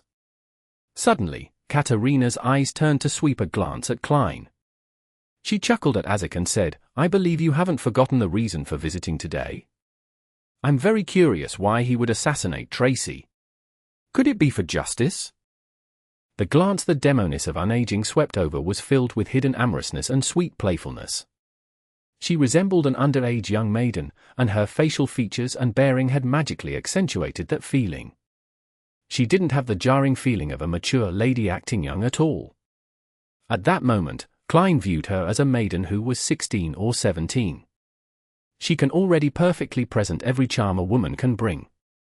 She has the skin, facial features, and bearing to match it. As expected of a demoness of unaging. Klein had already attempted to use cogitation to resist this indescribable charm. He took the initiative to look at ailment maiden Tracy. "Do you know the tycoon named Jimmy Necker?" Tracy gaped her mouth before closing it again. She replied blankly and aggrieved, "Who is he?" "You might not know him. He once collected a batch of ancient chronicles related to death. He died at the hands of Vice Admiral Hurricane Chilangos," Klein said while bearing the appearance of Vice Admiral Hurricane Chilangos. 1827. Tracy narrowed her eyes. She wore a dazed look before turning angry. "You came for those documents. It really is in your hands." Klein determined based on her tone. He answered indifferently. "That's right." Tracy inhaled slightly and said, "Where's Helene? Did you do anything to her? I know she's still alive. If something happens to her, my spiritual intuition will tell me." Klein didn't attempt to speak ambiguously as he directly answered her. "She has already returned to Intis to lead a brand new life." Tracy's expression sank. A storm raged in her eyes as the aura of a pirate admiral fully revealed itself. However, as it casually swept his gaze over and instantly made her calm down. The corners of her lips curled up. "That batch of documents from the mausoleum of the Balaam Empire's royalty is indeed in my hands. But I wasn't interested in it. I flipped through it casually before handing it to the sect. Even if you had succeeded in assassinating me, you wouldn't have received it. I didn't read it much, so even if you channeled my spirit, I wouldn't be able to reproduce it. Unfortunately, I can't bear to part with my life, otherwise, it definitely would have been interesting to see your disappointment." Klein calmly said, "No, I won't be disappointed. I can obtain the soul and characteristic of a demoness of affliction. I can graze you and subdue you." As he spoke, he raised his left palm which had creeping hunger on it. It was in the shape of a black glove. Tracy narrowed her eyes. The look in her eyes became extremely dangerous, like a provoked tiger. If not for the two high-sequence beyonders beside her, she might have already attacked. And the moment Klein finished his sentence, he noticed something amiss. "I'm not acting as German Sparrow at the moment, so why am I speaking in accordance with his persona?" Klein was alarmed as he suspected whether he had been too into character recently. "Remember, you can only be yourself. I cannot be influenced by the character I act as, because of prolonged acting. This will cause me to become lost and result in losing control." He quickly reflected on himself and added his conclusions into the acting principles of a faceless. Noticing his brief silence, Isaac looked at Katerina Pelle and said in his usual tone, "Can you copy a set of those documents for me? That's not a big problem." Katerina gave Tracy a glance. "Any requests?" Tracy stared at Klein and said with a clearly hoarse voice, "Tell me where Helene is." Klein withdrew his thoughts and looked at her before looking at the pure demoness of unaging, Katerina. He had already made his decision, but he couldn't help but feel hesitant. He turned to look at Mr. Isaac and discovered his warm smile. He wasn't urging him or forcing him. Klein retracted his gaze and simply said, "I refuse." Chapter 589. Sowing Discord. Atlas Studios. Atlas Studios. For an instant, Klein imagined that Tracy would directly attack him, as her face was already flushing red with anger. Her blue eyes had turned dark like the surface of a sea before an impending storm. But eventually, Tracy didn't act rashly. She looked towards Katerina Pelle and awaited the decision of the demoness of unaging. She knew very well that, although Sequence 5 and Sequence 4 were just separated by one level, there was a qualitative difference between them. There was no way to bridge the gap with one's battle skills or execution. One was a normal human with special powers, while the other was already a demigod, a legendary creature possessing godhood. Furthermore, the two present were clearly not Sequence 4. Placed before them, Tracy felt like she was a low sequence beyonder. Katerina Pelle didn't seem furious. She looked at Klein, who wore the face of Chilangos, and chuckled as her eyes moved across him. What an interesting lad. If not for Mr. Death Consul being here, I might have not revealed the upheavals within my heart and have an unexpected encounter with you which would lead into having a pure and romantic story with you. No, you don't want to. This sounds really terrifying. Klein didn't dare look at her as he continued looking at Tracy. Seeing no response from Azikegas, Katerina retracted her gaze and said to Tracy with her melodious voice, "Embrace the afflicted pain, this might be something beneficial for you." She then looked towards Azik. "I remember that batch of documents. It records the various attempts used by the Balaam royalty to revive death, but unfortunately, they seem to fail miserably. Towards the end, they seem to consider creating an artificial death. Are you still interested? An artificial death? How can death be artificial? Apart from the uniqueness and beyonder characteristics, how can there be other methods? It's not like it's something you can find on the street. Was the former Balaam Empire and the present Numinous Episcopate all crazy?" Klein mumbled silently and didn't interrupt the conversation between the demigods. Azik pondered for 2 seconds before asking, "What price do I need to pay?" Katerina smiled youthfully. "No, there's no need. I thought it over. Helping you regain your memories and find your past in order to become the Death Consul from before should be a rather interesting matter. This can bring more changes and fun to this world." Those words sound like a rebellious teenage girl. A demoness of unaging not only doesn't age in body but in mind as well? Klein felt it somewhat impossible to grasp her thought process. Perhaps only a Sequence 6 or 5, or even Sequence 4 of the Spectator pathway can tell. He subconsciously guessed. Azik nodded and extended his right hand. A piece of paper and a fountain pen in the room automatically flew over as though invisible spirits were at his service. After scribbling, he threw the paper over. "You can summon my messenger.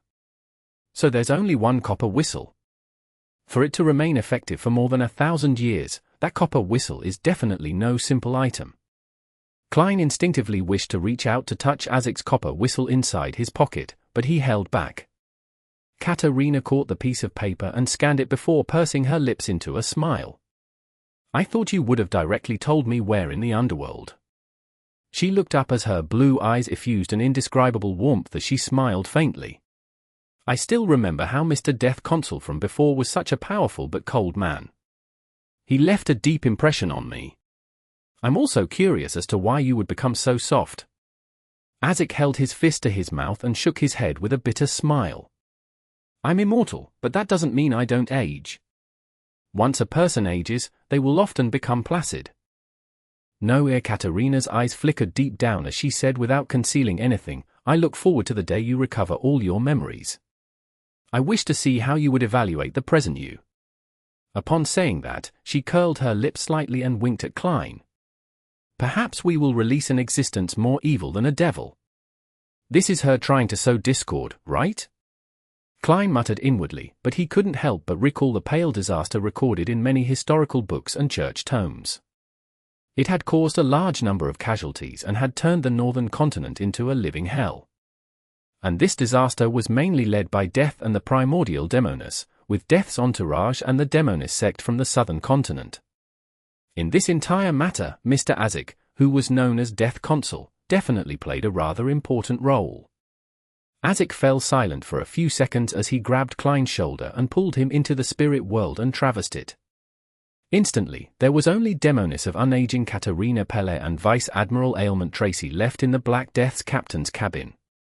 The latter looked at the spot where the two had disappeared, and after taking a while to calm herself, she clenched her teeth and said, "I'll never forget this matter. Katerina resumed her pure demeanor and smiled faintly. Feel the afflicted pain. The more pain you feel, the more you will realize how weak you are. When the pain reaches a threshold, the desire to change yourself will reach a certain intensity, allowing you to withstand the potion and obtain godhood during the ritual to become a demigod. When Tracy heard this, she suddenly thought of something. Her expression froze as she blurted out, Helene was able to escape the Black Death because of... Katerina smiled mildly. You are my youngest child, but you are the one who's most promising at becoming a demigod. As a mother, I will naturally want to help you. Tracy's facial muscles twitched as she said with a warped expression, that's right. I have a mother like you, and a mom. Why didn't you tell me the truth in the beginning? You clearly knew the mid and low sequences of several other pathways. Katerina turned her body as her white gown fluttered. She said ethereally, we all need to approach the primordial. We are all her children. As she spoke, surging but silent black flames soared over the huge sailboat which was dozens of meters long. The flames covered every corner as they burned silently without injuring any of the pirates on the Black Death, as though they were clearing up any accumulated dust. The stacked colors quickly receded, and the indescribable transparent figure went far into the distance. Klein's spirituality suddenly stirred as he felt that the items he had left on the Black Death had all vanished. As expected of a demoness of unaging. Klein sighed. Just as he was about to say something, he felt himself plummet. He had left the spirit world with Azek. He found themselves in a mountain valley with a river flowing. There were fertile fields with a manor and town that was built in a lonely style. Klein looked around him and discovered that he was standing in a dark cemetery that had long been abandoned. Mr. Azek, he shouted in puzzlement. Azek walked to a grave with a broken tombstone that was covered in weeds. He said solemnly, after meeting Katerina Pelle, I recalled some matters again. I once told you that in a particular dream, in one of my lives, I had a daughter. She had soft black hair and enjoyed sitting in a swing I made myself while requesting sweets from me. When traversing the spirit world, I suddenly sensed the call of my bloodline. Klein was infected with his emotions as he asked solemnly, is this her? Azek nodded and crouched down. He touched the halved tombstone as his bronze face wore a gentle, sorrowful, and confused look. This is her grave. If I recall correctly, she's been dead for 926 years. 926 years. Klein wanted to say something, but he was stopped by that extended period of time. If it wasn't for the churches compelling people to be buried in cemeteries and providing a certain degree of surveillance, it would have been hard to find this grave and tombstone, since there hadn't been any all-out wars since the Fifth Epoch. A human's life was on the order of decades, but this was 926 years. After a long moment of silence in the cemetery, Azek got up again and grabbed Klein's shoulder. I'll send you back first. After a few minutes of traversing the spirit world, Klein saw the white bedsheets and yellowish-brown floorboards. Azek pressed down on his hat and said in a deep voice, I'll continue my journey while you continue on your adventures. Klein nodded. Just as he was about to say something, he saw Mr. Azek curl his lips and smile. Were you afraid that I would become an evil person like a demoness after fully recovering my memories? Before Klein could reply, Azek sighed. I'm also very worried. But I have a greater desire for discovering myself. After saying that, the surrounding aqueous void around him rippled as he vanished from the room. For a long period of time, Klein stood in his spot, silent. He shook his head and laughed silently as he consoled himself. Perhaps when the time comes, I'll already be a powerhouse at the level of Angel. I can establish a treatment facility that treats antisocial personalities and have Miss Justice be the head doctor. Retracting his thoughts, Klein sat down and habitually reflected over his operation. I originally thought that I could graze a demoness of affliction and obtain Death's Chronicles while making further progress in the human disappearances. Who knew that the development and outcome were completely out of my expectations? I only managed to complete the initial goals. Sigh, I cannot incite Mr. Azek to take action since he hasn't completely recovered. Furthermore, the person we were facing was a demoness of unaging. What's most important is to be strong myself. Relying on myself is better than asking for help from others. On careful consideration, I do rely on myself most of the time. I can attack the human disappearance cases from the angle of the buyer, that crazy Captain Connors Victor. Klein changed his sitting posture and nodded to himself as he murmured inwardly. The greatest gain that I received was to establish the preliminary acting principles of a faceless. It's to get into character and be detached, overcome any aversions, and to be careful about being too immersed in the role. This way, by relying only on simple, ordinary, real acting, perhaps it will take a year or two to digest the potion. But for me, I should be able to fully digest it in about 4 to 6 months. After reflecting on the matter, Klein prepared to sleep. He planned on taking down the radio transceiver from above the grey fog once it was daybreak, so as to establish communications with the magic mirror, Arrodes. Of course, he had to first divine the level of danger above the grey fog. Chapter 590. Arrodes' bottom line. Atlas Studios. Atlas Studios. Early in the morning, above the grey fog. Klein conjured a pen and paper as he deliberated over the divination statement, using the radio transceiver is dangerous. After carefully checking the statement twice, he took out the spirit pendulum under his left sleeve and began divining. During this process, he was on high alert and was somewhat afraid. He was like a child covering his ears while lighting firecrackers. If the outcome would involve the true creator or the primordial demoness, then he would encounter danger simply from divining it. If it were any other person, they would only end up losing control or dying. However, Klein had the grey fog to shield him and prevent him from having such a tragic outcome. Hence, it was obvious that anything that happened above the grey fog was better than courting death in the real world. He was afraid that the using it repeatedly would allow the evil gods to lock onto him and personally pay him a visit. He quickly entered the state of cogitation and silently recited the divination. After chanting 7 times, he knew the answer without opening his eyes, since he was completely fine sitting there in his seat and wasn't suffering from any extreme pain. When Klein looked at the dangling topaz, he discovered that it was indeed spinning counterclockwise. Phew! Klein heaved a sigh of relief and immediately returned to the real world and began preparing a ritual to bring the radio transceiver from above the grey fog to the real world. After about half an hour, he finally heard the radio transceiver produce its clickety-clack.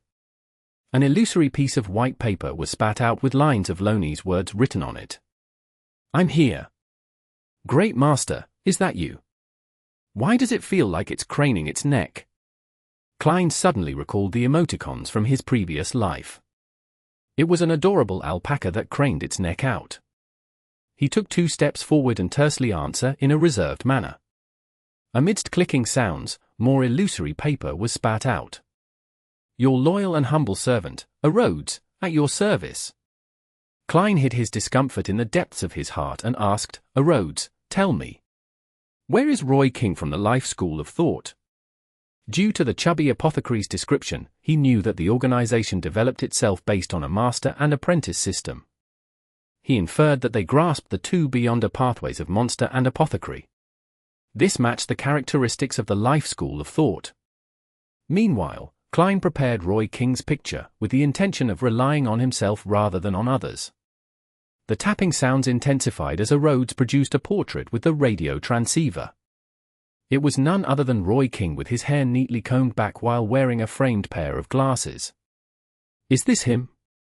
A line of Loney's appeared behind the portrait. Klein nodded. "Yes." Arrodes made the radio transceiver's tapping sound turn abnormally brisk.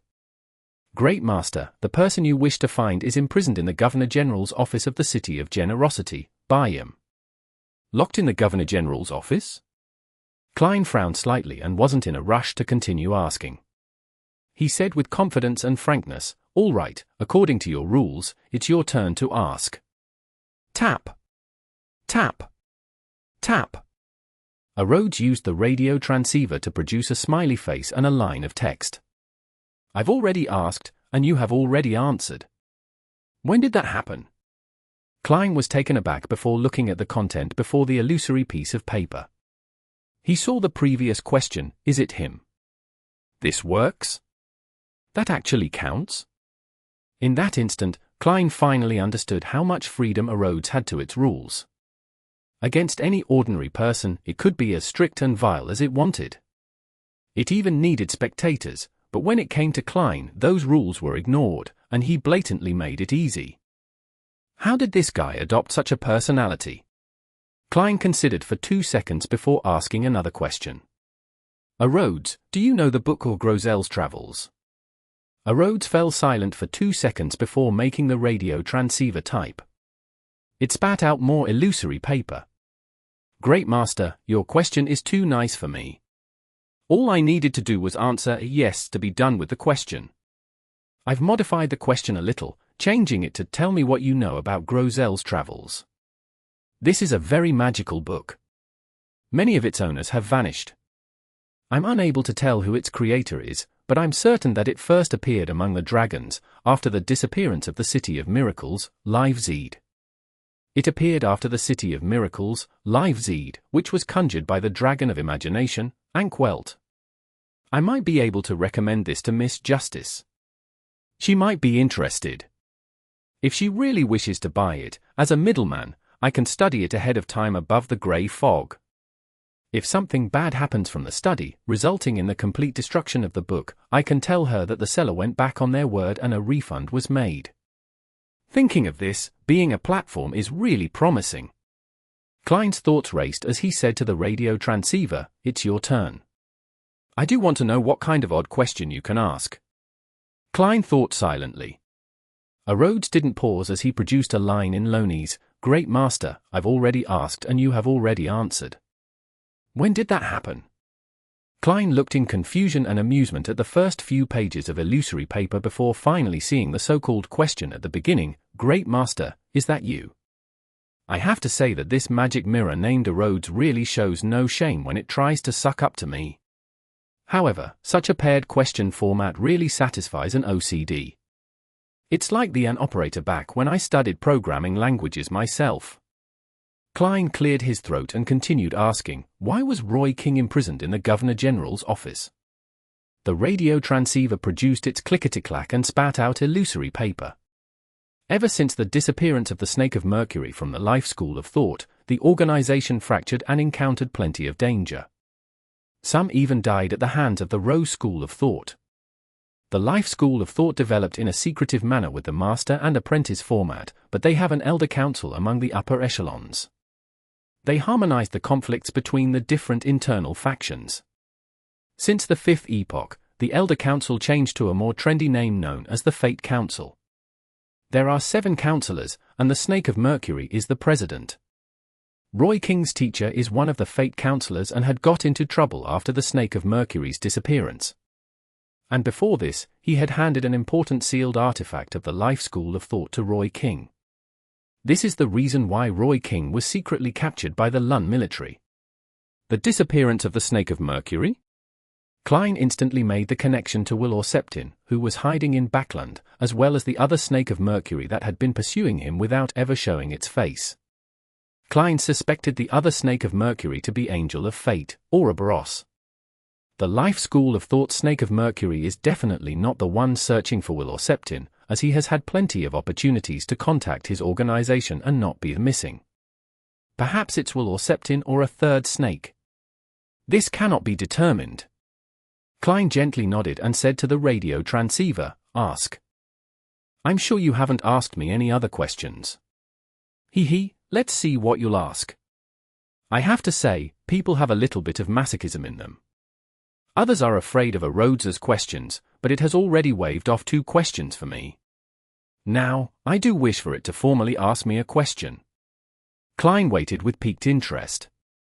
Tap. Tap. Tap. The radio transceiver's sound suddenly became somewhat solemn as the illusory piece of paper spat out with increasing difficulty. "Well, Great Master, what should I do to be a better, loyal, and humble servant? I've underestimated your bottom line?" Klein restrained his exasperated expression as he replied in a deep voice, "Just maintain your present state." "All right." The tapping sounds became lighter again. "The aura is about to disperse. Your loyal and humble servant, Arrodes, awaits to be at your service. Finally, Arrodes added a drawing of a hand waving. It's really talented. That's right, it's not hard for a magic mirror that knows so much, to know such things. Klein watched as the radio transceiver turned silent. He took a few steps and sat by the edge of the bed, considering the matter regarding Roy King.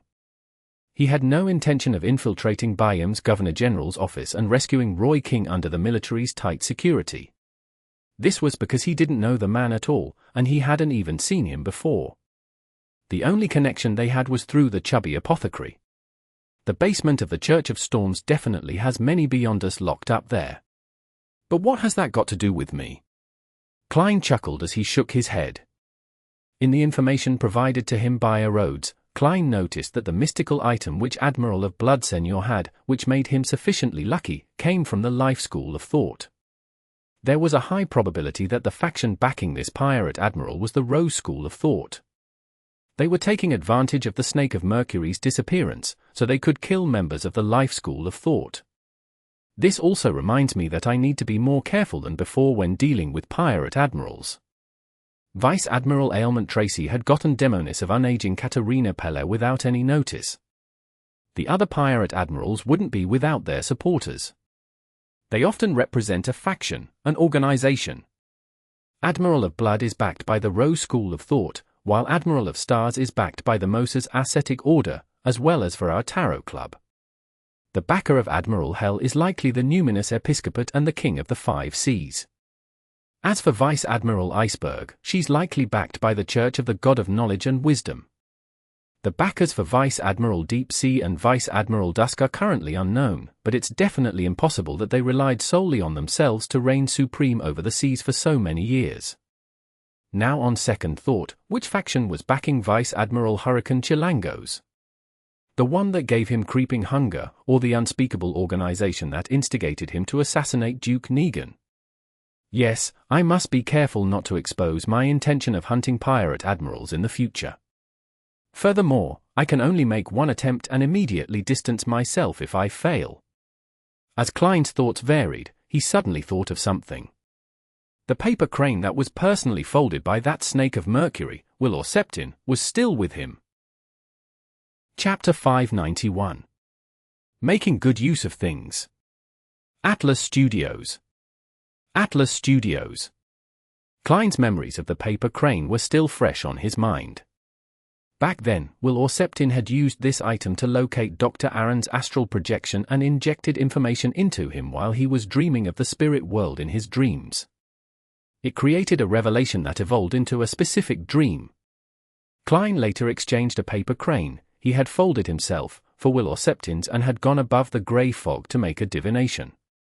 He failed to gain any effective conclusions until Dr. Aaron's wife got pregnant. By calculating the time and from his understanding of the situation between a Sequence 1 and Sequence 0, he guessed that Will or Septin was performing a cyclic restart, and he guessed that Will was in an intense battle with another Snake of Fate for the position of Sequence 0. And the nightmare that came with the paper crane was only an auxiliary outcome. Its true purpose was to help Will or Septin secretly become a fetus. What was most humorous about this matter was that the paper crane that Klein had folded had ended up being treated as the original from Will or Septin, and the Nighthawks had used even cruder means to replicate one to swap them. Will or Septin's paper crane had always been above the grey fog after I had thrown it up there. I nearly forgot about it. Performing divination on it can only gain an extremely vague revelation. If there weren't any other developments, it would be hard to infer that the child conceived by Dr. Aaron's wife was Will Arrodes. On the contrary, Will Arrodes can use it to locate it in the spirit world, just like how Arrodes can rely on the grey fog's aura to connect to the radio transceiver via the spirit world. There seems to be some possibility for this matter. Klein suddenly sat straight and had an extremely creative idea.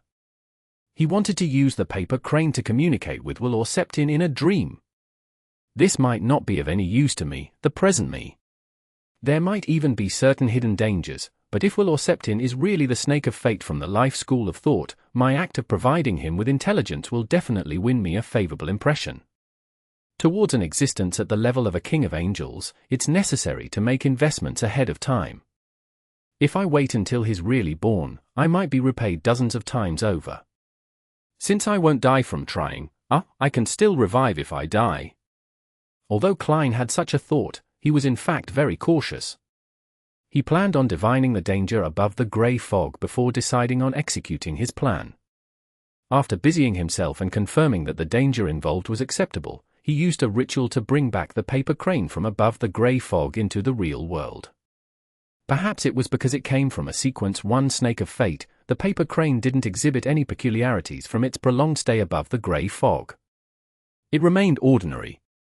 I hope the aura above the grey fog didn't neutralize its uniqueness, otherwise, Will or Septin won't be able to locate it. The sequence before Snake of Fate is Soothsayer. Would this matter already be within Will or Septin's expectations? The reason why he chose Dr. Aaron is because he's my friend. And by doing so, he can establish a connection with me? Am I being too narcissistic? However, this question is worth suspecting. After Will or Septin used the paper crane to locate Dr. Aaron, he could have directly reincarnated, so why did he repeatedly make him have nightmares? Furthermore, the dream also indicated the struggle between the snakes of fate. To an ordinary person, they would neither understand it or play a meaningful role in this matter. Isn't this like using a gaze to entice a blind person? Will or Septin created the dream for me? Klein frowned slightly and had certain guesses. He suppressed his puzzlement and picked up a fountain pen. As he filled it with ink, he considered a sentence to leave on the paper crane to garner Will or Septin's attention. What should I write? Klein recalled what Arrodes had informed him about the situation with the life school of thought, and he felt that there was one line that could encompass everything while feeling extremely fresh and filled with emotions. That line was, "Your home blew up." This sentence is overly crude and direct while lacking manners. Besides, Will or Septin might not be the president of the life school of thought. Klein deliberated and slightly spread open the paper crane. On the different surfaces, he wrote different words that formed a very short sentence: Roy King has been captured. After doing all of this, Klein put down the fountain pen and placed the paper crane into his wallet, just like Dr. Aaron had done before. In the periphery of the Roasted Sea, on a gigantic fog-covered island far from the main sea routes. Amidst a shrill cry, a blue bird of prey that resembled a shadow had plummeted from the sky and crashed heavily into the ground. It sent soil scattering as its blood splattered. Alger Wilson remained cautious. He stood far away and raised his left hand, which had an iron-black ring on his thumb. He pointed it at the terrifying beyond a creature known as a blue shadow falcon. On the tip of the ring was a spike-like protrusion. It was tainted with old blood, looking ancient and sinister. This was the mystical item he had bought from an artisan using Steel Mavetti's bounty. He publicly claimed that it cost him £5,200 despite it actually only costing £3,100. The ring's name was Whip of Mind. It could deliver irresistible intense mental damage to an enemy. Apart from that, it could strengthen Alger's mastery of various weapons, therefore, it wasn't actually very expensive. Back then, the artisan and his friend had two mystical items. One was the Whip of Mind and the other was the Ring of Witchcraft. The latter had more abilities and high adaptability while costing almost the same as the former. It was a better choice, but after serious consideration, Alger still chose the Whip of Mind. He believed that without such an item, his hunting of the blue shadow falcon would be several times more difficult. This was because it was a beyonder creature that could fly. And reality had proven that his judgment was right. For this, Alger was willing to experience a constant headache, a nagging feeling that made him want to slam his head into a wall. After waiting for several minutes, he saw points of light float up from the blue shadow falcon. 6 crystalline feathers condensed around its wing as Alger heaved a sigh of relief and walked over. He had a flaxen cloth tied around his forehead, and embedded inside it was a blood-red gem that emitted a light that resembled the moonlight. This was meant to be the Vampire Baron inheritance for Emlyn White, but Alger wasn't in a hurry to complete the transaction after obtaining it. Instead, he used the characteristic, which he could use to a certain extent, to add insurance to his hunt for the blue shadow falcon. At times, being a middleman is rather nice. Alger put away the 6 crystalline feathers as he sighed silently. he straightened his body and looked towards the towering mountain peak and dense forest around it on the primitive island. He felt that many indescribable dangers lurked there. My strength is insufficient to explore the area. Alger retracted his gaze and walked towards the island's periphery, constantly wary for any predators around him. Soon, he jumped into the sea, and with his powers as a seafarer, he easily swam into the distance. His ghost ship was anchored there, and his sailors were still sleeping thanks to the sanguine's anesthetic gas. To come to this primitive island, the ship had to steer away from the main sea routes. In a situation where sea monsters lurked while the storms lingered, navigating would take at least 6 hours, with the danger of sinking at any moment. Only a seafarer who was familiar with the route could bring the ship close. Deep into the night, Klein, who had rested an entire day, put down his newspapers and burrowed into bed. Just as he was about to fall asleep, he suddenly thought of a problem. Now that Danitz has returned to the Golden Dream, would it be a waste for me to stay in a large suite alone? Klein nodded indiscernibly and decided to check out at daybreak and switch to another inn. After making up his mind, he quickly fell asleep. Suddenly, his mind became clear from its prior haziness. He knew that some force had intruded into his dream. I'm very impressive to be able to sense the dream intrusion of a snake of fate. No, the grey fog is very impressive. Klein surveyed his surroundings and discovered that he was located in a pitch-black desolate plain. Not far away was a black steeple. This was a scene he had formerly seen in Dr. Aaron's dream, but at this moment, there wasn't a mysterious silver giant snake on the steeple. Klein nodded in thought as he sped up his pace and entered the pitch-black steeple. It remained ancient and decadent. The layout was chaotic, with the staircase occasionally spiraling upwards and dropping downwards diagonally at times. Some of the rooms were normal, others were upside down, and there were others that were embedded into other parts. Passing through, door after door and wall after wall, Klein once again arrived deep inside the Black Tower. There were tarot cards scattered around here as they clustered towards the ground in the middle, which was slightly protruded. There was a line of silver words and a portrait. The portrait was that of the chubby apothecary, and the silver words formed the sentence, "Inform Darkwill." So the chubby apothecary's name is Darkwill. Will Orceptin really is the snake of fate from the life school of thought. And I really can use the paper crane to communicate with him in a dream. Klein waited for a moment, and seeing that there weren't any other revelations, he exited the dream and fell asleep again. After daybreak, Klein asked if there weren't any additional charges for checking out at noon. He then put on his top hat and rode a carriage to the Red Theatre's entrance. This famous brothel was in its quietest period of the day. It was like it was a ghost house. Klein glanced at it before walking diagonally across to the alley and arriving outside Darkwill's folk herb store. He suddenly sensed something as he looked up at the roof, and he saw a fat owl perched there, looking at him. The chubby apothecary was apparently attempting to tame a beyonder animal before. Klein retracted his gaze in thought as he knocked on the door. Thump! Thump! Thump! Thump! Thump! Thump! After waiting for a while, he saw Darkwill open the door with his eyes hardly open. "You aren't sick," Darkwill said after observing him. Klein maintained German Sparrow's cold expression and politely widened the corners of his mouth. "Good morning, Mr. Apothecary. I found your teacher." "For real?" Darkwill asked in disbelief. "You just received the mission the day before yesterday?" Chapter 592. 3 advancements in a week. Atlas Studios. Atlas Studios. What does me receiving the mission the day before yesterday have to do with when I find him? If I didn't need to spend a day waiting for the snake of fate, Will Orceptin, to locate me, I could have done so 24 hours earlier.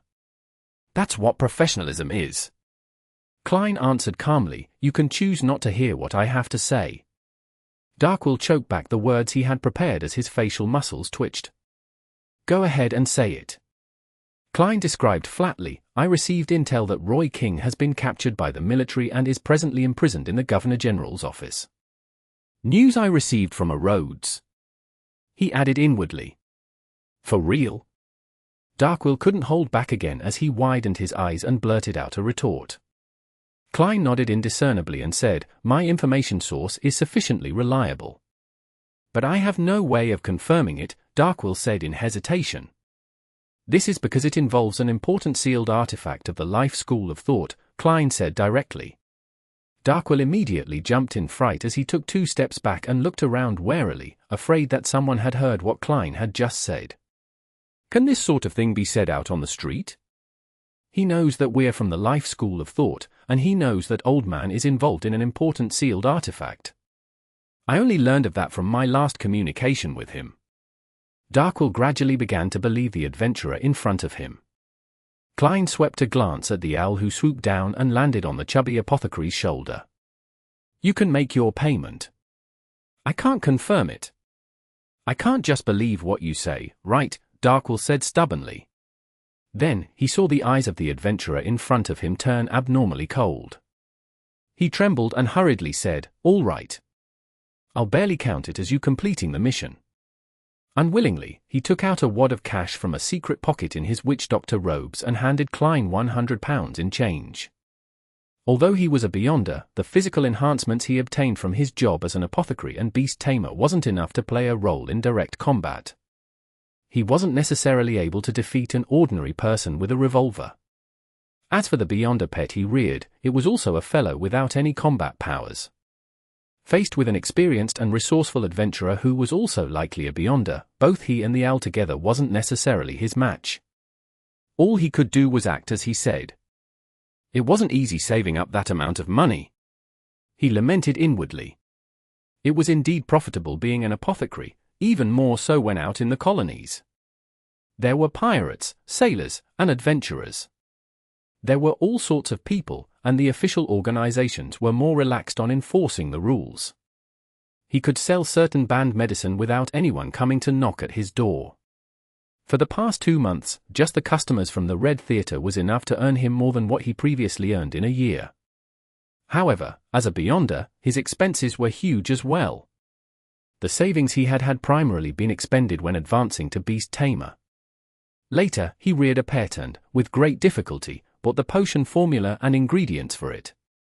He also purchased defensive charms for himself, leaving him only a few £100 in savings. Klein received the cash and, while counting it, verified their authenticity before putting it in his pocket and leaving. After seeing Klein's figure disappear from the alley, Darkwill's expression sank. "It's too dangerous here. Too dangerous. I have to leave as quickly as possible." As he mumbled, he returned inside his herb store. Once inside, he dragged a brown suitcase and quickly stuffed all sorts of clothes and cash which had been folded neatly into it. Finally, he poured out the notes and coins of different denominations from the cash register, stuffed them into his pocket, and took the fake identification documents he had spent a fortune on. With the brown suitcase, he walked out of his folk herb store. Looking back at the various medicinal ingredients he hadn't finished selling yet, Darkwill's chubby face clearly twitched. He took a breath and locked the door while resisting his aching heart. He went straight for the harbor by getting a rental carriage, heading for Byam's liner ticketing company. "It's too dangerous, way too dangerous. Old Man has been caught. He's been caught." He sat in the carriage and repeated himself silently as he trembled. In this state, he finally arrived at the ticketing company, and after paying for the carriage, he rushed into the lobby and queued up for the liner to East Balam. Phew. Phew. Darkwill kept taking a few deep breaths as he closely followed the customer ahead of him and shifted forward. "Get me the first ship out of here," he emphasized to himself. As he sporadically inched forward, Darkwill finally calmed down. After thanking Mr. Fool, he picked up the gem and felt the uniqueness flowing within it, so as to confirm that it was the inheritance from a sanguine baron. "As long as I prepare the corresponding inheritance ritual and supplementary ingredients, I'll become a baron. And this isn't difficult at this stage." Emlyn thought with anticipation and glee. "According to the human system, I would be a sequence 6 Beyonder. The corresponding name is Potions Professor." In the blink of an eye, it was Monday again. Above the fog sea, a fleet was tearing through the thin fog and blue sea. Their flagship was a gigantic sailboat which hung a unique flag on it. It depicted an eyelashless eye with 10 stars surrounding it. Admiral of Stars Catlia stood by the window of the captain's cabin as she quietly looked at the sunlight that shone through the thin fog until the wall clock produced its cuckoo. She glanced at the time and quickly converted the time to Lund time. She then pulled the curtains and sat behind her desk. Placed on the red wooden table were a brass sextant and a light blue celestial globe. The latter's surface had a large swath of blankness, regions that hadn't been explored or were impossible to explore. Catlia reached out her fingers and played with the celestial globe before closing her eyes as she awaited the full summoning. Before long, a crimson light flooded her eyes, drowning that prepared her completely. By the time she got used to the changes, she found herself in the holy palace propped up with stone columns. She was before a long, mottled bronze table. While Miss Justice was greeting everyone energetically, Catlia also expressed her respects to Mr. Fool, who was still covered in the greyish-white fog. She did a simple sweep, and her black eyes with a slight tinge of purple suddenly constricted. She realized that the Hanged Man, the moon, and the sun who were sitting opposite her had slight changes in their outward spirituality. It was different from before. This indicated that they had advanced. This meant that they had advanced in the past few days. In just a week, 3 Tarot Club members have advanced. It's likely that the Hanged Man and the moon have already reached sequence 6. Is this a coincidence? They happen to consume the potion this week? In terms of probability, there's a possibility. The moon and the sun were purchasing ingredients last week, but this also serves to show that the Tarot Club members advance very quickly, otherwise, there wouldn't be such a coincidence. Of course, it's not strange to advance quickly below sequence 5 once a Beyonder masters the acting method and isn't lacking in resources. From sequence 6 to sequence 5, there's a need for a ritual, and the digestion becomes increasingly difficult. It's difficult for such matters to happen again. Catlia retracted her gaze. Following that, Audrey apologized to Mr. Fool, saying that she hadn't been in contact with the psychology alchemists recently and wasn't able to provide any Roselle diary pages.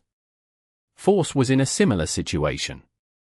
Her teacher was slow in replying to her, and the cold weather outside left her resistant against the idea of heading out. Having just advanced and having many things to settle, Derek wasn't able to produce new ancient myths. Klein could only calmly nod. Upon seeing this, Derek heaved a sigh of relief and turned his head to the other end of the long bronze table. Mr. World, I've obtained the method for separating a Beyonder characteristic from the mental corruption left by a rampager. Don't say it so directly. At the other end of the bronze table, Klein's expression nearly froze. Little son, although you have promised several times in the past, making Miss Justice and Mr. Hanged Man know of this matter, can't you see that Hermit just joined? Klein resisted the urge to facepalm. Chapter 593. Solution. Atlas Studios. Atlas Studios. The method for separating a rampager's mental corruption from a Beyonder characteristic. The hermit Catlia shot a glance at the world and guessed that he might have obtained 1 to 2 Beyonder characteristics that a rampager left behind. In addition, one of them likely involved the advancement characteristic for the world or someone close to him. This was a very easy inference, since if one didn't use a Beyonder characteristic as the main ingredient of a potion, the mental corruption of a rampager in it didn't matter if it was made into a mystical item. At worst, the negative side effects would be extremely strong, making it equivalent to a sealed artifact, but that didn't mean that there was no way of using it. After adjusting his emotions, Klein controlled the world to answer hoarsely, "Write it on a piece of paper and pass it to me." With that said, Klein originally wished to encourage Little Son for being a trustworthy person, but upon considering how the world's image was that of a gloomy and reserved person who didn't say anything else unless he had ulterior motives, he instantly fell into a slight dilemma. No, there's an ulterior motive. By letting Little Son maintain his principles, it will make things a lot easier in the future. To put it simply, it will be easier to fleece him. Of course, I'll have to suffer the damage from his honesty and uprightness as a result. The world is an experienced and shrewd Beyonder in the eyes of Miss Justice, Mr. Hanged Man, and the others. They likely wouldn't notice any problems. Klein's mind raced as he made the world let out a deep laugh. You're really a trustworthy person. Your character is worthy of praise. The Hanged Man pricked up his brows and took the initiative to say to Derek, I'm also interested in the knowledge regarding this. What can I use to trade for this information? He planned to do the transaction if it wasn't too expensive, and he would give up if it exceeded his expectations. After all, he didn't have any use for it at the moment. Having been praised, Derek was still lost in his joy. After 2 seconds of thought, he said with abnormal sincerity, Mr. Hanged Man, there's no need. You've often been giving me suggestions in the past when I was faced with trials. Just treat it as a way of showing my appreciation. If the world is a real person and was drinking, he definitely would have spewed out all the water in his mouth. Thankfully, he's neither drinking, nor is he real. Klein mustered all the beyonder powers of a clown to ensure his expression remained unchanged. The Hanged Man was briefly at a loss for words. The son's reply was completely out of his expectations. He had been traveling the seas for years and had experienced numerous encounters. His outlook on things was no longer that of black and white, with it mainly shades of grey. At this moment, he felt a baffling sense of guilt. Your character is really worthy of praise. Alger quickly composed himself and praised Little Son. Don't copy what I said. Can't you use a different sentence? The world glanced at the Hanged Man as the fool lamented how wily old foxes were all one and the same. Dumbass. No, he's dumber than an ass. A dumb sheep. The moon Emlyn silently condemned the sun. From this morning, he had been filled with anticipation for this tarot gathering, as he had already advanced to Baron and had wished to find a chance to covertly flaunt himself. They might not be able to tell, apart from Mr. Fool. Mr. Hanged Man likely can guess it. I should do something later to let them know that I'm an honourable Lord Baron. Emlyn pondered as he listened. Towards Little Son's words, Justice Audrey didn't feel any guilt or anger, as she knew very well that Mr. Hanged Man had been the one who had been guiding him every time. The others were only occasionally giving suggestions. This is the natural result of being a good person. I hope Mr. Hanged Man will become kinder in the future. She watched this scene in delight and didn't have the urge to spend money to obtain the method for separating the mental corruption from a beyonder characteristic. Derek quickly turned around and obtained Mr. Fool's approval and conjured 2 yellowish-brown goatskin parchments. Klein controlled the world and took a piece. He scanned it impatiently. There are 2 methods. The first is to use an item that can steal the beyonder powers of others. Extract the mental corruption left behind by a rampager and concoct the beyonder characteristic into a potion before the theft loses effect. This way, the mental corruption will have nowhere to go and will directly dissipate. The second is to hold a ritual and pray to one of the 2 mystical items in our City of Silver. Use its feedback to shatter the beyonder characteristic and let the mental corruption expire. After that, the beyonder characteristic will automatically gather together slowly. I only managed to obtain the corresponding ritual's procedure and was unable to obtain the precise description of the item. Only the elders of the 6-member council have the right to know it and preside over such a ritual. The ritual's procedure is... Thoughts went through Klein's mind as he nearly forgot to control the dummy, the world. The first method is indeed something I never considered before. The sealed artifact, Blood Vessel Thief, behind the Chinese Gate in Tingen City is able to steal a target's beyonder powers. By viewing a mental corruption as one of them, there's nothing wrong with this logic. But here comes the problem. The mental corruption inside the all-black eye isn't that of an ordinary beyonder but from the evil god, true creator. Regardless of if it's the beyonder who's stealing the power or a mystical item of a similar trait, it will not be able to withstand such mental corruption. The former has a 100% chance of losing control, while the latter will directly be corrupted. In theory, I can sacrifice a similar mystical item and use it to replace the all-black eye's corruption. However, the timing has to be done perfectly without any errors, otherwise, the 2 items might end up corrupted. Klein quickly analyzed the viability of the first option. As for the second option, it was similar to his and Edwina's previous guess. Only the details were somewhat different. The 2 powerful mystical items in the City of Silver are, at best, grade 0. Basically, it can't be a true god sequence 0 remains, otherwise, they wouldn't be in such a pathetic state in the forsaken land of the gods. Therefore, does it mean that in order to shatter a beyonder characteristic, one doesn't need a god's strength? It's enough to do it at the level of an angel? According to Little Sun, an angel is equivalent to a subsidiary god and can barely be considered a god. Yes. This matter can be verified. Sea god Calvetua only obtained a portion of Calamity Kohinum's characteristic. The remaining part is in the Book of Calamity. There might even be a third part. I wonder where it's hidden, since it helps this high elf, at the level of an angel, be able to resist death. In short, it can be seen that Kohinum's beyonder characteristic was split into at least 2 parts. This is essentially the same as shattering a beyonder characteristic. With all the evidence validating each other, I can make a preliminary conclusion that as long as the ritual is right, the feedback of a powerhouse at the angel level will be able to shatter a beyonder characteristic. Then, here comes the problem. Where do I find an angel? Mr. Azek might be one at his peak, but he clearly hasn't recovered yet. As for Saints, Snake of Fate, Will or Septin, is only a fetus that hasn't even been born at the moment. Klein didn't spend too much time thinking, deciding to consider how to resolve the problem after the tarot gathering ended. With that, Alger quickly scanned the area and gained an understanding to a certain degree. Towards this, he had a theory. Getting the world to seek the method to separate the mental corruption from a beyonder characteristic is likely a test Mr. Fool had given to his blessed. But does this imply that Mr. Fool's strength has only recovered to the level of a saint and not an angel? Otherwise, there's no need to go through such trouble. He could have directly removed it. How long has it been? It's just been 7 months and Mr. Fool has already recovered to this extent. Right, he can already respond in place of sea god Calvetua. In another 1 to 2 years, he will likely be able to escape from his seal.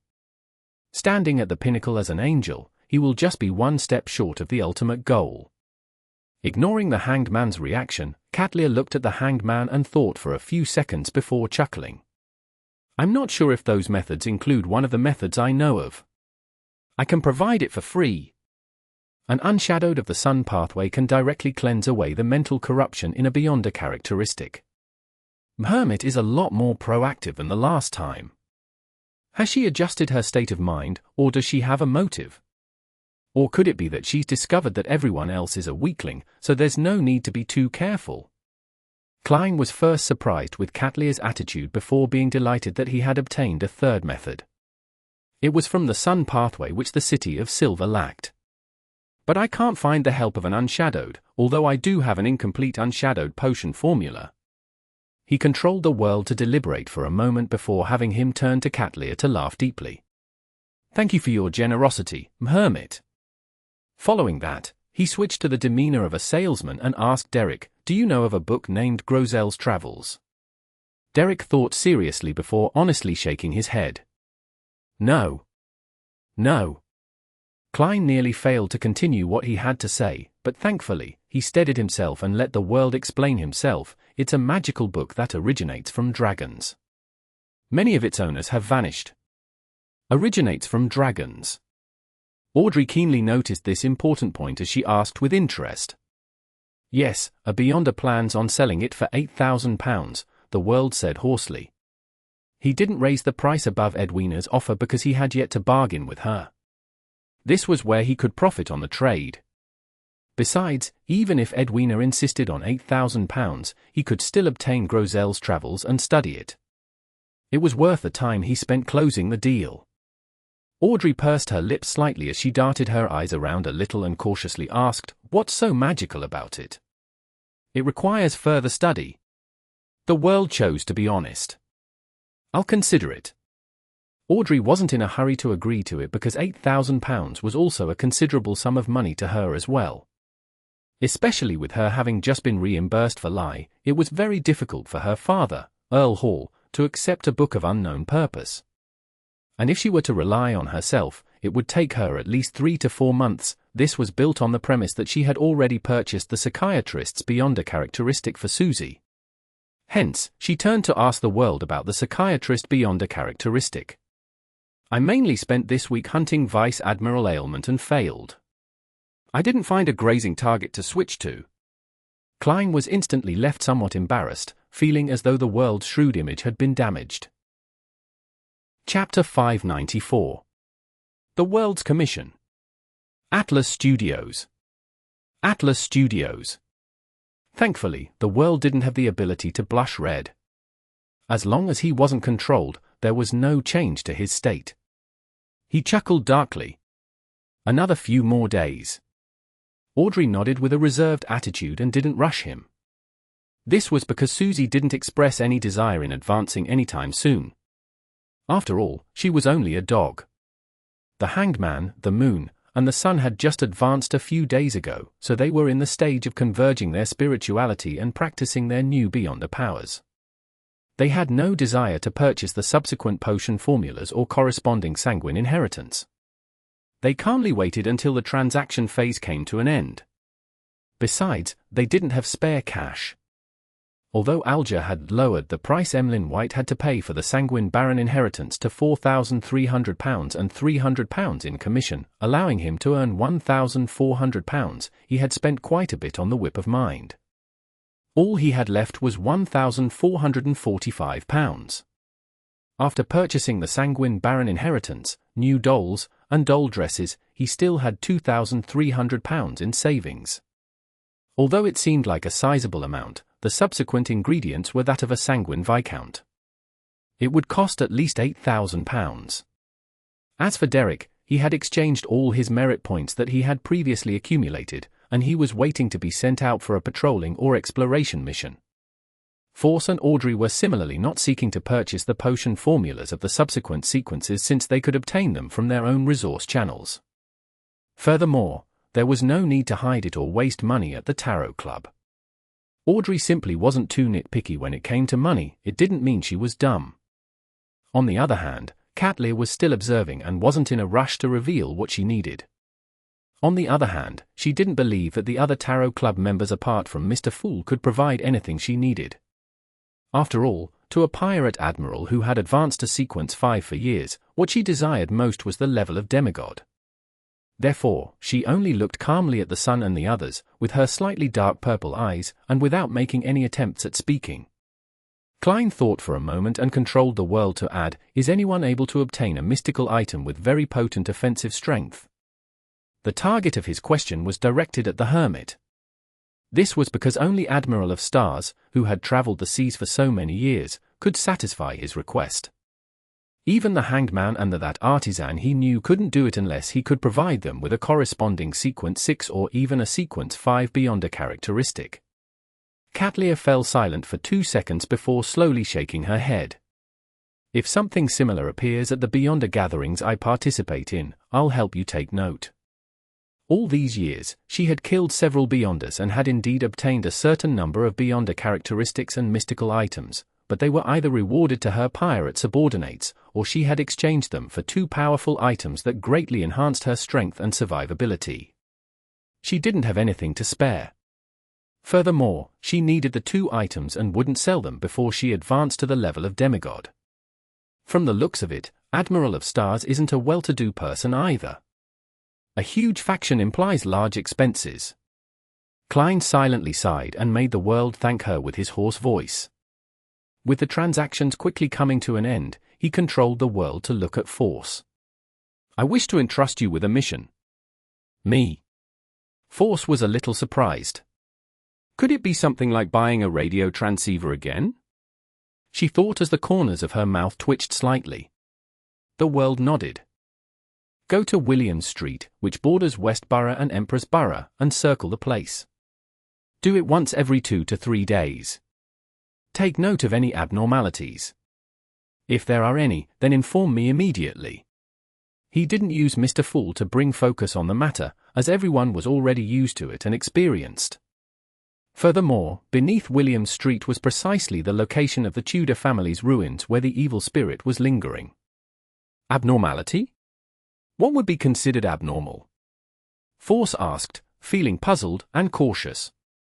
There might be something abnormal about William Street in Backland? Audrey was originally not very interested in the topic, but at that moment, she pricked up her ears and paid close attention. she trusted Mr. World's ability to gather intelligence to a great extent. The Great Smog of Backland was evidence of his ability. Westborough, Emperor's Borough. Sounds like it's located at Lund's capital, Backland. Miss Magician is presently in Backland? Indeed. She looks ordinary, but she isn't in any way. To a secret organization, members in a city are often more powerful in other places. Of course, she might also be like me, a coincidence of fate because she requested to be roped in. Catlear swept a glance at Force and quickly analyzed the information revealed from the conversation. Alger was suddenly interested since he knew that the world was the representative of Mr. Fool's Blessed. Whatever he paid attention to had a high chance of involving a conflict at the upper echelons. Just what secret lies within that street named William Street? Alger couldn't help but try to guess at the deeper truth. How would I know what abnormalities there will be?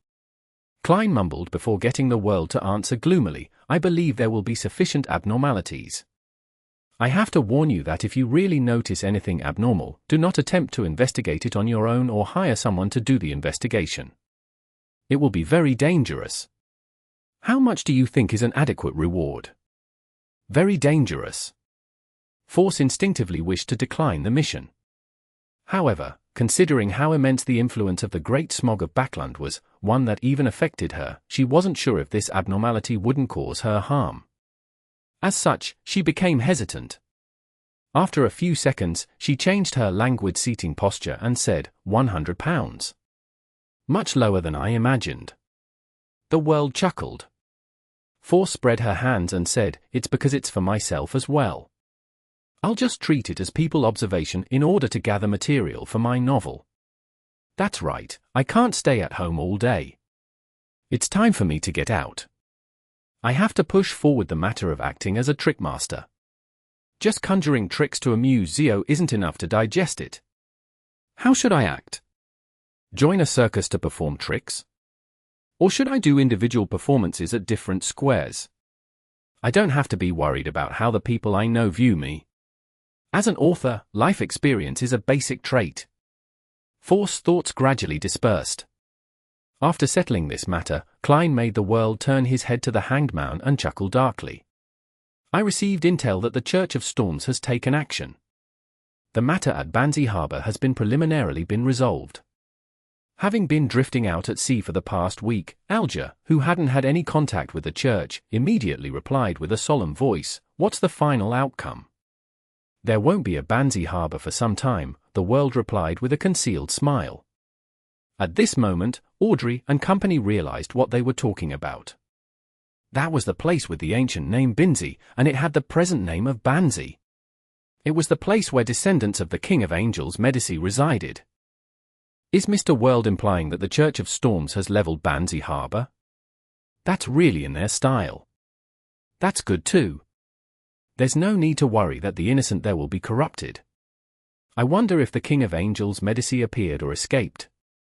Would the Pontiff of the Church of Storms appear in person, or was a Grade 0 sealed artifact used? Audrey heaved a sigh of relief as she asked with brightened eyes, Mr. World, do you know of the specifics? No, no one knows, other than the upper echelons of the Church of Storms. The world stole a glance at the Hanged Man. The Hanged Man fell silent, feeling the burning ambition in his chest once more. I want to become a member of the Church's upper echelons. He emphasized to himself. The hermit Catlear, who had joined the tarot gathering a second time, basically didn't understand what they were talking about. As a pirate admiral, she was no stranger to Banzai Harbor, but she didn't know what had happened there. She also had no idea why the Church of Storms would destroy the place and why it would require a long period of time to rebuild it. It should be a very serious matter that deals with the higher-ups. The members of the Tarot Club seems to be aware of the reason.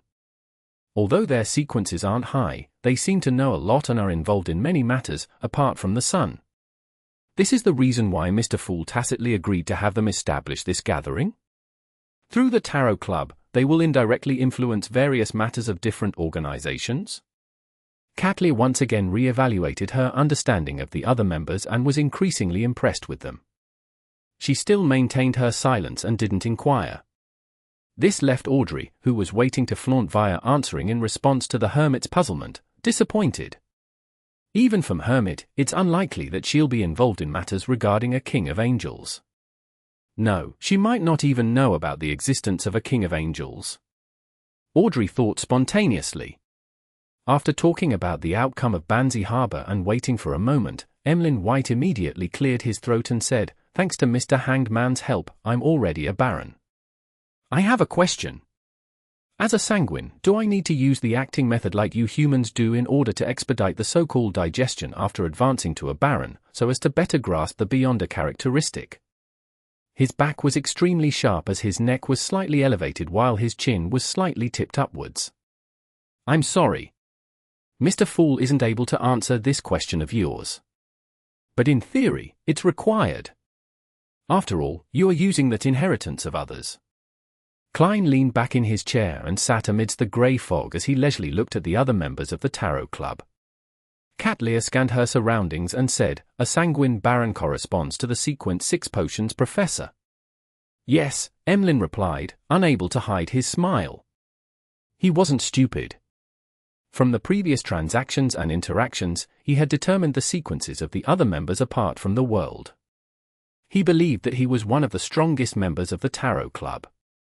Of course, this was excluding Mr. Fool and the recently recruited Hermit. Mr. Moon is already at sequence 6? Why does he seem more immature than the sun? Audrey pursed her lips. At that moment, Katlia said, "It requires acting because this pathway only has the name vampire at sequence 7. As for you, you were born in that state. There's no need to act, but it's required for the other sequences." "Hermit, which pathway does that sequence 7 belong to?" Audrey blinked her eyes as she curiously asked before Emlyn White could say a word. Chapter 595. Domain. Atlas Studios. Atlas Studios. Without waiting for the hermit to answer, Audrey added, "If you believe this is an important piece of information and isn't something to be given for free, then I can provide you with some payment." "No, there's no need to. Anyone familiar with the Phainopotter's Church of Earthmother will have some understanding of this." Katlia didn't doubt Miss Justice's sincerity when it came to the principle of equal exchange. She believed that Miss Justice was fully capable of satisfying her price in terms of wealth and resources, but she decided to provide the information for free. Firstly, it raised Miss Justice's impression on her and would build a foundation for any future transactions. Secondly, by providing the information, she could observe the reactions of the members and estimate their standing in their own organizations and factions. "I'm very familiar with the Earth Mother's blessed, Bishop Utravsky." As her mind went adrift, she seemed to see the portrait of the Queen back when she was young. Every piece of clothing she wore was completely different.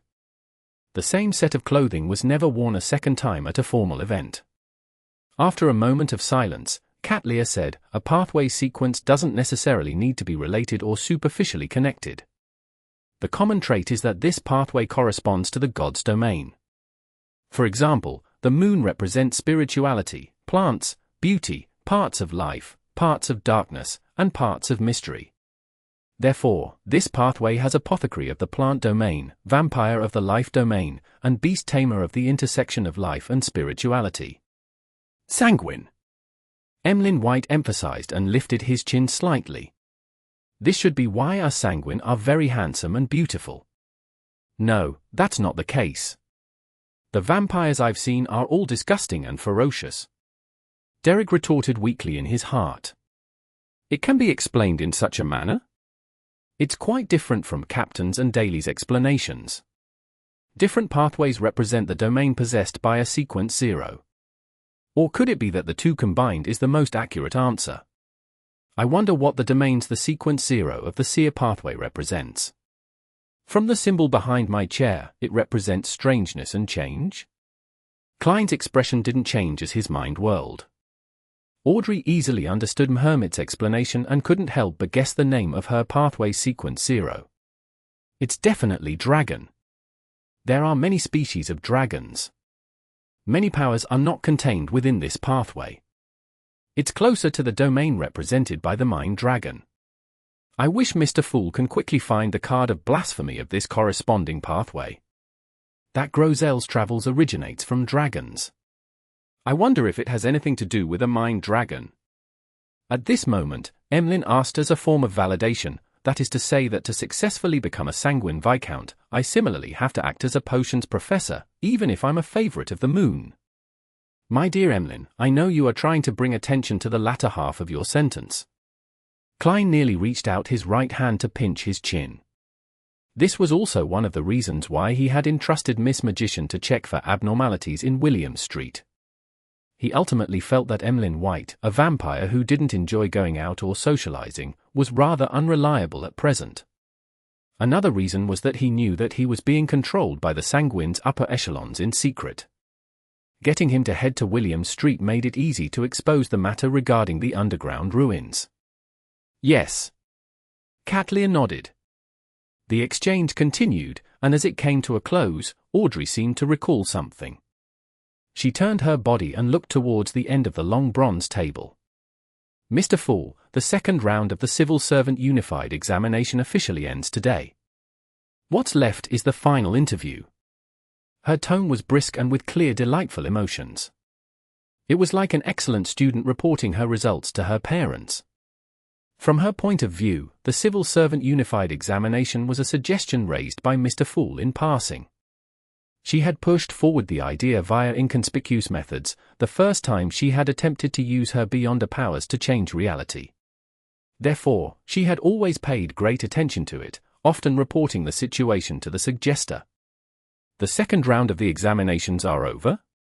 I wonder if Benson can pass and have the opportunity of entering the final interview. Klein leaned back and suddenly felt wistful. He nodded slightly and said with a smiling tone, "Not bad." Audrey, who had been praised by Mr. Fool, became happier. She felt that she was indirectly changing the fates of many people, allowing people who were stuck in the lower and middle classes to have a chance at entering the middle and upper classes. When Katlia heard this exchange, she couldn't help but frown. She felt that this was very different from the style the Tarot Club had previously shown.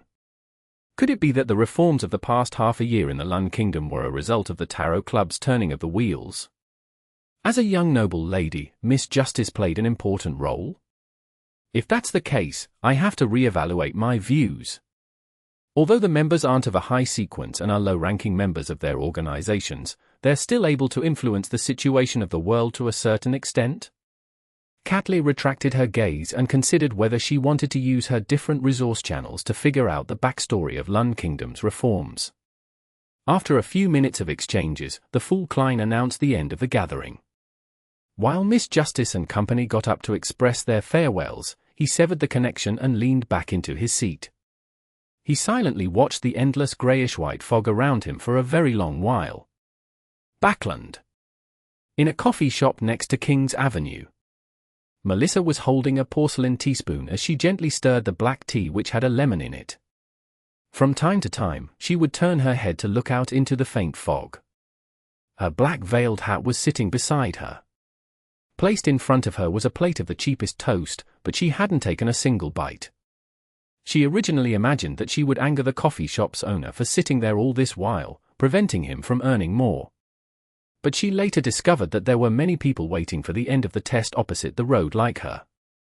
As seconds turned into minutes, the water condensing on the glass windows grew thicker. Melissa couldn't help but extend her hand to clean up a relatively clear spot. Finally, she saw a bunch of people surge out of the test venue. The glass-inlaid wooden door of the coffee shop was pushed open as about 8 men and women entered. Just as Benson took off his rather old top and before he could smooth his rather high hairline with his fingers, he discovered his sister standing as she asked nervously, "How did you do? Were the questions tough today?" It might have been considered difficult for others, but it was a piece of cake for me. Mathematics is my forte. Benson looked around and saw everyone discussing it without noticing him. Hence, he chuckled. After the test ended, I saw quite a number of people with blank sheets. Do they think a low-ranking civil servant will have a mathematics secretary? If that's the case, what's the difference between hiring a curly-haired baboon and them? Melissa heaved a secret sigh of relief and looked to her side before turning her head back. Benson, if you're really confident, you should consider the matter regarding the interview. You need to buy a new decent set of clothes. Let's leave that to tomorrow. We should celebrate today. I've already decided on the restaurant. Benson smiled as he pointed outside. Melissa pursed her lips and looked at her elder brother in an extremely serious manner. I've already bought the meat and vegetables. Benson locked his gaze with his sister for a few seconds before moving it away in submission. All right, let's go home. Above the grey fog, Klein gradually found his train of thought and calmed his emotions. He began considering how to separate the true creator's mental corruption of the all-black eye. Chapter 596. Clue. Atlas Studios. Atlas Studios. In the majestic palace with stone columns propping it up, Klein sat in a high-back chair as he lightly tapped the corner of the long mottled table. He first eliminated the method of seeking a sequence for unshadowed from the sun pathway. This was because he had almost zero contact with the Church of the Eternal Blazing Sunday. It was very difficult for him to find help from anyone. Secondly, he suspected that an unshadowed was unlikely to be capable of cleansing the mental corruption in the all-black eye. After all, the hermit Catlear's suggestion was directed at remnant influences by an ordinary rampager, and not the true creator. Seeking the help of an angel or true God's power isn't realistic either. In theory, I can use the mysterious space above the grey fog to perform a divination on the eternal blazing sun and use his help to shatter the all-black eye and evaporate the mental corruption, but the problem lies with the fact that an experienced him might be able to use this opportunity to invade this place and take over the grey fog. If that happens, it wouldn't be worth it. And when a power that exceeds my level an unknown number of times instantly comes into effect, there's no delay. It targets me, and I'll have no time to redirect it to the all-black eye. I will lack the ability to control the situation. Also, it's not like I can divine it as I wish. I need a medium. I previously used the mutated sun sacred emblem, which had the eternal blazing sun's divine blood in it, as well as the ear that was corrupted by the true creator. Currently, the mediums I have are Mr. Door and the Hidden Sage. I can use the ravings that Miss Magician hears during the full moon, as well as knowledge's pursuit of Admiral of Stars to make an attempt. But similarly, the counterattack isn't directed at the all-black eye, and I don't have the means to divert the attack. Mr. Azek has yet to recover. Snake of Fatewell or Septin has yet to be born. From the looks of it, I can't find an angel to help me either. Sigh, I still know too few high-ranking figures. Right, there's also something akin to an angel, the evil spirit in the ruins under Backland that's suspected to be king of angels Medici. But that fellow is scheming with unknown plots and malicious intent. Unless there's no other method, I will not consider it. Yes, taking the risk isn't worth it at all.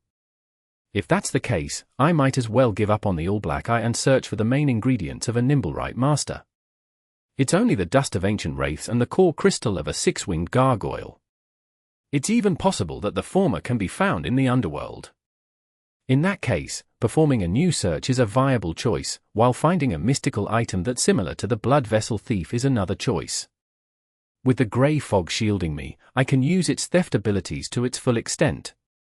I'll definitely be able to separate the true creator's mental corruption from the all-black eye, and I wouldn't be afraid that it would return. The easiest method is to throw the corrupted mystical item far away once the theft is completed. Then, I'll bring the pure all-black eye back to the real world, causing the physical separation of the two items.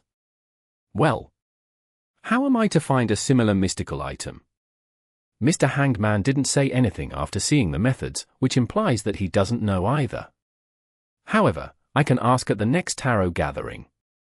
Hermit, Miss Magician, Miss Justice, Little Sun, and Emlyn White all have their corresponding information and resource channels. I can try searching for it myself this week.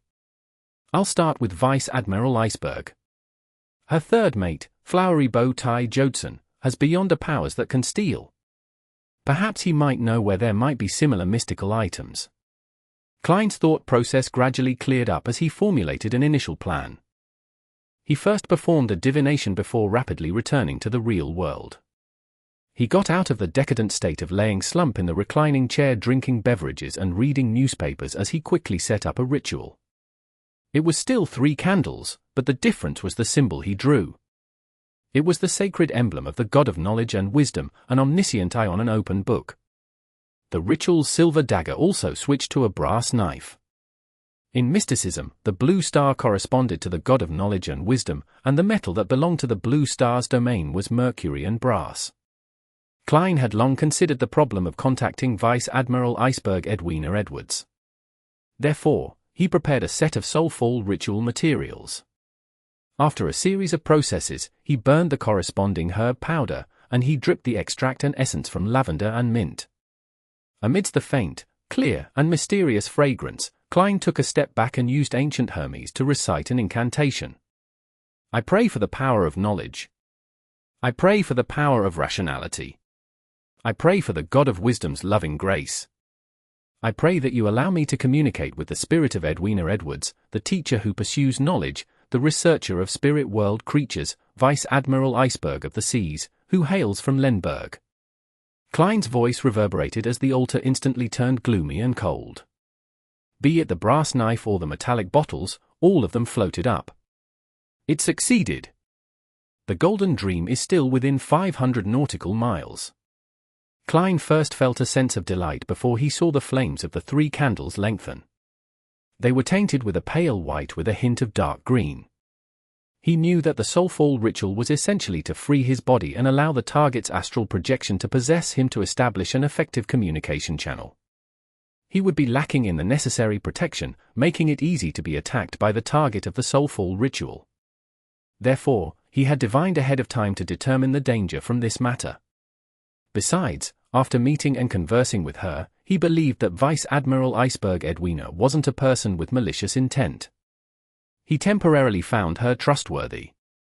At this moment, the wind within the wall of spirituality produced mournful sounds. Klein only felt an ice-cold power descend upon him from the void in an attempt to enter his body. Then, he was surprised to discover that it wasn't like he expected. He had the necessary strength to resist and control himself instead of being possessed by her. What's happening? Just as he had the thought, he began to see a faint, formless grey fog around him. This was a trait he possessed after advancing to faceless. The power of the grey fog was able to slightly leak into reality. Amidst his racing mind, Klein didn't hesitate to wave his arm. He pointed to a coat hanging on a coat rack, throwing the ice-cold power onto it. The black tweed coat on the coat rack strangely floated up as the arms raised up, looking somewhat clumsy. It was as though an invisible person was wearing his coat. The black coat floated 2 meters forward before coming to a pause. The 2 sleeves raised up and formed in times. What does that mean? Klein was taken aback before he realized what Vice Admiral Iceberg meant. Without a mouth, I can't speak. Without hands, I can't write. This is awkward. Klein thought for a moment and directly said, I need a mystical item that can steal the beyonder powers of others. Might I know if you have one? If you don't, can you ask your third mate for me? Flowery bow tie Jodson? The corresponding answer can be written in a letter. Summon my messenger to send it over. The black coat sleeve spread out and motioned with a lowering gesture. Following that, it lost its soul and fell to the ground, no longer appearing as straight as before. That means yes. Klein sighed silently and quickly ended the ritual. He hung up the black coat and used a brush and handkerchief to clean it. Then, he wrote a letter and asked Mr. Azek a similar question. He summoned the messenger by blowing the copper whistle. After the letter was taken away, Klein attempted the third method with great drive. He took out the paper crane from his wallet and carefully spread it out. He wrote with a pencil on it, Might I ask where I can get a mystical item that can steal the beyonder powers of others? Putting down the pencil, Klein restored the paper crane according to its lines. He was quite pleased with his improvement at handicraft. In the evening, after Klein browsed through the prayers of his believers, he returned to the real world and went to the washroom to enjoy a rather comfortable hot bath. This allowed him to quickly fall asleep after entering his bed.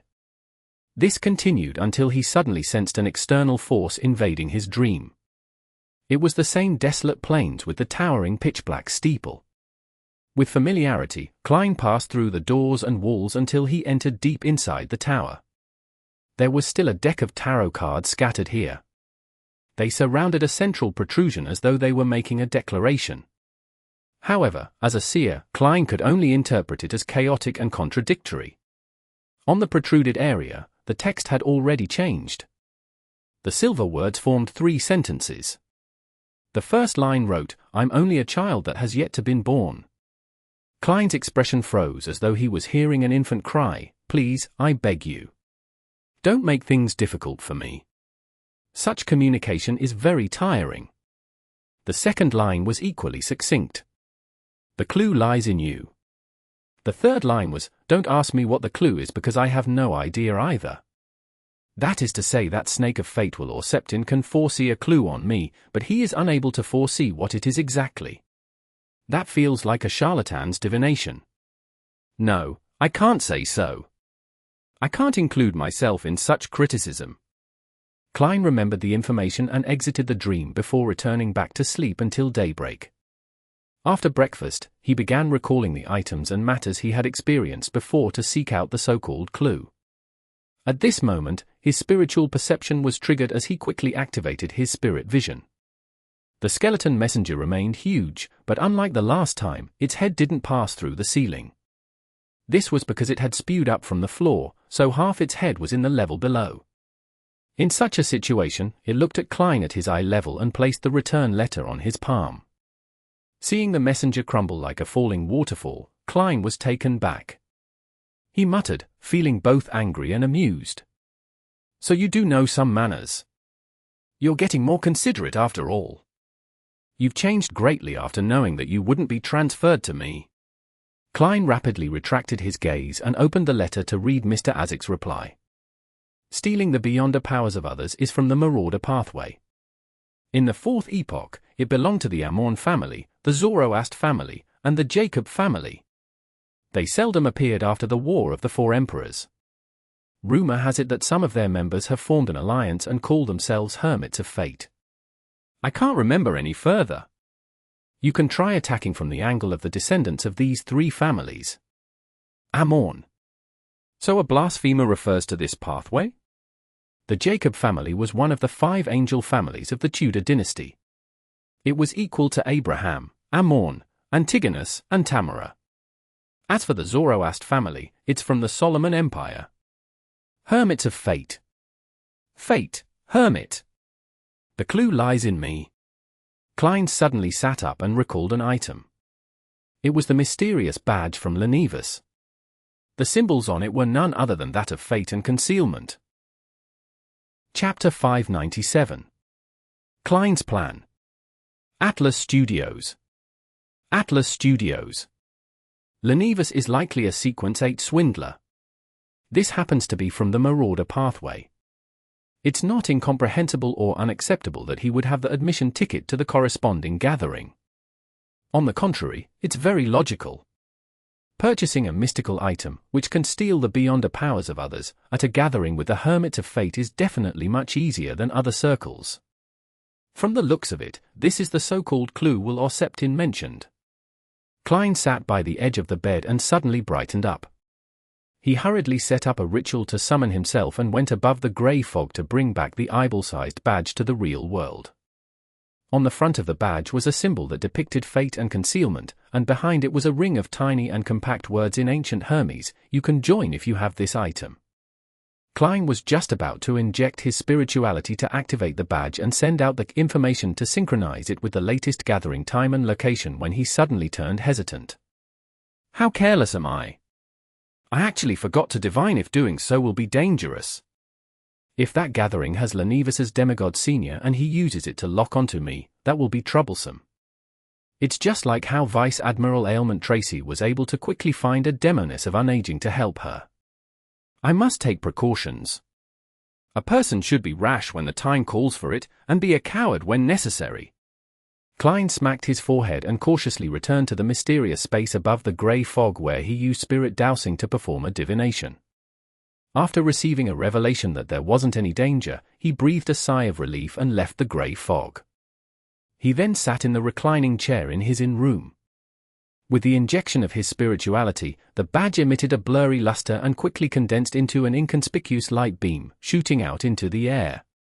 Before long, the same light beam returned and dispersed, transforming into a palm-sized piece of illusory goatskin parchment.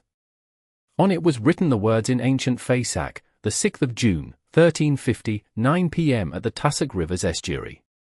That's another 4 more months. With this much time, it wouldn't be a problem for me to find the Nimblewright Master's main ingredient all over again. The only obstacle is a lack of money, but that's not too difficult. I now have a wealth of £6,945. I should have more than enough after selling another 1 or 2 beyond characteristics. Besides, there are so many moving bounties at sea. No, I can't be so conceited. I have to eliminate the 4 kings and the 7 admirals. What kind of clue is this? Klein leaned forward, arched his back, and began thinking hard.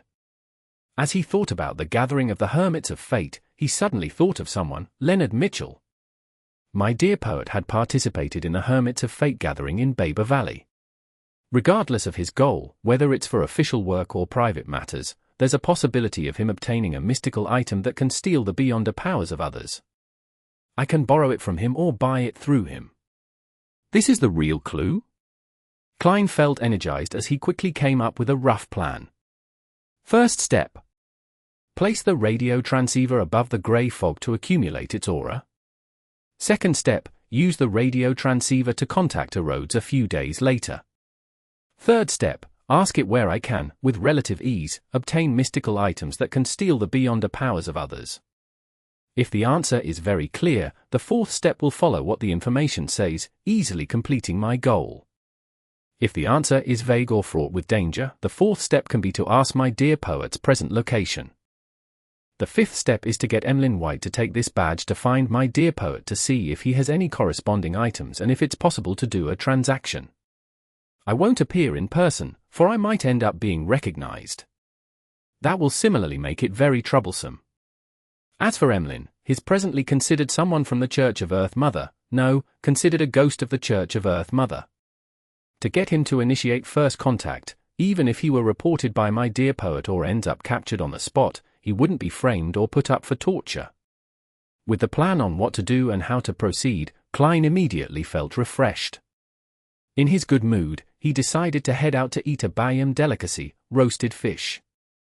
Above the blue sea, the Golden Dream, which was sparkling thanks to the setting sun's golden rays, was silently cruising forward.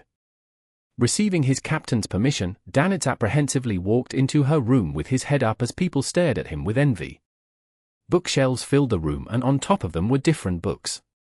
Vice Admiral Iceberg Edwina stood in front of a desk as she held a black fountain pen in her hand. She quickly wrote the following.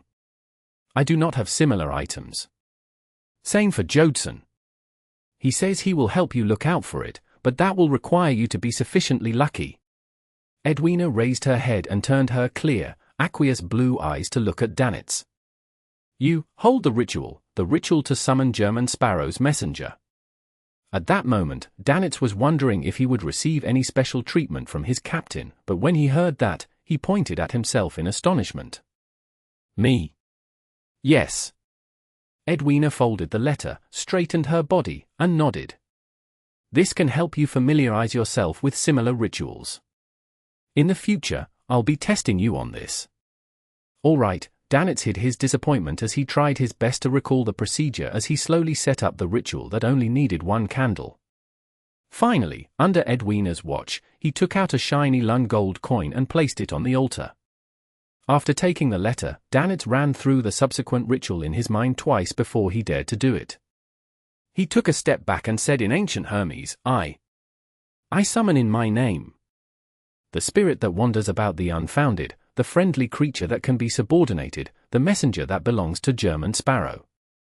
Whoosh! The wind howled in the wall of spirituality, sending Danitz's yellow hair flailing upwards. The flame rapidly burgeoned to the size of a human's head. It was as pale as the letter in Danitz's hand. Soon, Danitz saw long blonde hair, bloodshot eyes, and a gorgeous head appear. Hiss. German Sparrow's messenger is very unique. How can a spirit world creature look like a human, and it's so beautiful at that? She's just slightly inferior to Captain, huh? Danitz suddenly choked because he discovered that the head didn't have a neck underneath. Furthermore, it was held up by a pigtail with a hand. He looked in a daze as one head after another appeared. He saw the headless figure dressed in a complicated dress appear before him. She's indeed a creature from the spirit world. He felt ashamed for having those thoughts. Taking a deep breath, Danitz hurriedly handed over the letter and saw one of the beautiful heads open its mouth to bite at it with pearly white teeth. At this moment, Tinker's other head bit on the gold coin on the altar. However, she didn't immediately leave. The 4 bloodshot eyes on other 2 heads darted towards Edwina Edwards, who was outside the wall of spirituality. She sized her up a few times. Edwina felt herself being observed, and it made it impossible to contain the horror that ensued. Tinker retracted her gaze as her body turned illusory, fusing into the white candlelight. The flame lit up again as the colors spread outwards. Everything had restored to normal. Just as Danitz removed the wall of spirituality, he heard his captain say in a deep voice, "That's not an ordinary creature from the spirit world." Not an ordinary creature from the spirit world? Danitz was stunned. He knew that his captain's profession was a researcher of spirit world creatures. If she said it wasn't ordinary, it definitely wasn't one. It was far more extraordinary than ordinary. German Sparrow really is a man with many secrets. Danitz reflected. Backland, Sherwood Borough. Force mustered every fiber in her body before she triumphed over the laziness brought from the fireplace. She switched to a thick dark blue cotton dress, wrapped a light grey scarf around her, and wore a warm lady's hat. In the not-too-cold temperatures, aside from the cold that seeped into her bones thanks to the prevailing fog, she took a carriage to William Street. She took in the cold air and told herself that this was a common excursion for an author to gather material outside. There was no need for her to be nervous or appear abnormal. Taking a few steps forward, Force entered a coffee shop and sat by the window. As she drank the thick, warm liquid, she observed the pedestrians and the houses across the road. There's nothing abnormal. There's no fighting or theft at all. This is a place where the rich live, so the security is much better than East Borough. I can still see someone from Faysac. He's really tall and muscular, like a bear. He also has companions. Are those people from Inties? They really wear exaggerated clothes, it's like they're acting in a play. Backland is indeed the capital of capitals. I can meet many foreigners here. Force gradually forgot her goal and opened up a notebook to record down material for her novel. After she finished her coffee, she circled the street and left after finding nothing peculiar. She planned to come again on Thursday. After taking Edwina's reply letter from Tinker's hands, Klein watched as the messenger vanished, confirming that she hadn't asked for an additional gold coin. From the looks of it, using a gold coin as a ritual material works. He smiled, feeling pleased with himself as he opened the letter. With a fruitless answer, he planned on going out to walk the streets to find a chance to engage in true acting so as to conclude the principles. At this moment, he heard knocking at the door. It was Captain Elland. Klein silently opened the door and said, "I was just about to look for you." Elland chuckled and said, "There's no need. As long as you register a place with your identity, I'll be able to know where you're staying. The Governor General's office and the military have quite good control on the inns after all." Klein nodded without a word. Elland turned his body halfway and pointed at the corridor. "I'll bring you to see someone. The White Agate is about to return to Pritz Harbor. If you need help or have any information to provide, you can find him. We're often generous when it comes to payment." This was what Klein had previously mentioned to him before. "All right." Klein reached out to the coat rack. After wearing his coat, Elland led him straight to the Amiri's Leaf Bar and to a corner inside. In the basement of the Amiri's Leaf Bar, Wormtongue Myther-King looked at strongman Azil opposite him and asked, "Have you gathered the recent intel about Blazing Danitz?" "Yes," Azil said with a smile. "Last week, Blue Eyes Meath saw Blazing Danitz with an unknown adventurer. Chapter 598. Windfall. Atlas Studios. Atlas Studios. In a corner of the Amiri's Leaf Bar, Ellen found a man wearing a coffee-colored jacket, patted him on the shoulder, and laughed. "Why aren't you drinking Lanti-proof?" The man was in his 30s, having a rather common face.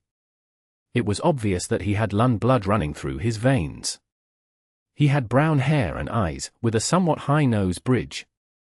His tipsy appearance instantly vanished as his eyes turned sharp. He swept a glance at Ellen and Klein before his eyes turned turbid again. He said, sounding completely intoxicated, "I've already drunk. I'm drinking Zaha to lessen the effects of the alcohol." Zaha was a locally produced malt beer. It was cheap and tasted quite good. Ellen chuckled and pointed at Klein. "German Sparrow." Then, he introduced the man to Klein, Ounce Kent. "You can call him Kent. Chat amongst yourselves. I'll have to return to make preparations. I'll be setting off early, tomorrow morning." He waved his hand and left without any hesitation. Klein pulled over a nearby chair and sat down. He didn't get any alcohol as he expressionlessly looked at Ounce Kent. The staring made Kent feel extremely uncomfortable as he downed a mouthful of Zaha and said, "Find me if there's anything in the future. You'll be paid as long as you provide any intel of value, or if you help us do certain things." He wasn't worried that the drunkards around them would hear their conversation, as many gangs and pirate crews would say the same thing. The words used to rope in informants were usually the same. "All right." Klein had the strong urge to ask if he could be reimbursed for dressing up as Helene to assassinate Vice Admiral Ailment despite it being paid by Danitz. However, it was just a thought. Ounce Kent chuckled while appearing completely drunk. "I heard Ellen mention some things about you, but I have to remind you that one shouldn't be too crazy out at sea. You need to take note and try your best not to provoke the pirates. What I mean is to not fight them head-on. Privately providing us information would be fine.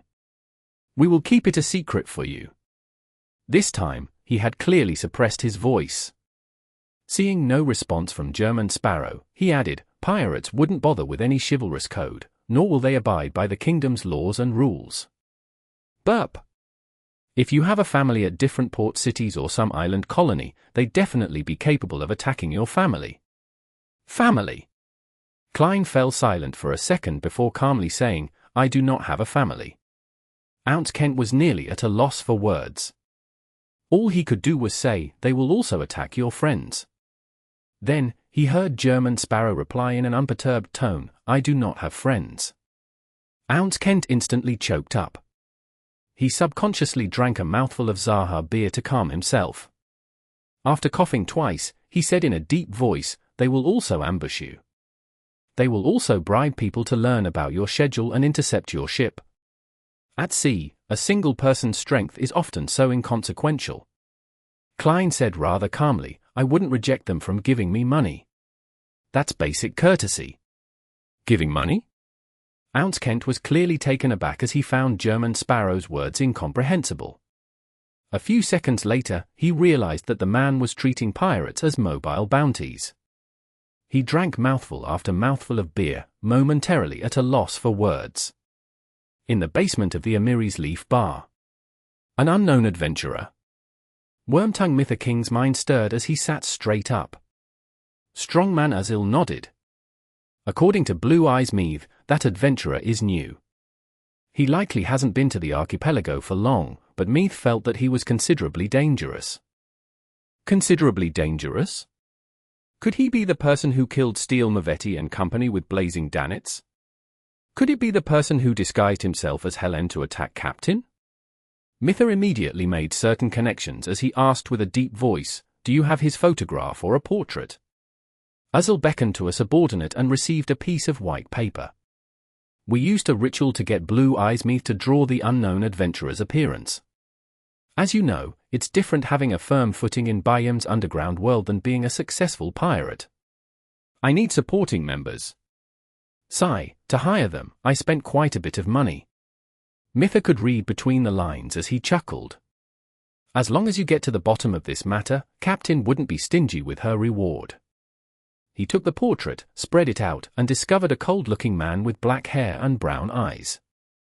His face was slightly thin, and he had a cut face. He wore a black double-breasted frock coat and a half-top hat. Never seen him before. It's impossible to confirm if he's the person who disguised himself as Helene. Mitha raised his head and said, "Find out his identity and whereabouts." "I've already instructed my men to do it," Strongman Azil said with a deep laugh. The two fell silent at the same time as they drank their Southville red wine.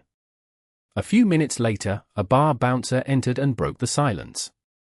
He glanced at Wormtongue Mitha, leaned in towards his boss's ear, and whispered. Azil's expression instantly turned odd as an unconcealed smile appeared. He put down the wine glass and said after pausing, "That unknown adventurer has been found." "Where is he?" Mitha asked. Azil pointed upstairs. "At this very bar." Mitha looked up at the ceiling and remained silent for a few seconds. "I'll go up to verify." He believed that having had some interaction with the disguised Helene, he had a general understanding of the man's abilities. He believed that no matter how good the man was at disguising himself, he would definitely feel a sense of familiarity, therefore, he decided to confirm it himself. According to his usual habits, he wouldn't have taken such initiative and would instead perform an investigation from the outskirts. Only with enough confidence would he get himself involved. But this time, he wasn't too convinced of Azil's subordinate. If it was really the person who disguised himself as Helene, he would immediately change his appearance and identity and vanish once he noticed something was amiss. Besides, Mitha knew that he was presently being punished by his captain. He had to quickly perform a deed of merit in order to return to the Black Death. Regardless if I was lacking in ability or not being careful enough, the outcome cannot be changed. I was fooled by that disguise and brought her onto the Black Death, nearly killing Captain. If it were Chilango's, he wouldn't have spared me. He has always been very greedy. He had long thirsted for my beyonder powers. Captain didn't believe that I had been in cahoots with the assassin simply because Chilango's could also change his appearance with creeping hunger. She didn't summon people to surround and kill me. She only sent me to buy him to investigate this matter. She's already being forgiving enough. Compared to Chilango's, she is truly a captain worthy of being loyal to. I have to quickly provide some meritorious service and find an excuse to contact her, so as to live up to her treatment towards me. As Mitha King got up and walked out, he couldn't help but have these thoughts churn through his mind. Although he was a pirate who had killed countless and had plundered countless ships, he had a soft spot in his heart. Besides, he didn't notice that he was being constantly mesmerized by Vice Admiral Ailment Tracy via prolonged interactions with her. His fondness for her had seeped deep into his bones. Even if Ailment Maiden didn't have helpers, he wouldn't have resisted, kneeling down and kissing her toes at her behest. Of course, this didn't affect his fantasies of doing countless deeds with Tracy. If he had the chance, he believed he would take the initiative to do so even if he didn't get her permission. As a pirate, he had done such things plenty of times. When he went upstairs, Mitha King followed the guidance of Azil's subordinates and circled halfway around the bar's walls. From afar, he saw the unknown adventurer sitting in the corner. Identical to the portrait, but I don't feel any familiarity. Is it because his disguise is sufficiently good, or is he someone else, for example, Vice Admiral Iceberg Edwina? She can mimic the beyonder powers of those she had seen before.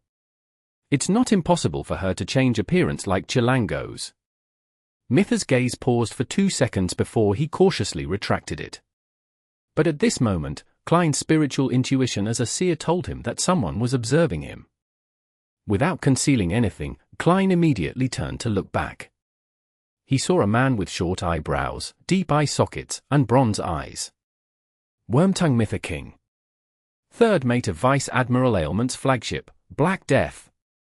Klein instantly recognized the person observing him. Instantly, 2 thoughts flashed in his mind. One of them was £5,400 bounty. The other was, why is he observing me? He managed to find me by investigating Danitz? The military contact person, Ounce Kent, discovered German Sparrow's abnormality as he traced his gaze. However, due to his angle, he was blocked by a few drunkards. At this point in time, Klein already instinctively came up with a solution. It was to pretend that he didn't recognize Mytha King, retract his gaze, and get a cup of alcohol to drink. He could then secretly observe where he went, and then use his powers as a faceless to infiltrate where Mytha hid himself before silently hunting him. As this thought flashed past his mind, Klein suddenly discovered a problem. That's me being myself. But I'm now German Sparrow, a seemingly calm but crazy adventurer. With this thought, he suddenly turned around, drew his revolver, and aimed at Wormtongue Mytha King inside the rowdy bar. Bang! A gunshot rang through the bar as many customers reflexively crouched down while hugging their heads. All of them were extremely experienced. Many drunkards slumped to the ground, with more than 10 people throwing themselves to the side or rolling on the ground to dodge. These series of actions were well practiced. And Mytha King was one of them. However, Klein didn't really pull the trigger, as he was afraid of injuring the innocent bystanders by mistake. There were many customers in between him and Mytha. The gunshot stemmed from his powers of illusion creation. At that moment, everything before him opened up as people crouched down. Hence, having aimed at Mytha, who had thrown himself sideways to the ground, he pulled the trigger this time. Bang! Chapter 599. Dragon Might. Bang! The brass bullet traversed past half the bar, flying straight for Wormtongue Mytha King's body.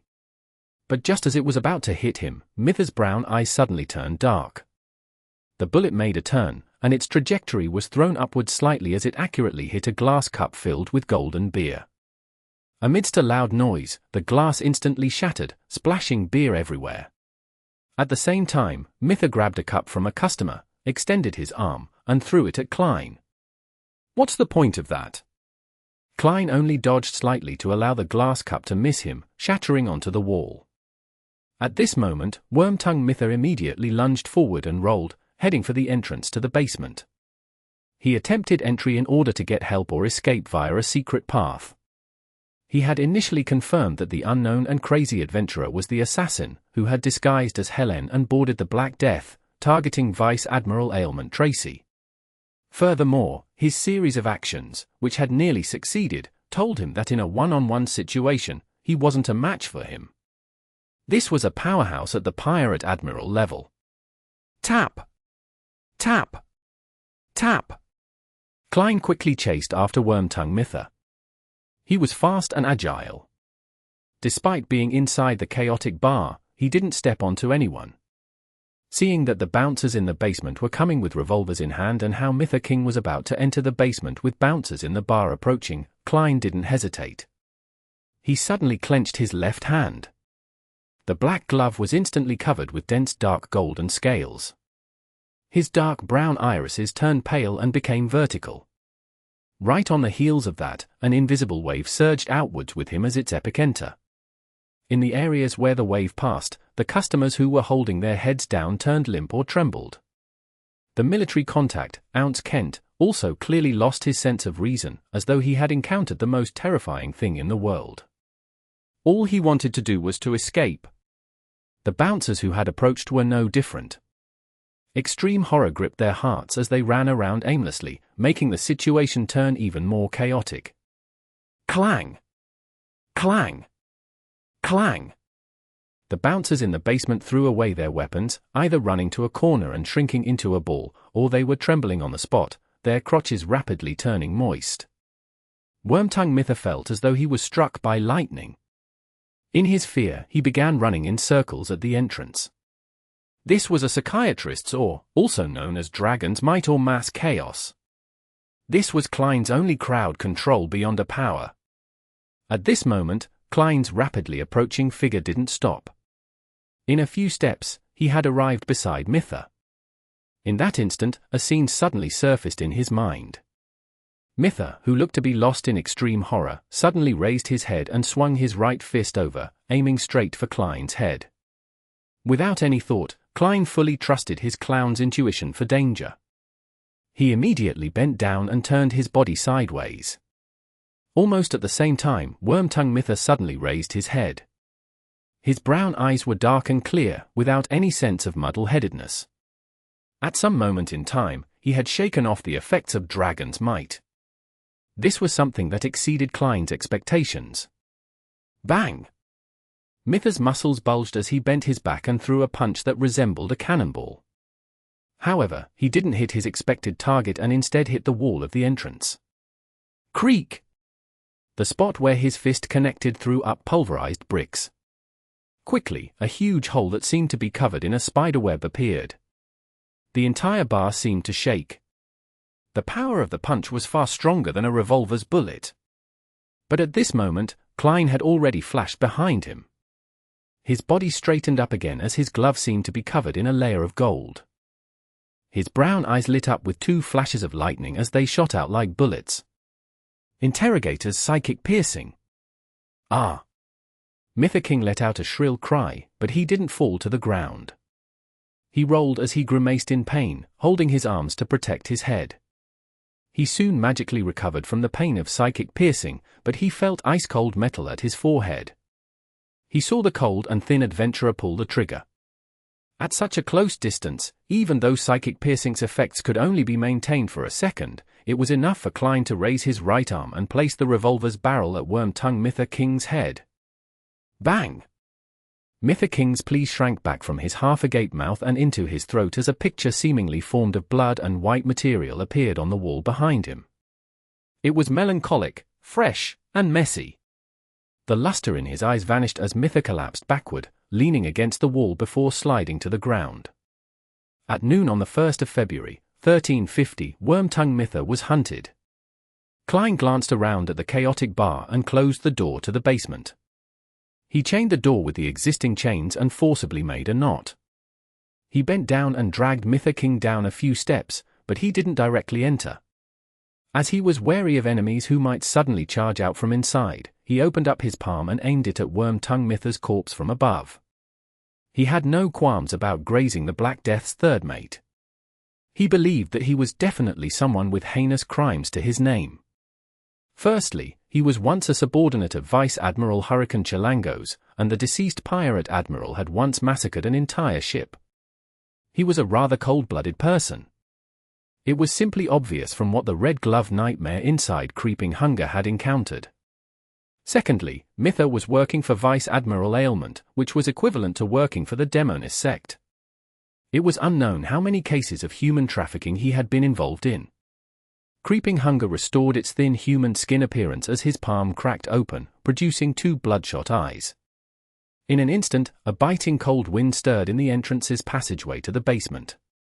It constantly spun around Wormtongue Mytha's corpse, slowly outlining a blurry figure with short eyebrows and deep eye sockets. Black but undull points of light rapidly surged out of the corpse, combining with Mytha's spirit body.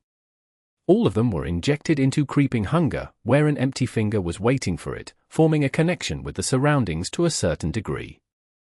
Creeping Hunger first went from a black color with a sinister and noble vibe before returning to its original state as it suffused its desire for flesh and blood.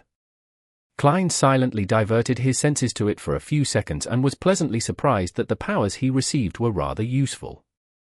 Although there were only 2, they were much better than the previous 3 he had obtained from the zombie sequence.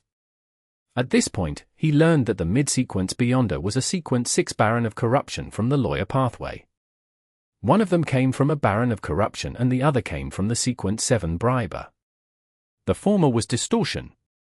By distorting the target's words, actions, and intent, he could formulate a certain order that provided himself with an advantage, so as to achieve the goal of restraining and influencing his opponent. The latter was Bribe, which was one of the various powers of a Briber. More accurately, it would be Bribe, Weaken.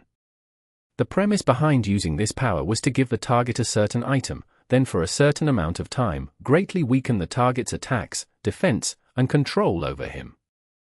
Give the target a certain item? His act of throwing a cup of alcohol was considered a bribe? As expected of the Black Emperor pathway. It finds loopholes in border while it appears domineering. It's no wonder my dragon's might and psychic piercing powers weren't as effective as I imagined them to be on Mytha. Even my bullet's strength was reduced. I thought that shot would have blown his entire head up. Klein came to a realization. At the same time, he understood why he had involuntarily flown towards the Black Emperor where King of the Five Seas, Nast, was. It was because Nast had distorted his intent to proceed forward, making it impossible for him to stop. Not bad at all. Klein lowered his head to steal a glance at Wormtongue Mither's corpse before he went down to the basement. He was trying to find some food for Creeping Hunger. It was unknown whether it had to do with him throwing Creeping Hunger above the grey fog repeatedly, but Creeping Hunger wasn't as crazy anymore. It seemed to be able to bear with its hunger, therefore, Klein wasn't in a hurry. He slowly proceeded forward so as to be careful of encountering any accidents. Before long, he saw Strongman Uzil leading his subordinates over. There were Beyonders and gunmen, and their numbers were sizable. Klein's expression remained stoic as his black glove was covered in dark golden scales once again. His irises turned light in color as they suddenly turned vertical. Invisible waves instantly surged forward. Psychiatrist's Dragon's Might. Chapter 600. Clearing the Place. Atlas Studios. Atlas Studios. With Dragon's Might surging out, Strongman Uzil and his subordinates quaked on the spot, as though a gigantic hammer had struck them. Suddenly, some of them ran in every direction, escaping aimlessly. Some kept going in circles on the spot, while others stood on the spot, trembling uncontrollably. There were all kinds of different reactions. Unlike previously when he was afraid that Wormtongue Mither would recover, making it necessary to make every second count, Klein had plenty of time to observe his surroundings at that moment. He instantly grasped the situation. Different reactions stem from their mental fortitude and resilience. The weakest and most ordinary ones were the ones who ran wildly. Those with relatively stronger mental fortitude among the ordinary people would run about aimlessly. For Beyonders, who had their psyche enhanced, as well as ordinary people who had strong mental fortitudes, they would circle around on the spot, trying to escape but stopping themselves as well. The strong Beyonders with strong mental fortitude would stand on the spot as they tremble or go around in circles on the spot.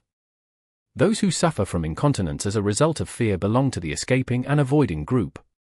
Klein swept his gaze and was about to raise his gun to shoot, making the enemies who could threaten him lose the ability to do combat. At this moment, he discovered that a man who had been trembling on the spot had recovered the clarity in his eyes. He was about to escape the influence of awe. As for the others, they were also showing symptoms of recovering.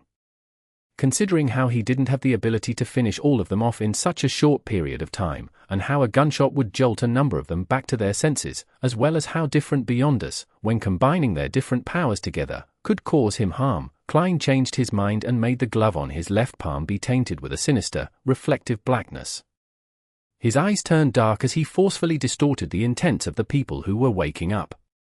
The trembling man pounced forward suddenly. He could no longer resist his thoughts of fleeing.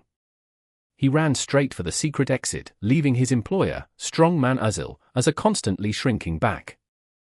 Klein rapidly switched between Psychiatrist and Baron of Corruption, using Dragon's Might followed by Distortion as he repeated this sequence. Soon, and he chased all the mentally Uzil's strong or resilient bouncers to the basement. Although there was no way of comparing Creeping Hunger to a genuine shepherd, switching between different souls required a certain amount of time to cool down. Klein grasped this rhythm very well. He easily completed his goal while there were still some remnant effects from Dragon's Might. However, he also discovered a problem.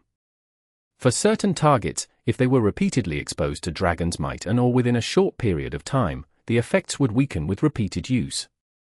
Of course, most of Strongman Uzil's subordinates were already slumped on the ground after repeatedly being hit by Dragon's Might. They were pissing and defecating themselves, emitting a stench. Dragon's Might and Distortion are quite a good combination. If Mither hadn't tried to counterattack, he could have escaped with Bribe, Weaken and Distortion, and I might not have necessarily been able to catch up to him and finish him off. Yes, that counterattack of his was very potent. There weren't any signs prior to it. If it wasn't due to a seer and clown's reliance on their spirituality and intuition, I might not have been able to use paper figurine substitutes in time, much less talk about dodging the strike. This reminds me that even though creeping hunger provides the combat strength of a Sequence 5, I shouldn't belittle other Sequence 6. A careless mistake might have me killed. Amidst his thoughts, Klein made the glove turn as though it was gilded. His eye suddenly lit up with 2 bolts of lightning. Strongman Azil immediately cried out in pain as he couldn't bear it anymore. He crashed to the ground like a toppling mountain peak. He held his head as he struggled in pain like a catfish that had just been caught. Unfortunately, I don't have Beyonder powers that can perform an area of effect attack. Otherwise, I'd be able to keep the other Beyonders back. I remember that there's a lightning storm in the Sea King's domain. However, such charms are of too high a level. It exceeds the realm of my knowledge. Klein swept his gaze across all the goons before unhurriedly walking to the basement. This place was originally a market, but with everyone fleeing, it was empty. Dressed in his double-breasted frock coat, Klein pulled a chair out from behind a stall. He placed it before Azil and leisurely sat down. He leaned forward as he observed the boss of the Amiri's Leaf Bar without a word. After Azil tumbled around for a while, he finally recovered from the pain that nearly made him lose control. However, he still suffered from a splitting headache. He was just about to stand up when he saw a pair of pale-colored eyes that reflected pale gold light. He saw a glove covered in dark golden scales. In that instant, cold sweat was still dripping from his forehead. He felt that one maelstrom after another was appearing in his eyes, sucking in all his attention. Klein calmly asked, "Were you once a pirate?" "Yes." Azil realized that he had the strong intention of answering the man. This was a psychological cue. Klein asked again without a change in tone, "What deeds have you done in the past that violate the kingdom's laws?" Azil didn't hide anything from him. He simply explained what he had done as a pirate and as the boss of the Amiri's Leaf Bar. It included his plundering of liners, raping female passengers, and killing the innocent. This included striking down competitors and kidnapping their family members, setting ambushes to sink an entire family to the bottom of the ocean. Klein listened to all of this in silence, and the corners of his mouth curled up slowly. He clapped his left palm against his right hand and said, "What a competent pirate and passable gang boss." Amidst his praise, he extended his left hand as a ferocious mouth opened up on the thin human skin. Shrill screams resounded in the basement, but it stopped after a few seconds. All that was left were echoes. Klein sat in his seat, watching silently as the bright points of light slowly gathered in front of him. Around him, all the goons who were suffering from incontinence instinctively distanced themselves from him. As they crawled, they left stains on the ground. Moments later, Klein slowly stood up. He bent down to pick up a pure spherical light that was the size of a baby's fist, as well as the wallet inside Azil's clothes. After stealing a glance at the thickness of the wad of cash, he put away the 2 items and holstered his revolver. He took off his half-top hat and bowed at the trembling goons in the corner. Klein checked the underground area after he was done with everything. To his regret, he didn't discover any items like a safe. All he could do was return via the passageway, pick up Wormtongue Mytha King's corpse, and walk to the entrance. He paused for 2 seconds as the scene outside was naturally outlined in his mind. He discovered that the bouncers, who he imagined would attempt to open the door to provide help, had already disappeared. The dragon's might from just now made them realize that it's a battle between Beyonders, so they retreated? As expected of a region where pirates are everywhere. Some ordinary people still have a chance of understanding about Beyonders. It seems such matters happen often here. Some fugitive suddenly gets arrested by the mandated punishers. Klein undid the metal chains and reached for Mytha King's pocket in passing and took his cash. He held back the urge to count his earnings as he burned a paper figurine and threw it outside before opening the door to the entrance. He then walked out with Mytha's corpse. At this moment, most of the customers in the bar were gone. There were only about 8 people hiding in different spots to await the outcome. Klein surveyed the area without any expression as he saw gazes frantically retract. The only person who dared to look at him head-on was Ounce Kent. He was frowning as he watched German Sparrow carry a corpse over slowly. Bang! The corpse flew in front of him, smashing over a table. Ounce Kent focused his gaze as his pupils instantly contracted. Wormtongue Mytha King. Vice Admiral Ailment's third mate, Mytha King. He looked up in shock, stealing another glance at German Sparrow. Klein revealed a faint smile. Remember my bounty. With that said, he took his half-top hat, bowed slightly as a form of bidding farewell, and turned to leave through the Amiris Leaf Bar's main door. Byam Harbor. On the White Agate. Elland watched as the door to his captain's cabin was slammed open. He asked in surprise, "Kent, what happened?" Ounce Kent questioned him with a warped expression. "Elland, what kind of monster did you introduce me to?" "German Sparrow." Elland returned with a question, feeling somewhat uncertain. Ounce Kent nodded. "He killed Wormtongue and Strongman without batting an eye, right inside Amiris Leaf Bar, right in front of me. It didn't even take him 5 minutes. He felt like he was going crazy." "Mytha King?" Elland asked, but he sounded like he was repeating the name to himself. Then, he revealed a rueful smile. "From the looks of it, we have to report to the higher-ups." He didn't mention Blazing Danitz nor Steel Mavetti's death. "All right." Ounce Kent was waiting for him to say that. At 3 in the afternoon, inside a garden building near the Governor-General's office. Elland and Ounce Kent were sitting in an elegantly decorated living room as they awaited the reply from an important figure. After an unknown amount of time, a young man with neatly combed back blonde hair walked down the staircase and said to the two, "The General says that since he temporarily doesn't show any animosity, we should honor the agreement and continue our cooperation from before. However, we must be careful. Send a telegram back to Backland and secretly investigate his true identity and intentions here at sea. Also, spread the news that he killed Mytha King. To the pirates." "Yes, Mr. Lwan." After receiving clear instructions, Elland and Ounce Kent immediately heaved a sigh of relief. Inside the inn, Klein did a divination and counted his cash, confirming that he had received £327 9 solely 5 pence, and a beyond a characteristic from a Sequence 8 pugilist from the Warrior Pathway. This is also an item worth £600 to £700. Furthermore, there's Mytha's bounty. Even if I deduct the labor fees, there will still be several £1,000s. Ounce Kent might not dare to take his cut. This is quite a good harvest. It's like a windfall. Klein thought in comfort before holding a ritual, sending creeping hunger up to the grey fog. To be frank, he felt that Dragon's Might, Frenzy, and Psychological Cue were 3 rather useful beyonder powers that he couldn't bear to part with. However, since he had already promised Miss Justice, he ultimately chose to abide by his promise.